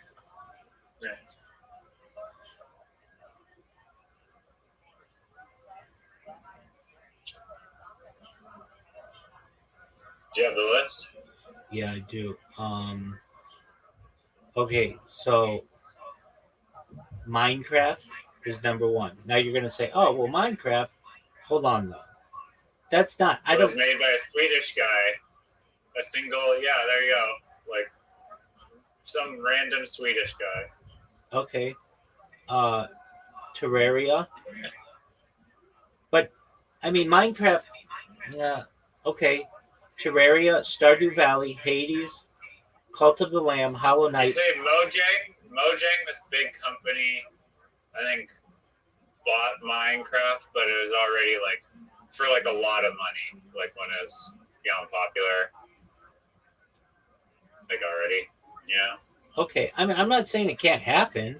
It obviously has happened, but I don't think that these games are just one guy. I mean, what else is on the list? Um, let me look up as well.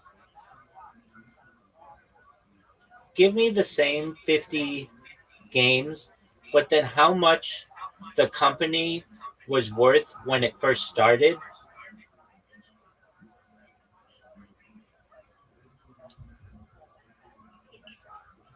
I can't believe AI is so good that it can like put this information together. This would take so long, like 5 years ago. Yeah, I mean, with a Google search, you'd have to find someone who's already done it. Yeah, Pieced it and together. nobody would have done that. Okay, so all right, so Minecraft was acquired by Microsoft for $2.5 billion in 2014. Um, so it was a game starting in 2009, but it didn't get popular until really until it's gotten really popular since Microsoft has bought it. That's when it became a movie and all that other shit. Terraria, bootstrapped indie start, no published. It's still privately held. I have never heard of that game, so maybe I'm out of the loop. Stardew Valley, I have heard of that. Solo founder, no formal company valuation launch. Around's personal net worth was $20 million though, but not at founding. Okay. Indie studio, early valuation publicly available. Hollow Knight, small indie studio formed by founders, no early valuation. All right. Um, but none of these are, from what I see, and maybe they are, but like none of these are just one guy with no formal programming experience sells it for $2.5 billion. Like even Mojang Studios by Marcus Notch Person, he was already a developer. Not saying it can't happen. It's just it hasn't. It doesn't seem like it's.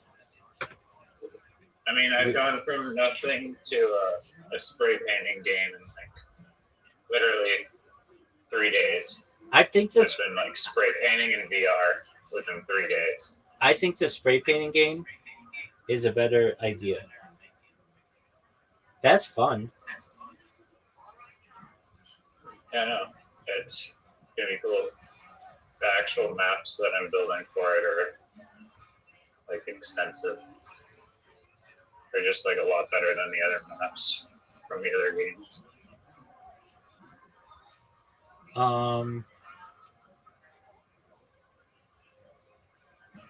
Okay. Well, I'm not. I think the best chance that you have is a graffiti game because of the simplicity. There's something simple about that people would like. Uh, in your spray painting game, do you get in trouble if you get caught spray painting, or is it just spray paint anything you want? No, it's not. You're not running from the law. Just have a open studio or train yard or building. Just take your time. It's more. I mean, graffiti is also part of the game, but it's also for mirrorless as well. Practice. Have you thought of just a painting game? A what? Like what you're doing, but like you could just paint a house as well. I mean, there's no artistic creativity if you're just painting a house a solid color. Incorrect. If I wanted to build like house painting simulator. Incorrect. I could build house paints. Incorrect. I mean, you're just what you can do it on a wall, a train car. I don't know, like a dumpster. Like you're gonna run out of stuff. What I'm saying is like, what would be what would be, in my opinion, cooler is you could do all those things, or if you wanted to, you could be. It would be a game like a professional house painter. So that's like a one that seems like just painfully boring because it's like a chore. I mean, you're gonna argue that power washing is a chore and that caught on. Exactly. Blah, blah, blah, blah. Exactly. Okay. And I don't know how many people there's. Maybe I'm completely wrong, and there's a niche of people who are just dying to paint and mask tape along a virtual wall. But again, it just seems like two very different objectives. One, this is a spray painting game, so I mean you can adjust the opacity and the size of the sprayer to like be massive if you want to spray paint a house. And I'm making it so it's like open world where you can import your own things to paint. So if you're dying to paint a house, just a solid color with no creativity, you can do that. You just have to import the house. I think that aspect is also what will help it gain virality of like the TikToks of people painting their own custom worlds, which is a current feature that none of the other games have. There are some people who paint murals on their house. Yeah, that's true. Like fences, or yeah, that's true. Yeah, I mean it's not. I mean, I see or it in a bedroom, and then inside of a bedroom. Sure. exactly. Oh, that's a big one. I was looking at one today, and you know, like I it depends on how big you want your game to be. I like the idea of just keeping it to graffiti, but I understand muraling.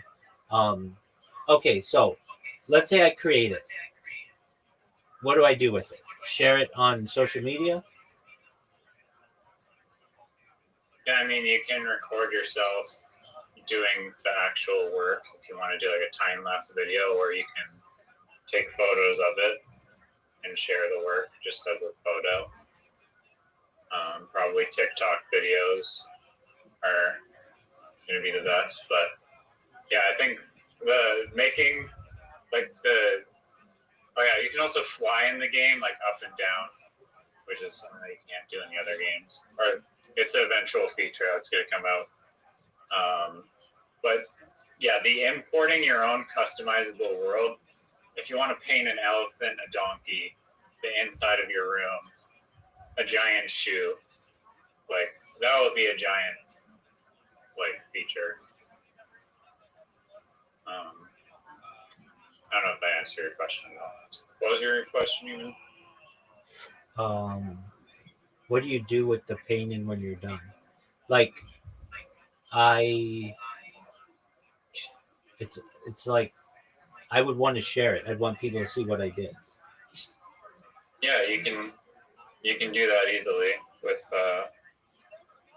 like already built-in features to the VR headset that lets you record or take pictures.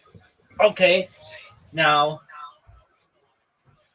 is this only a VR game, or is it also like on a computer?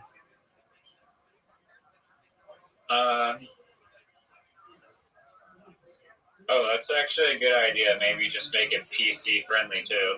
Of course. But I'm not sure how different the mechanics have to be for that. But I was gonna add in a testing way to do it with a mouse. So I didn't have to put my VR goggles to test every time. Yeah. So I'm not sure how difficult it is to make them backwards compatible. I mean, isn't that just like sort of just like Photoshop? You're gonna have to explain that and what you mean by that. Okay, so let's say I want to paint on a train car. I just take train car, put it in Photoshop, take the spray tool, spray it, take that picture and upload it to my social media. And I say, isn't this? I mean, Photoshop is 2-dimensional, but yeah, this one is more 3-dimensional. Well, no. Why... No. When I asked isn't it going to be, if you put it on a computer, wouldn't it be 2-dimensional? No, but the actual game itself, like in Photoshop, you can't walk around in a virtual 3D environment and look and tilt the camera and stuff, change the angle that you're painting on. Okay, so it's on a 2D plane. I get that, but isn't the art that you create on going to be 2-dimensional? Like when you upload it to social media? No. How is it? I mean, it depends on what you're talking about. I get inside the game, like in the game. No, I get in the game as I get in the game as 3-dimensional. I get in the game as 3-dimensional. But the art that you put on your social media, isn't that going to be a 2-dimensional picture? I mean, if you could export a 3-dimensional picture, possibly it could be 3D, but like if you record in your VR goggles and someone looks at it in their VR goggles, it could be 3D potentially. But if you're taking a screenshot of a 3D surface, then yes, it's going to be on a 2-dimensional plane. Okay. Have you thought of this game as being a thing where you have to spray paint something before the authorities come? I mean, it's not Grand Theft Auto. That's essentially what it would be. I get it. I get what you're saying.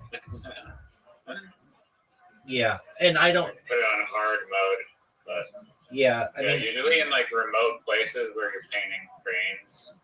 I mean, yeah, if you're painting in like the city of LA, you're probably gonna have to be careful, or just in general, I guess you probably have to be careful. Yeah, it's not. Yeah, it's more of a creative, like artistic graffiti game because I view graffiti more from a art standpoint now than I do from a vandalization standpoint. It gives it more of an entertainment value to have the authority aspect of it, but it will lose its value in the paint creation part. I mean, have you used any of the 3D virtual painting games that they have or platforms? No, the only one I've done is my own spray painting one. And it's actually really fun just from the... So they exist. They exist, and I would urge you to take a look at them because it's essentially what you're talking about, except the picture, like, so what they have is like a virtual palette, and you move the thing to choose your tool, and the only thing that makes yours different is that you're forced to be on like either a wall or a train car or whatever. But with the ones that I've seen and used, you just would choose a train car and you can paint on it like Photoshop, but just in 3D. Is it a 3D object? It is not. So I guess that is a different part of it. Yeah, you're absolutely right with that. You're 100% right with that. So it is not a 3D object. So you couldn't like walk through it. So that makes yours different. Also, to my knowledge, like a lot of the painting apps from reviewers are not good, but the ones that are good, they are not. Don't have spray painting as an option, let alone customizable spray painting with different nozzles, different opacity, like different pressures. Have you looked this up to see if this exists? Yeah, there's basically two of them that are like relevant. One is called King Spray, which hasn't been updated in years, and one is called Graphism, which is supposedly the better of the two. The reason I bought the VR headset to begin with was I was like, oh, you can spray paint in VR, nice. And then I didn't have the $14 to instantly download the Graphism game, but I've seen Graphism online. I'm like, oh, nice. That looks fun. I could just make that myself in like 3 days in Unity with AI.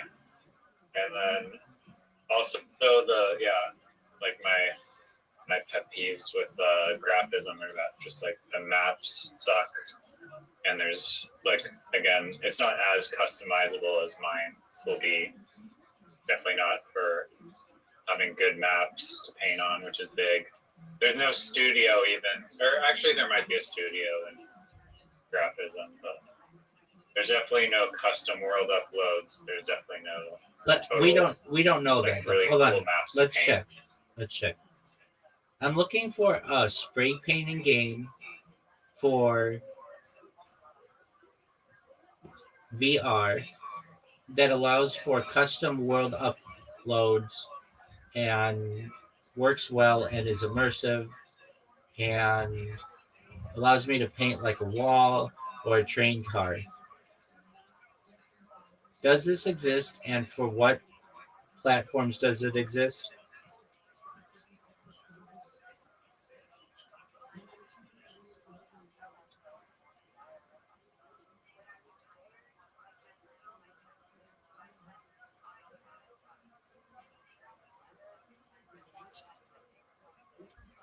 In my opinion, ChatGPT used to be better.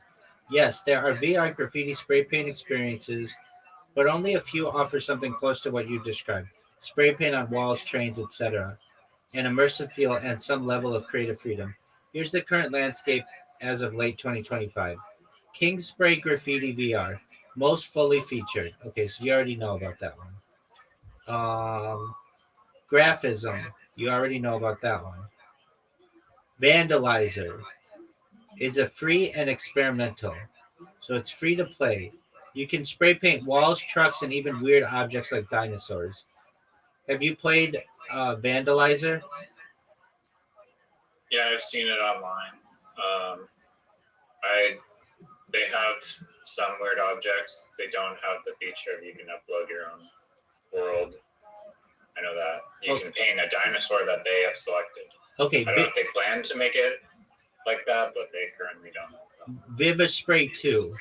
You can import reference art and take in-game photos. High resolution walls, paint layering, stencils, realistic spray parameters. It's a VR graffiti simulator with detailed spray tools and environments. So it seems like you can import. I promise you, the environments that these games have are not anywhere close to like the ones that I'm making, which is a big factor in my opinion because the worlds that you're painting in, if they're not exciting, they get boring. Okay, so what makes yours different? The fact that it has custom world uploads? Custom world uploads, way better environments to paint in, and it's also just more customizable. Like the opacity and the brush, it's like Procreate, more like instead of being confined, like it's more of like a creativity focused app than a graffiti simulator app. Even though you can get, if you want to, you can get perfectly like realistic spray paint, like caps and sizes and stuff, but you can also customize it a lot and change the opacity and the pressure and the brush size. So if you want like a super huge fat cap, you can do that too. You can change the distance that the paint will or that the wall will receive paint from. So if you stand far back, if you want it like 20 feet away, you can do that. All right. So King Spray. Yeah. Basically, your game is going to be like a little bit better than that. You're going to have different spray nozzles, and you can upload different objects. Aside from that, though, it's basically the same. Aside from it being a little bit better, um, like a little easier to use, right? You can also fly around. Okay, and you can fly around, but it's like basically aside from those three things, which are not game changers. No offense, those are just They like are game changers, trust me. The maps suck. Not Wait, having hold the on. ability to customize your brush size sucks. hold on. King Spray, you can change your map, so that you can. No, you can't upload your own map. It And the says maps that they do have suck. it says King Spray. Modded maps are possible via Steam. There's a dev branch for King Spray. Okay, but nevertheless, let's say yours is a lot better or whatever. How much do you think King Spray has ever made? Lifetime sales? I looked this up. It's like 150 grand. Yeah, exactly. But I'm not making it to like make money. I'm just making it just for like learning and like making my own version that has better maps and customizability. Okay, I get you. And also a income stream that they don't really take advantage of, or potential income stream, is like partnering with a graffiti company to get or a graffiti just store like bombing science that sells graffiti art supplies and putting their logo on the can. That's not going to be that much, though, right? Come on, that's going to be like what, They 10. will, because they'll promote it to their like, I don't hear how much does Montana or Molotov followers, Molotov headquarters. They have 500,000 people that follow them on Instagram Okay, and that are obviously interested in art. yeah, but like I mean, only a niche have the VR headset. I was just gonna say, probably. of those, how many have a VR headset? Like 1,000? I don't know. I don't know how popular or not popular they are. Let's I look. think, Let's look. honestly, Let's look. I haven't fully been able to use it though, but from what I can tell, it's actually an extremely valuable tool for artists to experiment and plot out what they want to paint. This is more of a passion project than a profit project, right? Yep. Okay, well, I'm not gonna criticize that. I mean, if that's what you want to do, that's fine. But you were saying like previously, like if this game gets popular, this was for the other game, but if this game gets popular, people are going to want to buy it, and you could make like $10 million. And I just see that this is already the most popular game in the industry, so you'd have to unseat this game, but it's still made like only like $150 to $250,000, and that doesn't include all of the hours that went into it. And the dev is taking home maybe like $40 to $80,000. I mean, not huge amounts here. I'm not criticizing it. I'm just being realistic. And yeah, no, that's what I was also thinking, that I don't know, you sell downloadable content too, with different paint cans, different nozzles, different environment. It's a possibility. I don't like to be too greedy when it comes to that stuff, because I know that from a user perspective, you want to not feel ripped off by the game that they're just trying to milk you every 2 seconds. right, and the advantages of your game were just that you were going to offer all that stuff for free. That's why you would buy your game as opposed to King Spray.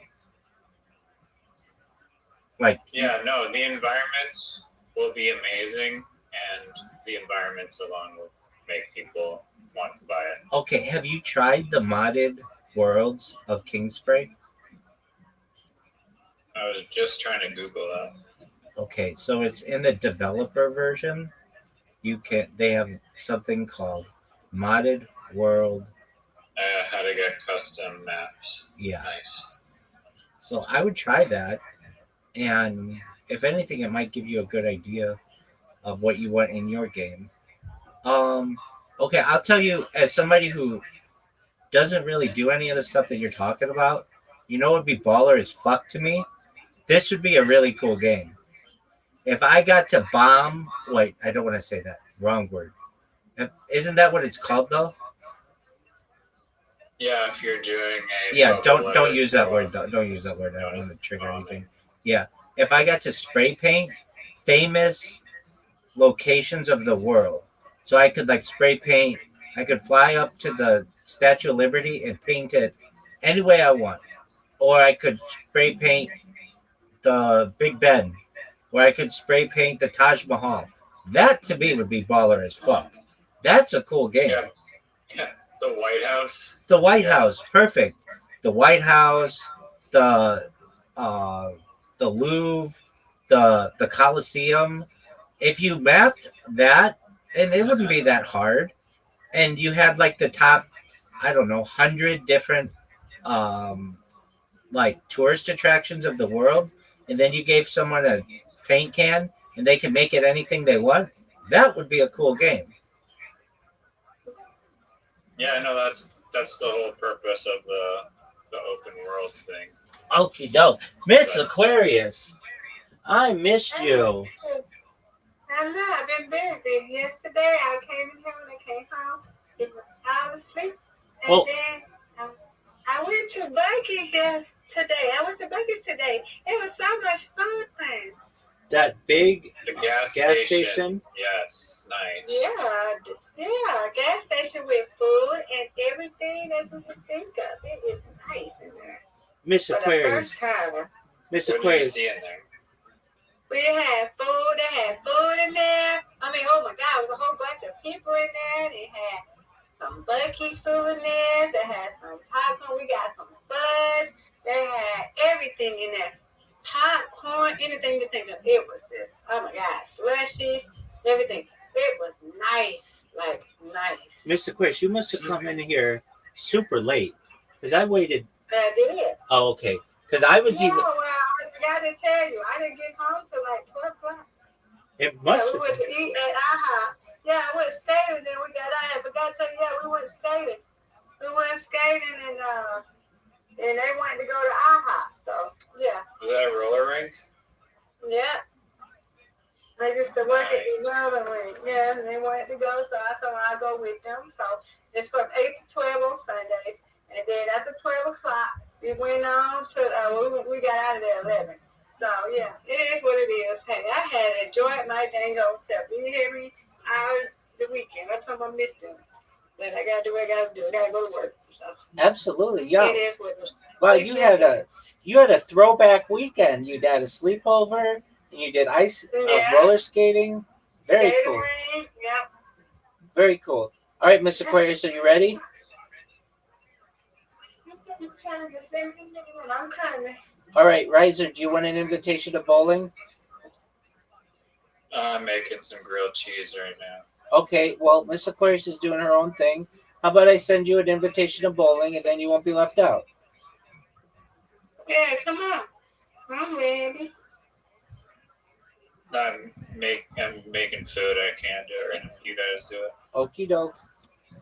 All right, Miss Aquarius. Well, you should know, Miss Aquarius, I was counting down the minutes, and then I was like, I'm not going to worry because Yeah, no, I even said, I forgot. no, you're fine. You're fine. I even said, I forgot to come in. Yeah, they wanted to go to the IHOP. So I even said on the stream, I said, Miss Aquarius is a big girl. She is in good hands, I'm sure. So I'm not to worry. Yeah. I'm sure she's fine, and she'll let me know how everything went tomorrow. So, well, I'm glad. Yeah. I'm glad that you had fun. That sounds like a lot of fun. It was. I enjoyed myself. I had a good time. So, what's your schedule this week? Only Tuesday and Wednesday. Only work Tuesdays and Wednesday. Okay, doke. Give me.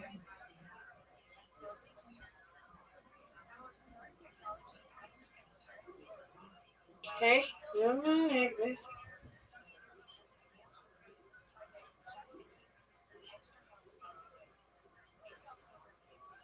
Then we went to a buffet today. It was good. It was okay.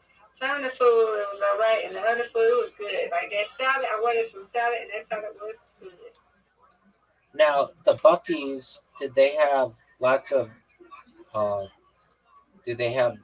gas pumps there? Yeah, they did. It reminds you of like a Sam's. That's what it reminds you of. Okay. Ooh, what a spare. Yeah. What a spare. Yay! You did a good job. What a spare. Yeah. Is it as big as a Sam's? Not really, but the way it looked, it reminds me of Sam's. Okay, I got you. Yeah. How the pumps were at, you know. Right. But it's okay. Yeah.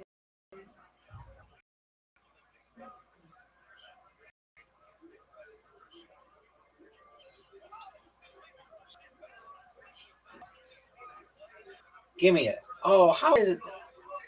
Whoa. Riser, I played Literati with Zoot, and you need to play with him one of these days. I want to see who's better, you or Zoot. I'll whoop his ass.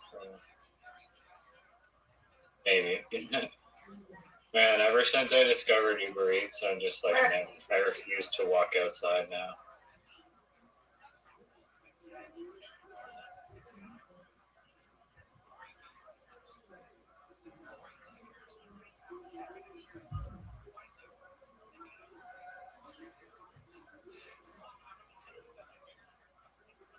Man, I'm coming from the last morning now. I'm coming from my time goes out. I'm coming. You've got time.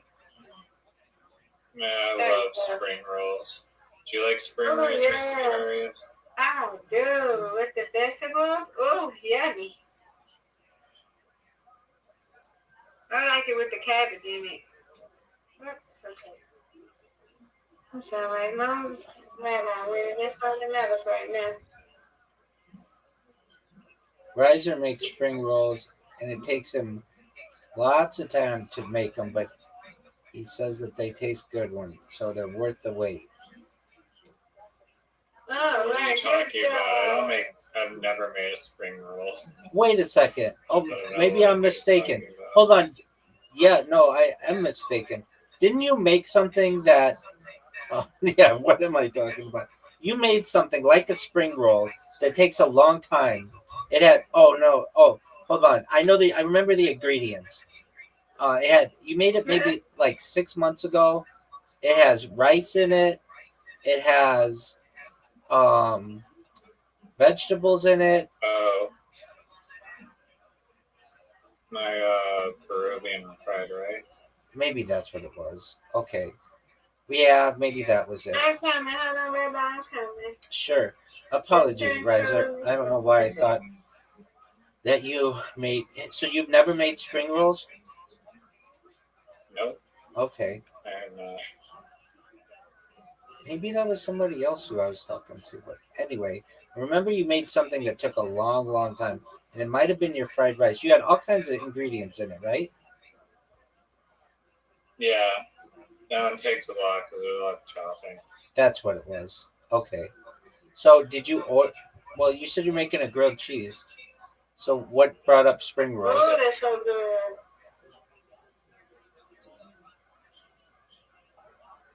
Did you have... What brought up spring rolls? Because I was also looking at Uber Eats at the same time. Okay, I gotcha. Hold on, I'm coming. Take your time. So, Miss Aquarius, what's the best thing that you had from Buc-ee's? I don't think we didn't eat no food there. Oh, okay. But we had the fudge. Yeah, the fudge, we tasted the fudge. The lady was so nice. She let us taste some of the fudge there. Key lime is real good. The key lime and the blueberry cheesecake was good. Did they have key lime pie? Yeah. They had key lime pie fudge. Ooh. Yeah. Fancy. Good. Is there Buc-ee's in California? Nope. I don't think so. Nope. They're like all of Texas and east of Texas. and they just started to expand Yeah. to like the south, but they were only in Texas for a long time. It was like a Texas thing. I think honestly, it's so popular just because of like the marketing behind it. Like every other gas station, like they don't have like a cute animal with like a catchy name, you know. You know, they. Or just like the name as well is just so perfect. Thank you. They're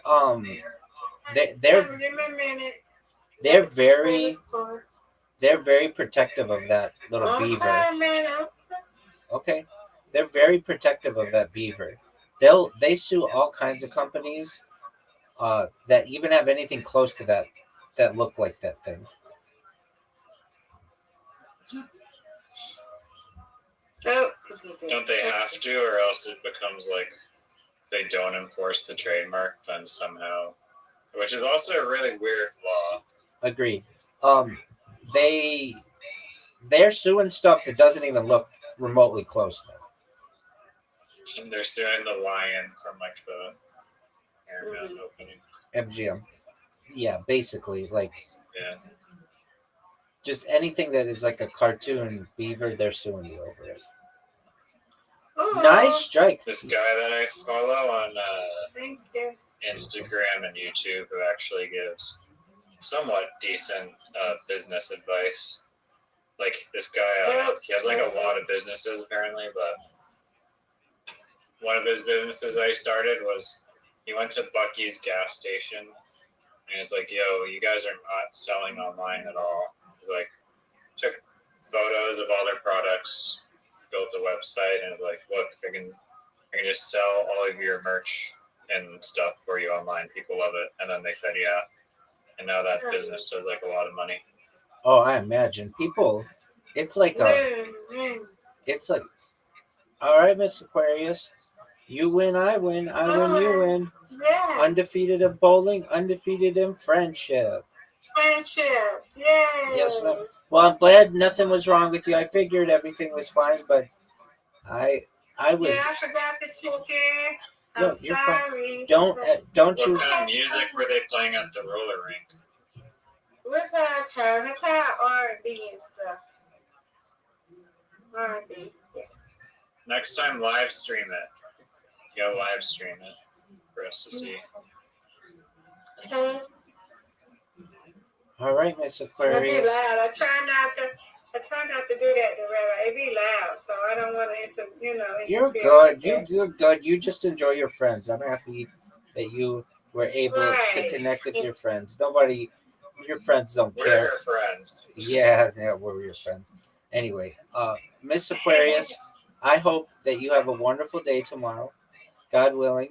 I hope you have a wonderful sleep tonight, God willing. And I hope that you are able to play with me tomorrow night, God willing, because I missed you. Yeah, because I got to work next day, so yeah. When I hang with them till probably to the weekend. If they're going to take me time to go see the lights up the street, it was called 11 Motor Speedway. Now it's called Echo Park Speedway that I did not know. But yeah, we passed by it today when we was going to Buc-ee's or whatever. And because she didn't take the highway, she wanted to take the scenic route, so that was cool. So when we was coming back, we saw the lights lit up and everything. It was so neat. I cannot wait to go there. It's like $27 during the week, and it's like $40-something for the weekend. And it's like it reminds me of a drive-in because they said that when she said Aiden's friend, Hunger, told us that it's like a little dial, like a little radio station that you push or whatever.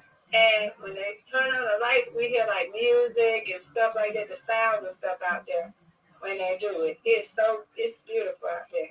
I can't wait to see that. We've seen it, but I can't wait to like be there, be in it, Absolutely. Well, that sounds fun. Yeah. Can't wait. Have fun. We have so much fun with each other. That's wonderful to hear. Yeah. Alrighty. But Rabbi, I'm going to be playing with you. Yes, ma'am. I'm glad that you be caring. You think about me, but I be good. I figured. I'm glad that everything is good. So You take care, and I will. I will talk to you tomorrow, God willing. All right, talk to you tomorrow, guys. Well, and good night, Ryder. You been to Buc-ee's? No, I live in Canada. We don't have Buc-ee's here, but I want the merch. I do want I some know, Buc-ee's it's merch. nice. I took one I like the leopard, like a rose pink. It's a rose pink leopard like tumbler. I want one of them. They got a whole bunch of tumblers, like got Buc-ee's. They got a whole bunch of everything. They got little plush animals like Bucky. Oh my God, it's just like everything in there. Like it's just, oh my God. I want to visit the like labyrinth of the Buc-ee's stores. Yeah. They seem quite I don't know, deep. They have everything there. Yes, very, very cool. All right, and next time I have some money, and I'm gonna get me a plush animal or something. Maybe something type of souvenir with. Yep. Just keep the fudge in like a little like jar or something. I'm gonna eat it. No, you gotta keep some in like a little mason jar. Okay, I'll take a little bit and keep it in a mason jar, but I'm eating the rest. Sorry. Okay. All right. Good night, everybody. See y'all later. Sweet dreams, God willing. Sweet dreams.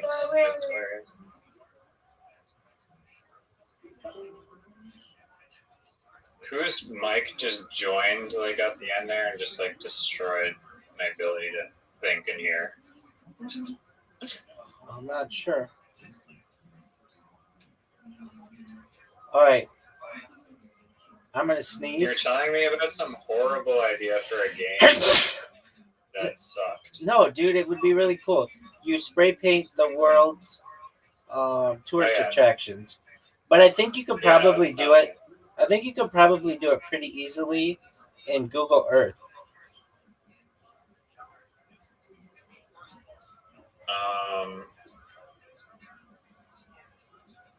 If you have like a overlaid paint feature on it, sure, somehow. Exactly. That wouldn't be hard at all. I mean, if you want it to be like good, then it might be, but depends on how good you want it to be. That would be fun. Or just, what if you just, I'm sure this is a thing, but you just were able to spray paint anything in Google Earth or Google Maps. That would be cool. People could spray paint on their own house. The police station is just like, it's like open world with multiplayer, and like the police station is just covered at the tip. People would love that shit, and being able to spray paint stuff with their friends. Yeah, I think there is a multiplayer feature on some of them, but it's not like that where you can just go anywhere on Google Earth. Okie doke. Why don't you watch? Have you ever tiddled around with a Rubik's Cube? A little. You don't think it would be dope to be inside of like a Rubik's Cube made? I think it's, you don't think it's cool because you can't see it yet clearly, like, but I have like these visuals in my mind, and it's very, very, very cool. Okay, so this is not what you're doing, but okay, Microsoft had a Maze screensaver. Did you ever see that back in the day? The what screensaver? A Maze screensaver. Oh. No. It's called 3D Maze, and they had a thing in it. I mean, do you even know what a screensaver is? Why would you think I don't know what a screensaver is? I'm trying to think. I mean, I have all my screensavers off, so I don't know if like people like a little younger than I do, I am like, remember screensavers used to be really, really big, and Microsoft had like 10 of them from which you could choose, and one of them was a 3D maze. And in this 3D maze, you would go through this maze, or like the screensaver would, and then when you went to these certain portals, it would flip the maze like upside down, or would change the color of the maze. It would just, and that kind of what reminds me of what you talk about when you say like Rubik's cube. Like you would hit this certain portal of the maze, and the maze would like flip upside down or like flip to the side. I don't know if what I'm saying is making sense. But I hear you. I'm more caught up in how you think I don't know what a screensaver is. do people still have screensavers? No one disabled their screensaver. Literally, you're the only person who has it. And there's no such thing. It's actually impossible to disable your screensaver. You can't even do that. Yeah, you There's can. no such thing as doing that because you have your screensaver is just black then, or whatever the color is. No, I disable mine. I have my screen to be always on. Oh, I'm thinking of like background then. Does screensaver, is that only when your phone's locked? Oh, you're thinking. It. Are you thinking? Wait. Background. Yeah, the desktop. You're thinking background. of like the idle thing that happened. Exactly. Okay. Exactly. So, do you use an idle thing on your computer? I mean, does the screen turning black after 10 minutes count? No. Yeah, it doesn't have the like the little I like the one where like the icon, like the Microsoft icon or whatever, just floating around, Exactly. bouncing off the Exactly. walls. So that's what I'm saying. People don't really do that anymore. They just have their computers kind of turned black. And I think it has to do a lot with energy savings, but like back in the day, nobody gave a shit about that. Anyway, screensavers seemingly aren't as popular as they once were. They used to be really, really popular. And your screensaver told people a lot about you, interestingly enough, because there were only certain like some people would have custom screensavers. It was just like a thing. But as I think about it, people don't really, they just let their computer screens either like just time out or they shut off automatically or something. And I think a lot of this has to do with power savings because energy became more expensive. So people just don't let their computer stay on all the time. Or I do. I have my computer as always on and never shut off, like always be going. And it's very bothersome to me if my computer ever shuts off for any reason. And that's just the way that I want it. Now, the reason why I asked was okay. So the other game that I'm curious if you ever played is a game called. Well, there are two of them. One of them is called Myst, Myst. Have you ever played the game Myst? I haven't. No. Okay, so this game was like, it was like a revolution in the 1990s. It was a 1993 game, and it's like the whole game, and then the other game is Riven. But this game was like a maze game where the player interacts with objects and traverses the environment by clicking on pre-rendered imagery. Solving puzzles allows the player to travel to other worlds, which are like ages, which reveal the backstory of the game's characters and help the player make the choice of whom to aid. Anyway, this is like a really big maze game, and if you've never played it, it might be something you want to look into if you're interested in maze games. I'm interested in them. It has been called one of the most influential and best-selling games ever made, selling more than 6 million copies. Myst was the best-selling PC game for nearly a decade. So, like, I'm not the only person who ever saw this. So, for like 10 years, it was the best-selling game, PC game. And that's quite an accomplishment. What kind of, these don't look like I mean, the images I'm seeing look more like not mazes, I guess. Well, that wasn't as I mean, confined. It how do you wasn't as define a maze? I guess exactly. I feel like when I think of maze, I think of like the Stanley Kubrick like Shining maze. Okay. Look up 3D maze for Microsoft Windows screensaver. Is that what kind of maze you mean?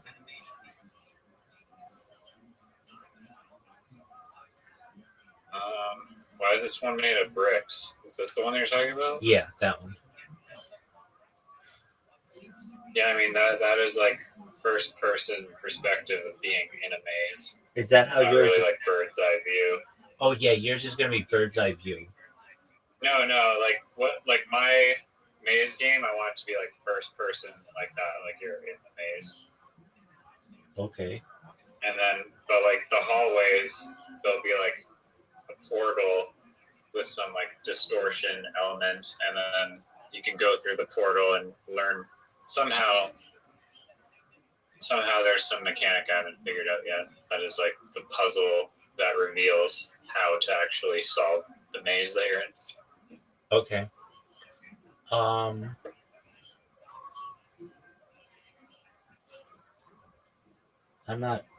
don't really have any comments as to if it would be fun or whatever because I haven't played it. I think that I frankly think it'd be pretty boring. Unless you get like kids today need excitement and things. So let me just ask, and you just remove any. Okay, will there be any sex in it?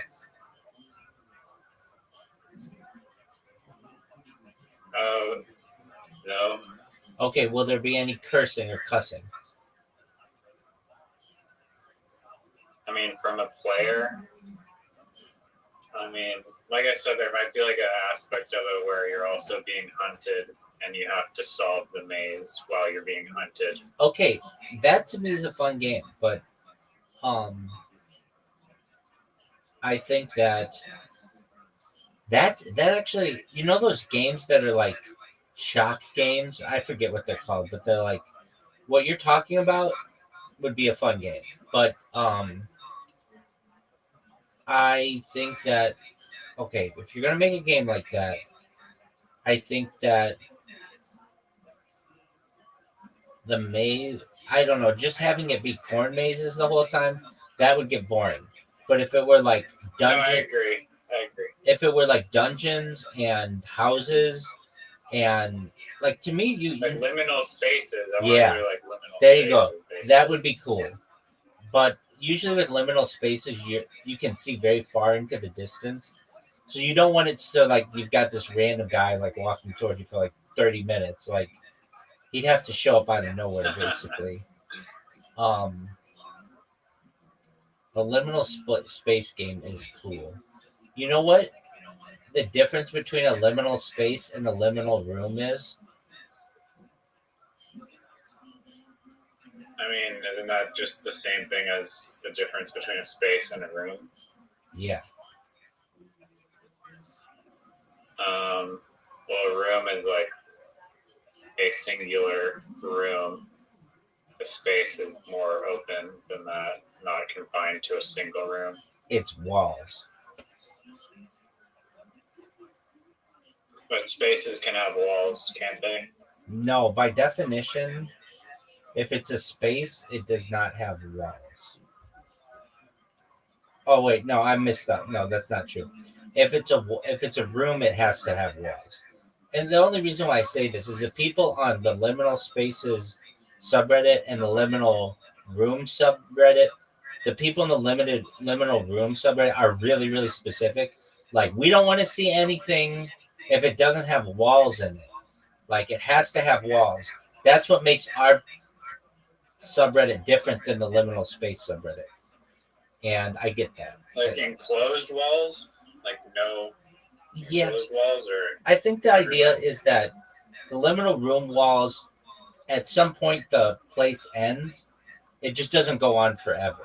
Like some of these liminal space places, go on forever or go on for like a long period of time.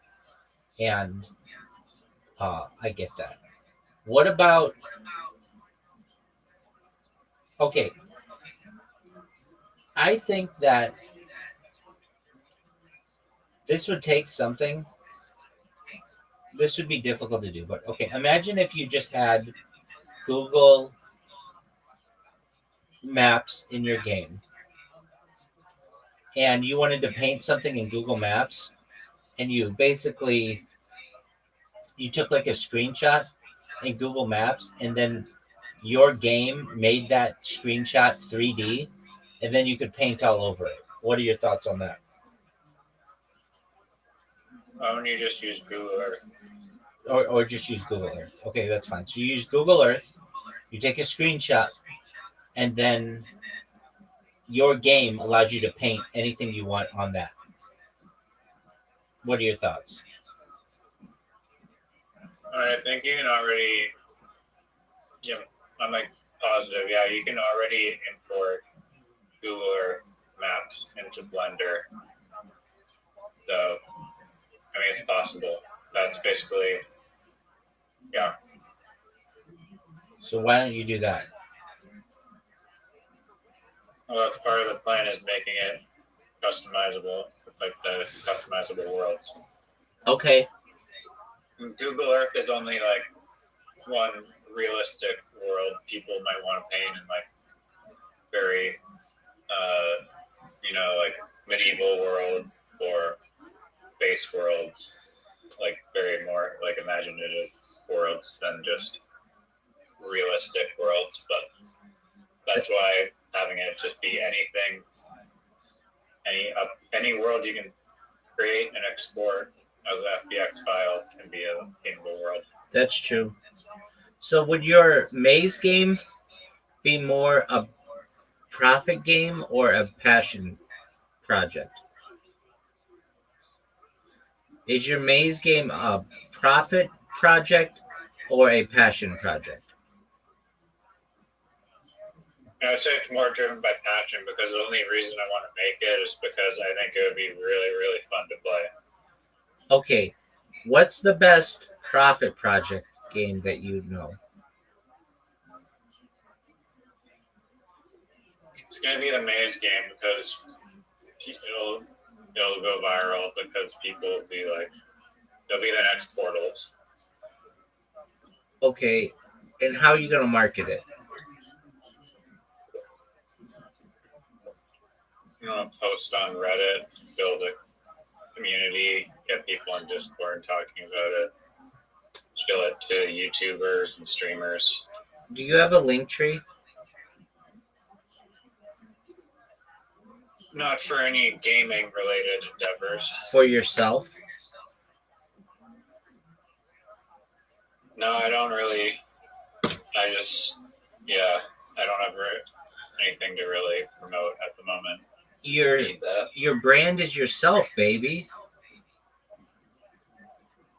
I prefer to be anonymous. There you go. Okay.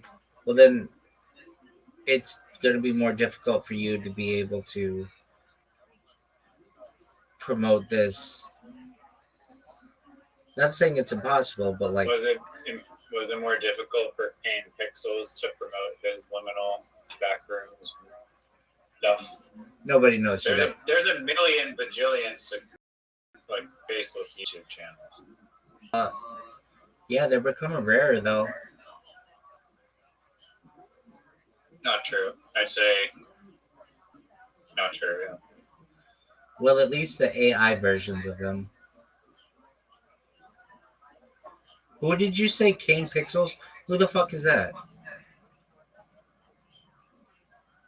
You just create like the most popular backrooms videos on YouTube. Okay. And it's now making a movie, a backrooms movie with some big studio. I mean, but couldn't we agree that the most popular YouTubers are face-forward people?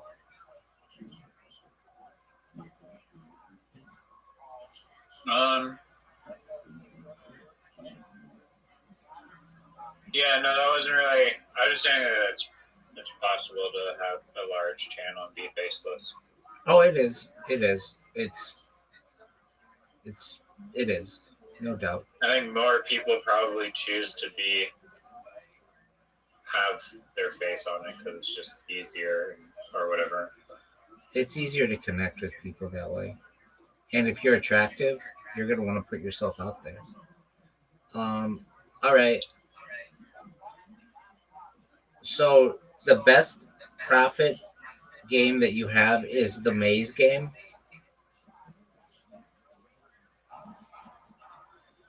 Do you want to hear 1,000 Yeah, game? I mean, do you have a? Yeah, I've got 1,000 ideas that are perhaps superior to that. One is you get to spray paint on any of the famous tourist attractions of the world. I'm already building that. Okay. Well, you never said that. You just said that you get to paint on a train car, and that's cool. But no, I said you get to customize, like import your own custom. You never once named a single tourist attraction. I would have said. I'm pretty sure I would have said you can spray paint the Hollywood sign, or the Golden Gate Bridge, or the Statue of Liberty, or I would have named things. I would have named the Sydney Opera House. I'm positive that the term "any world" contains those things. Yeah, but I mean, I could just say my game contains everything, and then you'd be like, okay, well, I want it to be a maze game. I'd be like, yeah, that's already in my game. Like, you weren't specific at all, and I had to come up with this idea myself. And frankly, I was specific. All right, so that's one game. Another game would be.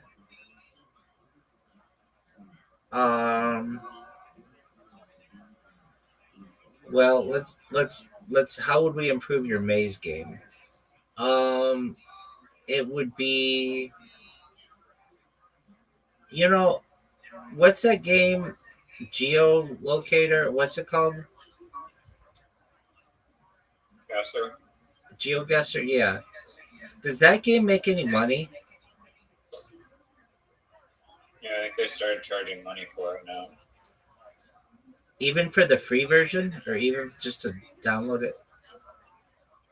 Yeah, you have to pay for it now, but there's like free alternatives online. Man, fuck those people. The only reason why I downloaded that game was because of you, and it's fun. All right. Oh, you never played GeoGuessr before? I have, but in either like alternatives of it or just in my own way, randomly potting myself down on Google Earth and okay, that's it. One sec.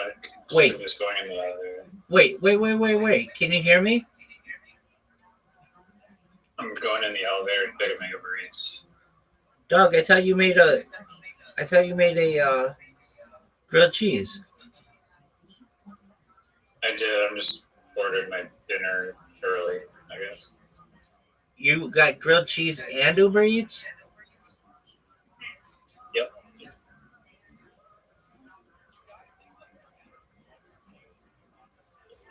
Would you have sex with the delivery driver?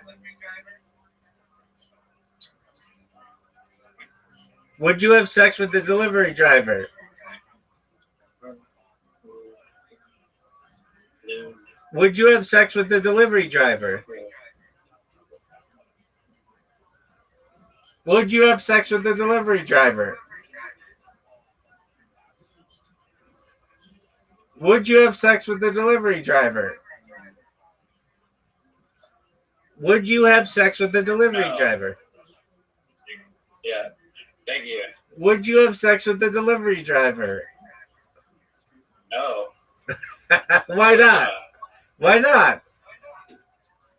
Because he's a brown Indian man that's like 40 years old. Okay. All right. Okay. This a game that it's a game that exists. But okay, it's like GeoGuessr, but they put you somewhere in the world, and then you have to get to the nearest airport. Have you heard of this game? Is it about managing an airport? No. So they put you randomly anywhere in the world, and then you have to find the nearest airport in the least amount of clicks. So it's like, okay. So it's like In GeoGuess. Google Earth? Yeah. So they put you somewhere random in the world, and then like they'll put you in like a middle of a field or whatever, and then you have to click to get to the like closest city. You keep clicking to get to the closest city, and then from the closest city you get to the closest airport, and then they judge how you did by the amount of clicks that it took you. Does this make sense? Which it's a crapshoot unless you know the area. Well, so is GeoGuessr. They should make it, but like you have to get to like the nearest McDonald's or something. Dude, I'm looking up this game because I know I didn't make it up. Yo, what is the game that like puts you in a random place in Google Earth, and then you have to get to the nearest airport in the least amount of clicks?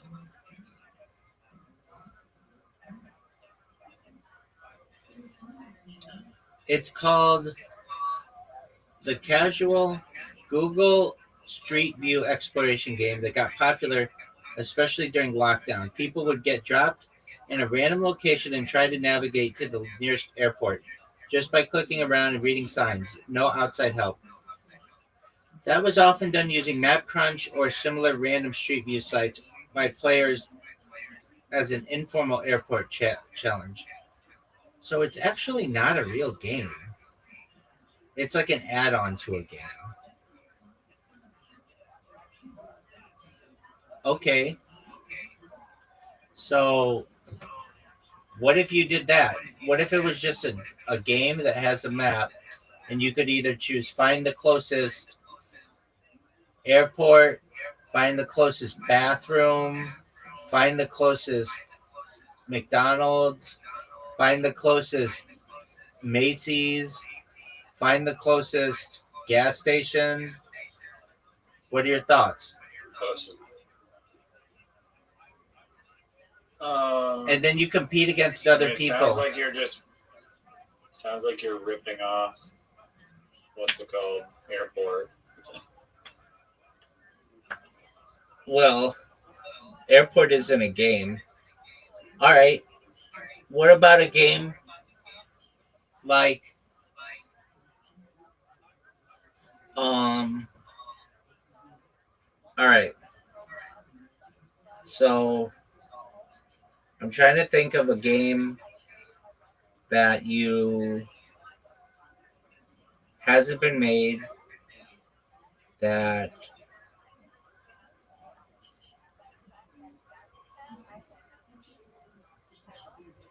what about your map game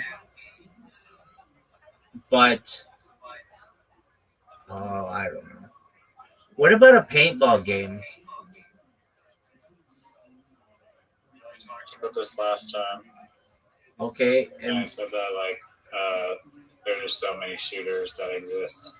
And you're like, okay, well, go after the kids market or something that can't buy shooter games that are rated R. And I was like, I guess that's a good idea. That is a good idea. I can't believe I said that. Okay, cool. What about? And you're obsessed about trying to make a game where you sail around the ocean and do like nothing. Oh yeah, that game's tight as fuck. Yeah. How about a game where you canoe down the Mississippi to the mouth of the Amazon? Yeah. Wait. What about a game? What about a game like that? Hold on, where you canoe down the world's oceans or down the world's rivers? Okay, now that's a good game. And then you have to somehow not get shot by the Antifa and somehow meet a rock band. No, just like you avoid, I don't know, tipping. Do you really like the idea of that game or no? I think it has potential as a good game. Like, I don't know. I feel like Power Wash Simulator set the bar so low where it's like anything could be a game. To me, it's Some not of these power. It's not simulator Power games Wash are so- Simulator. It's that vending machine game. To me, that's work, like of filling a vending machine. But people fucking love that game. Yeah, there could be like a VR controller or like a separate controller that's like a paddle that you actually hook up to the game. So you physically have to paddle around the whole, like half the continent practically. Dog, what The about a whole game? continent. What about a game where you're a mosquito and you have a limited lifespan and you want to give as many people West Nile disease as possible, and you have to avoid getting slapped and stuff? Yeah, that canoe game is far better than that. What would you All call? the animal games, it's like the bee colony game is better, like managing a bee colony. But What would you call the like canoe those game? started. What would you call the canoe game?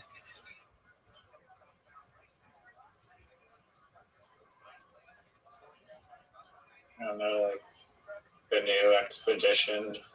That game sucks. All right. What about? Can suck worse than a documentary. A game where you make documentaries on shitty canoe adventures. You have to make the shittiest canoe documentary possible. Doug, how about a And then game? you get judged on Doug, shitty documentaries. okay, so this already exists, but it's not. It's just like a what do I call it? What do you call it? An add-on or a mod. What about a game like The Sims, but for like medieval times? So Yeah, is there no mod of The Sims with that? there is, but it's a mod. It's not like The Sims. So like it's not like as realistic as it could be. So I like think there's like a ton of medieval games. Like, I don't know, is it just what do you do in the game? well, let's talk about it. All right, so you start off as like a peasant, and I guess you could start off as like a kid living with your brother, your siblings, and your parents and stuff. And then you could start going to like working as a like an indentured servant or like a whatever, like what do you call like the guy who hangs out with a knight, like the I don't know, the helper of the night. I forget what they're called. It's not serf, but it's so Squire? squire. Thank you. That's exactly right. So you start working as a squire, and you have to go to work every day. Then you come home, and I'm sure you'd have like chores or something, or and there's like no school you go to, I guess. And then there's like animals, I guess you'd have to take care of in like a little village. And then eventually you become like you start going to battle. You have to take care of your squire, or you have to take care of your knight, and then eventually you might get promoted to knight, and then you get successful as a knight. Then you might get knighted or whatever, and then I guess you make more money, and there's like loot and stuff. But like even all Yeah, these, this game sucks. Yeah, this game's it's this terrible. game's garbage. It's terrible. Well, the thing is, the Probably people, the worst game we've the- ever heard of. the people of the middle, the people of the Middle Ages didn't do as much cool shit as people of the modern day. So like, I don't want to be like, and then you become prince. Like that's not realistic. People in the future will look back at this moment and think, "Wow, that was the shittiest game." Only after they heard about your upside down maze game. Now that's a real game, but for a medieval game, I have two games. Possibly they're interlinked, but this one would be cool. I think it's like a joust simulator where you have to like you're either managing, potentially you're managing a joust a jousting arena, and you have to, I don't know, do all the activities related to that. All right, I get that. Fucking feeding the horses, like making sure people are like, like selling people the stupid like long, like comically long, jabby poker things. Potentially training people, repairing armor. Now that could be a game. Sounds boring. I get it. I get it. I get it. I get it. Okay, what's your other idea? I came up with the best idea ever, so let me know when you're ready for it. Okay, the other one doesn't really make sense, but it'd be like a jester simulator where you just more of like a story mode and you have to like click which joke you're gonna say and it takes you down different paths. So like choose your own adventure. Yeah. All right. Both of those ideas are worse than my Sib's medieval world. All right, how about this one? No, this one might be worse than terrible. this one might be worse than medieval Sims. Are you ready for this? A first-person shooter, but instead of having a gun and stuff, you're a dragon, and you have to go around and fly in like medieval times and burn up little villages and stuff.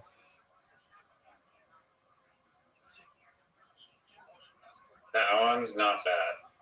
I kind of like it It's too. not I kind of like. bad. I kind of like it too. So imagine. You get to fight other dragons at least. Yeah, I would say so. Because if not, it's not gonna be really competitive.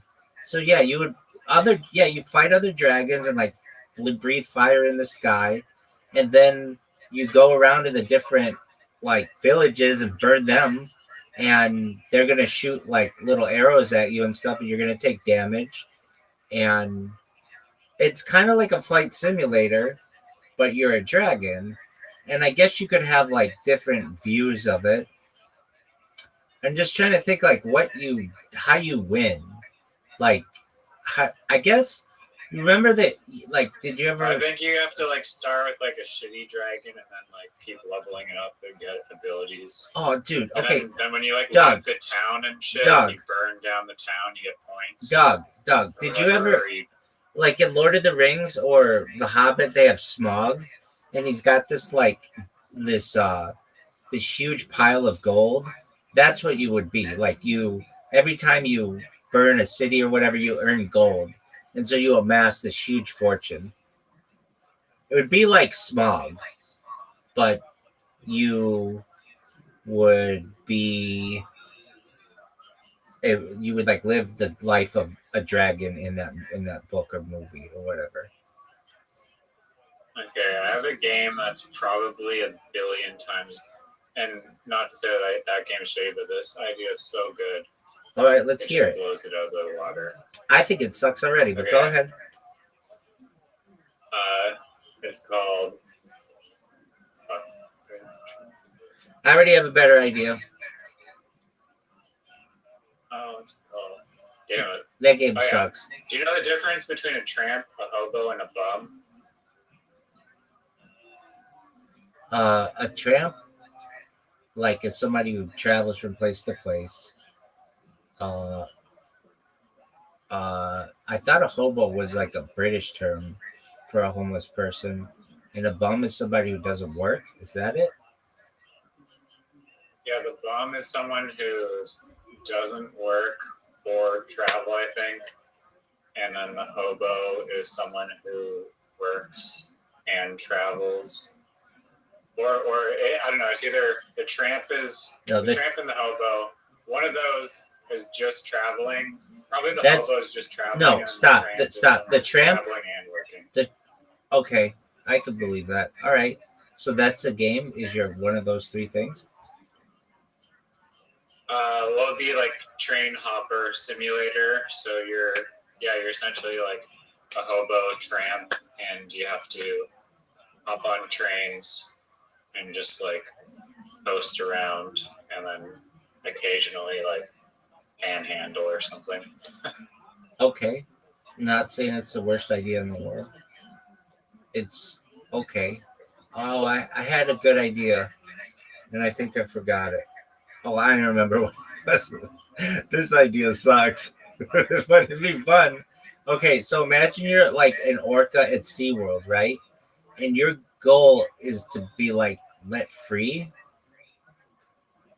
And it's like, well, how do you do that? I don't really know. I think that's why this idea sucks. Okay, did you ever see You the movie? splash people too much. Well, so You I was splash thinking. the kids in the front row I way was too think- much until they get pissed. I was thinking Use delivered. you attack your trainer, and they just decide that you're. You have to drown like 600 trainers. I don't know. Did you ever see the movie Free Willy?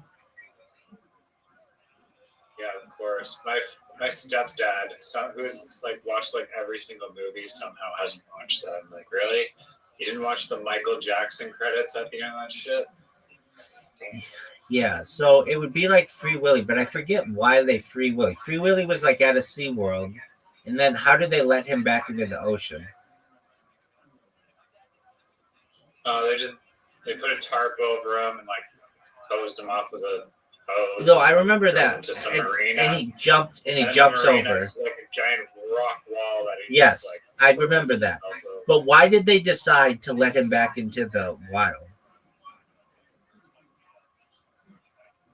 I think they could just tell that he was like miserable somehow. Okay, so that's not Or, some. I remember there was like a really sketchy scene in that really freaked me out. It was like they were like sneaking in at night, and then like the fucking tank just starts like leaking. Like these bolts and shit of the tank are just like spilling water, and it freaked me the fuck out. That Very creepy scene. okay, so they don't normally allow orcas to go back into the wild, which because they say like they'll never be able to adjust, but I don't agree with that. They're like an apex predator. They'll figure shit out immediately. So I don't know why. I think that's just an excuse why they don't let them back into the wild, because they'll seriously fuck up anything like in the wild. So I don't get that. I don't know. I think depends if they're captured from the wild or not to begin with. Doug, they're like, I told you if this. they started off being fed their like food since they're baby orca, then I don't know, they might be accustomed to that.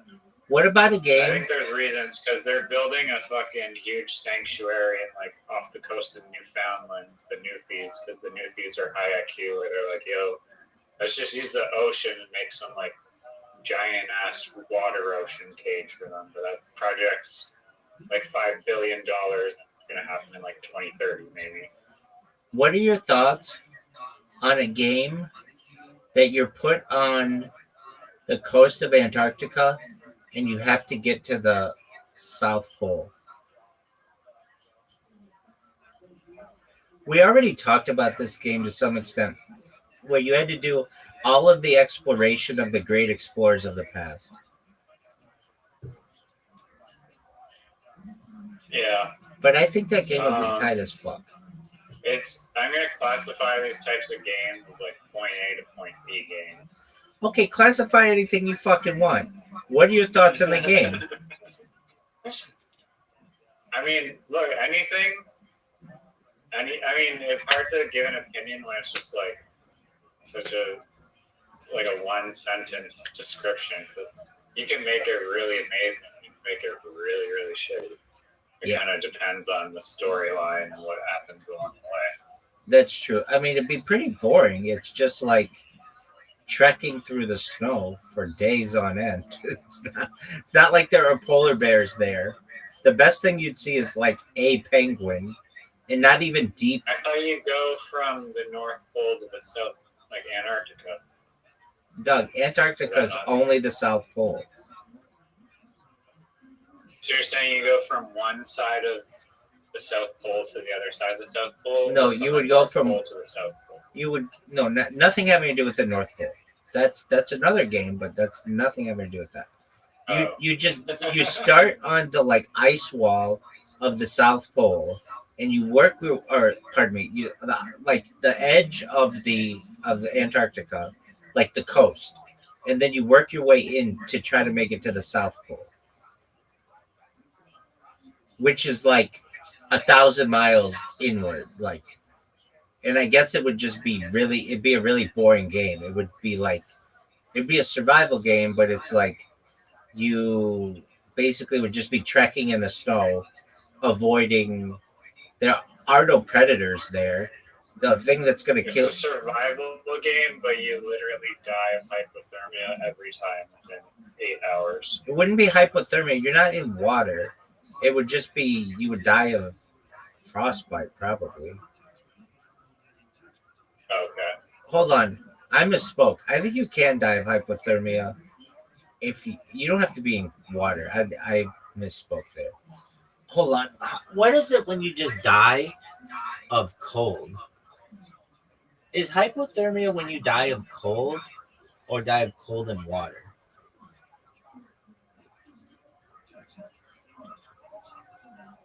I think you're right. I think it's hypothermia. Frostbite, Oh, it's just dying of cold. Yeah, so it would be hypothermia. Nice job, dog. yeah. So you have to Somehow avoid. Remembered hypothermia. That'd be such a terrible way to die. Holy fuck. How are you spelling That's that? gotta be it. How are you spelling that? Hypothermia, like HYPO. You're the man. HBR. Exactly. All right. What about a game? Would you rather burn to death or hypothermia to death? Burn to death. Really? I think it goes quicker.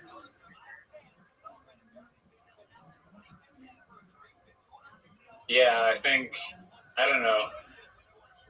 If like, How long? If you're just dropped into like absolute zero, wouldn't you like die extremely quickly? Okay, yeah. Then I'll take that. Feel like I'll take that. In our like Earth conditions, though, like it's probably like a slow burn. That's what makes it so sucky. Probably. Yeah.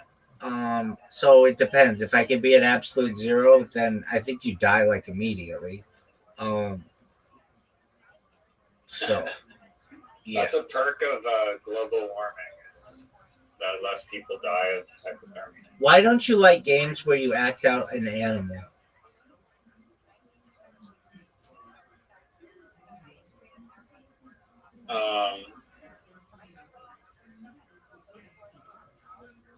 They can be like the bee. I don't know, man.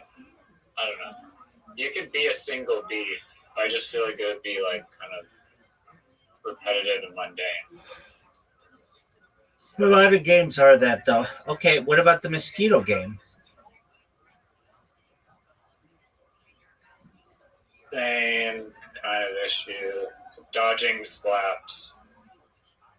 I mean, that nowhere near is level of stimulation as opposed to like the maze game or the paint. The maze game's terrible. Lilies. Let's just be honest with you. There's no stimulation in the maze game unless somebody's chasing you. Let's be honest, puzzles are dog. You even called it stimulating games that there are. You even called it a corn maze.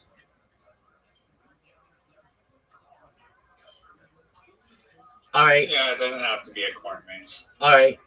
What about a game where you build corn mazes for people, or different types of mazes like pumpkin patch mazes, and then run simulation. What the fuck is a pumpkin patch maze? Look it up. It's a pumpkin patch maze. It's like a maze made of pumpkins. How is that a maze? You're taller than all the pumpkins. You still have to navigate the path. I don't get it. I think they stacked up. Or sorry, a hay maze. I'm thinking of a hay maze. Oh, well, that's different. You said a pumpkin patch maze, which makes no sense. Hay maze makes sense. All right. You could stack the pumpkins vertically. Do you know how many Or you Dude, get the giant pumpkins. do you know how- like 5 feet wide pumpkins, and you make people crawl on their knees? Do you know how many pumpkins you would need to make a whole maze out of them? And how unstable they would be? Pumpkins are round. They don't stack very easily. Hay maze, that's a thought. You could chop the pumpkin into square bricks or grow it in a square container. What are your thoughts on a game where you are a snake?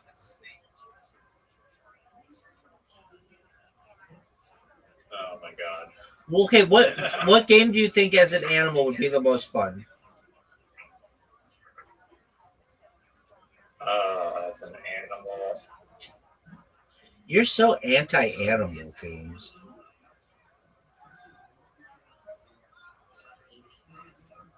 I don't know. They all suck. That's the problem. Dude, what about... They all suck. The only thing you do in animal the game is like get food and roam around and occasionally fight off a predator. What about the cat game? That's pretty popular. Yeah, but there's actually like a huge storyline and things that you do in that game. What's it called again? It's called Stray. Yeah, there you go. So But that's not a game of like living the life of a cat, like a realistic cat. Like that was like a game version of that. All right, what about a game where you... Oh, this is kind of a cool game. All right, you are a what do you call it? You are a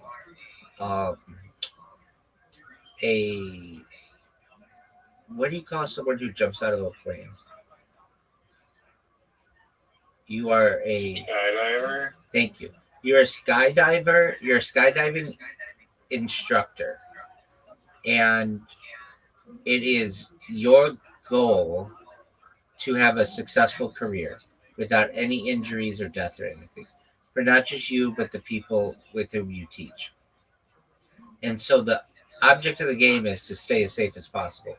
And you keep doing skydiving, which is kind of fun. It's actually super fun. And you get to see the whole, like below you and everything. But like the issues would be like if you didn't do your pre-flight checks and everything, then there's a chance that your parachute wouldn't deploy, and then you end up dying. I guess that would be a pretty violent game, but I think it'd be a cool game. You would do like 100 different jumps, and then you would hope that your parachute would deploy, and if it didn't, you'd have to have your backup, and if that didn't deploy, then you die, and that's the end of your career and your life. It would be called Skydiving Pimp. This game might already exist. I'm not sure. I kind of doubt it though. But a crash test dummy game where you live the life as a crash test dummy. Don't you remember the crash test dummies of the 1990s? They were very popular. They had so much merch. I even had toys of theirs. What is that like? It's like the like car crash dummies. Yeah, they had names, and they were like characters. They had commercials. I think they even had like a TV show. No. Yeah. Look up what's it called? Look up the crash test dummies 1990s.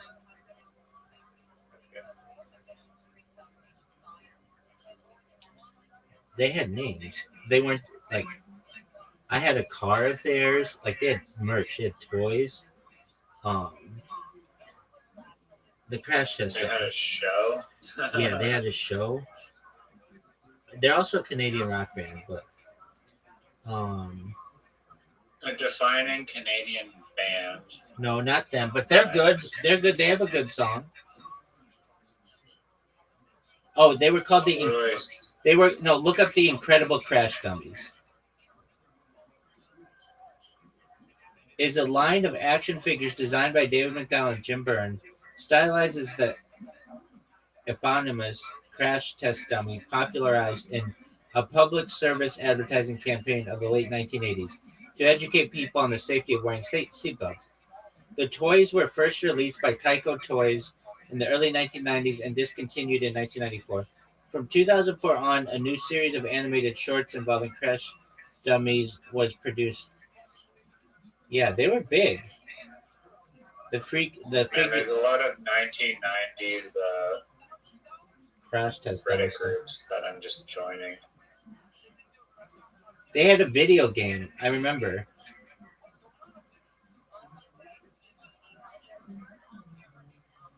Anyway, So you wanted a game where you're a crash test dummy? Apparently, the incredible Crash Test Dummies video game did exist. I know.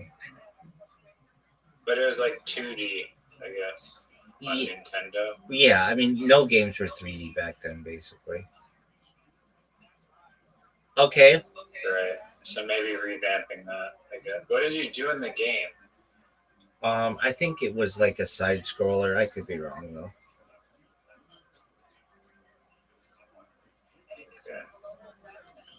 Okay.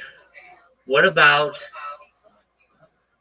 Were you talking about Crash Test Dummies a little longer? yeah, dog? So they had names. I forget what their names were, but they were put out by the like Consumer Safety Commission or whatever because it used to not be illegal to not wear a seat. It used to be legal to go around without a seatbelt, and this was pushed in like the 1980s. You need to start wearing a seatbelt, and a lot of people still were not, and there were a lot of fatalities because of it. And there were these sayings like that the police used to say, like, "I've never had to unbuckle a dead person." Like basically, if you buckle your seatbelt, you're gonna stay alive. And the crash test dummies were like this big push of the government to make sure people were safe and maintained and were buckled in. And then they did so many commercials that they thought, hey, we could sell merch of these guys. So they had these little action figures. I remember this action figure that I had. You press a button on it and his like arms could fall off. Oh yeah, that was the thing. The arms would break off and you'd have to put them all back together, and the head would come off and you'd put that back together. And they had a crash test car. You take the car and slam it into something and it would like break. It was like pre-broken, and then you'd have to put it back together. And it was like to push for safety in at least in the United States.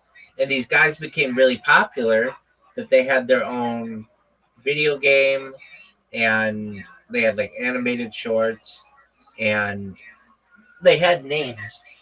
their names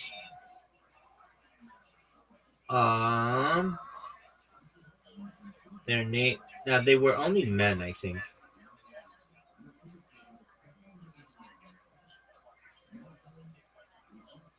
There was not a female Incredible Crash Dummy that I ever saw. Their names were. Oh, maybe there were. Maybe there was a girl. Okay, their names were Crash, Splice, Crunch, and Gyro. Oh no, that was in a. That was in a. That was in a show. Um, but they were promoting Vince and Larry. That was their name. Vince and Larry were the Crash Dummies. However, due to controversy and the withdrawal of support from the National Highway Traffic Safety Administration, after concerns that the toy line distracted from the safety message. Oh, okay. So the toy line was first released by Tyco Toys in the early 1990s, beginning under the name Vince and Larry the Crash Dummies. However, due to controversy and the withdrawal of support from the National Highway Traffic Safety Administration (NTSA), after concerns that the toy line distracted from the safety message, Tyco rebranded the name the Incredible Crash Dummies. So they were just called the Crash Dummies at first. in 1991, replacing the original characters Vince and Larry with Slick and Spin. But these things were really popular. Like, how popular were they in today's terms? They were like, I don't really know what toys kids play with today, but they weren't as big as they were like almost as big as Ninja Turtles. Like they were basically you could show them to any little kid and they would know exactly what it was. And Well, the thing that made the toys really popular is they were the first toys that I recall that would break apart on purpose and you'd have to put them back together. And like usually when you have a toy, it's not made to crumple. Like these toys had like crumple zones, and that's what made them different. Most toys don't break at all. They're like sturdy. But these toys, you would like ram the car into something and the front of the car would crash up, and then you'd have to like move it back to the position for it to be able to crash again. They were popular, very popular. On a scale of 0 to 10 in the 90s, they were like a 7 or an 8 in popularity. With the Ninja Turtles were a 9 or a 10, these things were like a 7 or an 8. All right, but man, do you think the term crash test dummy is offensive? it wasn't at the time, but they probably have some more scientific term to remove the term dummy nowadays. But like they probably would call it like experimental safety model or something like that today, because the term dummy is probably seen as somewhat offensive to some people. Okay. It's like, yeah, dumb people are just worth sacrificing. Okay, how about a game? All the games that I come up with are like real life things, like the mosquito simulator and like going to the South Pole. I guess the dragon one is a fantasy. What about? I mean, I've already talked about this game that they've already I done. had one. It was a All right. shipbreaker simulator. A shipbreaker simulator? Yeah, I mean, it's kind of offensive because it's such a horrible job that What the first fuck are world you? nations just avoid. What are you talking about? What's a shipbreaker? Oh, you haven't seen? Yeah, now this is a good documentary worth watching. It's called Do The you mean an Shipbreakers. icebreaker? No, I'm talking about shipbreaking, dude. What is that? Shipbreaking, like old cargo vessels. They need to be scrapped and recycled somewhere. Oh, I've seen this. And yeah, they're very pollutant. And they do it in like scrapped. third world countries. So yeah, they get sent to Pakistan, and like Bangladesh has like the largest shipbreaking place in like the world, and they are dismantling these like massive vessels. It's a very dangerous job, and yeah, sketchy ass job. Why is it so dangerous? Because you're using a blowtorch to weld in like toxic fumes, and you can easily fall or have pieces of metal crush you. And yeah, I work with a blowtorch all the time. So there's just a lot of health issues. The ships were also made with like asbestos and like a bunch of what are they called? These like molecules that are just terrible for you. What was the documentary you saw of somebody who walked the Amazon? I sent it to you in the chat. Oh no. Well, what was it? Talk to me about it. It's literally called Walking the Amazon. Okay, does anything exciting happen? Yeah, no, the whole thing is like a nail biter. All right, we should watch that one in the future. Um, did you?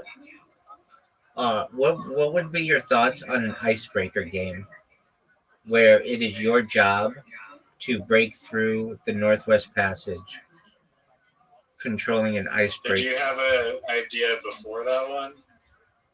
No, You said icebreaker because you thought shipbreakers. I was thinking about icebreakers. no, that was my idea. An icebreaker game. Really, your idea was icebreaker, and then I interjected and said shipbreaker. No. You said shipbreaker.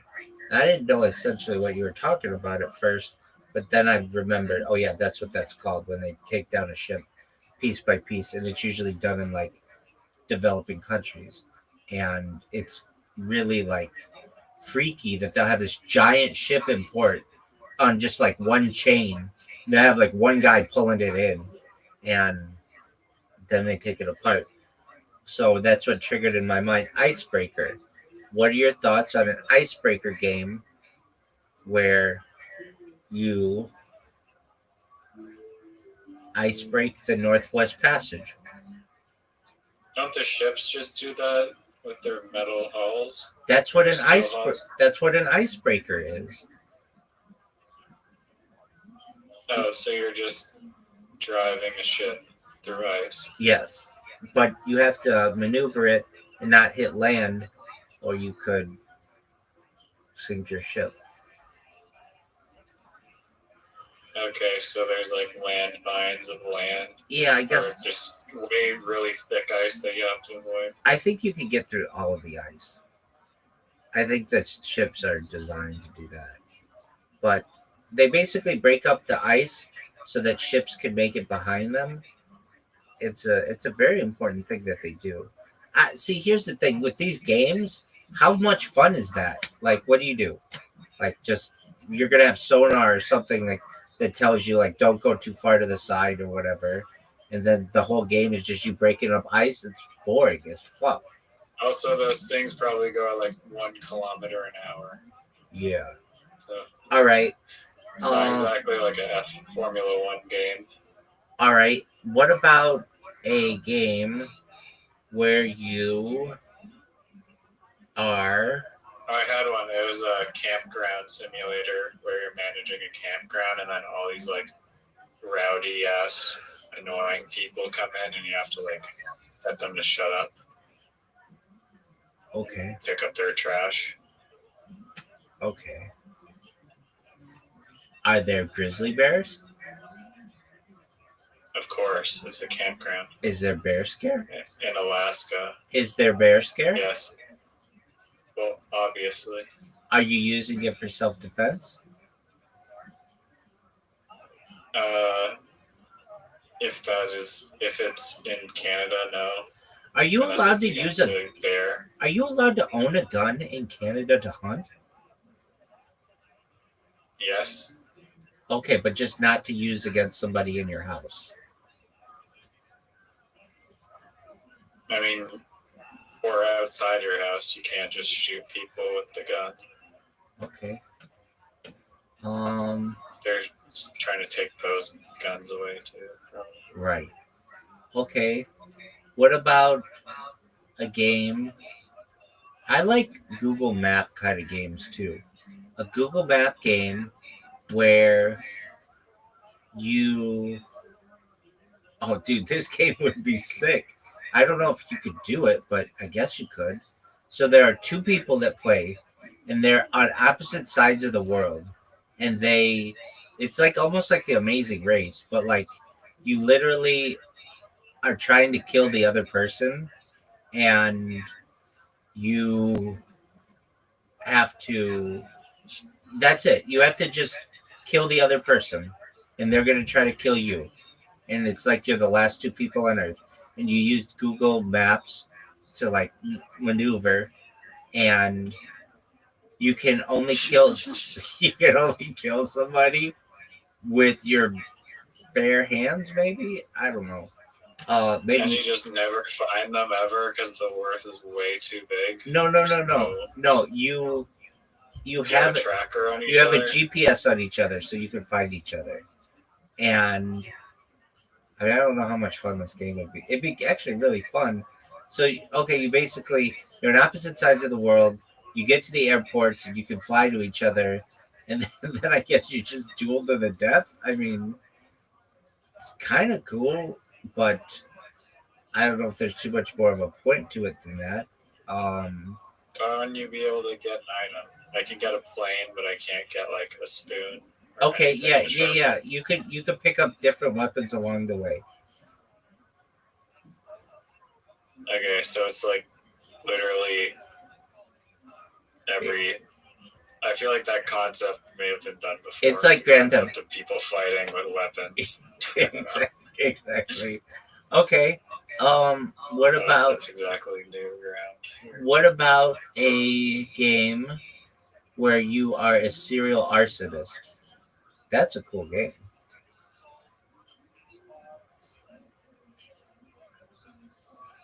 I wonder if it exists. No.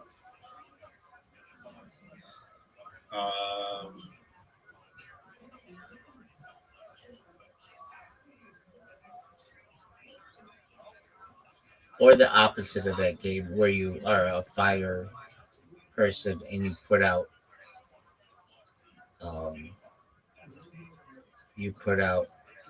I mentioned that fire. Was a suggestion before the forest fire game. I thought that would be pretty dope. Yeah, that's cool. But with cloud seeding, that shit shouldn't exist. B. How about that? A game where you're a cloud seeder.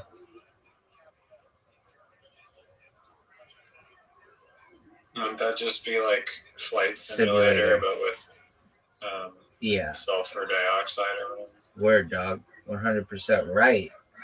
All right.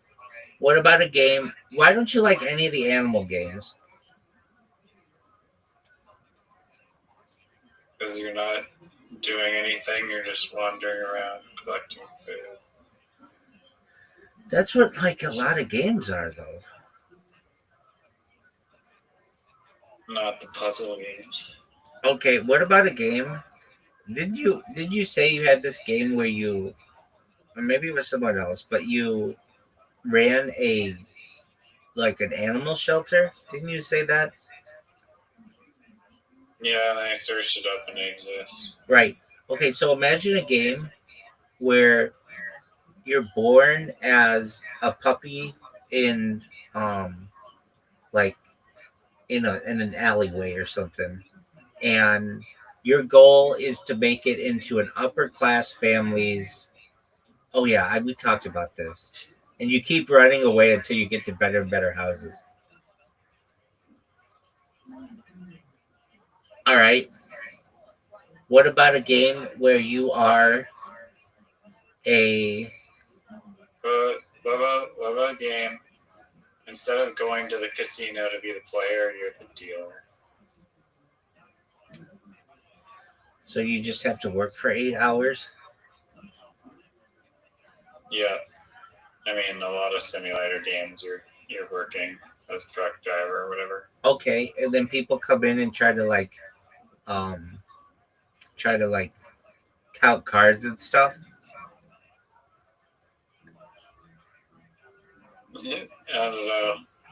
Like, if you're on the blackjack table, which you're not, then yeah.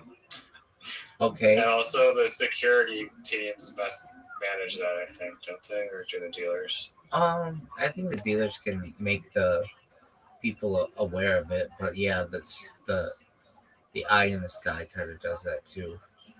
All right. What about a game where you clean carpets? All you do is clean carpets. You what? All you do is clean carpets. It's like the spray game, but you just clean carpets. Dog, my spray paint game is not cleaning carpets. No, not your spray paint game. The what's it called? The power washer game. So instead of power washing, haven't you ever seen Dry Cleaner Simulator, Carpet Cleaner, straight up Janitor Simulator? Okay. mean, that would be. Okay, I have one that's actually interesting. Okay, what's your one that's actually interesting? Like mine's not interesting. I named Dragon yours Simulator. Carpet cleaner, I think can be interesting. Okay. First, you work your way up. This one, you're basically your job is to like create Skynet, and you like have to create like a robot fleet that just like self-replicates and steals all the human resources and takes over the world. You know what a tight game is? That's a cool game, what you just said. That I don't feel gets enough credit is Hitman. Did you ever play Hitman? No. The game's tight as fuck. You're just like a paid hitman and you kill people. And they make a version for the phone that is like a puzzle game. Not exactly what you talk about to some extent. There is it a maze? Yeah, there's a maze that you do, and then you have to figure out puzzles and like the best way to do the maze without getting caught. It's actually, of all the games that I play, if I ever have to play a game offline, which fortunately isn't often, it's a good game to play. All right, Hitman. Okay, what about dude? I don't think they'd let you play this game, but this would be a kind of a fun game if you were just a suicide bomber and you try to take out the most amount of people possible. Terrorism simulator. Exactly. Oh, I don't know if they would let you, if that game would ever get published, but it would be interesting. All right. What about? Okay, so we've got like.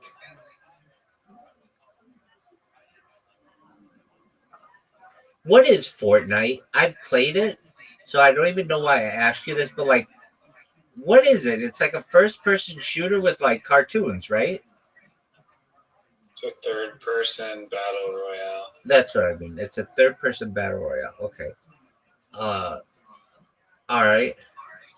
So what if you did Fortnite, but instead of it being like cartoon characters and stuff, it would be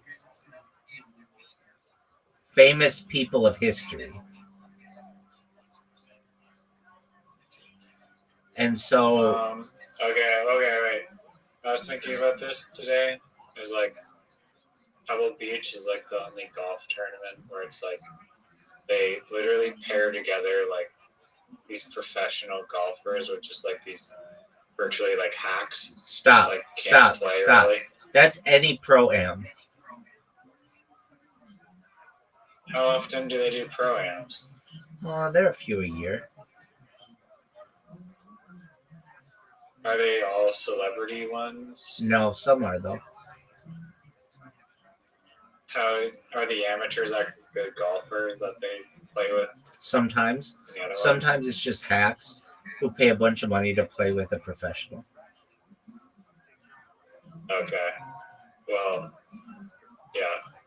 I like the idea of like a pro Fortnite player or whatever, but you're assigned to like some absolute noob, and then like the two of you have to somehow survive.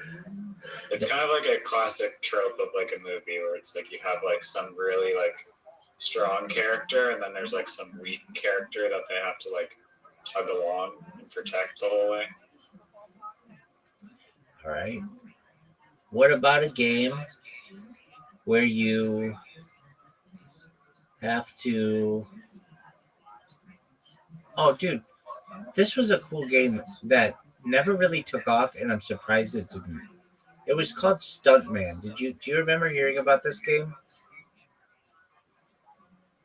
No, Crash Test Dummies is better.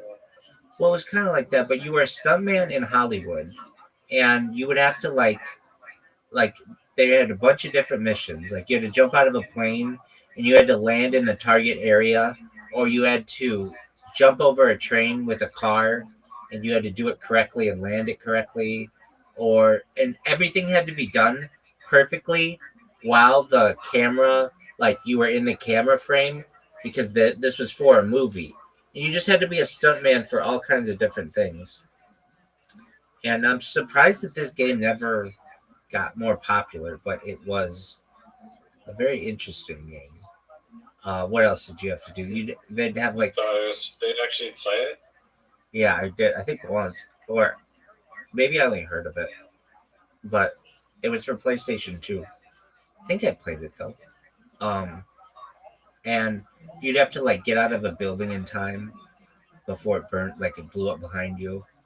But it was called Stuntman, and I always thought that was a cool. A lot of it was driving. You had to like drive, like in a car chase, but it was all in the environment of they were live filming a movie, and you were a stuntman for it. And I always thought that was a cool idea. Another cool idea, except I. Oh, I have one. Well, you're just gonna have to hold on. First person shooter, but in the Old West. What are your thoughts? That has to have been done. It has. But the game that they did it was a really cool game. Nice. I was gonna say Dance Dance Revolution, but instead it's all hip thrusts. What about Hula Hoop Simulator? That could be a popular game. Or like Pogo Stick Simulator. How could you do that though? Just jump? You have like a controller that is like literally hooked up with a pogo stick. Oh, that would drive people. They're like wild. pogo sticks that you can do backflips on because they are so springy. Right, I've seen that. Seems kind of dangerous. I used to have a pogo stick and it was pretty fun. I feel like they kind of died off for some reason. I did too, but I didn't weigh enough to like make it go down that much. It's like spring was like really taut, and so I couldn't really do it that well. But I had one as well.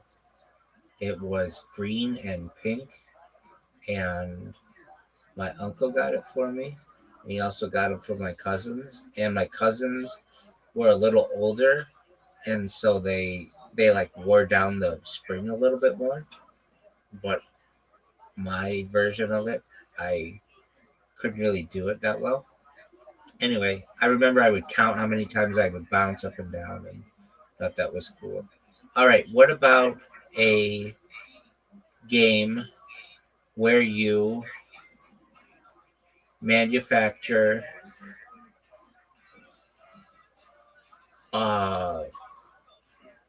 it would be like a game where you have to create what do you call it? Like mass industrial equipment, but you have to make, like the things that they have, like the videos that are really popular where they have like maybe you've seen this, like where they make popsicles and they like put the popsicle sticks in, or just any kind of mass produced thing.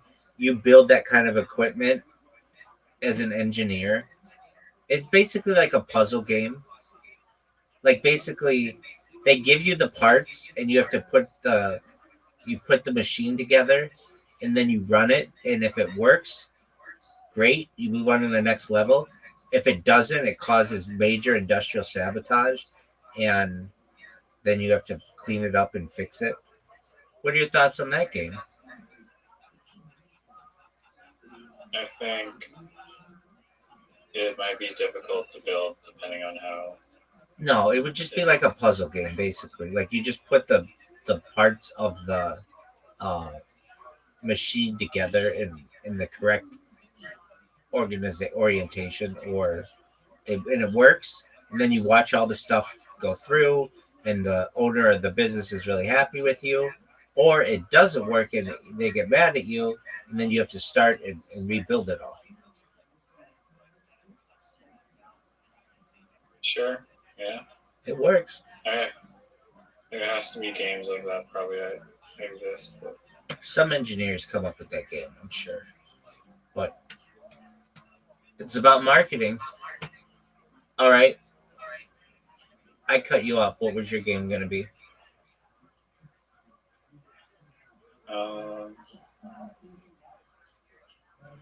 I already said the hip thrust one and the post one.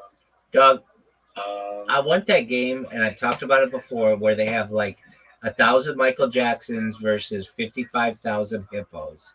I want that game.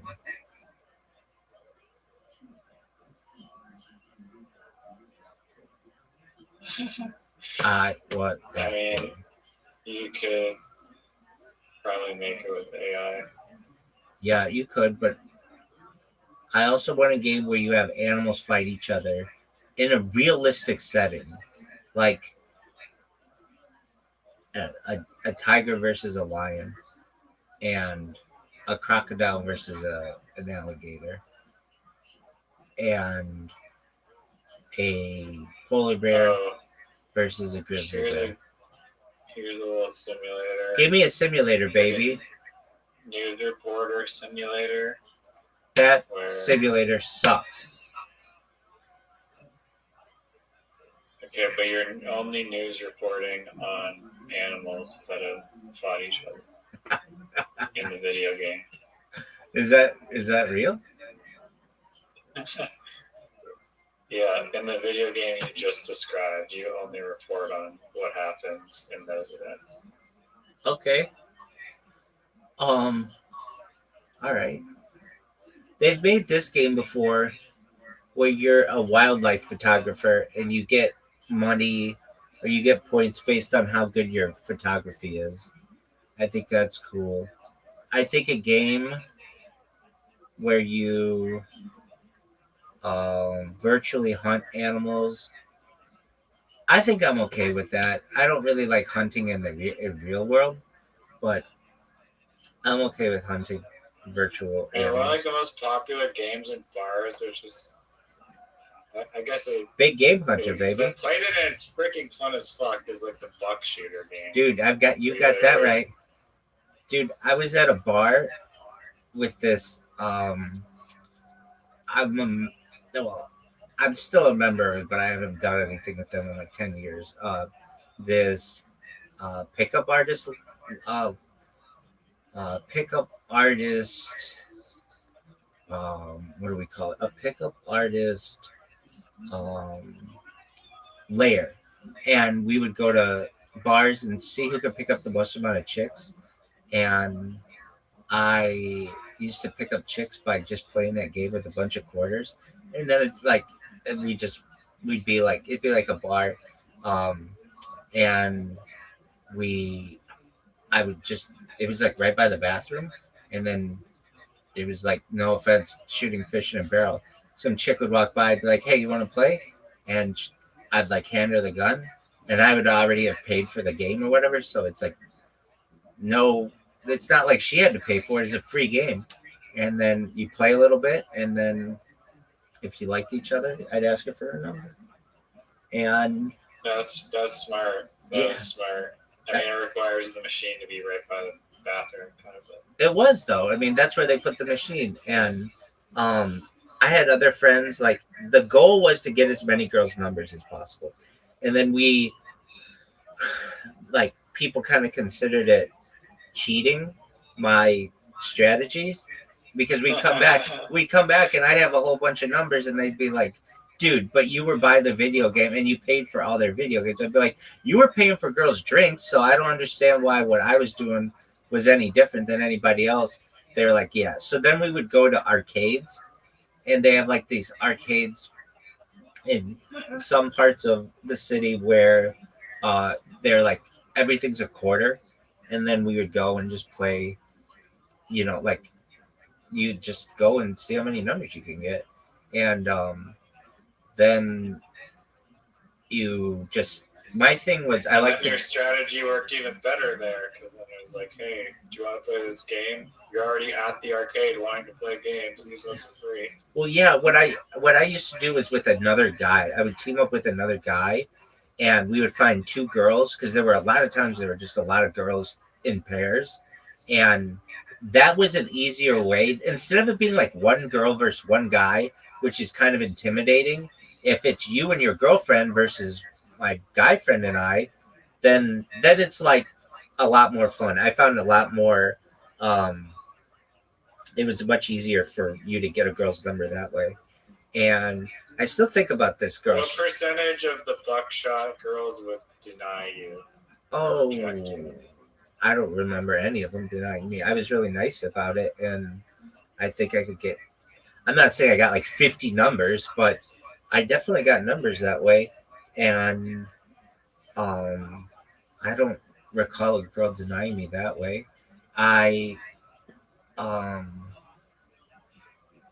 if anything, like I said, it was like shooting fish in a barrel. Like, so long as the girl was, like I could tell she wasn't with a guy, then I think she always said yes. It was only if a girl was there with a guy already that she would say no. Um, and I would just, if you're nice to him, it's like, why wouldn't, why wouldn't you give me your number or whatever? And this was before the days of, and people still had Instagram and stuff, but like girls nowadays don't really give out their numbers as much. They'll be like, oh, just follow me on Instagram or whatever. But this was like 2012, 2013, something like that. And girls would just give out their numbers. Yeah, so I used to like to use video games. I would also do this one. I had this move that worked. It worked like quite often.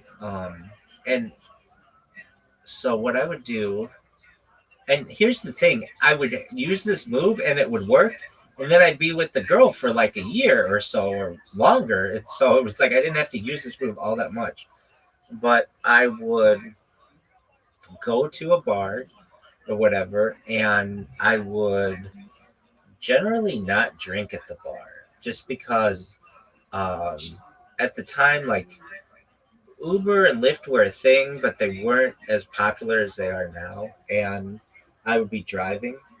So I would generally not drink. Sometimes I would, but anyway, I'd order water.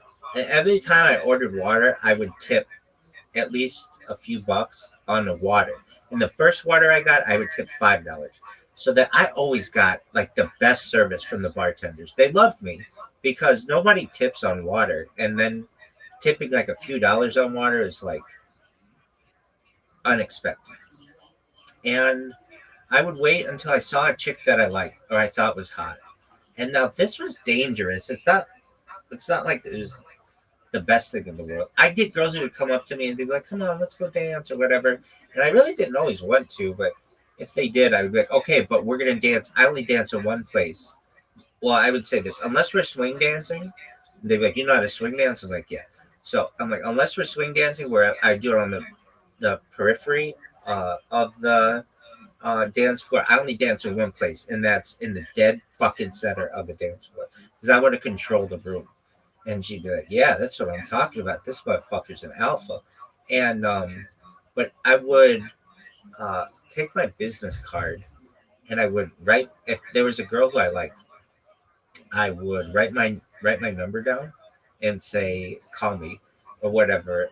And I'd go up to the girl, and I could go up to the girl anywhere in the place and just give her my business card. And that worked every fucking time.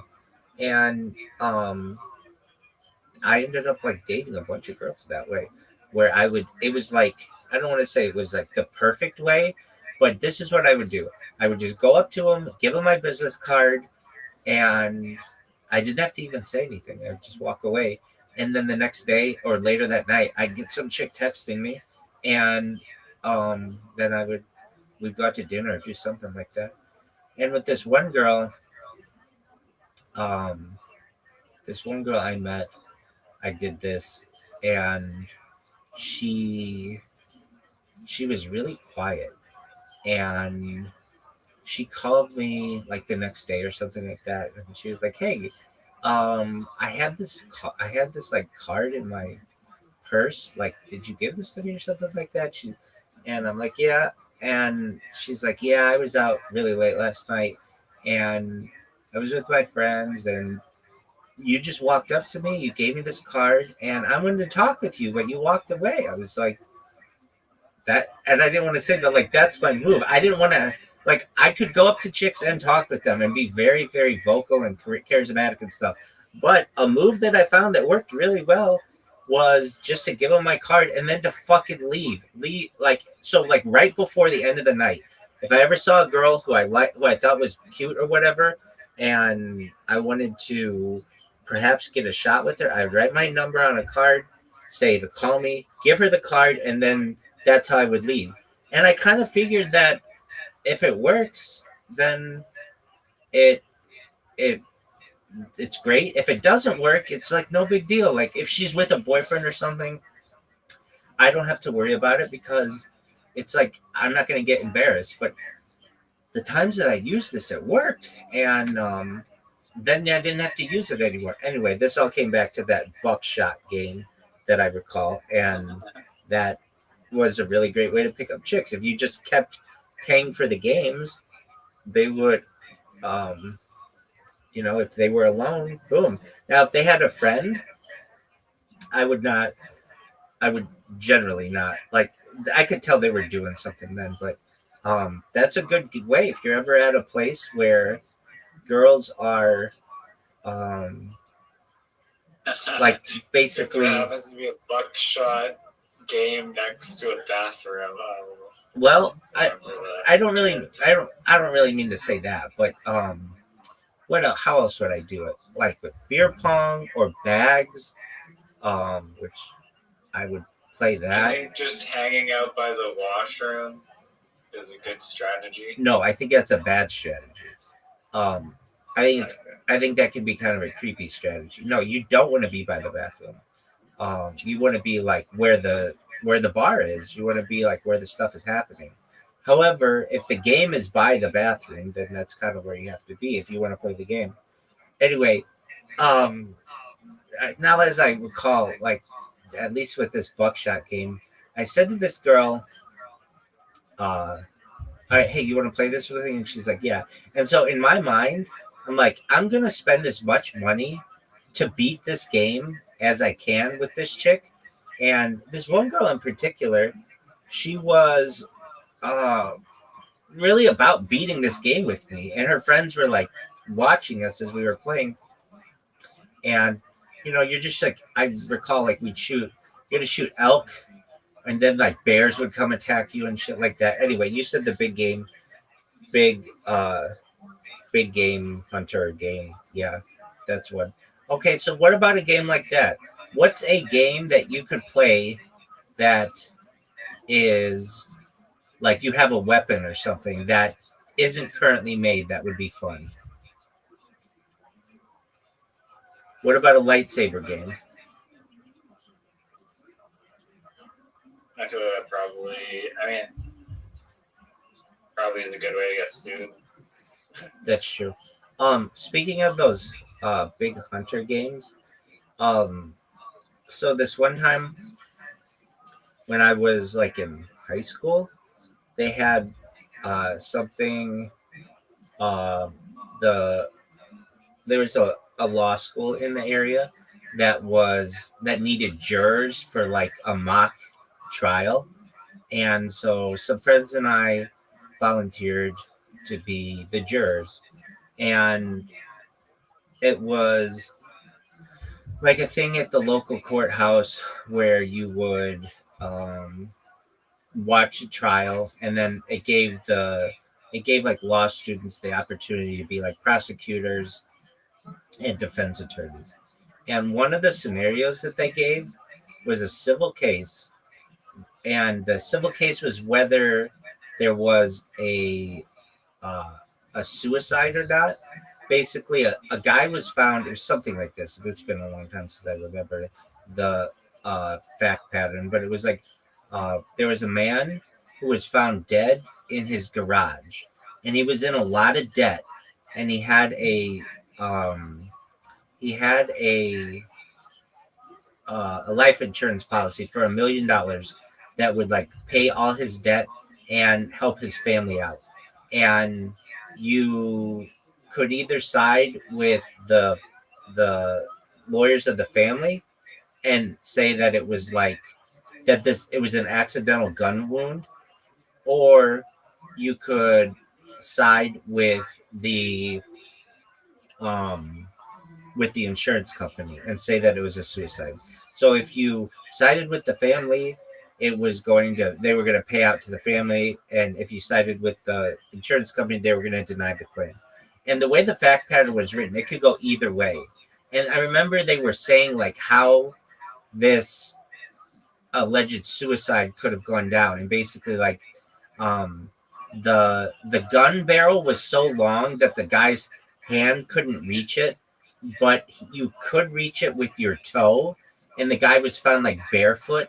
And so there's like an argument to be made that this guy was just trying to kill himself, but then there's another argument to be made that like this was just an accidental gunshot wound.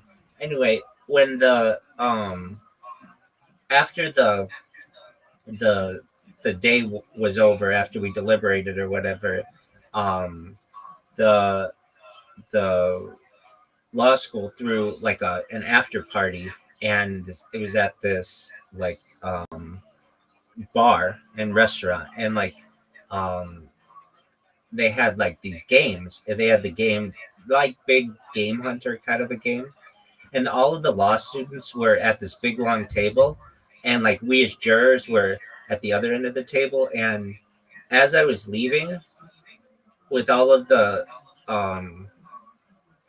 and you kind of had to be there to find this to be funny, but with all of the law school students there, I grabbed one of those big game hunter games, and I was like like manipulating the gun like they had in the fact pattern in the mock game. And I was like, oh, I can't reach the trigger, better use my big toe. And I made them all laugh. And I remember feeling like that was really cool, that I was like in high school making a bunch of law students laugh, that they like actually understood what I was referencing. Anyway, those are my games, my funny games with that. Did you ever play the game Area 51? That was like that with one of those games, with one of those guns? No, I didn't.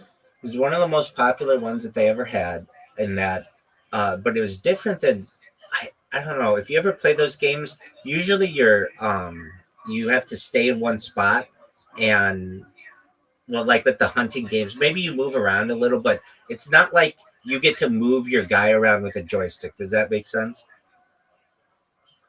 Yeah. It's like the camera changes. And Area 51 is a very popular game like that in the 1990s. And there were some other popular ones. Okay, so I brought up the idea of the lightsabers, and you said it's going to be there's a liability there. What if you don't have the whole long stick?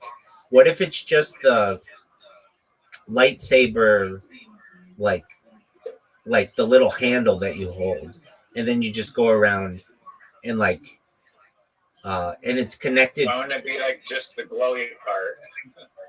Glowy part's cool. Yeah, but then you could hit each other with it and it's gonna break. So this would be an idea that you just have the handle part, and then you and a friend or whatever stand next to each other, and you fight stuff. What are your thoughts on that? Oh, like for a bar arcade game? Yeah.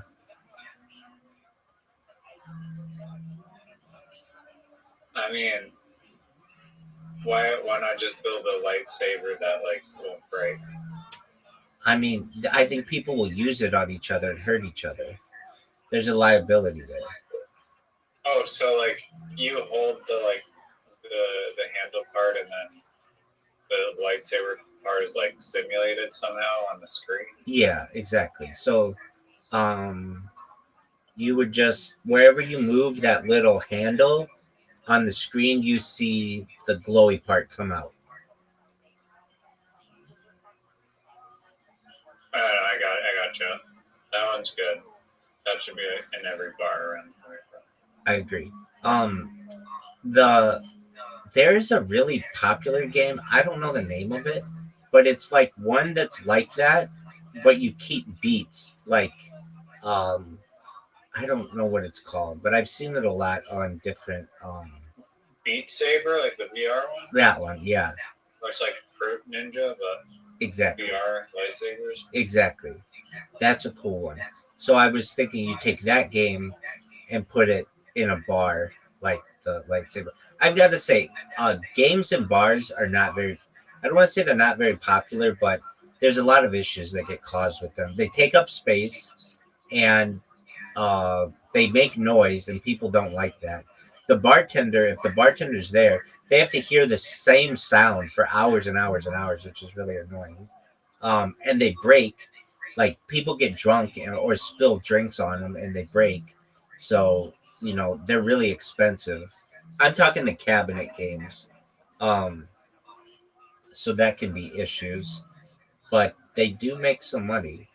Um, all right. It was a funny ass game that I saw that I think has like good VR potential. It was a VR game, but the general concept could apply to like other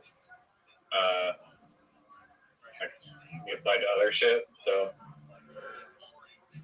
the game is that you're literally just a bartender in like some nightclub, and you have to make people drinks, which sounds like simple enough, but for whatever reason, it's like super hard to like hold the glass straight, and it's super hard to like scoop up the ice without getting it spilled everywhere, and like just the controls are like super sensitive. So to make a drink without like spilling it, or to like hand someone the drink, is just like really, really difficult. So you end up just like breaking a lot of shit. Look who it is. I got a shitty haircut. Let's see it, baby. Yeah, show us.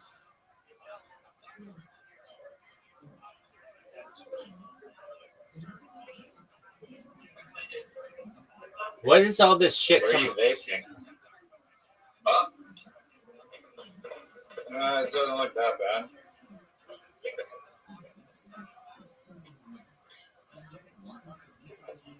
What's going on? Are you ready to lose? Riser and I have been waiting for hours for you to lose. You ready? Yeah, my phone's on my 27%. All right, that's enough for you to lose. Rabbi's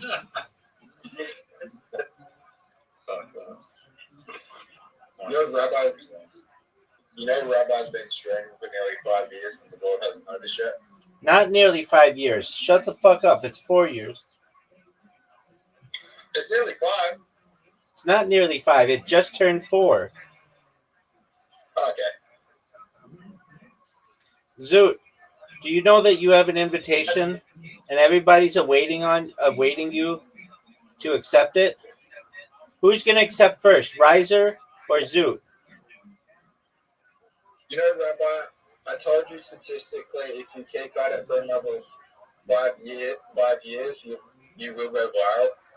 All right, well, that's my plan. Your chances, every year, your chances increase.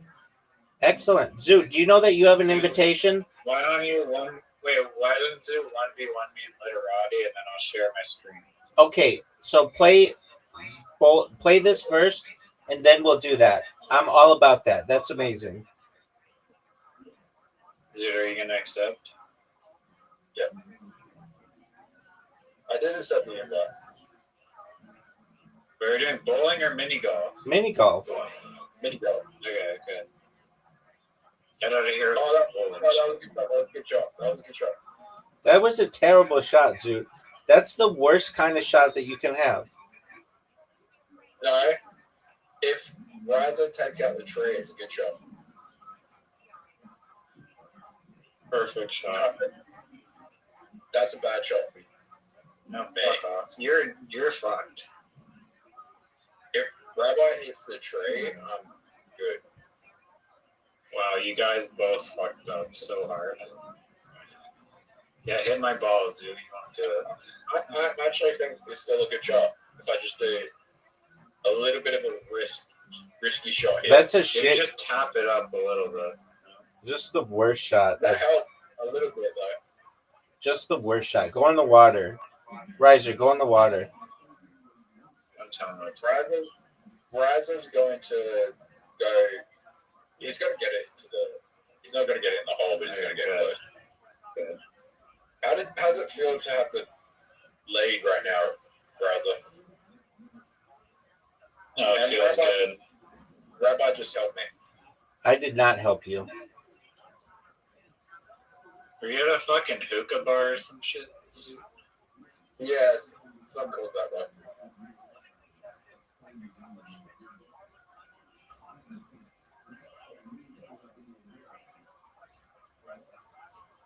No way.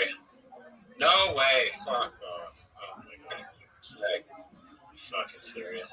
Riser, what did you think of my shot? Why didn't you get to go first? I had post advantage. What is this shit? Riser, what did you think of my shot? He does get to go first.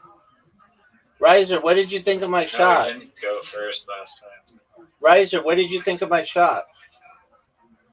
Garbage. Riser, you fucked me. That, so, 10 out of 10. Riser, you fucked me. No, not really.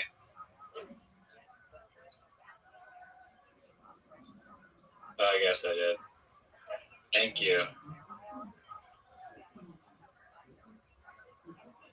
Get in. Get in! Are you fucking kidding me? Are you fucking serious? Riser, how didn't you get in?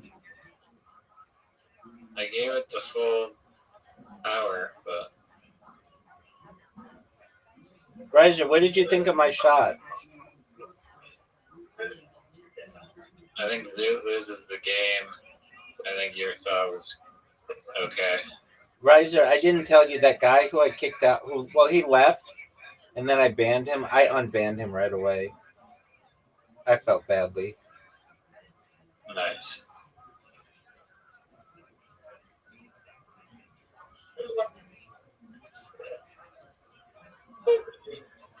Riser, no way this is a good shot. Look at this shot. I mean, it's not any better than my shot. It's about 1,000 times better than your shot.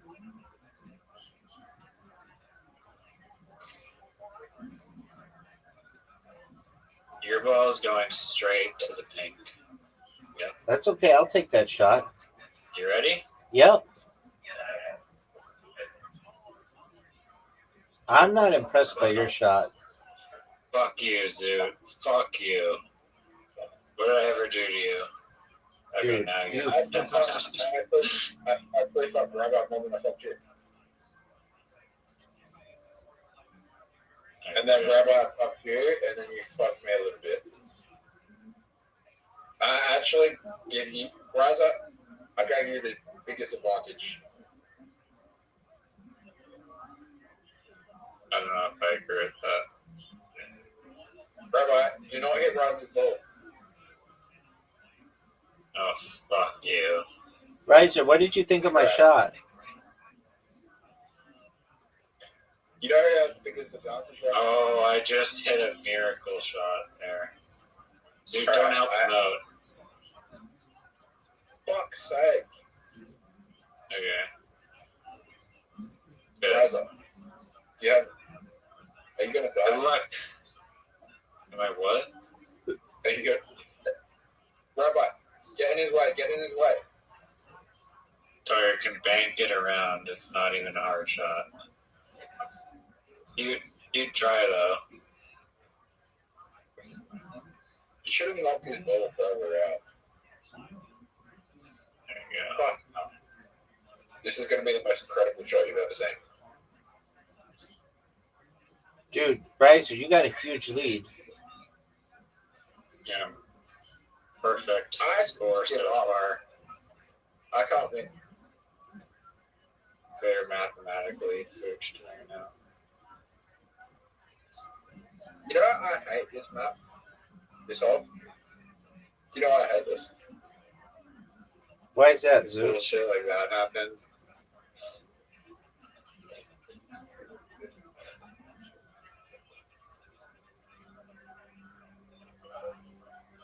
This could be a big shot right here.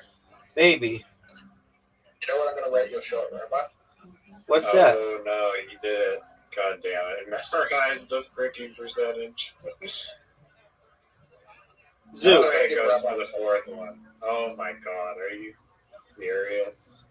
Zoo, what are you gonna rate my Are you shot, baby? fucking serious? Baby, Zoo, what are you gonna rate my shot? 9.5. I'll take it. I think that's accurate.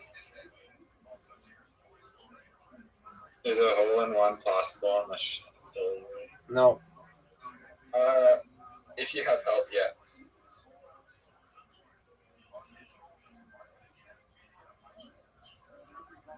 Go, go, go, go, go, go, go. Around the corner. I think I did give Rabbi a hole in one of this shot. Impossible. It was in this up. No, I said a hole in one of this. that never happened. I said a hole in one of the goal. Why is that? I can get you ball in. Yeah, take out that barn. I can help you. Do you think the barn, there's like a hidden hole there? I mean, check it out. No. No, Zoop's tea leaf reading saying no. You know what?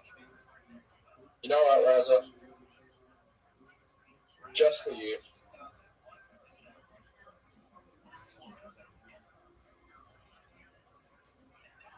Collusion. I didn't ask him to do shit. Collusion.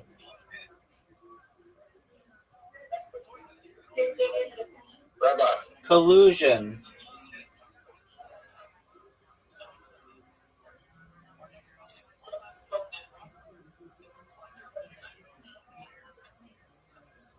Well, I scored. Final hole. Final hole. Collusion. I scored. Take out the chicken. There's a hidden hole under the chicken. Collusion. Collusion. Oh, should I do the rabbi one? I mean, do whatever you want, baby. Bump it 6%.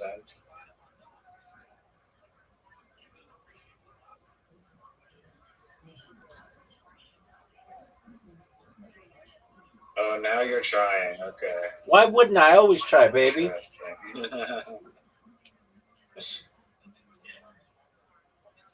Don't take out the fucking windmill thing, please.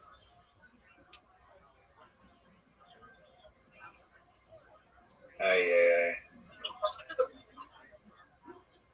What a terrible shot. Just dog Let's shit. see your shot. Let's see your shot. That's no good. One of the best shots we've ever seen. Take out the windmill, Zoo. Rabbi, do you have a moral compass? Yeah, baby, it's pointing dead fucking north right now.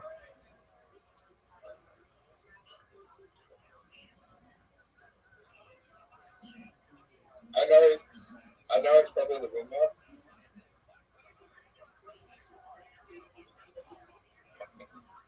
I'm in the worst spot.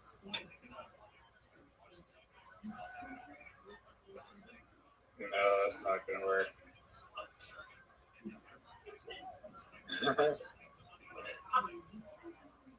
Maybe I can hit the tree and block his ball. I scored a 0. Oh yes, the perfect shot. Not at all. He can get through it. He can get through it. No, I can't. Oh, But it's like, okay, good. I can come back. I can come back. So you're done.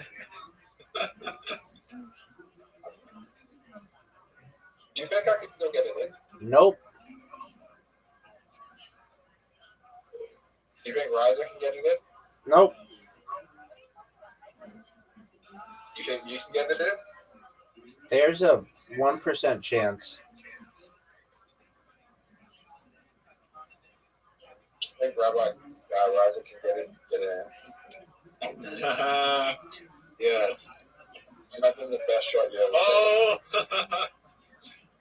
Oh! Riser, take out those trees. Just do it to give me a chance. Just take out the trees. Come on, be fun. There you go. Couldn't even try. Couldn't even get the trees out. Tried.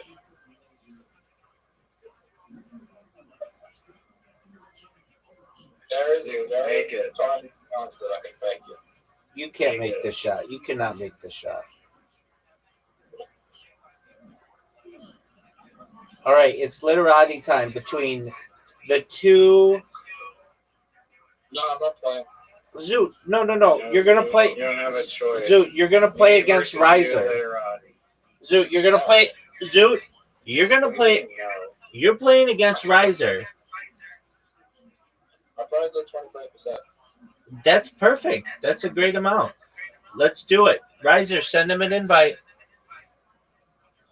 I hate literati. Zoot, this is like the only game I think that you could beat Riser at, aside from You've darts. Never beaten Rabbi and Literati, and neither have I. So Zoot has beaten you. no, you haven't. Yeah, we played 100. It was on the 100 game. No, it was more than 100. I beat people over What is 100 Word games. Helper? Do I turn that off or on? On. Is it turn-based or live? I don't think it matters. I think I do turn-based. It was on the 100th game I beat. No, it was not the 100th game. It was like the 112th game. And Zoot, I accused Zoot of using a cheating a guide, and he did not deny it. I didn't cheat. Okay. Alright, Zoot. Do it. Oh, he accepted. He actually accepted. Wow. This is like. I can see that. This is. Oh, I thought you were going to share your screen. If I do that, then Zoot could cheat. I know. I have dinosaurs. Oh no. I may have. The word helper has to be on. Shit.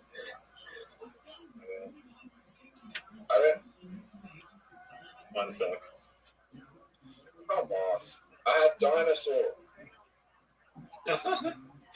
Sorry. Dinosaur. I don't think there's enough. There's not enough letters to spell dinosaur. Dude.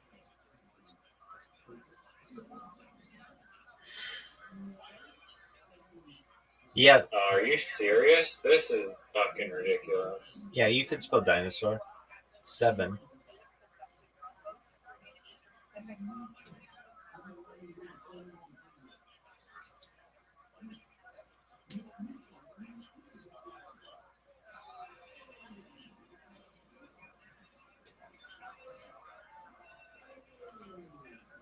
Emu. Wow, emu isn't a word.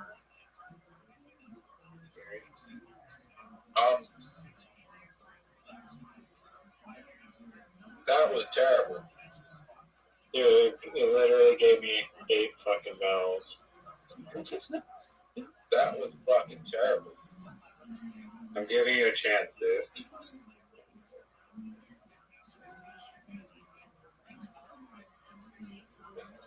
Spell your little dinosaur. Let's see it.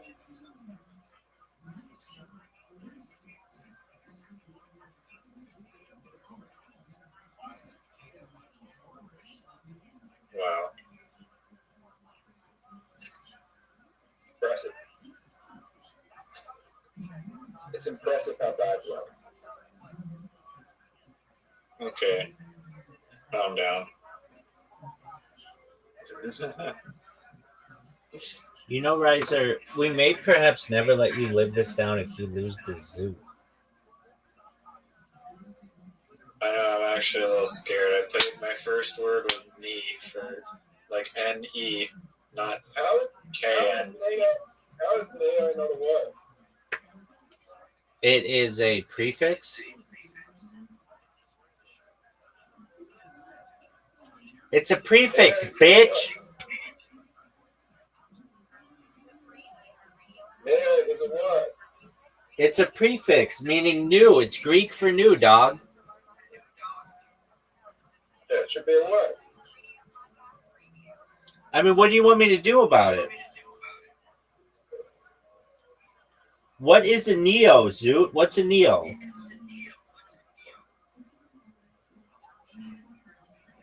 Matrix character. Yeah. You put no time limit on it. You fucking idiot. Oh shit. I got that in the game now. Why did you end the You just told me there's no time limit. Sorry, I haven't. Okay. Turn based live. Okay. Alright. Hurry up and join. I had a fucking Z. I could have got my 50 points right. Everyone gets a Z. What is this shit? Are you serious? There's only one Z in the fucking game. What the fuck is this bullshit? Riser, you see how difficult I don't it even is have a word here. to host all the games that I do? It gave me no. Flawlessly? Dog, flawlessly. Do you recognize that?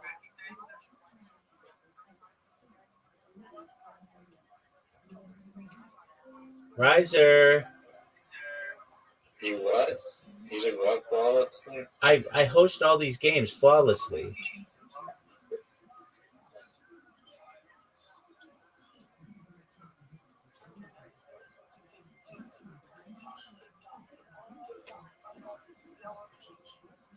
This is bad. This is bad.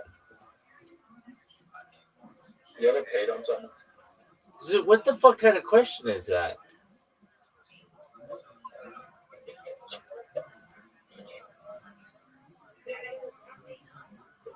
Zoot, have you ever peed on I someone? just pooed on someone. I just pooed on you.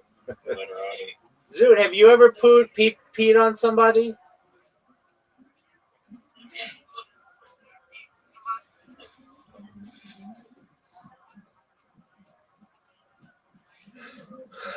I've had chicks tell me they want to drink my pee.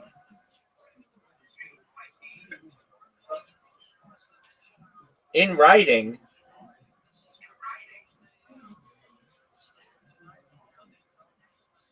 Wow, you wasted your X on that? Holy fuck.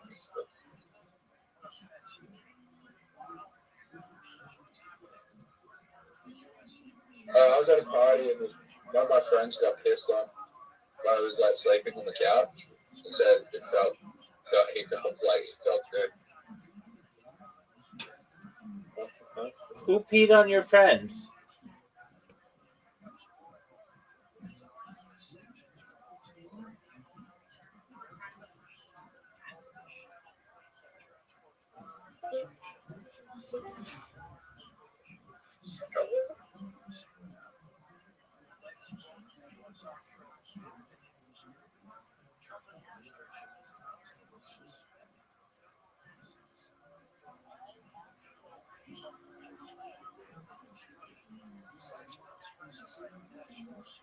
What does that word even mean, dude?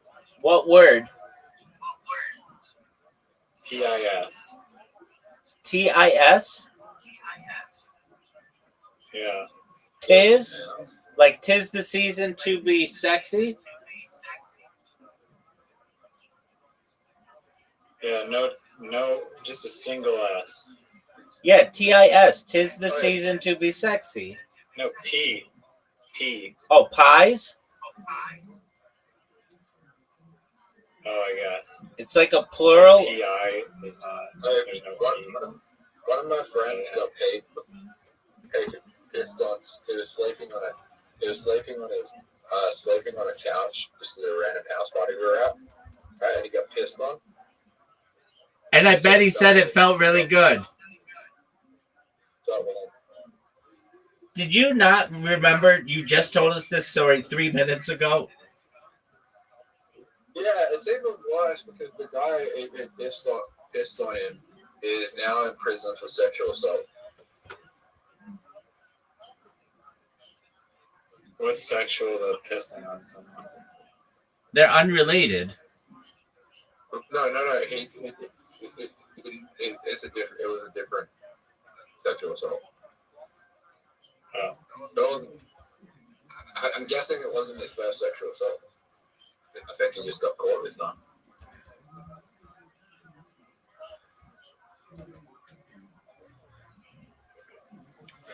Zoot, do you think there should be a place where you could be pissed on with consent?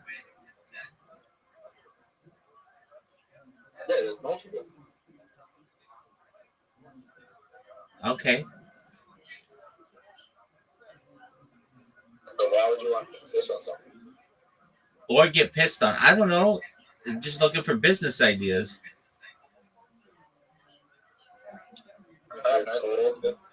There's escorts that offer that service. Well, of course.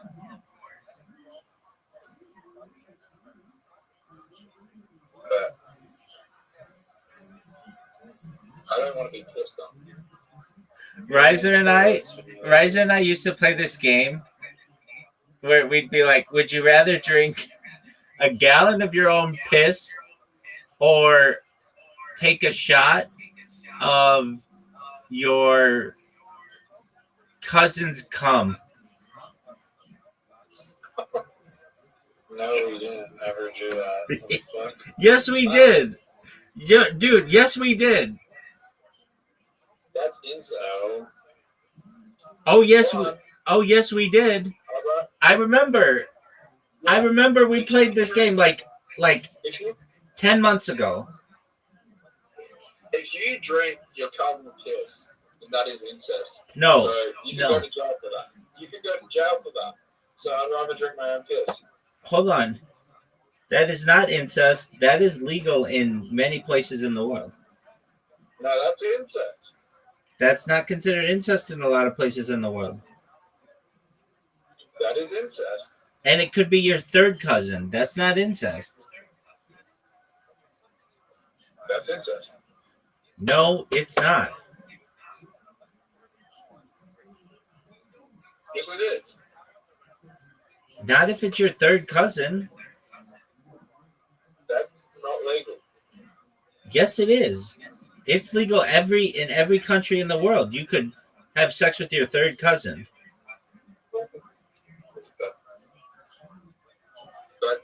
What's a third cousin? Oh, that's a great question. This would be your cousin's cousin, something like that. No one knows. Is your cousin's cousin your cousin? No one knows. I'll look it up. I don't know.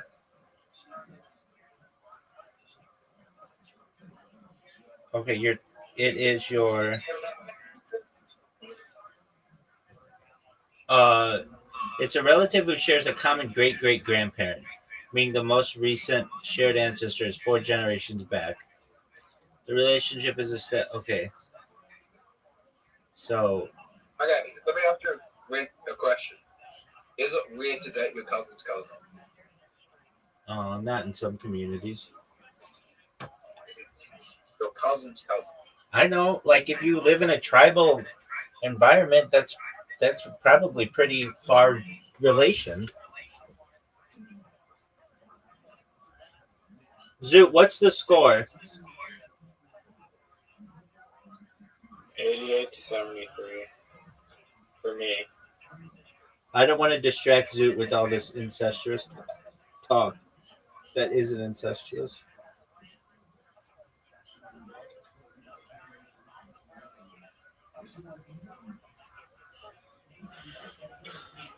Riser, do you think you're going to win? I know I'm gonna win. Dog, you're playing Zoot. Dog, you're playing Zoot. Unless Zoot, fuck you, Zoot. Don't do that. You don't have a word there. I have There's no 2-letter word that you can make. Don't go there. I have a very big letter.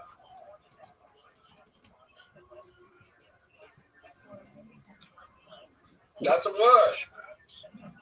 That's a fucking word. Oh, this is a word. How is that not a word? I know. I agree with you. I think it should be. Yeah, that's bullshit. Zoot just timed out. Oh my god, Zoot. Okay, now you're like. Zoot, you want some help? I'm going to give you some help. Zoot, wait till you have an A next to a triple letter score and put the Z there and make ZA for pizza. It's a 33 letter score or 33 point score. I don't have a pay. A Z. I don't have an I. You have a Z from Zen.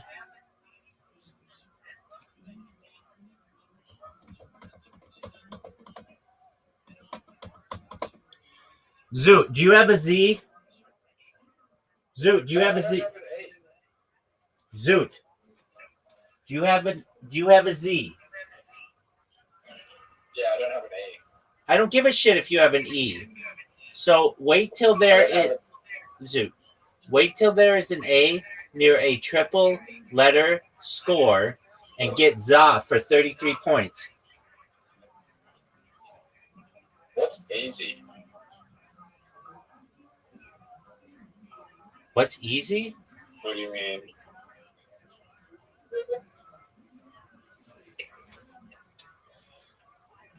Riser, He's getting smoked here now. Riser, what? Yeah, because you fucking made him miss a turn. Riser, what's the score? He did that on his own turn. Riser, what's the score?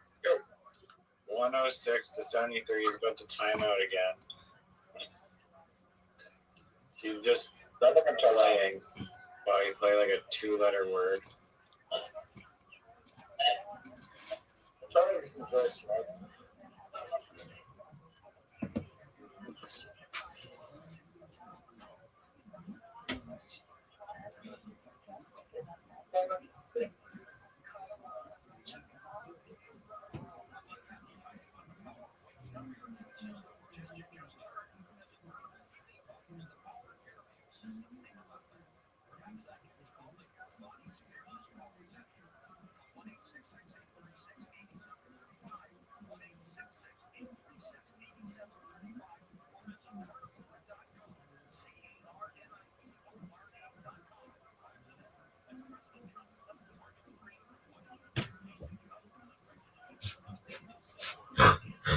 Oh no, I gave him the fucking za. I don't know if he has the Z still.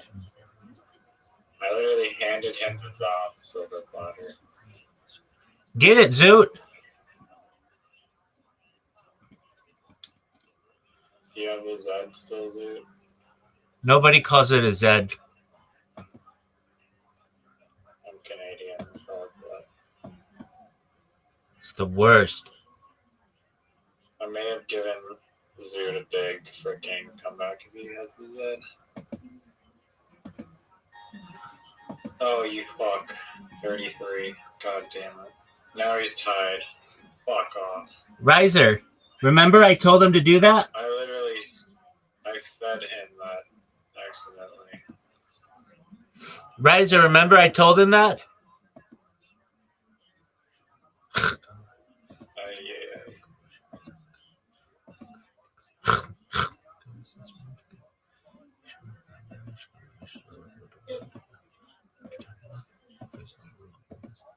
Riser, do you remember I told him he could get 33 points with that Z? I know, and then I reminded him too. What's the score?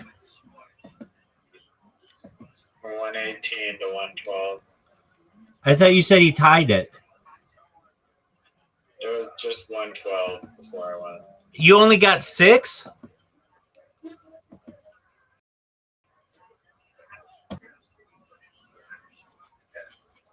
Riser, you are a smart person.